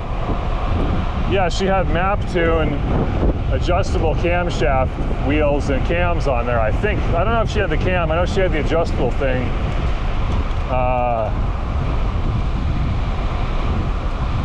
And then the guy, the race shop she had it at,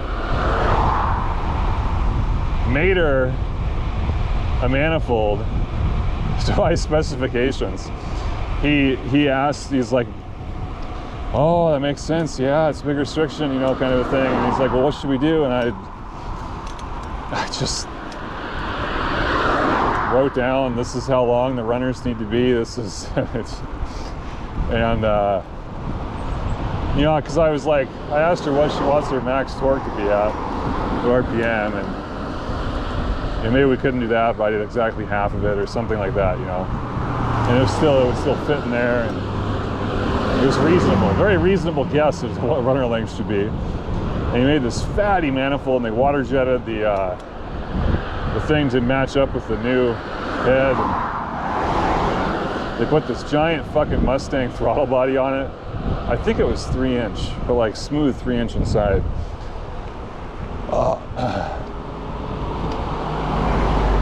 Maybe bigger, I don't know. Maybe it was big, dude. It looked retarded. It must have been 4-inch. 4-inch looks stupid, I think. It looks really, really big. 3-inch just looks kind of like, oh, that's good size, you know. The 4-inch, fuck. So, I think that's what we did. And then, they put this thing on the dyno and they set the computer to put the boost at 1 bar, about 15 psi-ish, you know. And they were thinking, oh, it would be a safe tuning pressure. And the thing lays down 543 horsepower at 15 psi on a 2.3 liter engine. And before it was doing 476 at 32 psi on the same engine, the same cranks, pistons, you know. It's just top end work and intake work. The exhaust is exactly the same. Turbo is exactly the same. Intercooler is exactly the same. And this dude only worked on he worked on all kinds of shit. They put turbos on everything, but he had only really perfected the American stuff. He had a twin turbo Nova with just monster pipes everywhere. That might have been what gave me the inspiration, actually. I was like, wow, look, it has monster pipes on both sides. You look at the Saab and it doesn't. But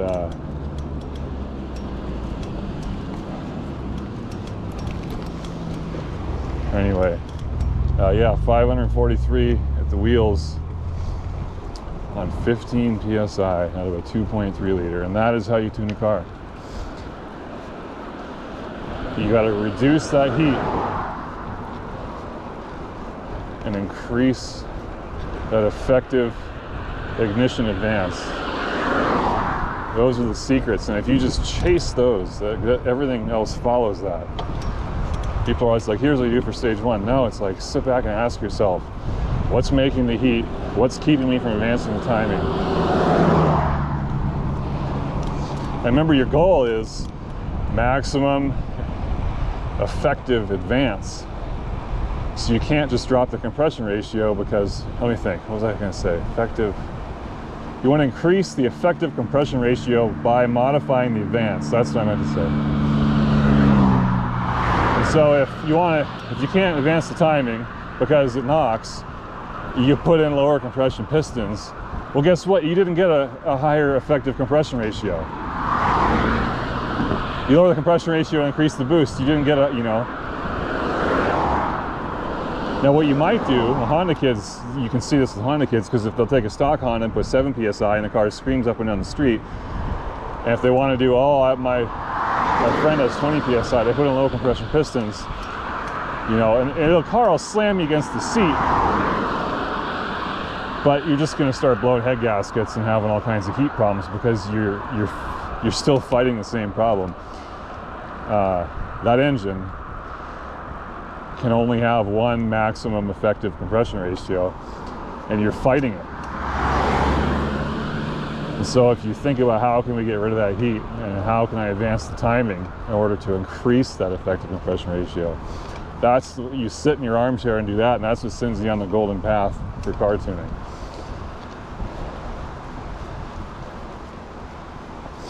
That's all I fucking did.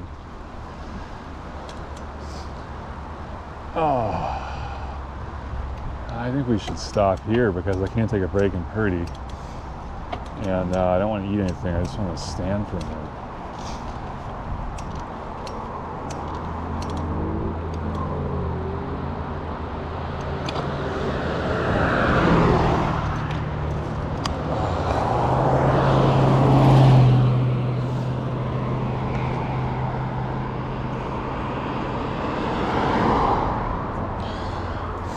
Yeah, you can see why I really got interested in mechanical engineering. Now the thing is, cars should be electric, and you just have a giant motor, and none of this shit fucking matters. And you win races and get better efficiency and everything, you know? And so it's like, I spent so much of my life chasing that. I don't know, man. And so then I'm like, never really thought about it like this. I guess I feel betrayed a little by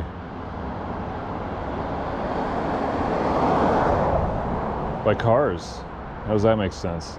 But then you think about it at Boeing, what I feel like the company betrayed me by just becoming retarded, and car companies were doing the same thing.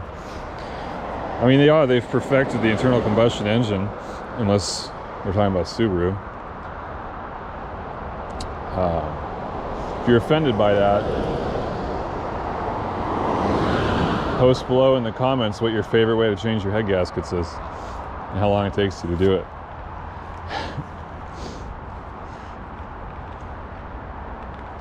And so if I go work at a car company, I go work at Boeing, I'm not going to be going down the golden path. I'm going to be doing some bullshit thing they want me to do. And that isn't what I think of when I think of mechanical engineering. And it's not like I want to be a project manager or some big leader, but that's the only level where you get to make these completely organic decisions and like try and find out what the best thing to do is on your own, and then do it well. So I think it would be pretty at 5:30, yeah, 5:15. Ooh, boy, legs aren't happy. Yeah, my water has very little electrolytes in it right now. I don't feel like getting the toolkit to get out my backup electrolytes either. So cramping could become an issue.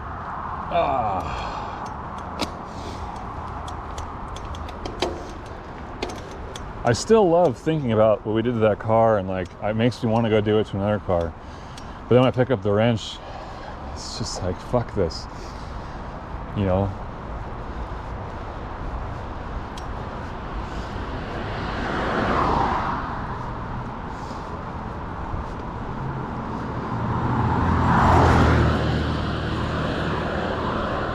And the problem with doing like some sort of crazy Tesla swap or something onto a Saab, or, you know, I want to drive Saabs. I'm not going to be able to forever because I want a self-driving car really bad. you know, so I don't die on the freeway when I fall asleep 3 times every morning. This is an important goal.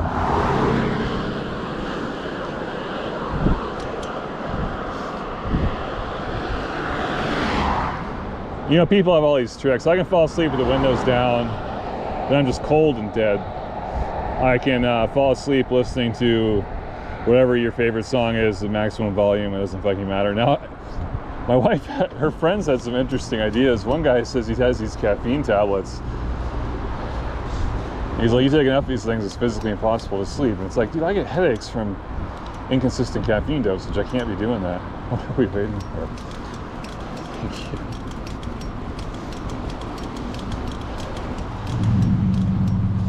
I'll take a bow for that.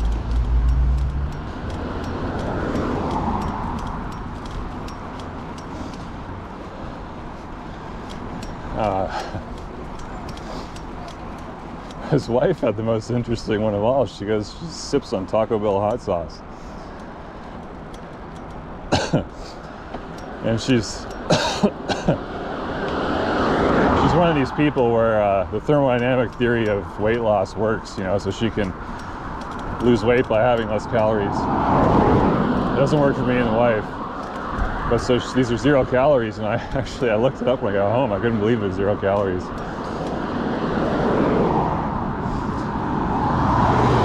So she keeps a bunch of these things in her car and just sucks on these hot sauce packets. That's the most original fucking idea I've ever heard about. What actually helps me is eating. I find I can't fall asleep when I'm actually eating.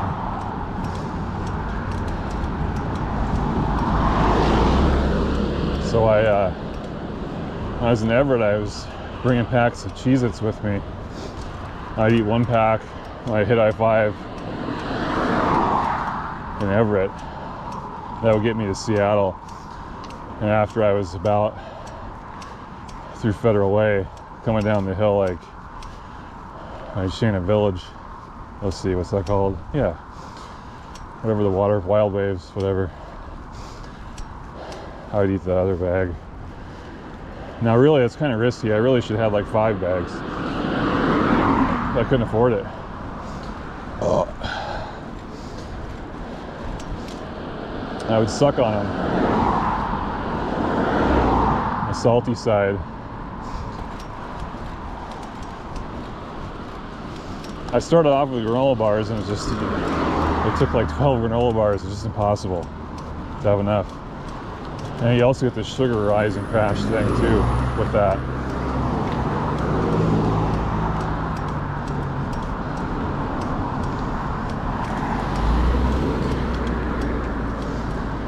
Oh, I can't wait till I'm on Wood Hill.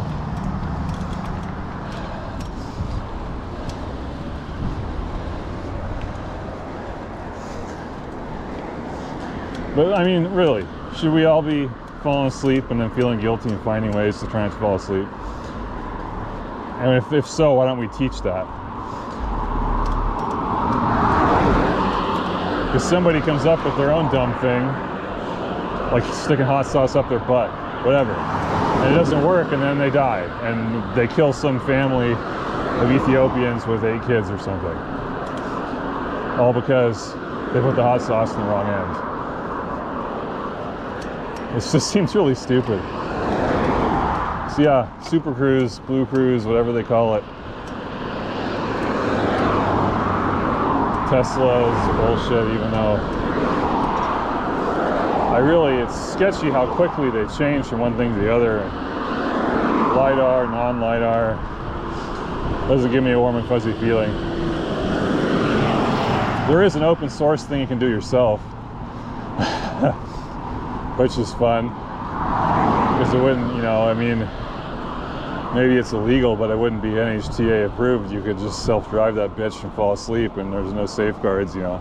I'm attracted to that. But I'm pretty weak with software, you know. They built it around a certain couple cars. They've expanded it to, like, so common cars, they have front and rear radar sensors and shit, and it makes it a lot easier to do that car. And some of them even have their own electric power steering, so it's easy to hijack that, use that for the steering. So I'd have to retrofit one of my cars or find one of those cars, I guess.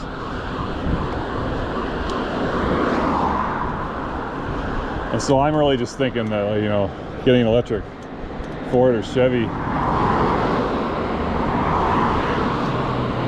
I don't have to care about this car. It's going to get miles on it. My 900 turbo SPG can just sit with a car cover on it or something, huh?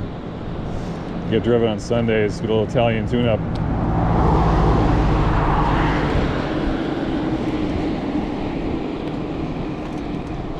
Okay.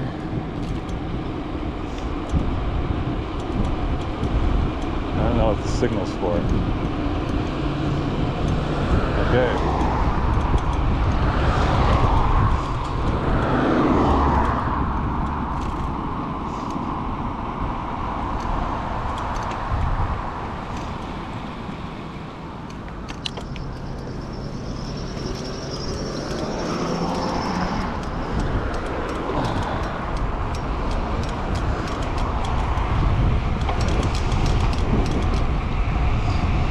Looks slow here. Maybe the hill won't be busy. It'll be busy going down the hill. But that'd be nice. Like, I'm so late, no one's going that way. They're all coming home. When was I here before? What time of day? Yeah, I don't even remember. Oh, it was probably my Banner Forest. I don't know. I can't remember for the life of me. I'm gonna miss this light and lose 5 fucking minutes. Yeah. Well, there you go.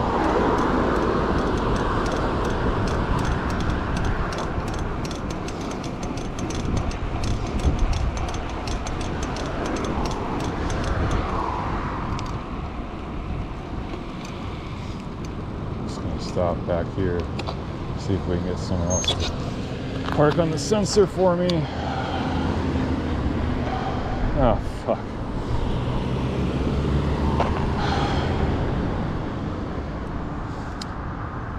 No easy way out of this. The crosswalk sucks.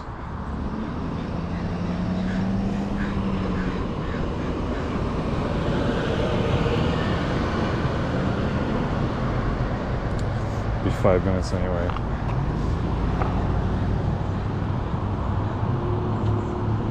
Wrong side of the road's a bitch to cross later.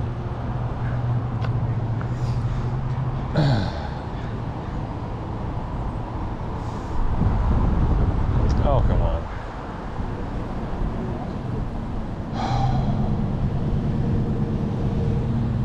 Nope, crosswalk it is.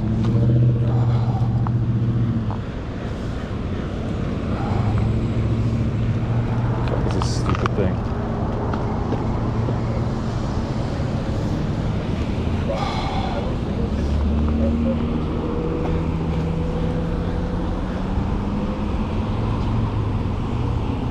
Look at this junk in the fucking... Most of it looks like beach sand, actually. Some glass here. Where'd that big piece of glass go? I don't see it.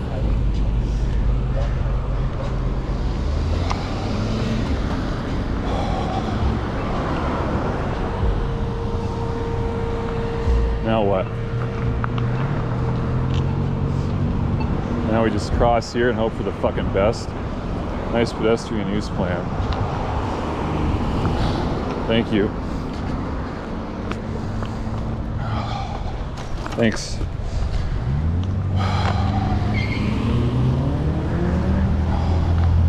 Fucking Purdy.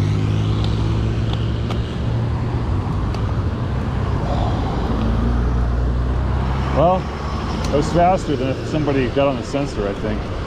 It prioritizes the oncoming lanes. The pedestrian must have a higher priority because it's so rare.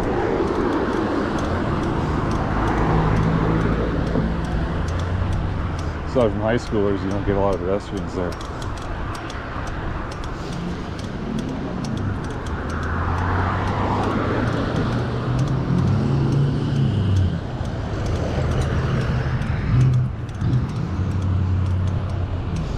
Yeah, Purdy's not that much fun. It's not anywhere near as bad as Gorst, but Purdy. pull in, huh? Fuck, I could just take this thing down to the beach. How funny is that?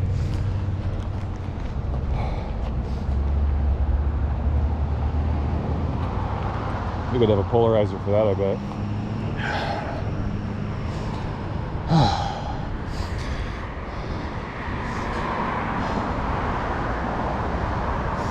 I don't know, man. This isn't as impressive to me. I don't know if you guys saw the road over there. It's called the Purdy Spit. I don't think I've ridden over that on camera. I used to all the time because we lived down there, but I guess I don't have to, so why would I, right? That's how I feel about it now.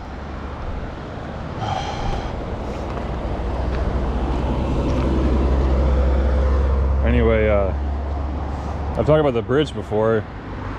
You can use the road and just charge the fucking thing. And if there's no cars behind you on this, coming like towards that intersection I was just at, it's gravy.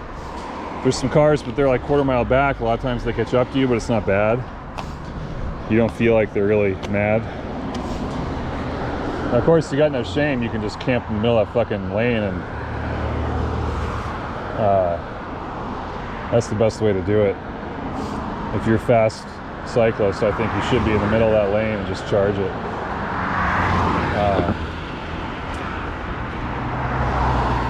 But for everybody else, you got to use the sidewalk, which is always missing planks from, it's always missing boards.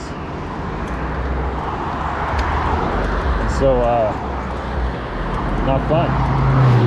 Jesus, you see that shit? That always looked like that same Mini Cooper that went left too. They must have gotten banked or something, I don't know. Turned around.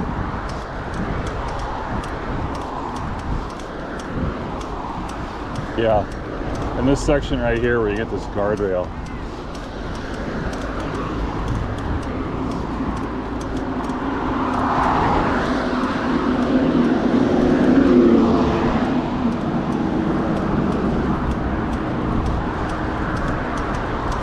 I think this is the bike route too.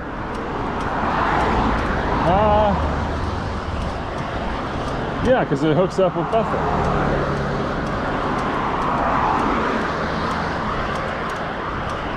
Going down the hill's great. I mean, it's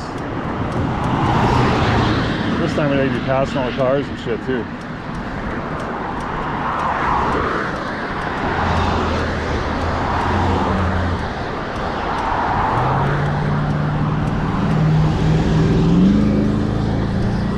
I got a half mile to figure that out.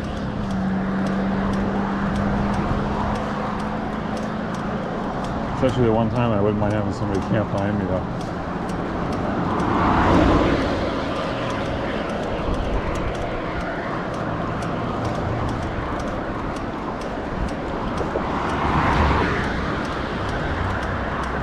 Just so I can get over a little bit now, I guess. Looks like it disappears again.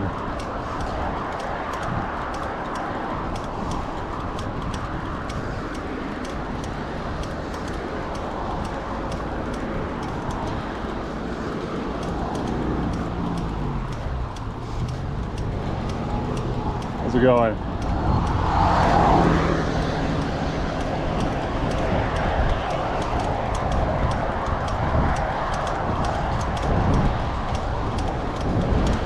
Derailler's making noise.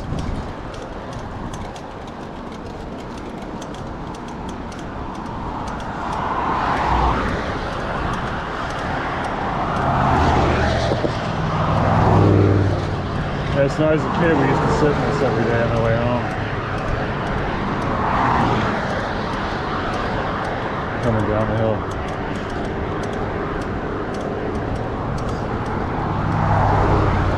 Like when I had that job, I told a story about working at Buc-ee's on Center Street every day on the way home. After the half-hour bridge traffic, got 15 minutes to this.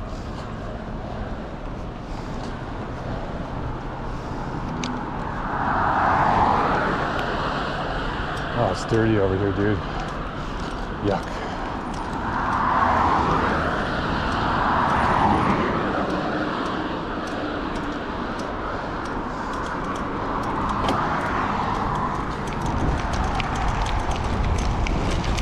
turn brakes? Yeah, someone is turning.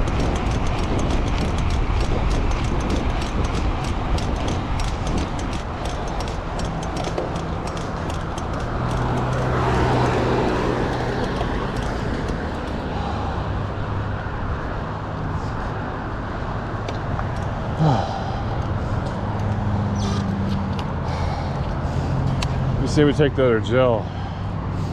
5:30. Hey, that's not bad.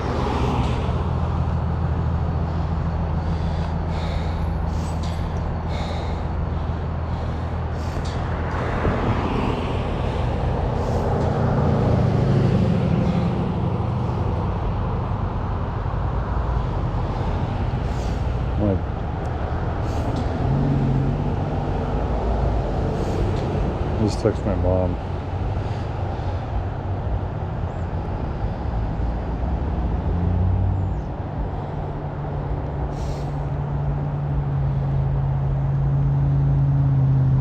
Told her to tell my dad.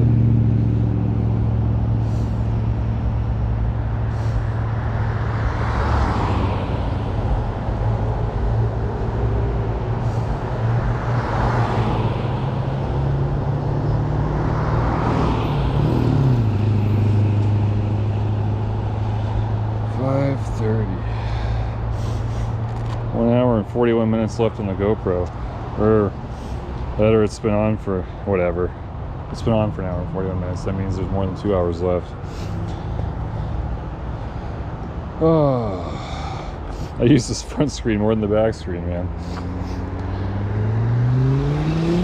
I'm not gonna finish this goo. I'll roll it up anyway. I took a lot last time. I must have really, even though my stomach hurt, you know.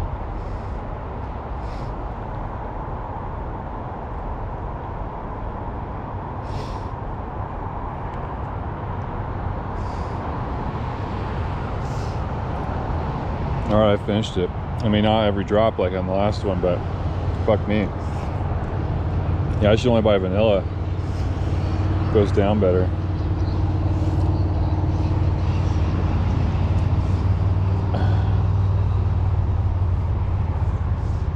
These collars are great. All kinds of room to wipe your mouth. Looks like a bum if I go into anywhere, but I don't want to put the sugar in my gloves right away.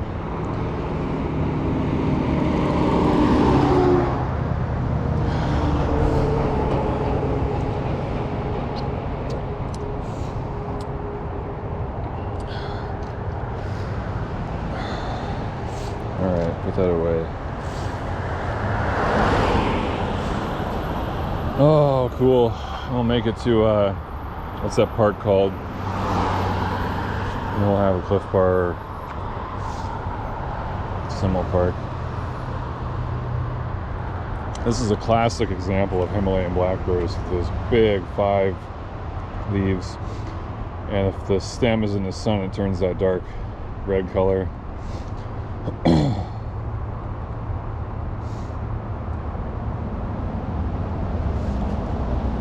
I don't see any native ones here. There's some other shit mixed in, but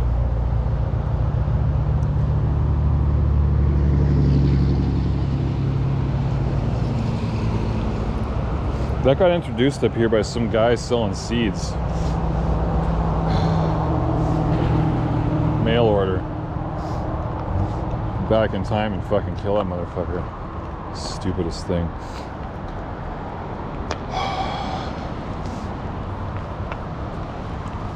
Yeah, we'll just cruise down there and walk up Wood Hill.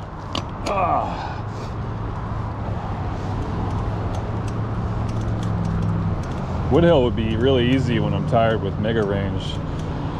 God, I wish I could get one of them. I'll have to check again.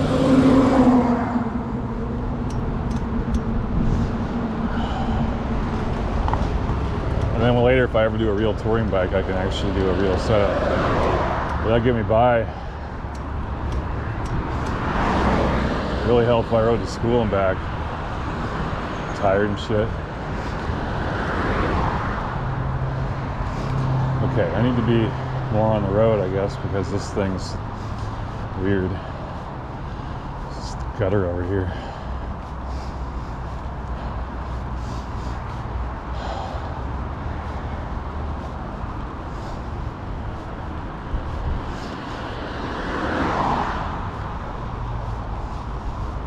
Yeah, fuck Purdy, that was stupid. That crosswalk. Oh, embarrassing. That's okay though. I mean, picking it up, walking through the fucking crosswalk like a boss. That's how you do it. No guy even stopped for me without me even asking. Like I said, you're not a cyclist when you're carrying the bike. You're a pedestrian. And yeah, I was 15, 20, 30 feet from the crosswalk, but you can't go plowing into pedestrians, you know, so it gives you a little more of an aura, I guess, of protection. And it also looks like you're really trying to do the right thing because you're in a shitty situation. That light might have picked me up if I would have ridden dead center. I just didn't think about it. I figured there'd be more cars behind me since there were so many in front of me, you know?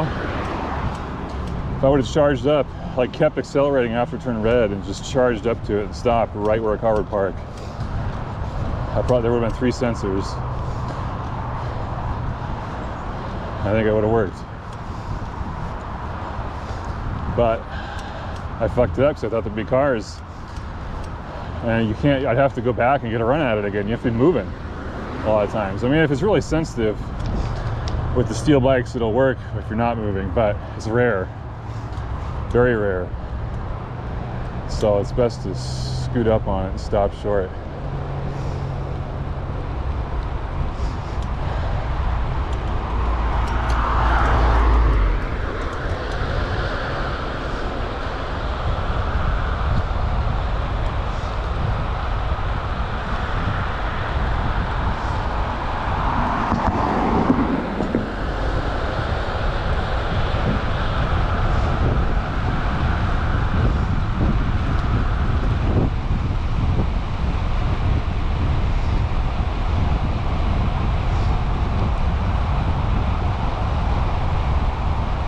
Oh, that's that fence where they've got a gate that looks like the fence. I love that.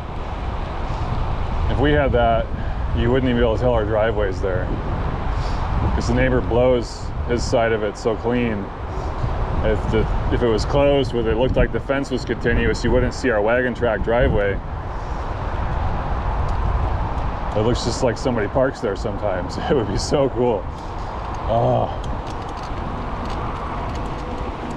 I'll do that when we redo the fence, maybe. That's probably 5 or 10 years out. Well, maybe only 2 or 3 years of the way he lets the ivy grow in it. I gotta talk to him about that. I'm just such a pain in the ass with chickens lately. I'm afraid to ask him for anything. He's been trying to bug me about his chickens.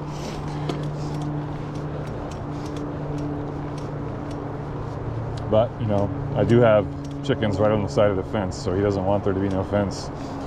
Be even louder. Boy, maybe we could split like a taller fence, like an 8-foot fence. So then we could, I'll act like I'm doing him a favor so it's not as loud. Chickens, that'd be cool. So I'm taller than 6 feet, and I hate seeing the lights. Some of his tenants leave the light on at night outside.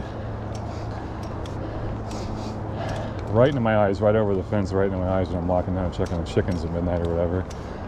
And then I can't see the stars.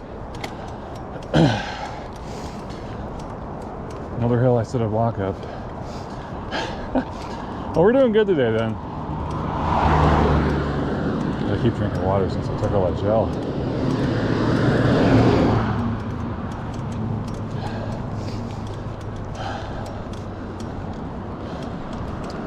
Yeah, my stomach seems happy. That's a good trick. One for the ride and one for the end of the ride. Instead of trying to take 1/5 of each one every 30 minutes or something crazy. Which is what I would probably do in an endurance race, but this ride's been more chill.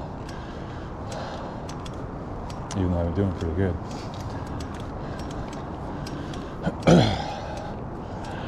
I was at my parents' house for about 50 minutes. maybe 55 minutes. I could call it an hour. I don't think that would be unfair. I'm doing my average speed calculation retroactively.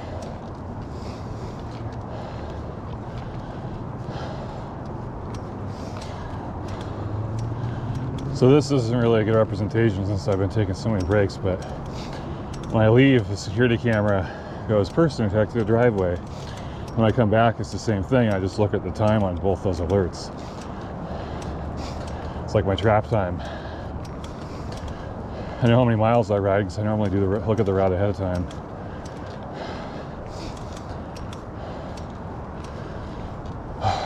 On G-Maps. Well, it's map pedometer, M-A-P-P. 2 P's there, mappedometer.com or something.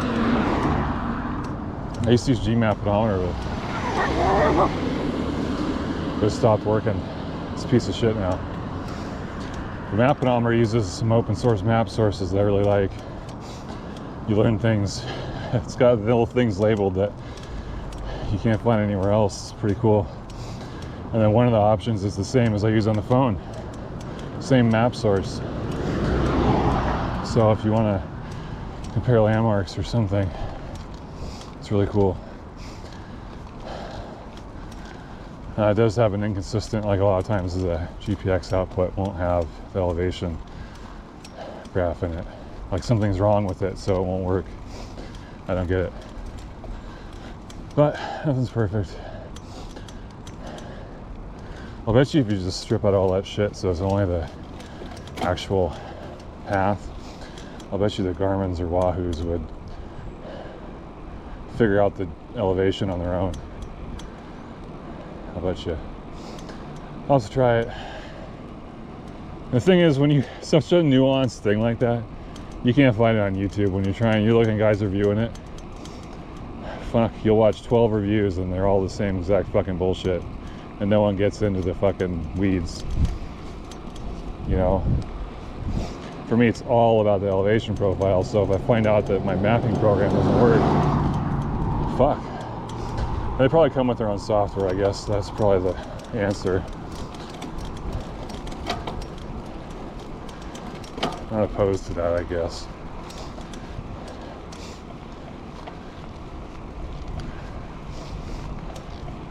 I just redo my old ones. I'm pretty good at redoing shit when I want to change something. It wouldn't bug me to redo old routes. Usually some tweak needs to be made anyway.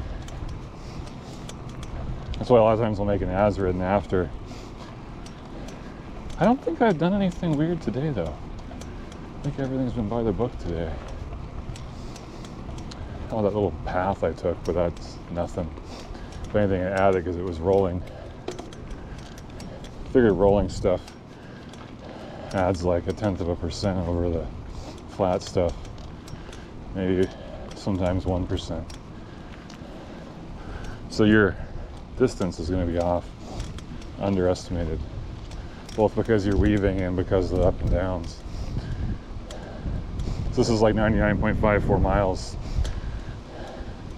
It'll be 100 ridden, you know, guaranteed, without even including the fact that I went down my parents' driveway and back up it. I walked up it, but I rode down it, and it's a quarter mile long or whatever each way, 1/8 of a mile, whatever.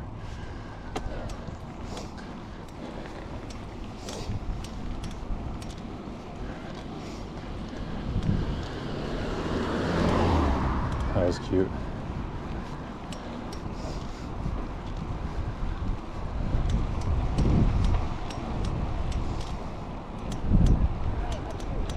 Hello. Remember when I left, I had the morning crowd, and now I'm catching the afternoon crowd.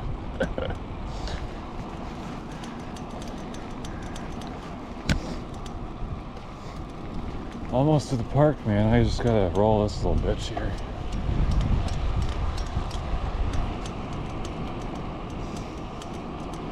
Those brakes have been fine. Oh, they haven't even been squealing. I wonder what the fuck. Oh, maybe I sorted them out going down Frigaria or whatever that was.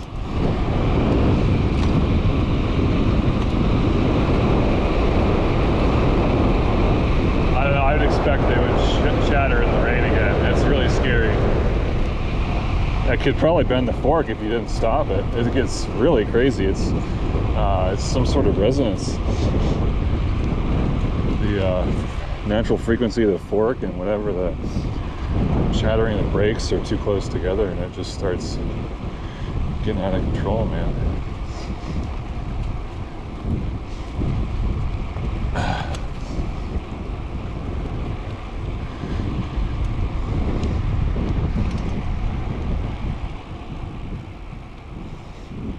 I don't see how I did anything to do that. I mean, the toe of the brakes is something I got. Maybe it's too high or too low on the wheel, but it looks pretty good when I checked it. So it's gotta be the toe of the brakes, or if I put them on backwards. Let's look at the other bike.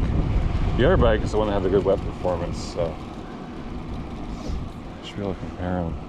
But the other bike doesn't have a reflector bracket, so maybe that makes it stiffer and makes it get that chirping. Otherwise it would just give and be happy. I don't know.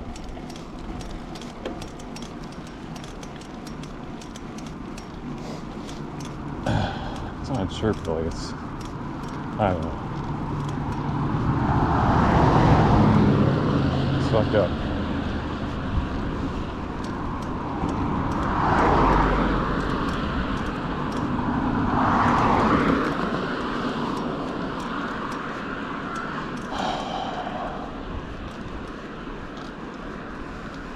I used to stop back there at that road just for a break.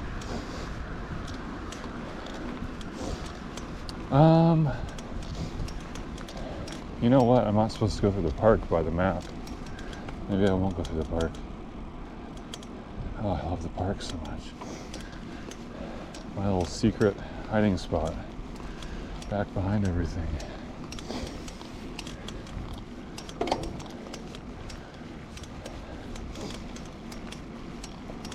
Yeah, just walk up the hill instead. Go all the way straight, all the way to the water, and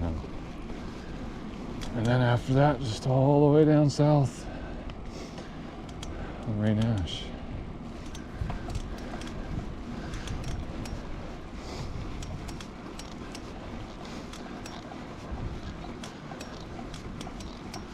Got a little heartburn now. Maybe there's potassium in the goo. Tough to tell. Are they getting blackberries already? Get the fuck out of here.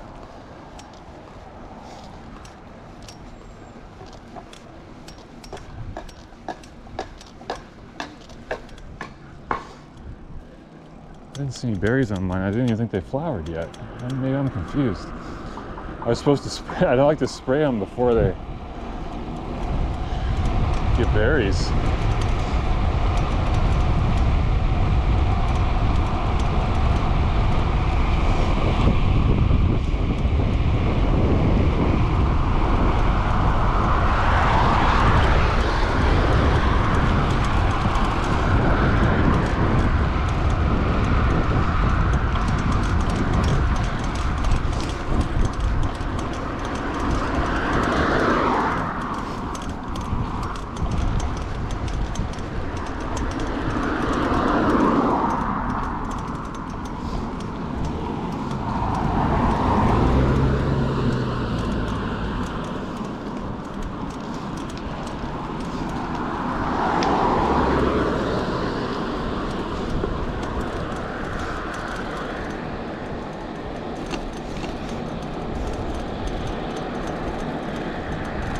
I think it's best if I don't even pedal. Just get off and fucking chill.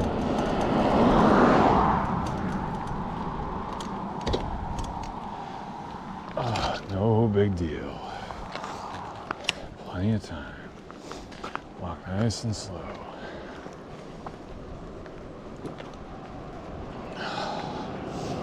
Nice and slow. I do have a hard time slowing myself down when I walk.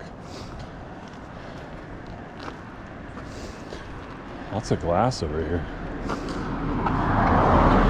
It's not just the square view, you can see chunks of it.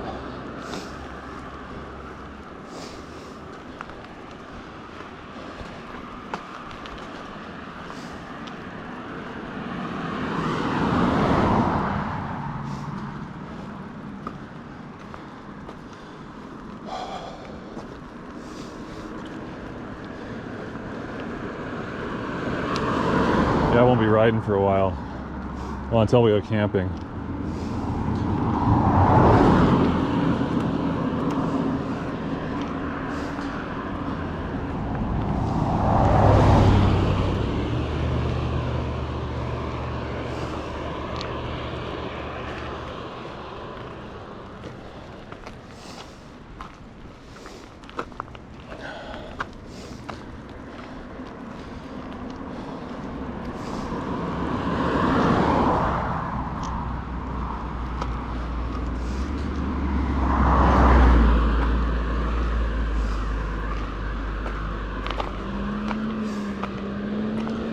I want to get the Porter Trail on film.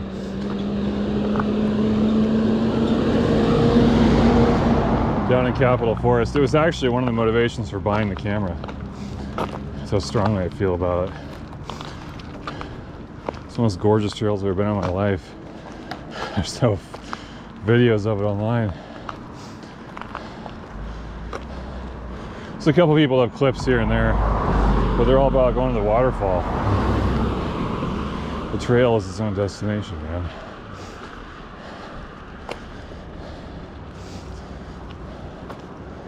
Yeah, I'm going too fast.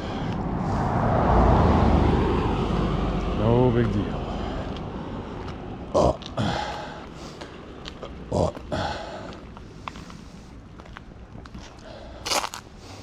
It's warm now.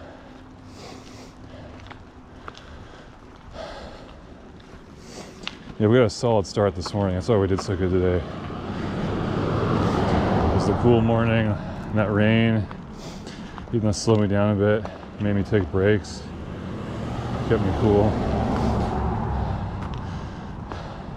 So I wasn't drinking too much water. I was pissing all day, that's a good sign. That pretty much stopped. It's too warm now.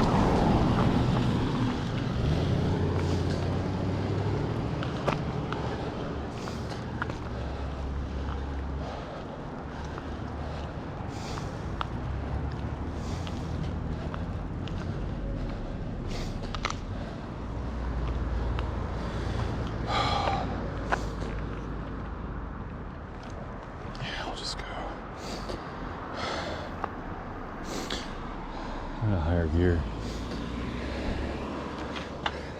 Am I in the highest gear? Yeah. Huh. We're almost at the top of this hill though. Don't hurt my knees though. That's definitely higher than the single speed.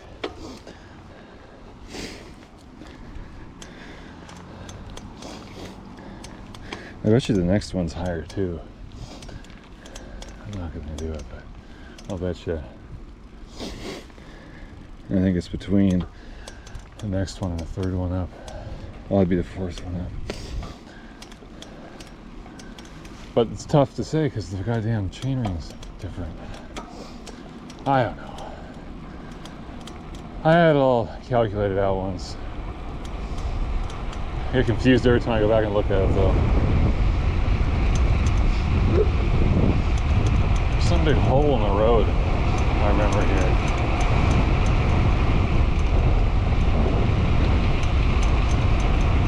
Hello.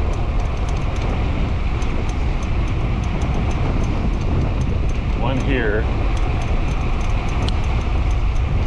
I can't remember if there's another one.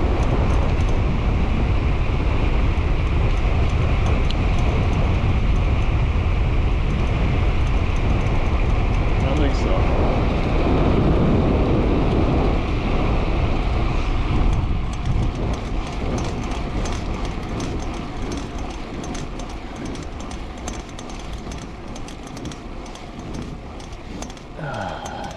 Just that one hole. I feel like I've hit something else there before and I wasn't paying attention, so I don't know.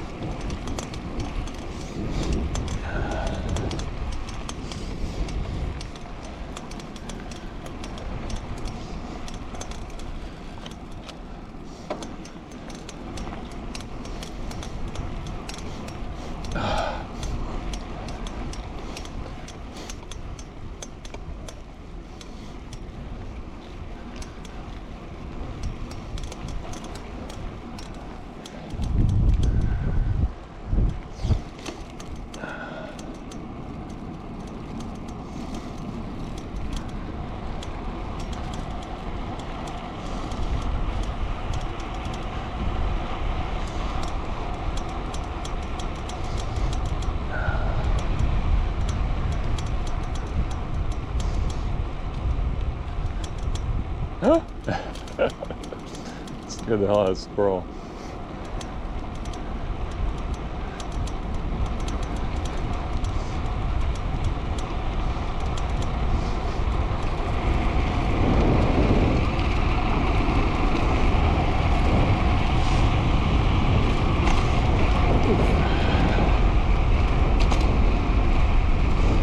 Lots of dips and shit here. Jesus. No cars though, that's a nice change of pace. Well, we'll start getting them again when we go to Rosedale. Oh. Hopefully on Rain Ash though, they're all coming at me.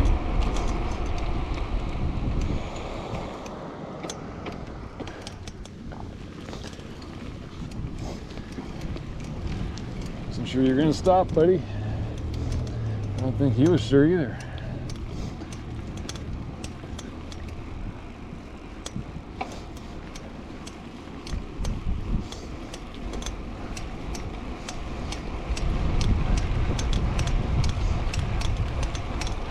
It's so funny how the bottom bracket gets better and worse.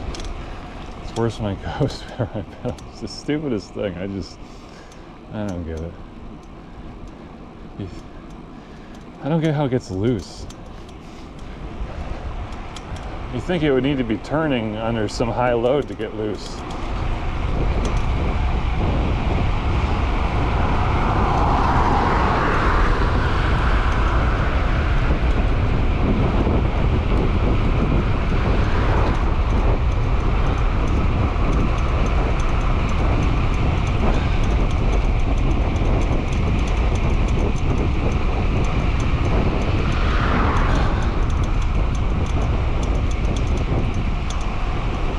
Probably missed the view. This bay looks pretty in the afternoon.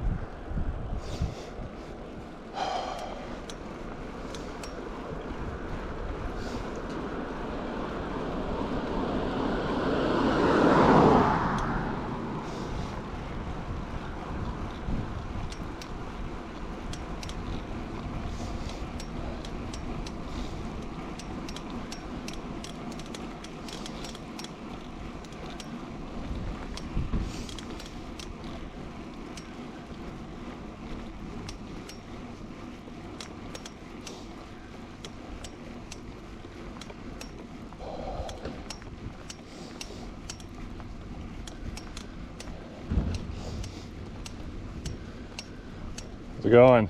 Good, how are you? Tired. Can't wait to be home. Ride though, it's cool. Yeah.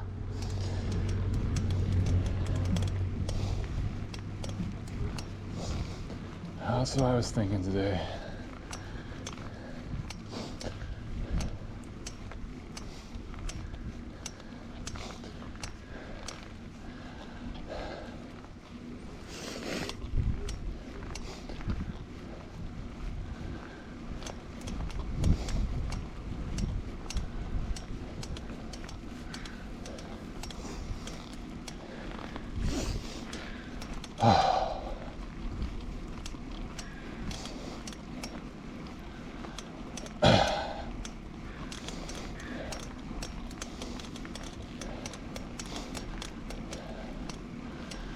Yeah, I suppose if we, Jesus, get past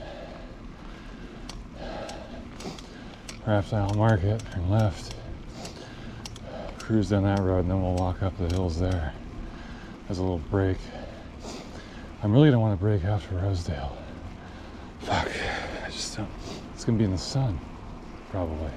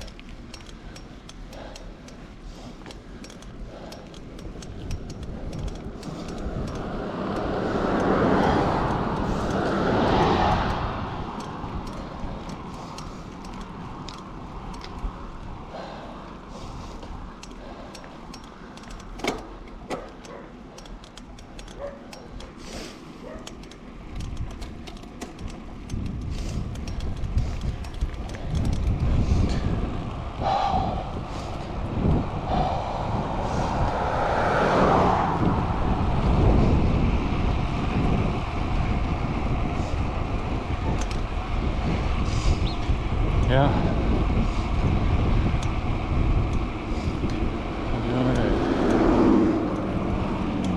Somehow the shorts are holding. Oh, people's barbecues. I need to spell that. I don't know what I'm gonna eat. I don't really have money for Domino's.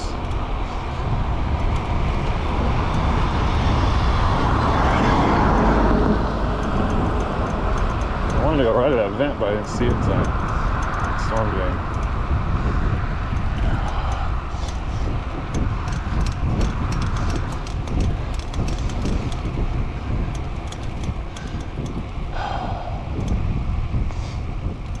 Oh, I've got couscous and salmon. That's what we'll do. We'll just do my camping meal. We got one extra salmon packet. Might have a couple more, depending on how. I packed for 5 days of food. Well, I plan on not having lunch the first day. So like 4.5 days of food, you know. But still, it's enough for dinner on day 5. I mean, it's 5 days of food.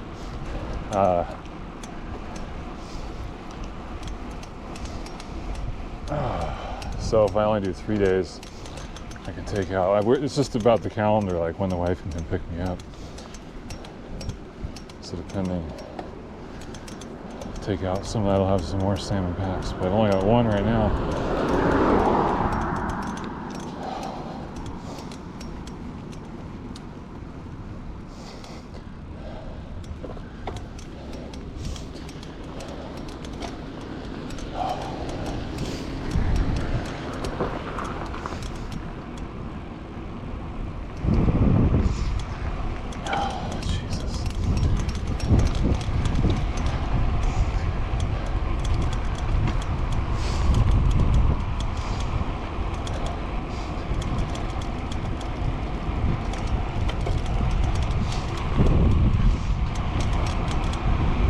the middle gear. Maybe it's down one. I don't know if there isn't a middle. It's got 6. So that's the lower middle gear. My brain. It's the downhill side of the middle.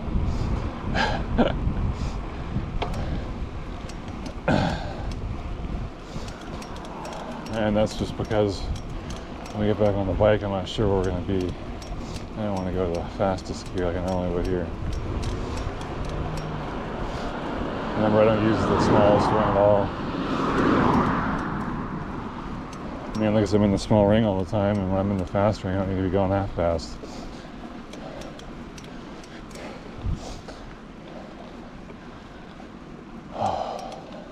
Just clear this intersection.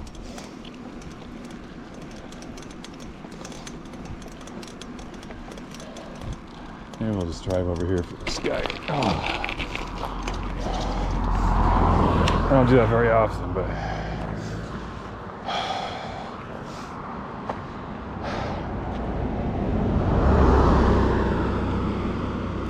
I'm probably drinking too much water. It feels so good though. Why wouldn't I?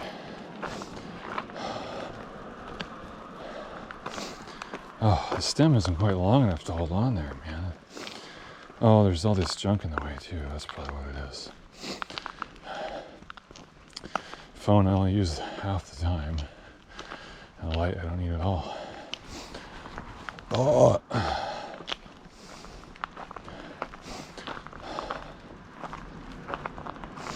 Sorry, the backpack doesn't have too much extra shit. Just the mountain biking socks I tossed in at the last minute, and the what's the other thing? Glasses. I took them out of the hard case and just put them in a snack-sized Ziploc. So those aren't too heavy. I mean, they're still my glasses, which means they're heavy, but the toolkit's what kills me. I tried putting it on the handlebars, it just isn't very natural. This is a sport model, it doesn't need a fucking bar bag. I think it's pretty difficult with stem shifters anyway. You'd have to, I don't know. I suppose that front brake cable, you might want to try and cheat and put it behind the handlebars. The back one can go in front and around the bar bag. No problem. It's the front one. That's why I gave up. It was the front brake cable. If the stem was a little longer, it'd be an easier decision.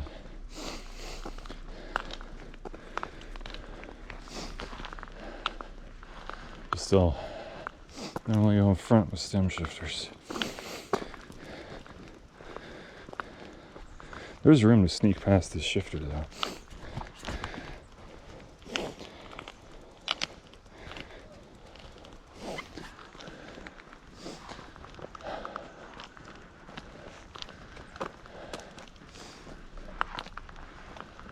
Oh, I'm just gonna keep walking, I think. Feels good.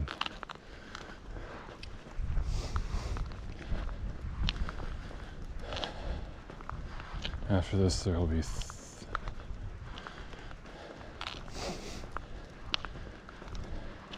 2 hills to walk up that you'll see on the GoPro.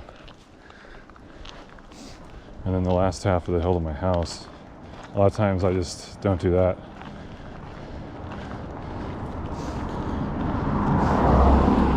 I only do that one when I'm trying to challenge myself on hills because it's such a fucking bitch. I've done it on the single speed like 3 times, and you have to zigzag. Like you literally can't do it without zigzagging. But you also have to have enough when you get to it. You can't just be lollygagging around and then decide to do it.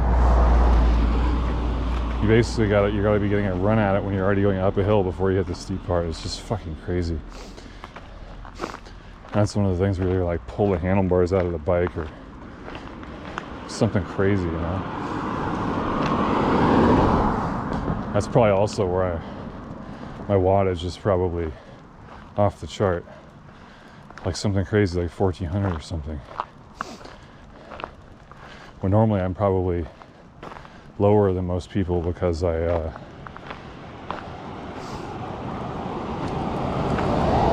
trying to take it easy. It's those hills where if I'm going to get up the hill, you just do the math on the slope and how heavy I am, how heavy the bike is, and you can figure out the wattage from there without even thinking about the drivetrain. Like, you need the speed too, but normally it's 2.5 on the steepest hills, the ones I can barely do on a 10-speed. So single speed, you'd probably say 3.5. Now the zigzagging is going to reduce that because what you're doing is switch back in the hill and reducing the angle, the theta you're going to have in your math.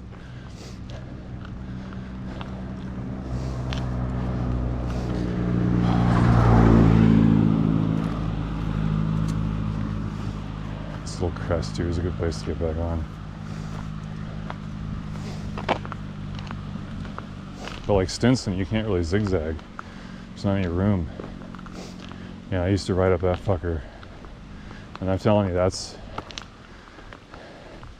when I'm like 230 riding up that hill. That's a surprising wattage. I don't know, I'd borrow someone's watt meter, I'd probably break it.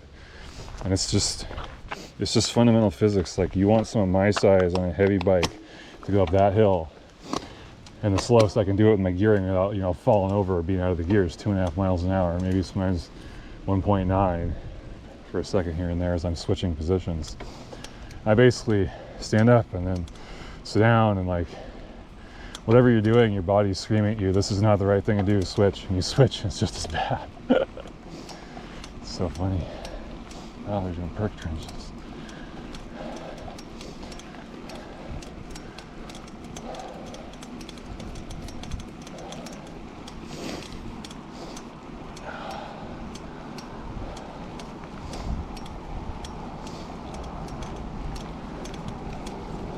The hard thing is the angle.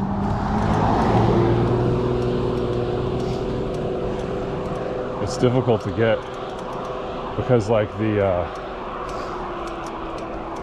GPS elevation and location, if you combine the two resolutions, like the accuracy of the XY and the accuracy of the Z, it can really dramatically affect your calculation. I've tried to, my estimates I used, well, probably this program, and dropped little pins near each other on the hill to figure out the angle.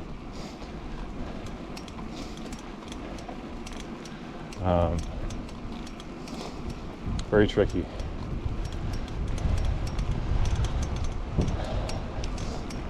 Not really a fan of all those crazy data overlays people put in their videos.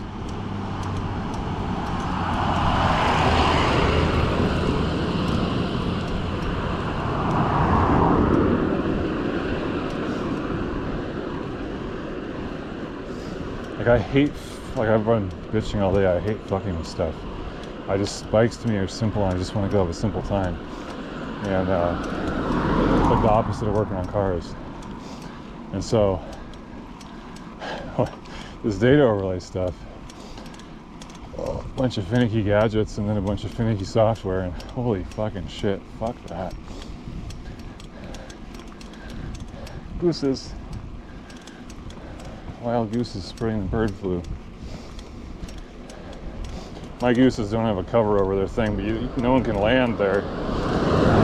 Or like, I suppose a Canadian goose could land there, but they can't take off. It's not enough runway. So they probably wouldn't land there because they know they couldn't take off. FAA regulations.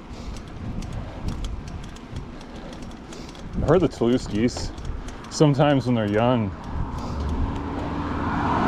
they'll fly away with the Canadian geese so they can do it. And once they're with the Canadian geese, if they can handle it, they they can do it the rest of their lives because they don't get fat. But when they're just waddling around the backyard, I've seen them try and jump up on the car though. They can, every once in a while they'll do something crazy. It surprises you, but the fence is only 4 feet tall or whatever. And they couldn't dream of getting over it. They're too dumb to go under it. They'll just try and walk through it over and over and then give up. Really, it's really funny watching how stupid they are.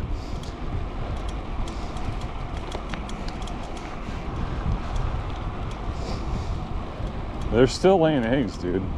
It's fucking August. It's crazy. And they started early. Like, I don't know, first couple weeks of March they started getting broody and kicking all the chickens out of the car and fighting the chickens all the time. And I don't know when the first eggs showed up. Maybe Melissa took a picture and put it on our Instagram or something.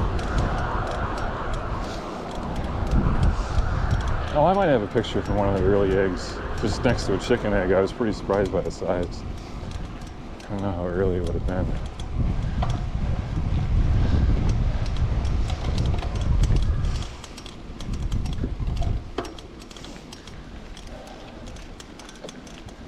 It'll fit.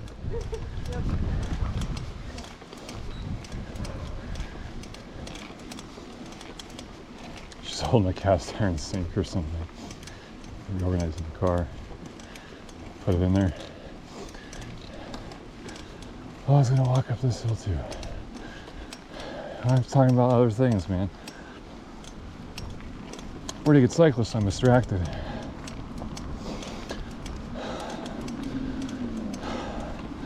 Thank you.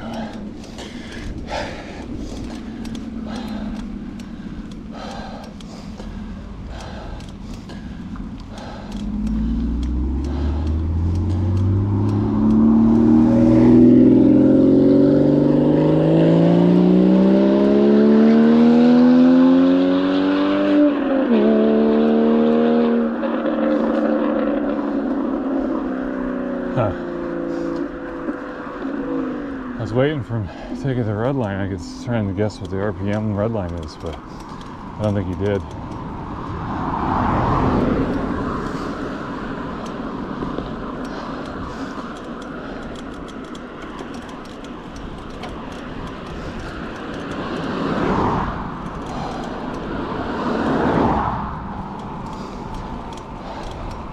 Never been so excited to be on this part of the road. I normally hate these hills, but these are the hills I'm used to, and I'm thankful.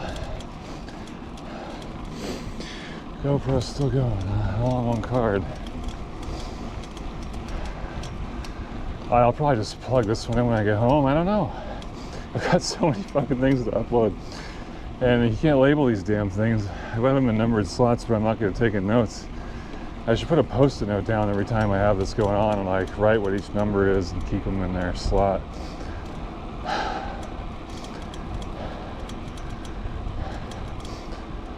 I read I did on Monday or whatever, failed to upload.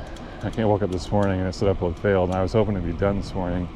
I was going to format that card, but instead I had to move that to one of the other card slots in my little holder, little credit card size holder thing, a bunch of slots in it. And then pull out an empty card. Oh, I forgot to reformat it again. I've been formatting them before I put them away, but I like to format them when I put them in too.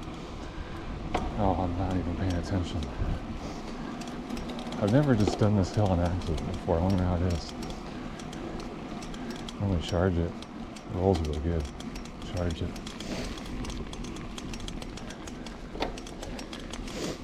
Yeah, it sucks. This is a shitty way to do it. It's not that bad though.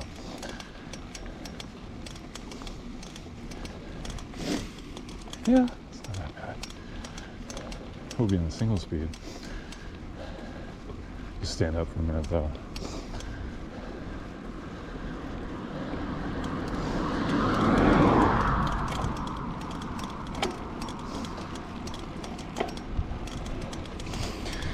You guys seen that Lexus commercial where he's stuck in the room on the extra bike and the guy's like, do you want some more? You don't need any fresh air. I got a YMCA thing once and I rode their bike and I was like, fuck me, how can people do this? There's no air in here. Couldn't believe it. So I could just rather ride the bike to the gym and turn around and ride home. That's about, I mean, I did the rowing machine a few times after that, but that's about all I just canceled. I can't do gyms, it doesn't work.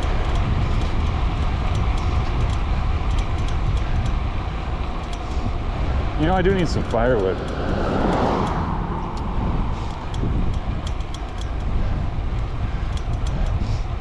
I still don't know if that guy's got a business or if he just did some clearing and ended up with some firewood.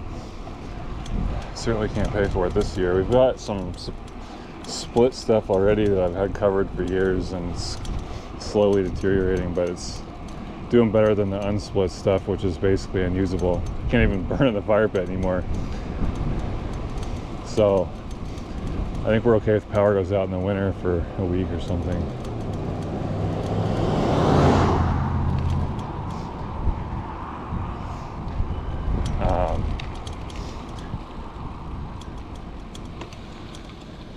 You're good. You're good. Oh, I'm not good though, Jesus. Throw me a rope.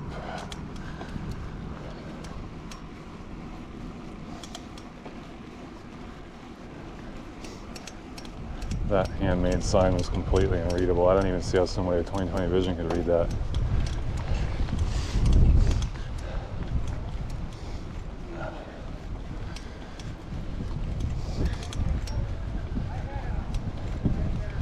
Actually, it's weird. I think we're going to walk up this little hill.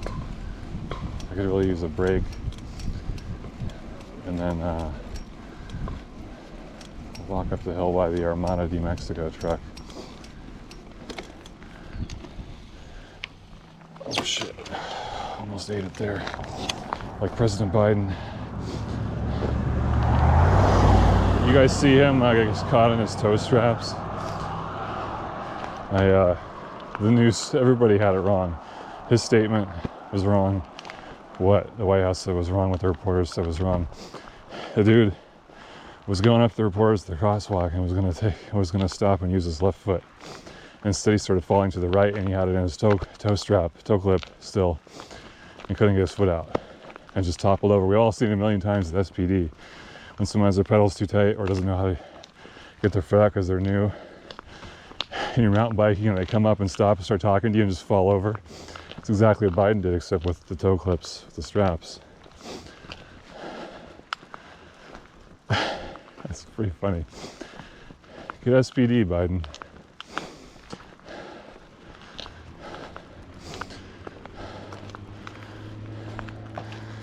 Poor guy. Is that they're trying to be Bush? You know, Bush used to go for runs. Is that what it was? I can't remember. We used to go for runs. I think it was Bush. Did his dad do it too, though? Some stupid sweatshirt. I remember that. People used to run in those cotton sweatshirts then. Jesus Christ. What's wrong with the world?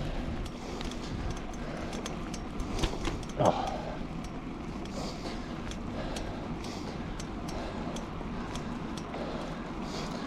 Yeah, apparently in Scranton, Pennsylvania, they only use toe straps. They don't use clipless yet.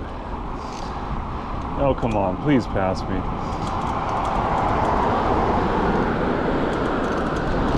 There's another one.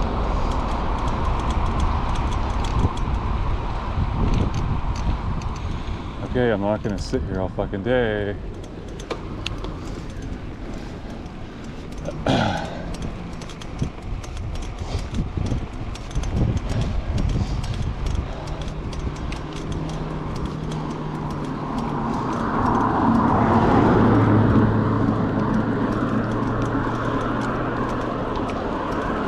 I don't think you can do a right hook at a stop sign. I mean, if I turn left, I have to be behind the guy, right? I'd park in the middle of the road. If I'm turning right, it wouldn't really be a right hook because we're both going right. I'm always worried about. I guess he's just scared. Which I appreciate, but unfortunately, it's just useless. I don't know what I'm doing. I'm not gonna ride it. 1, 2, 3, yeah.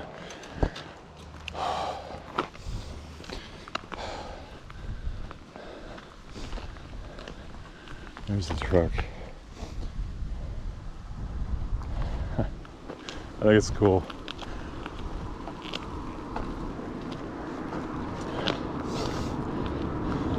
We saw a 440 Power Wagon in Sweden.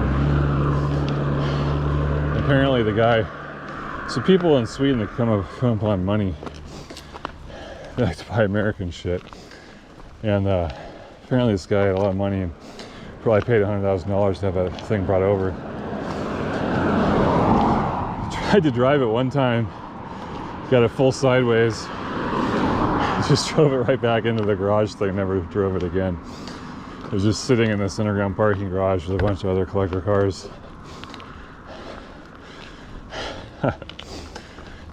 Probably grew up driving Saabs his whole life and went outside and floored that thing. And it was like Mustang convention.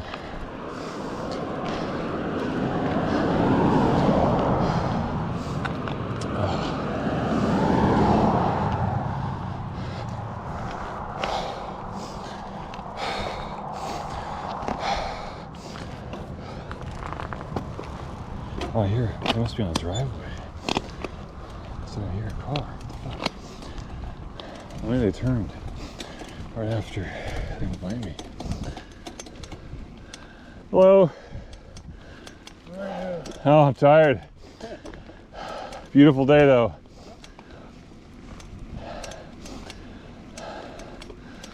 I gotta keep an eye on people walking over here because I knew this guy Doug that lived in one of them houses. And the driveway's past that truck. And I don't know which house well enough. Or I go knock on the door.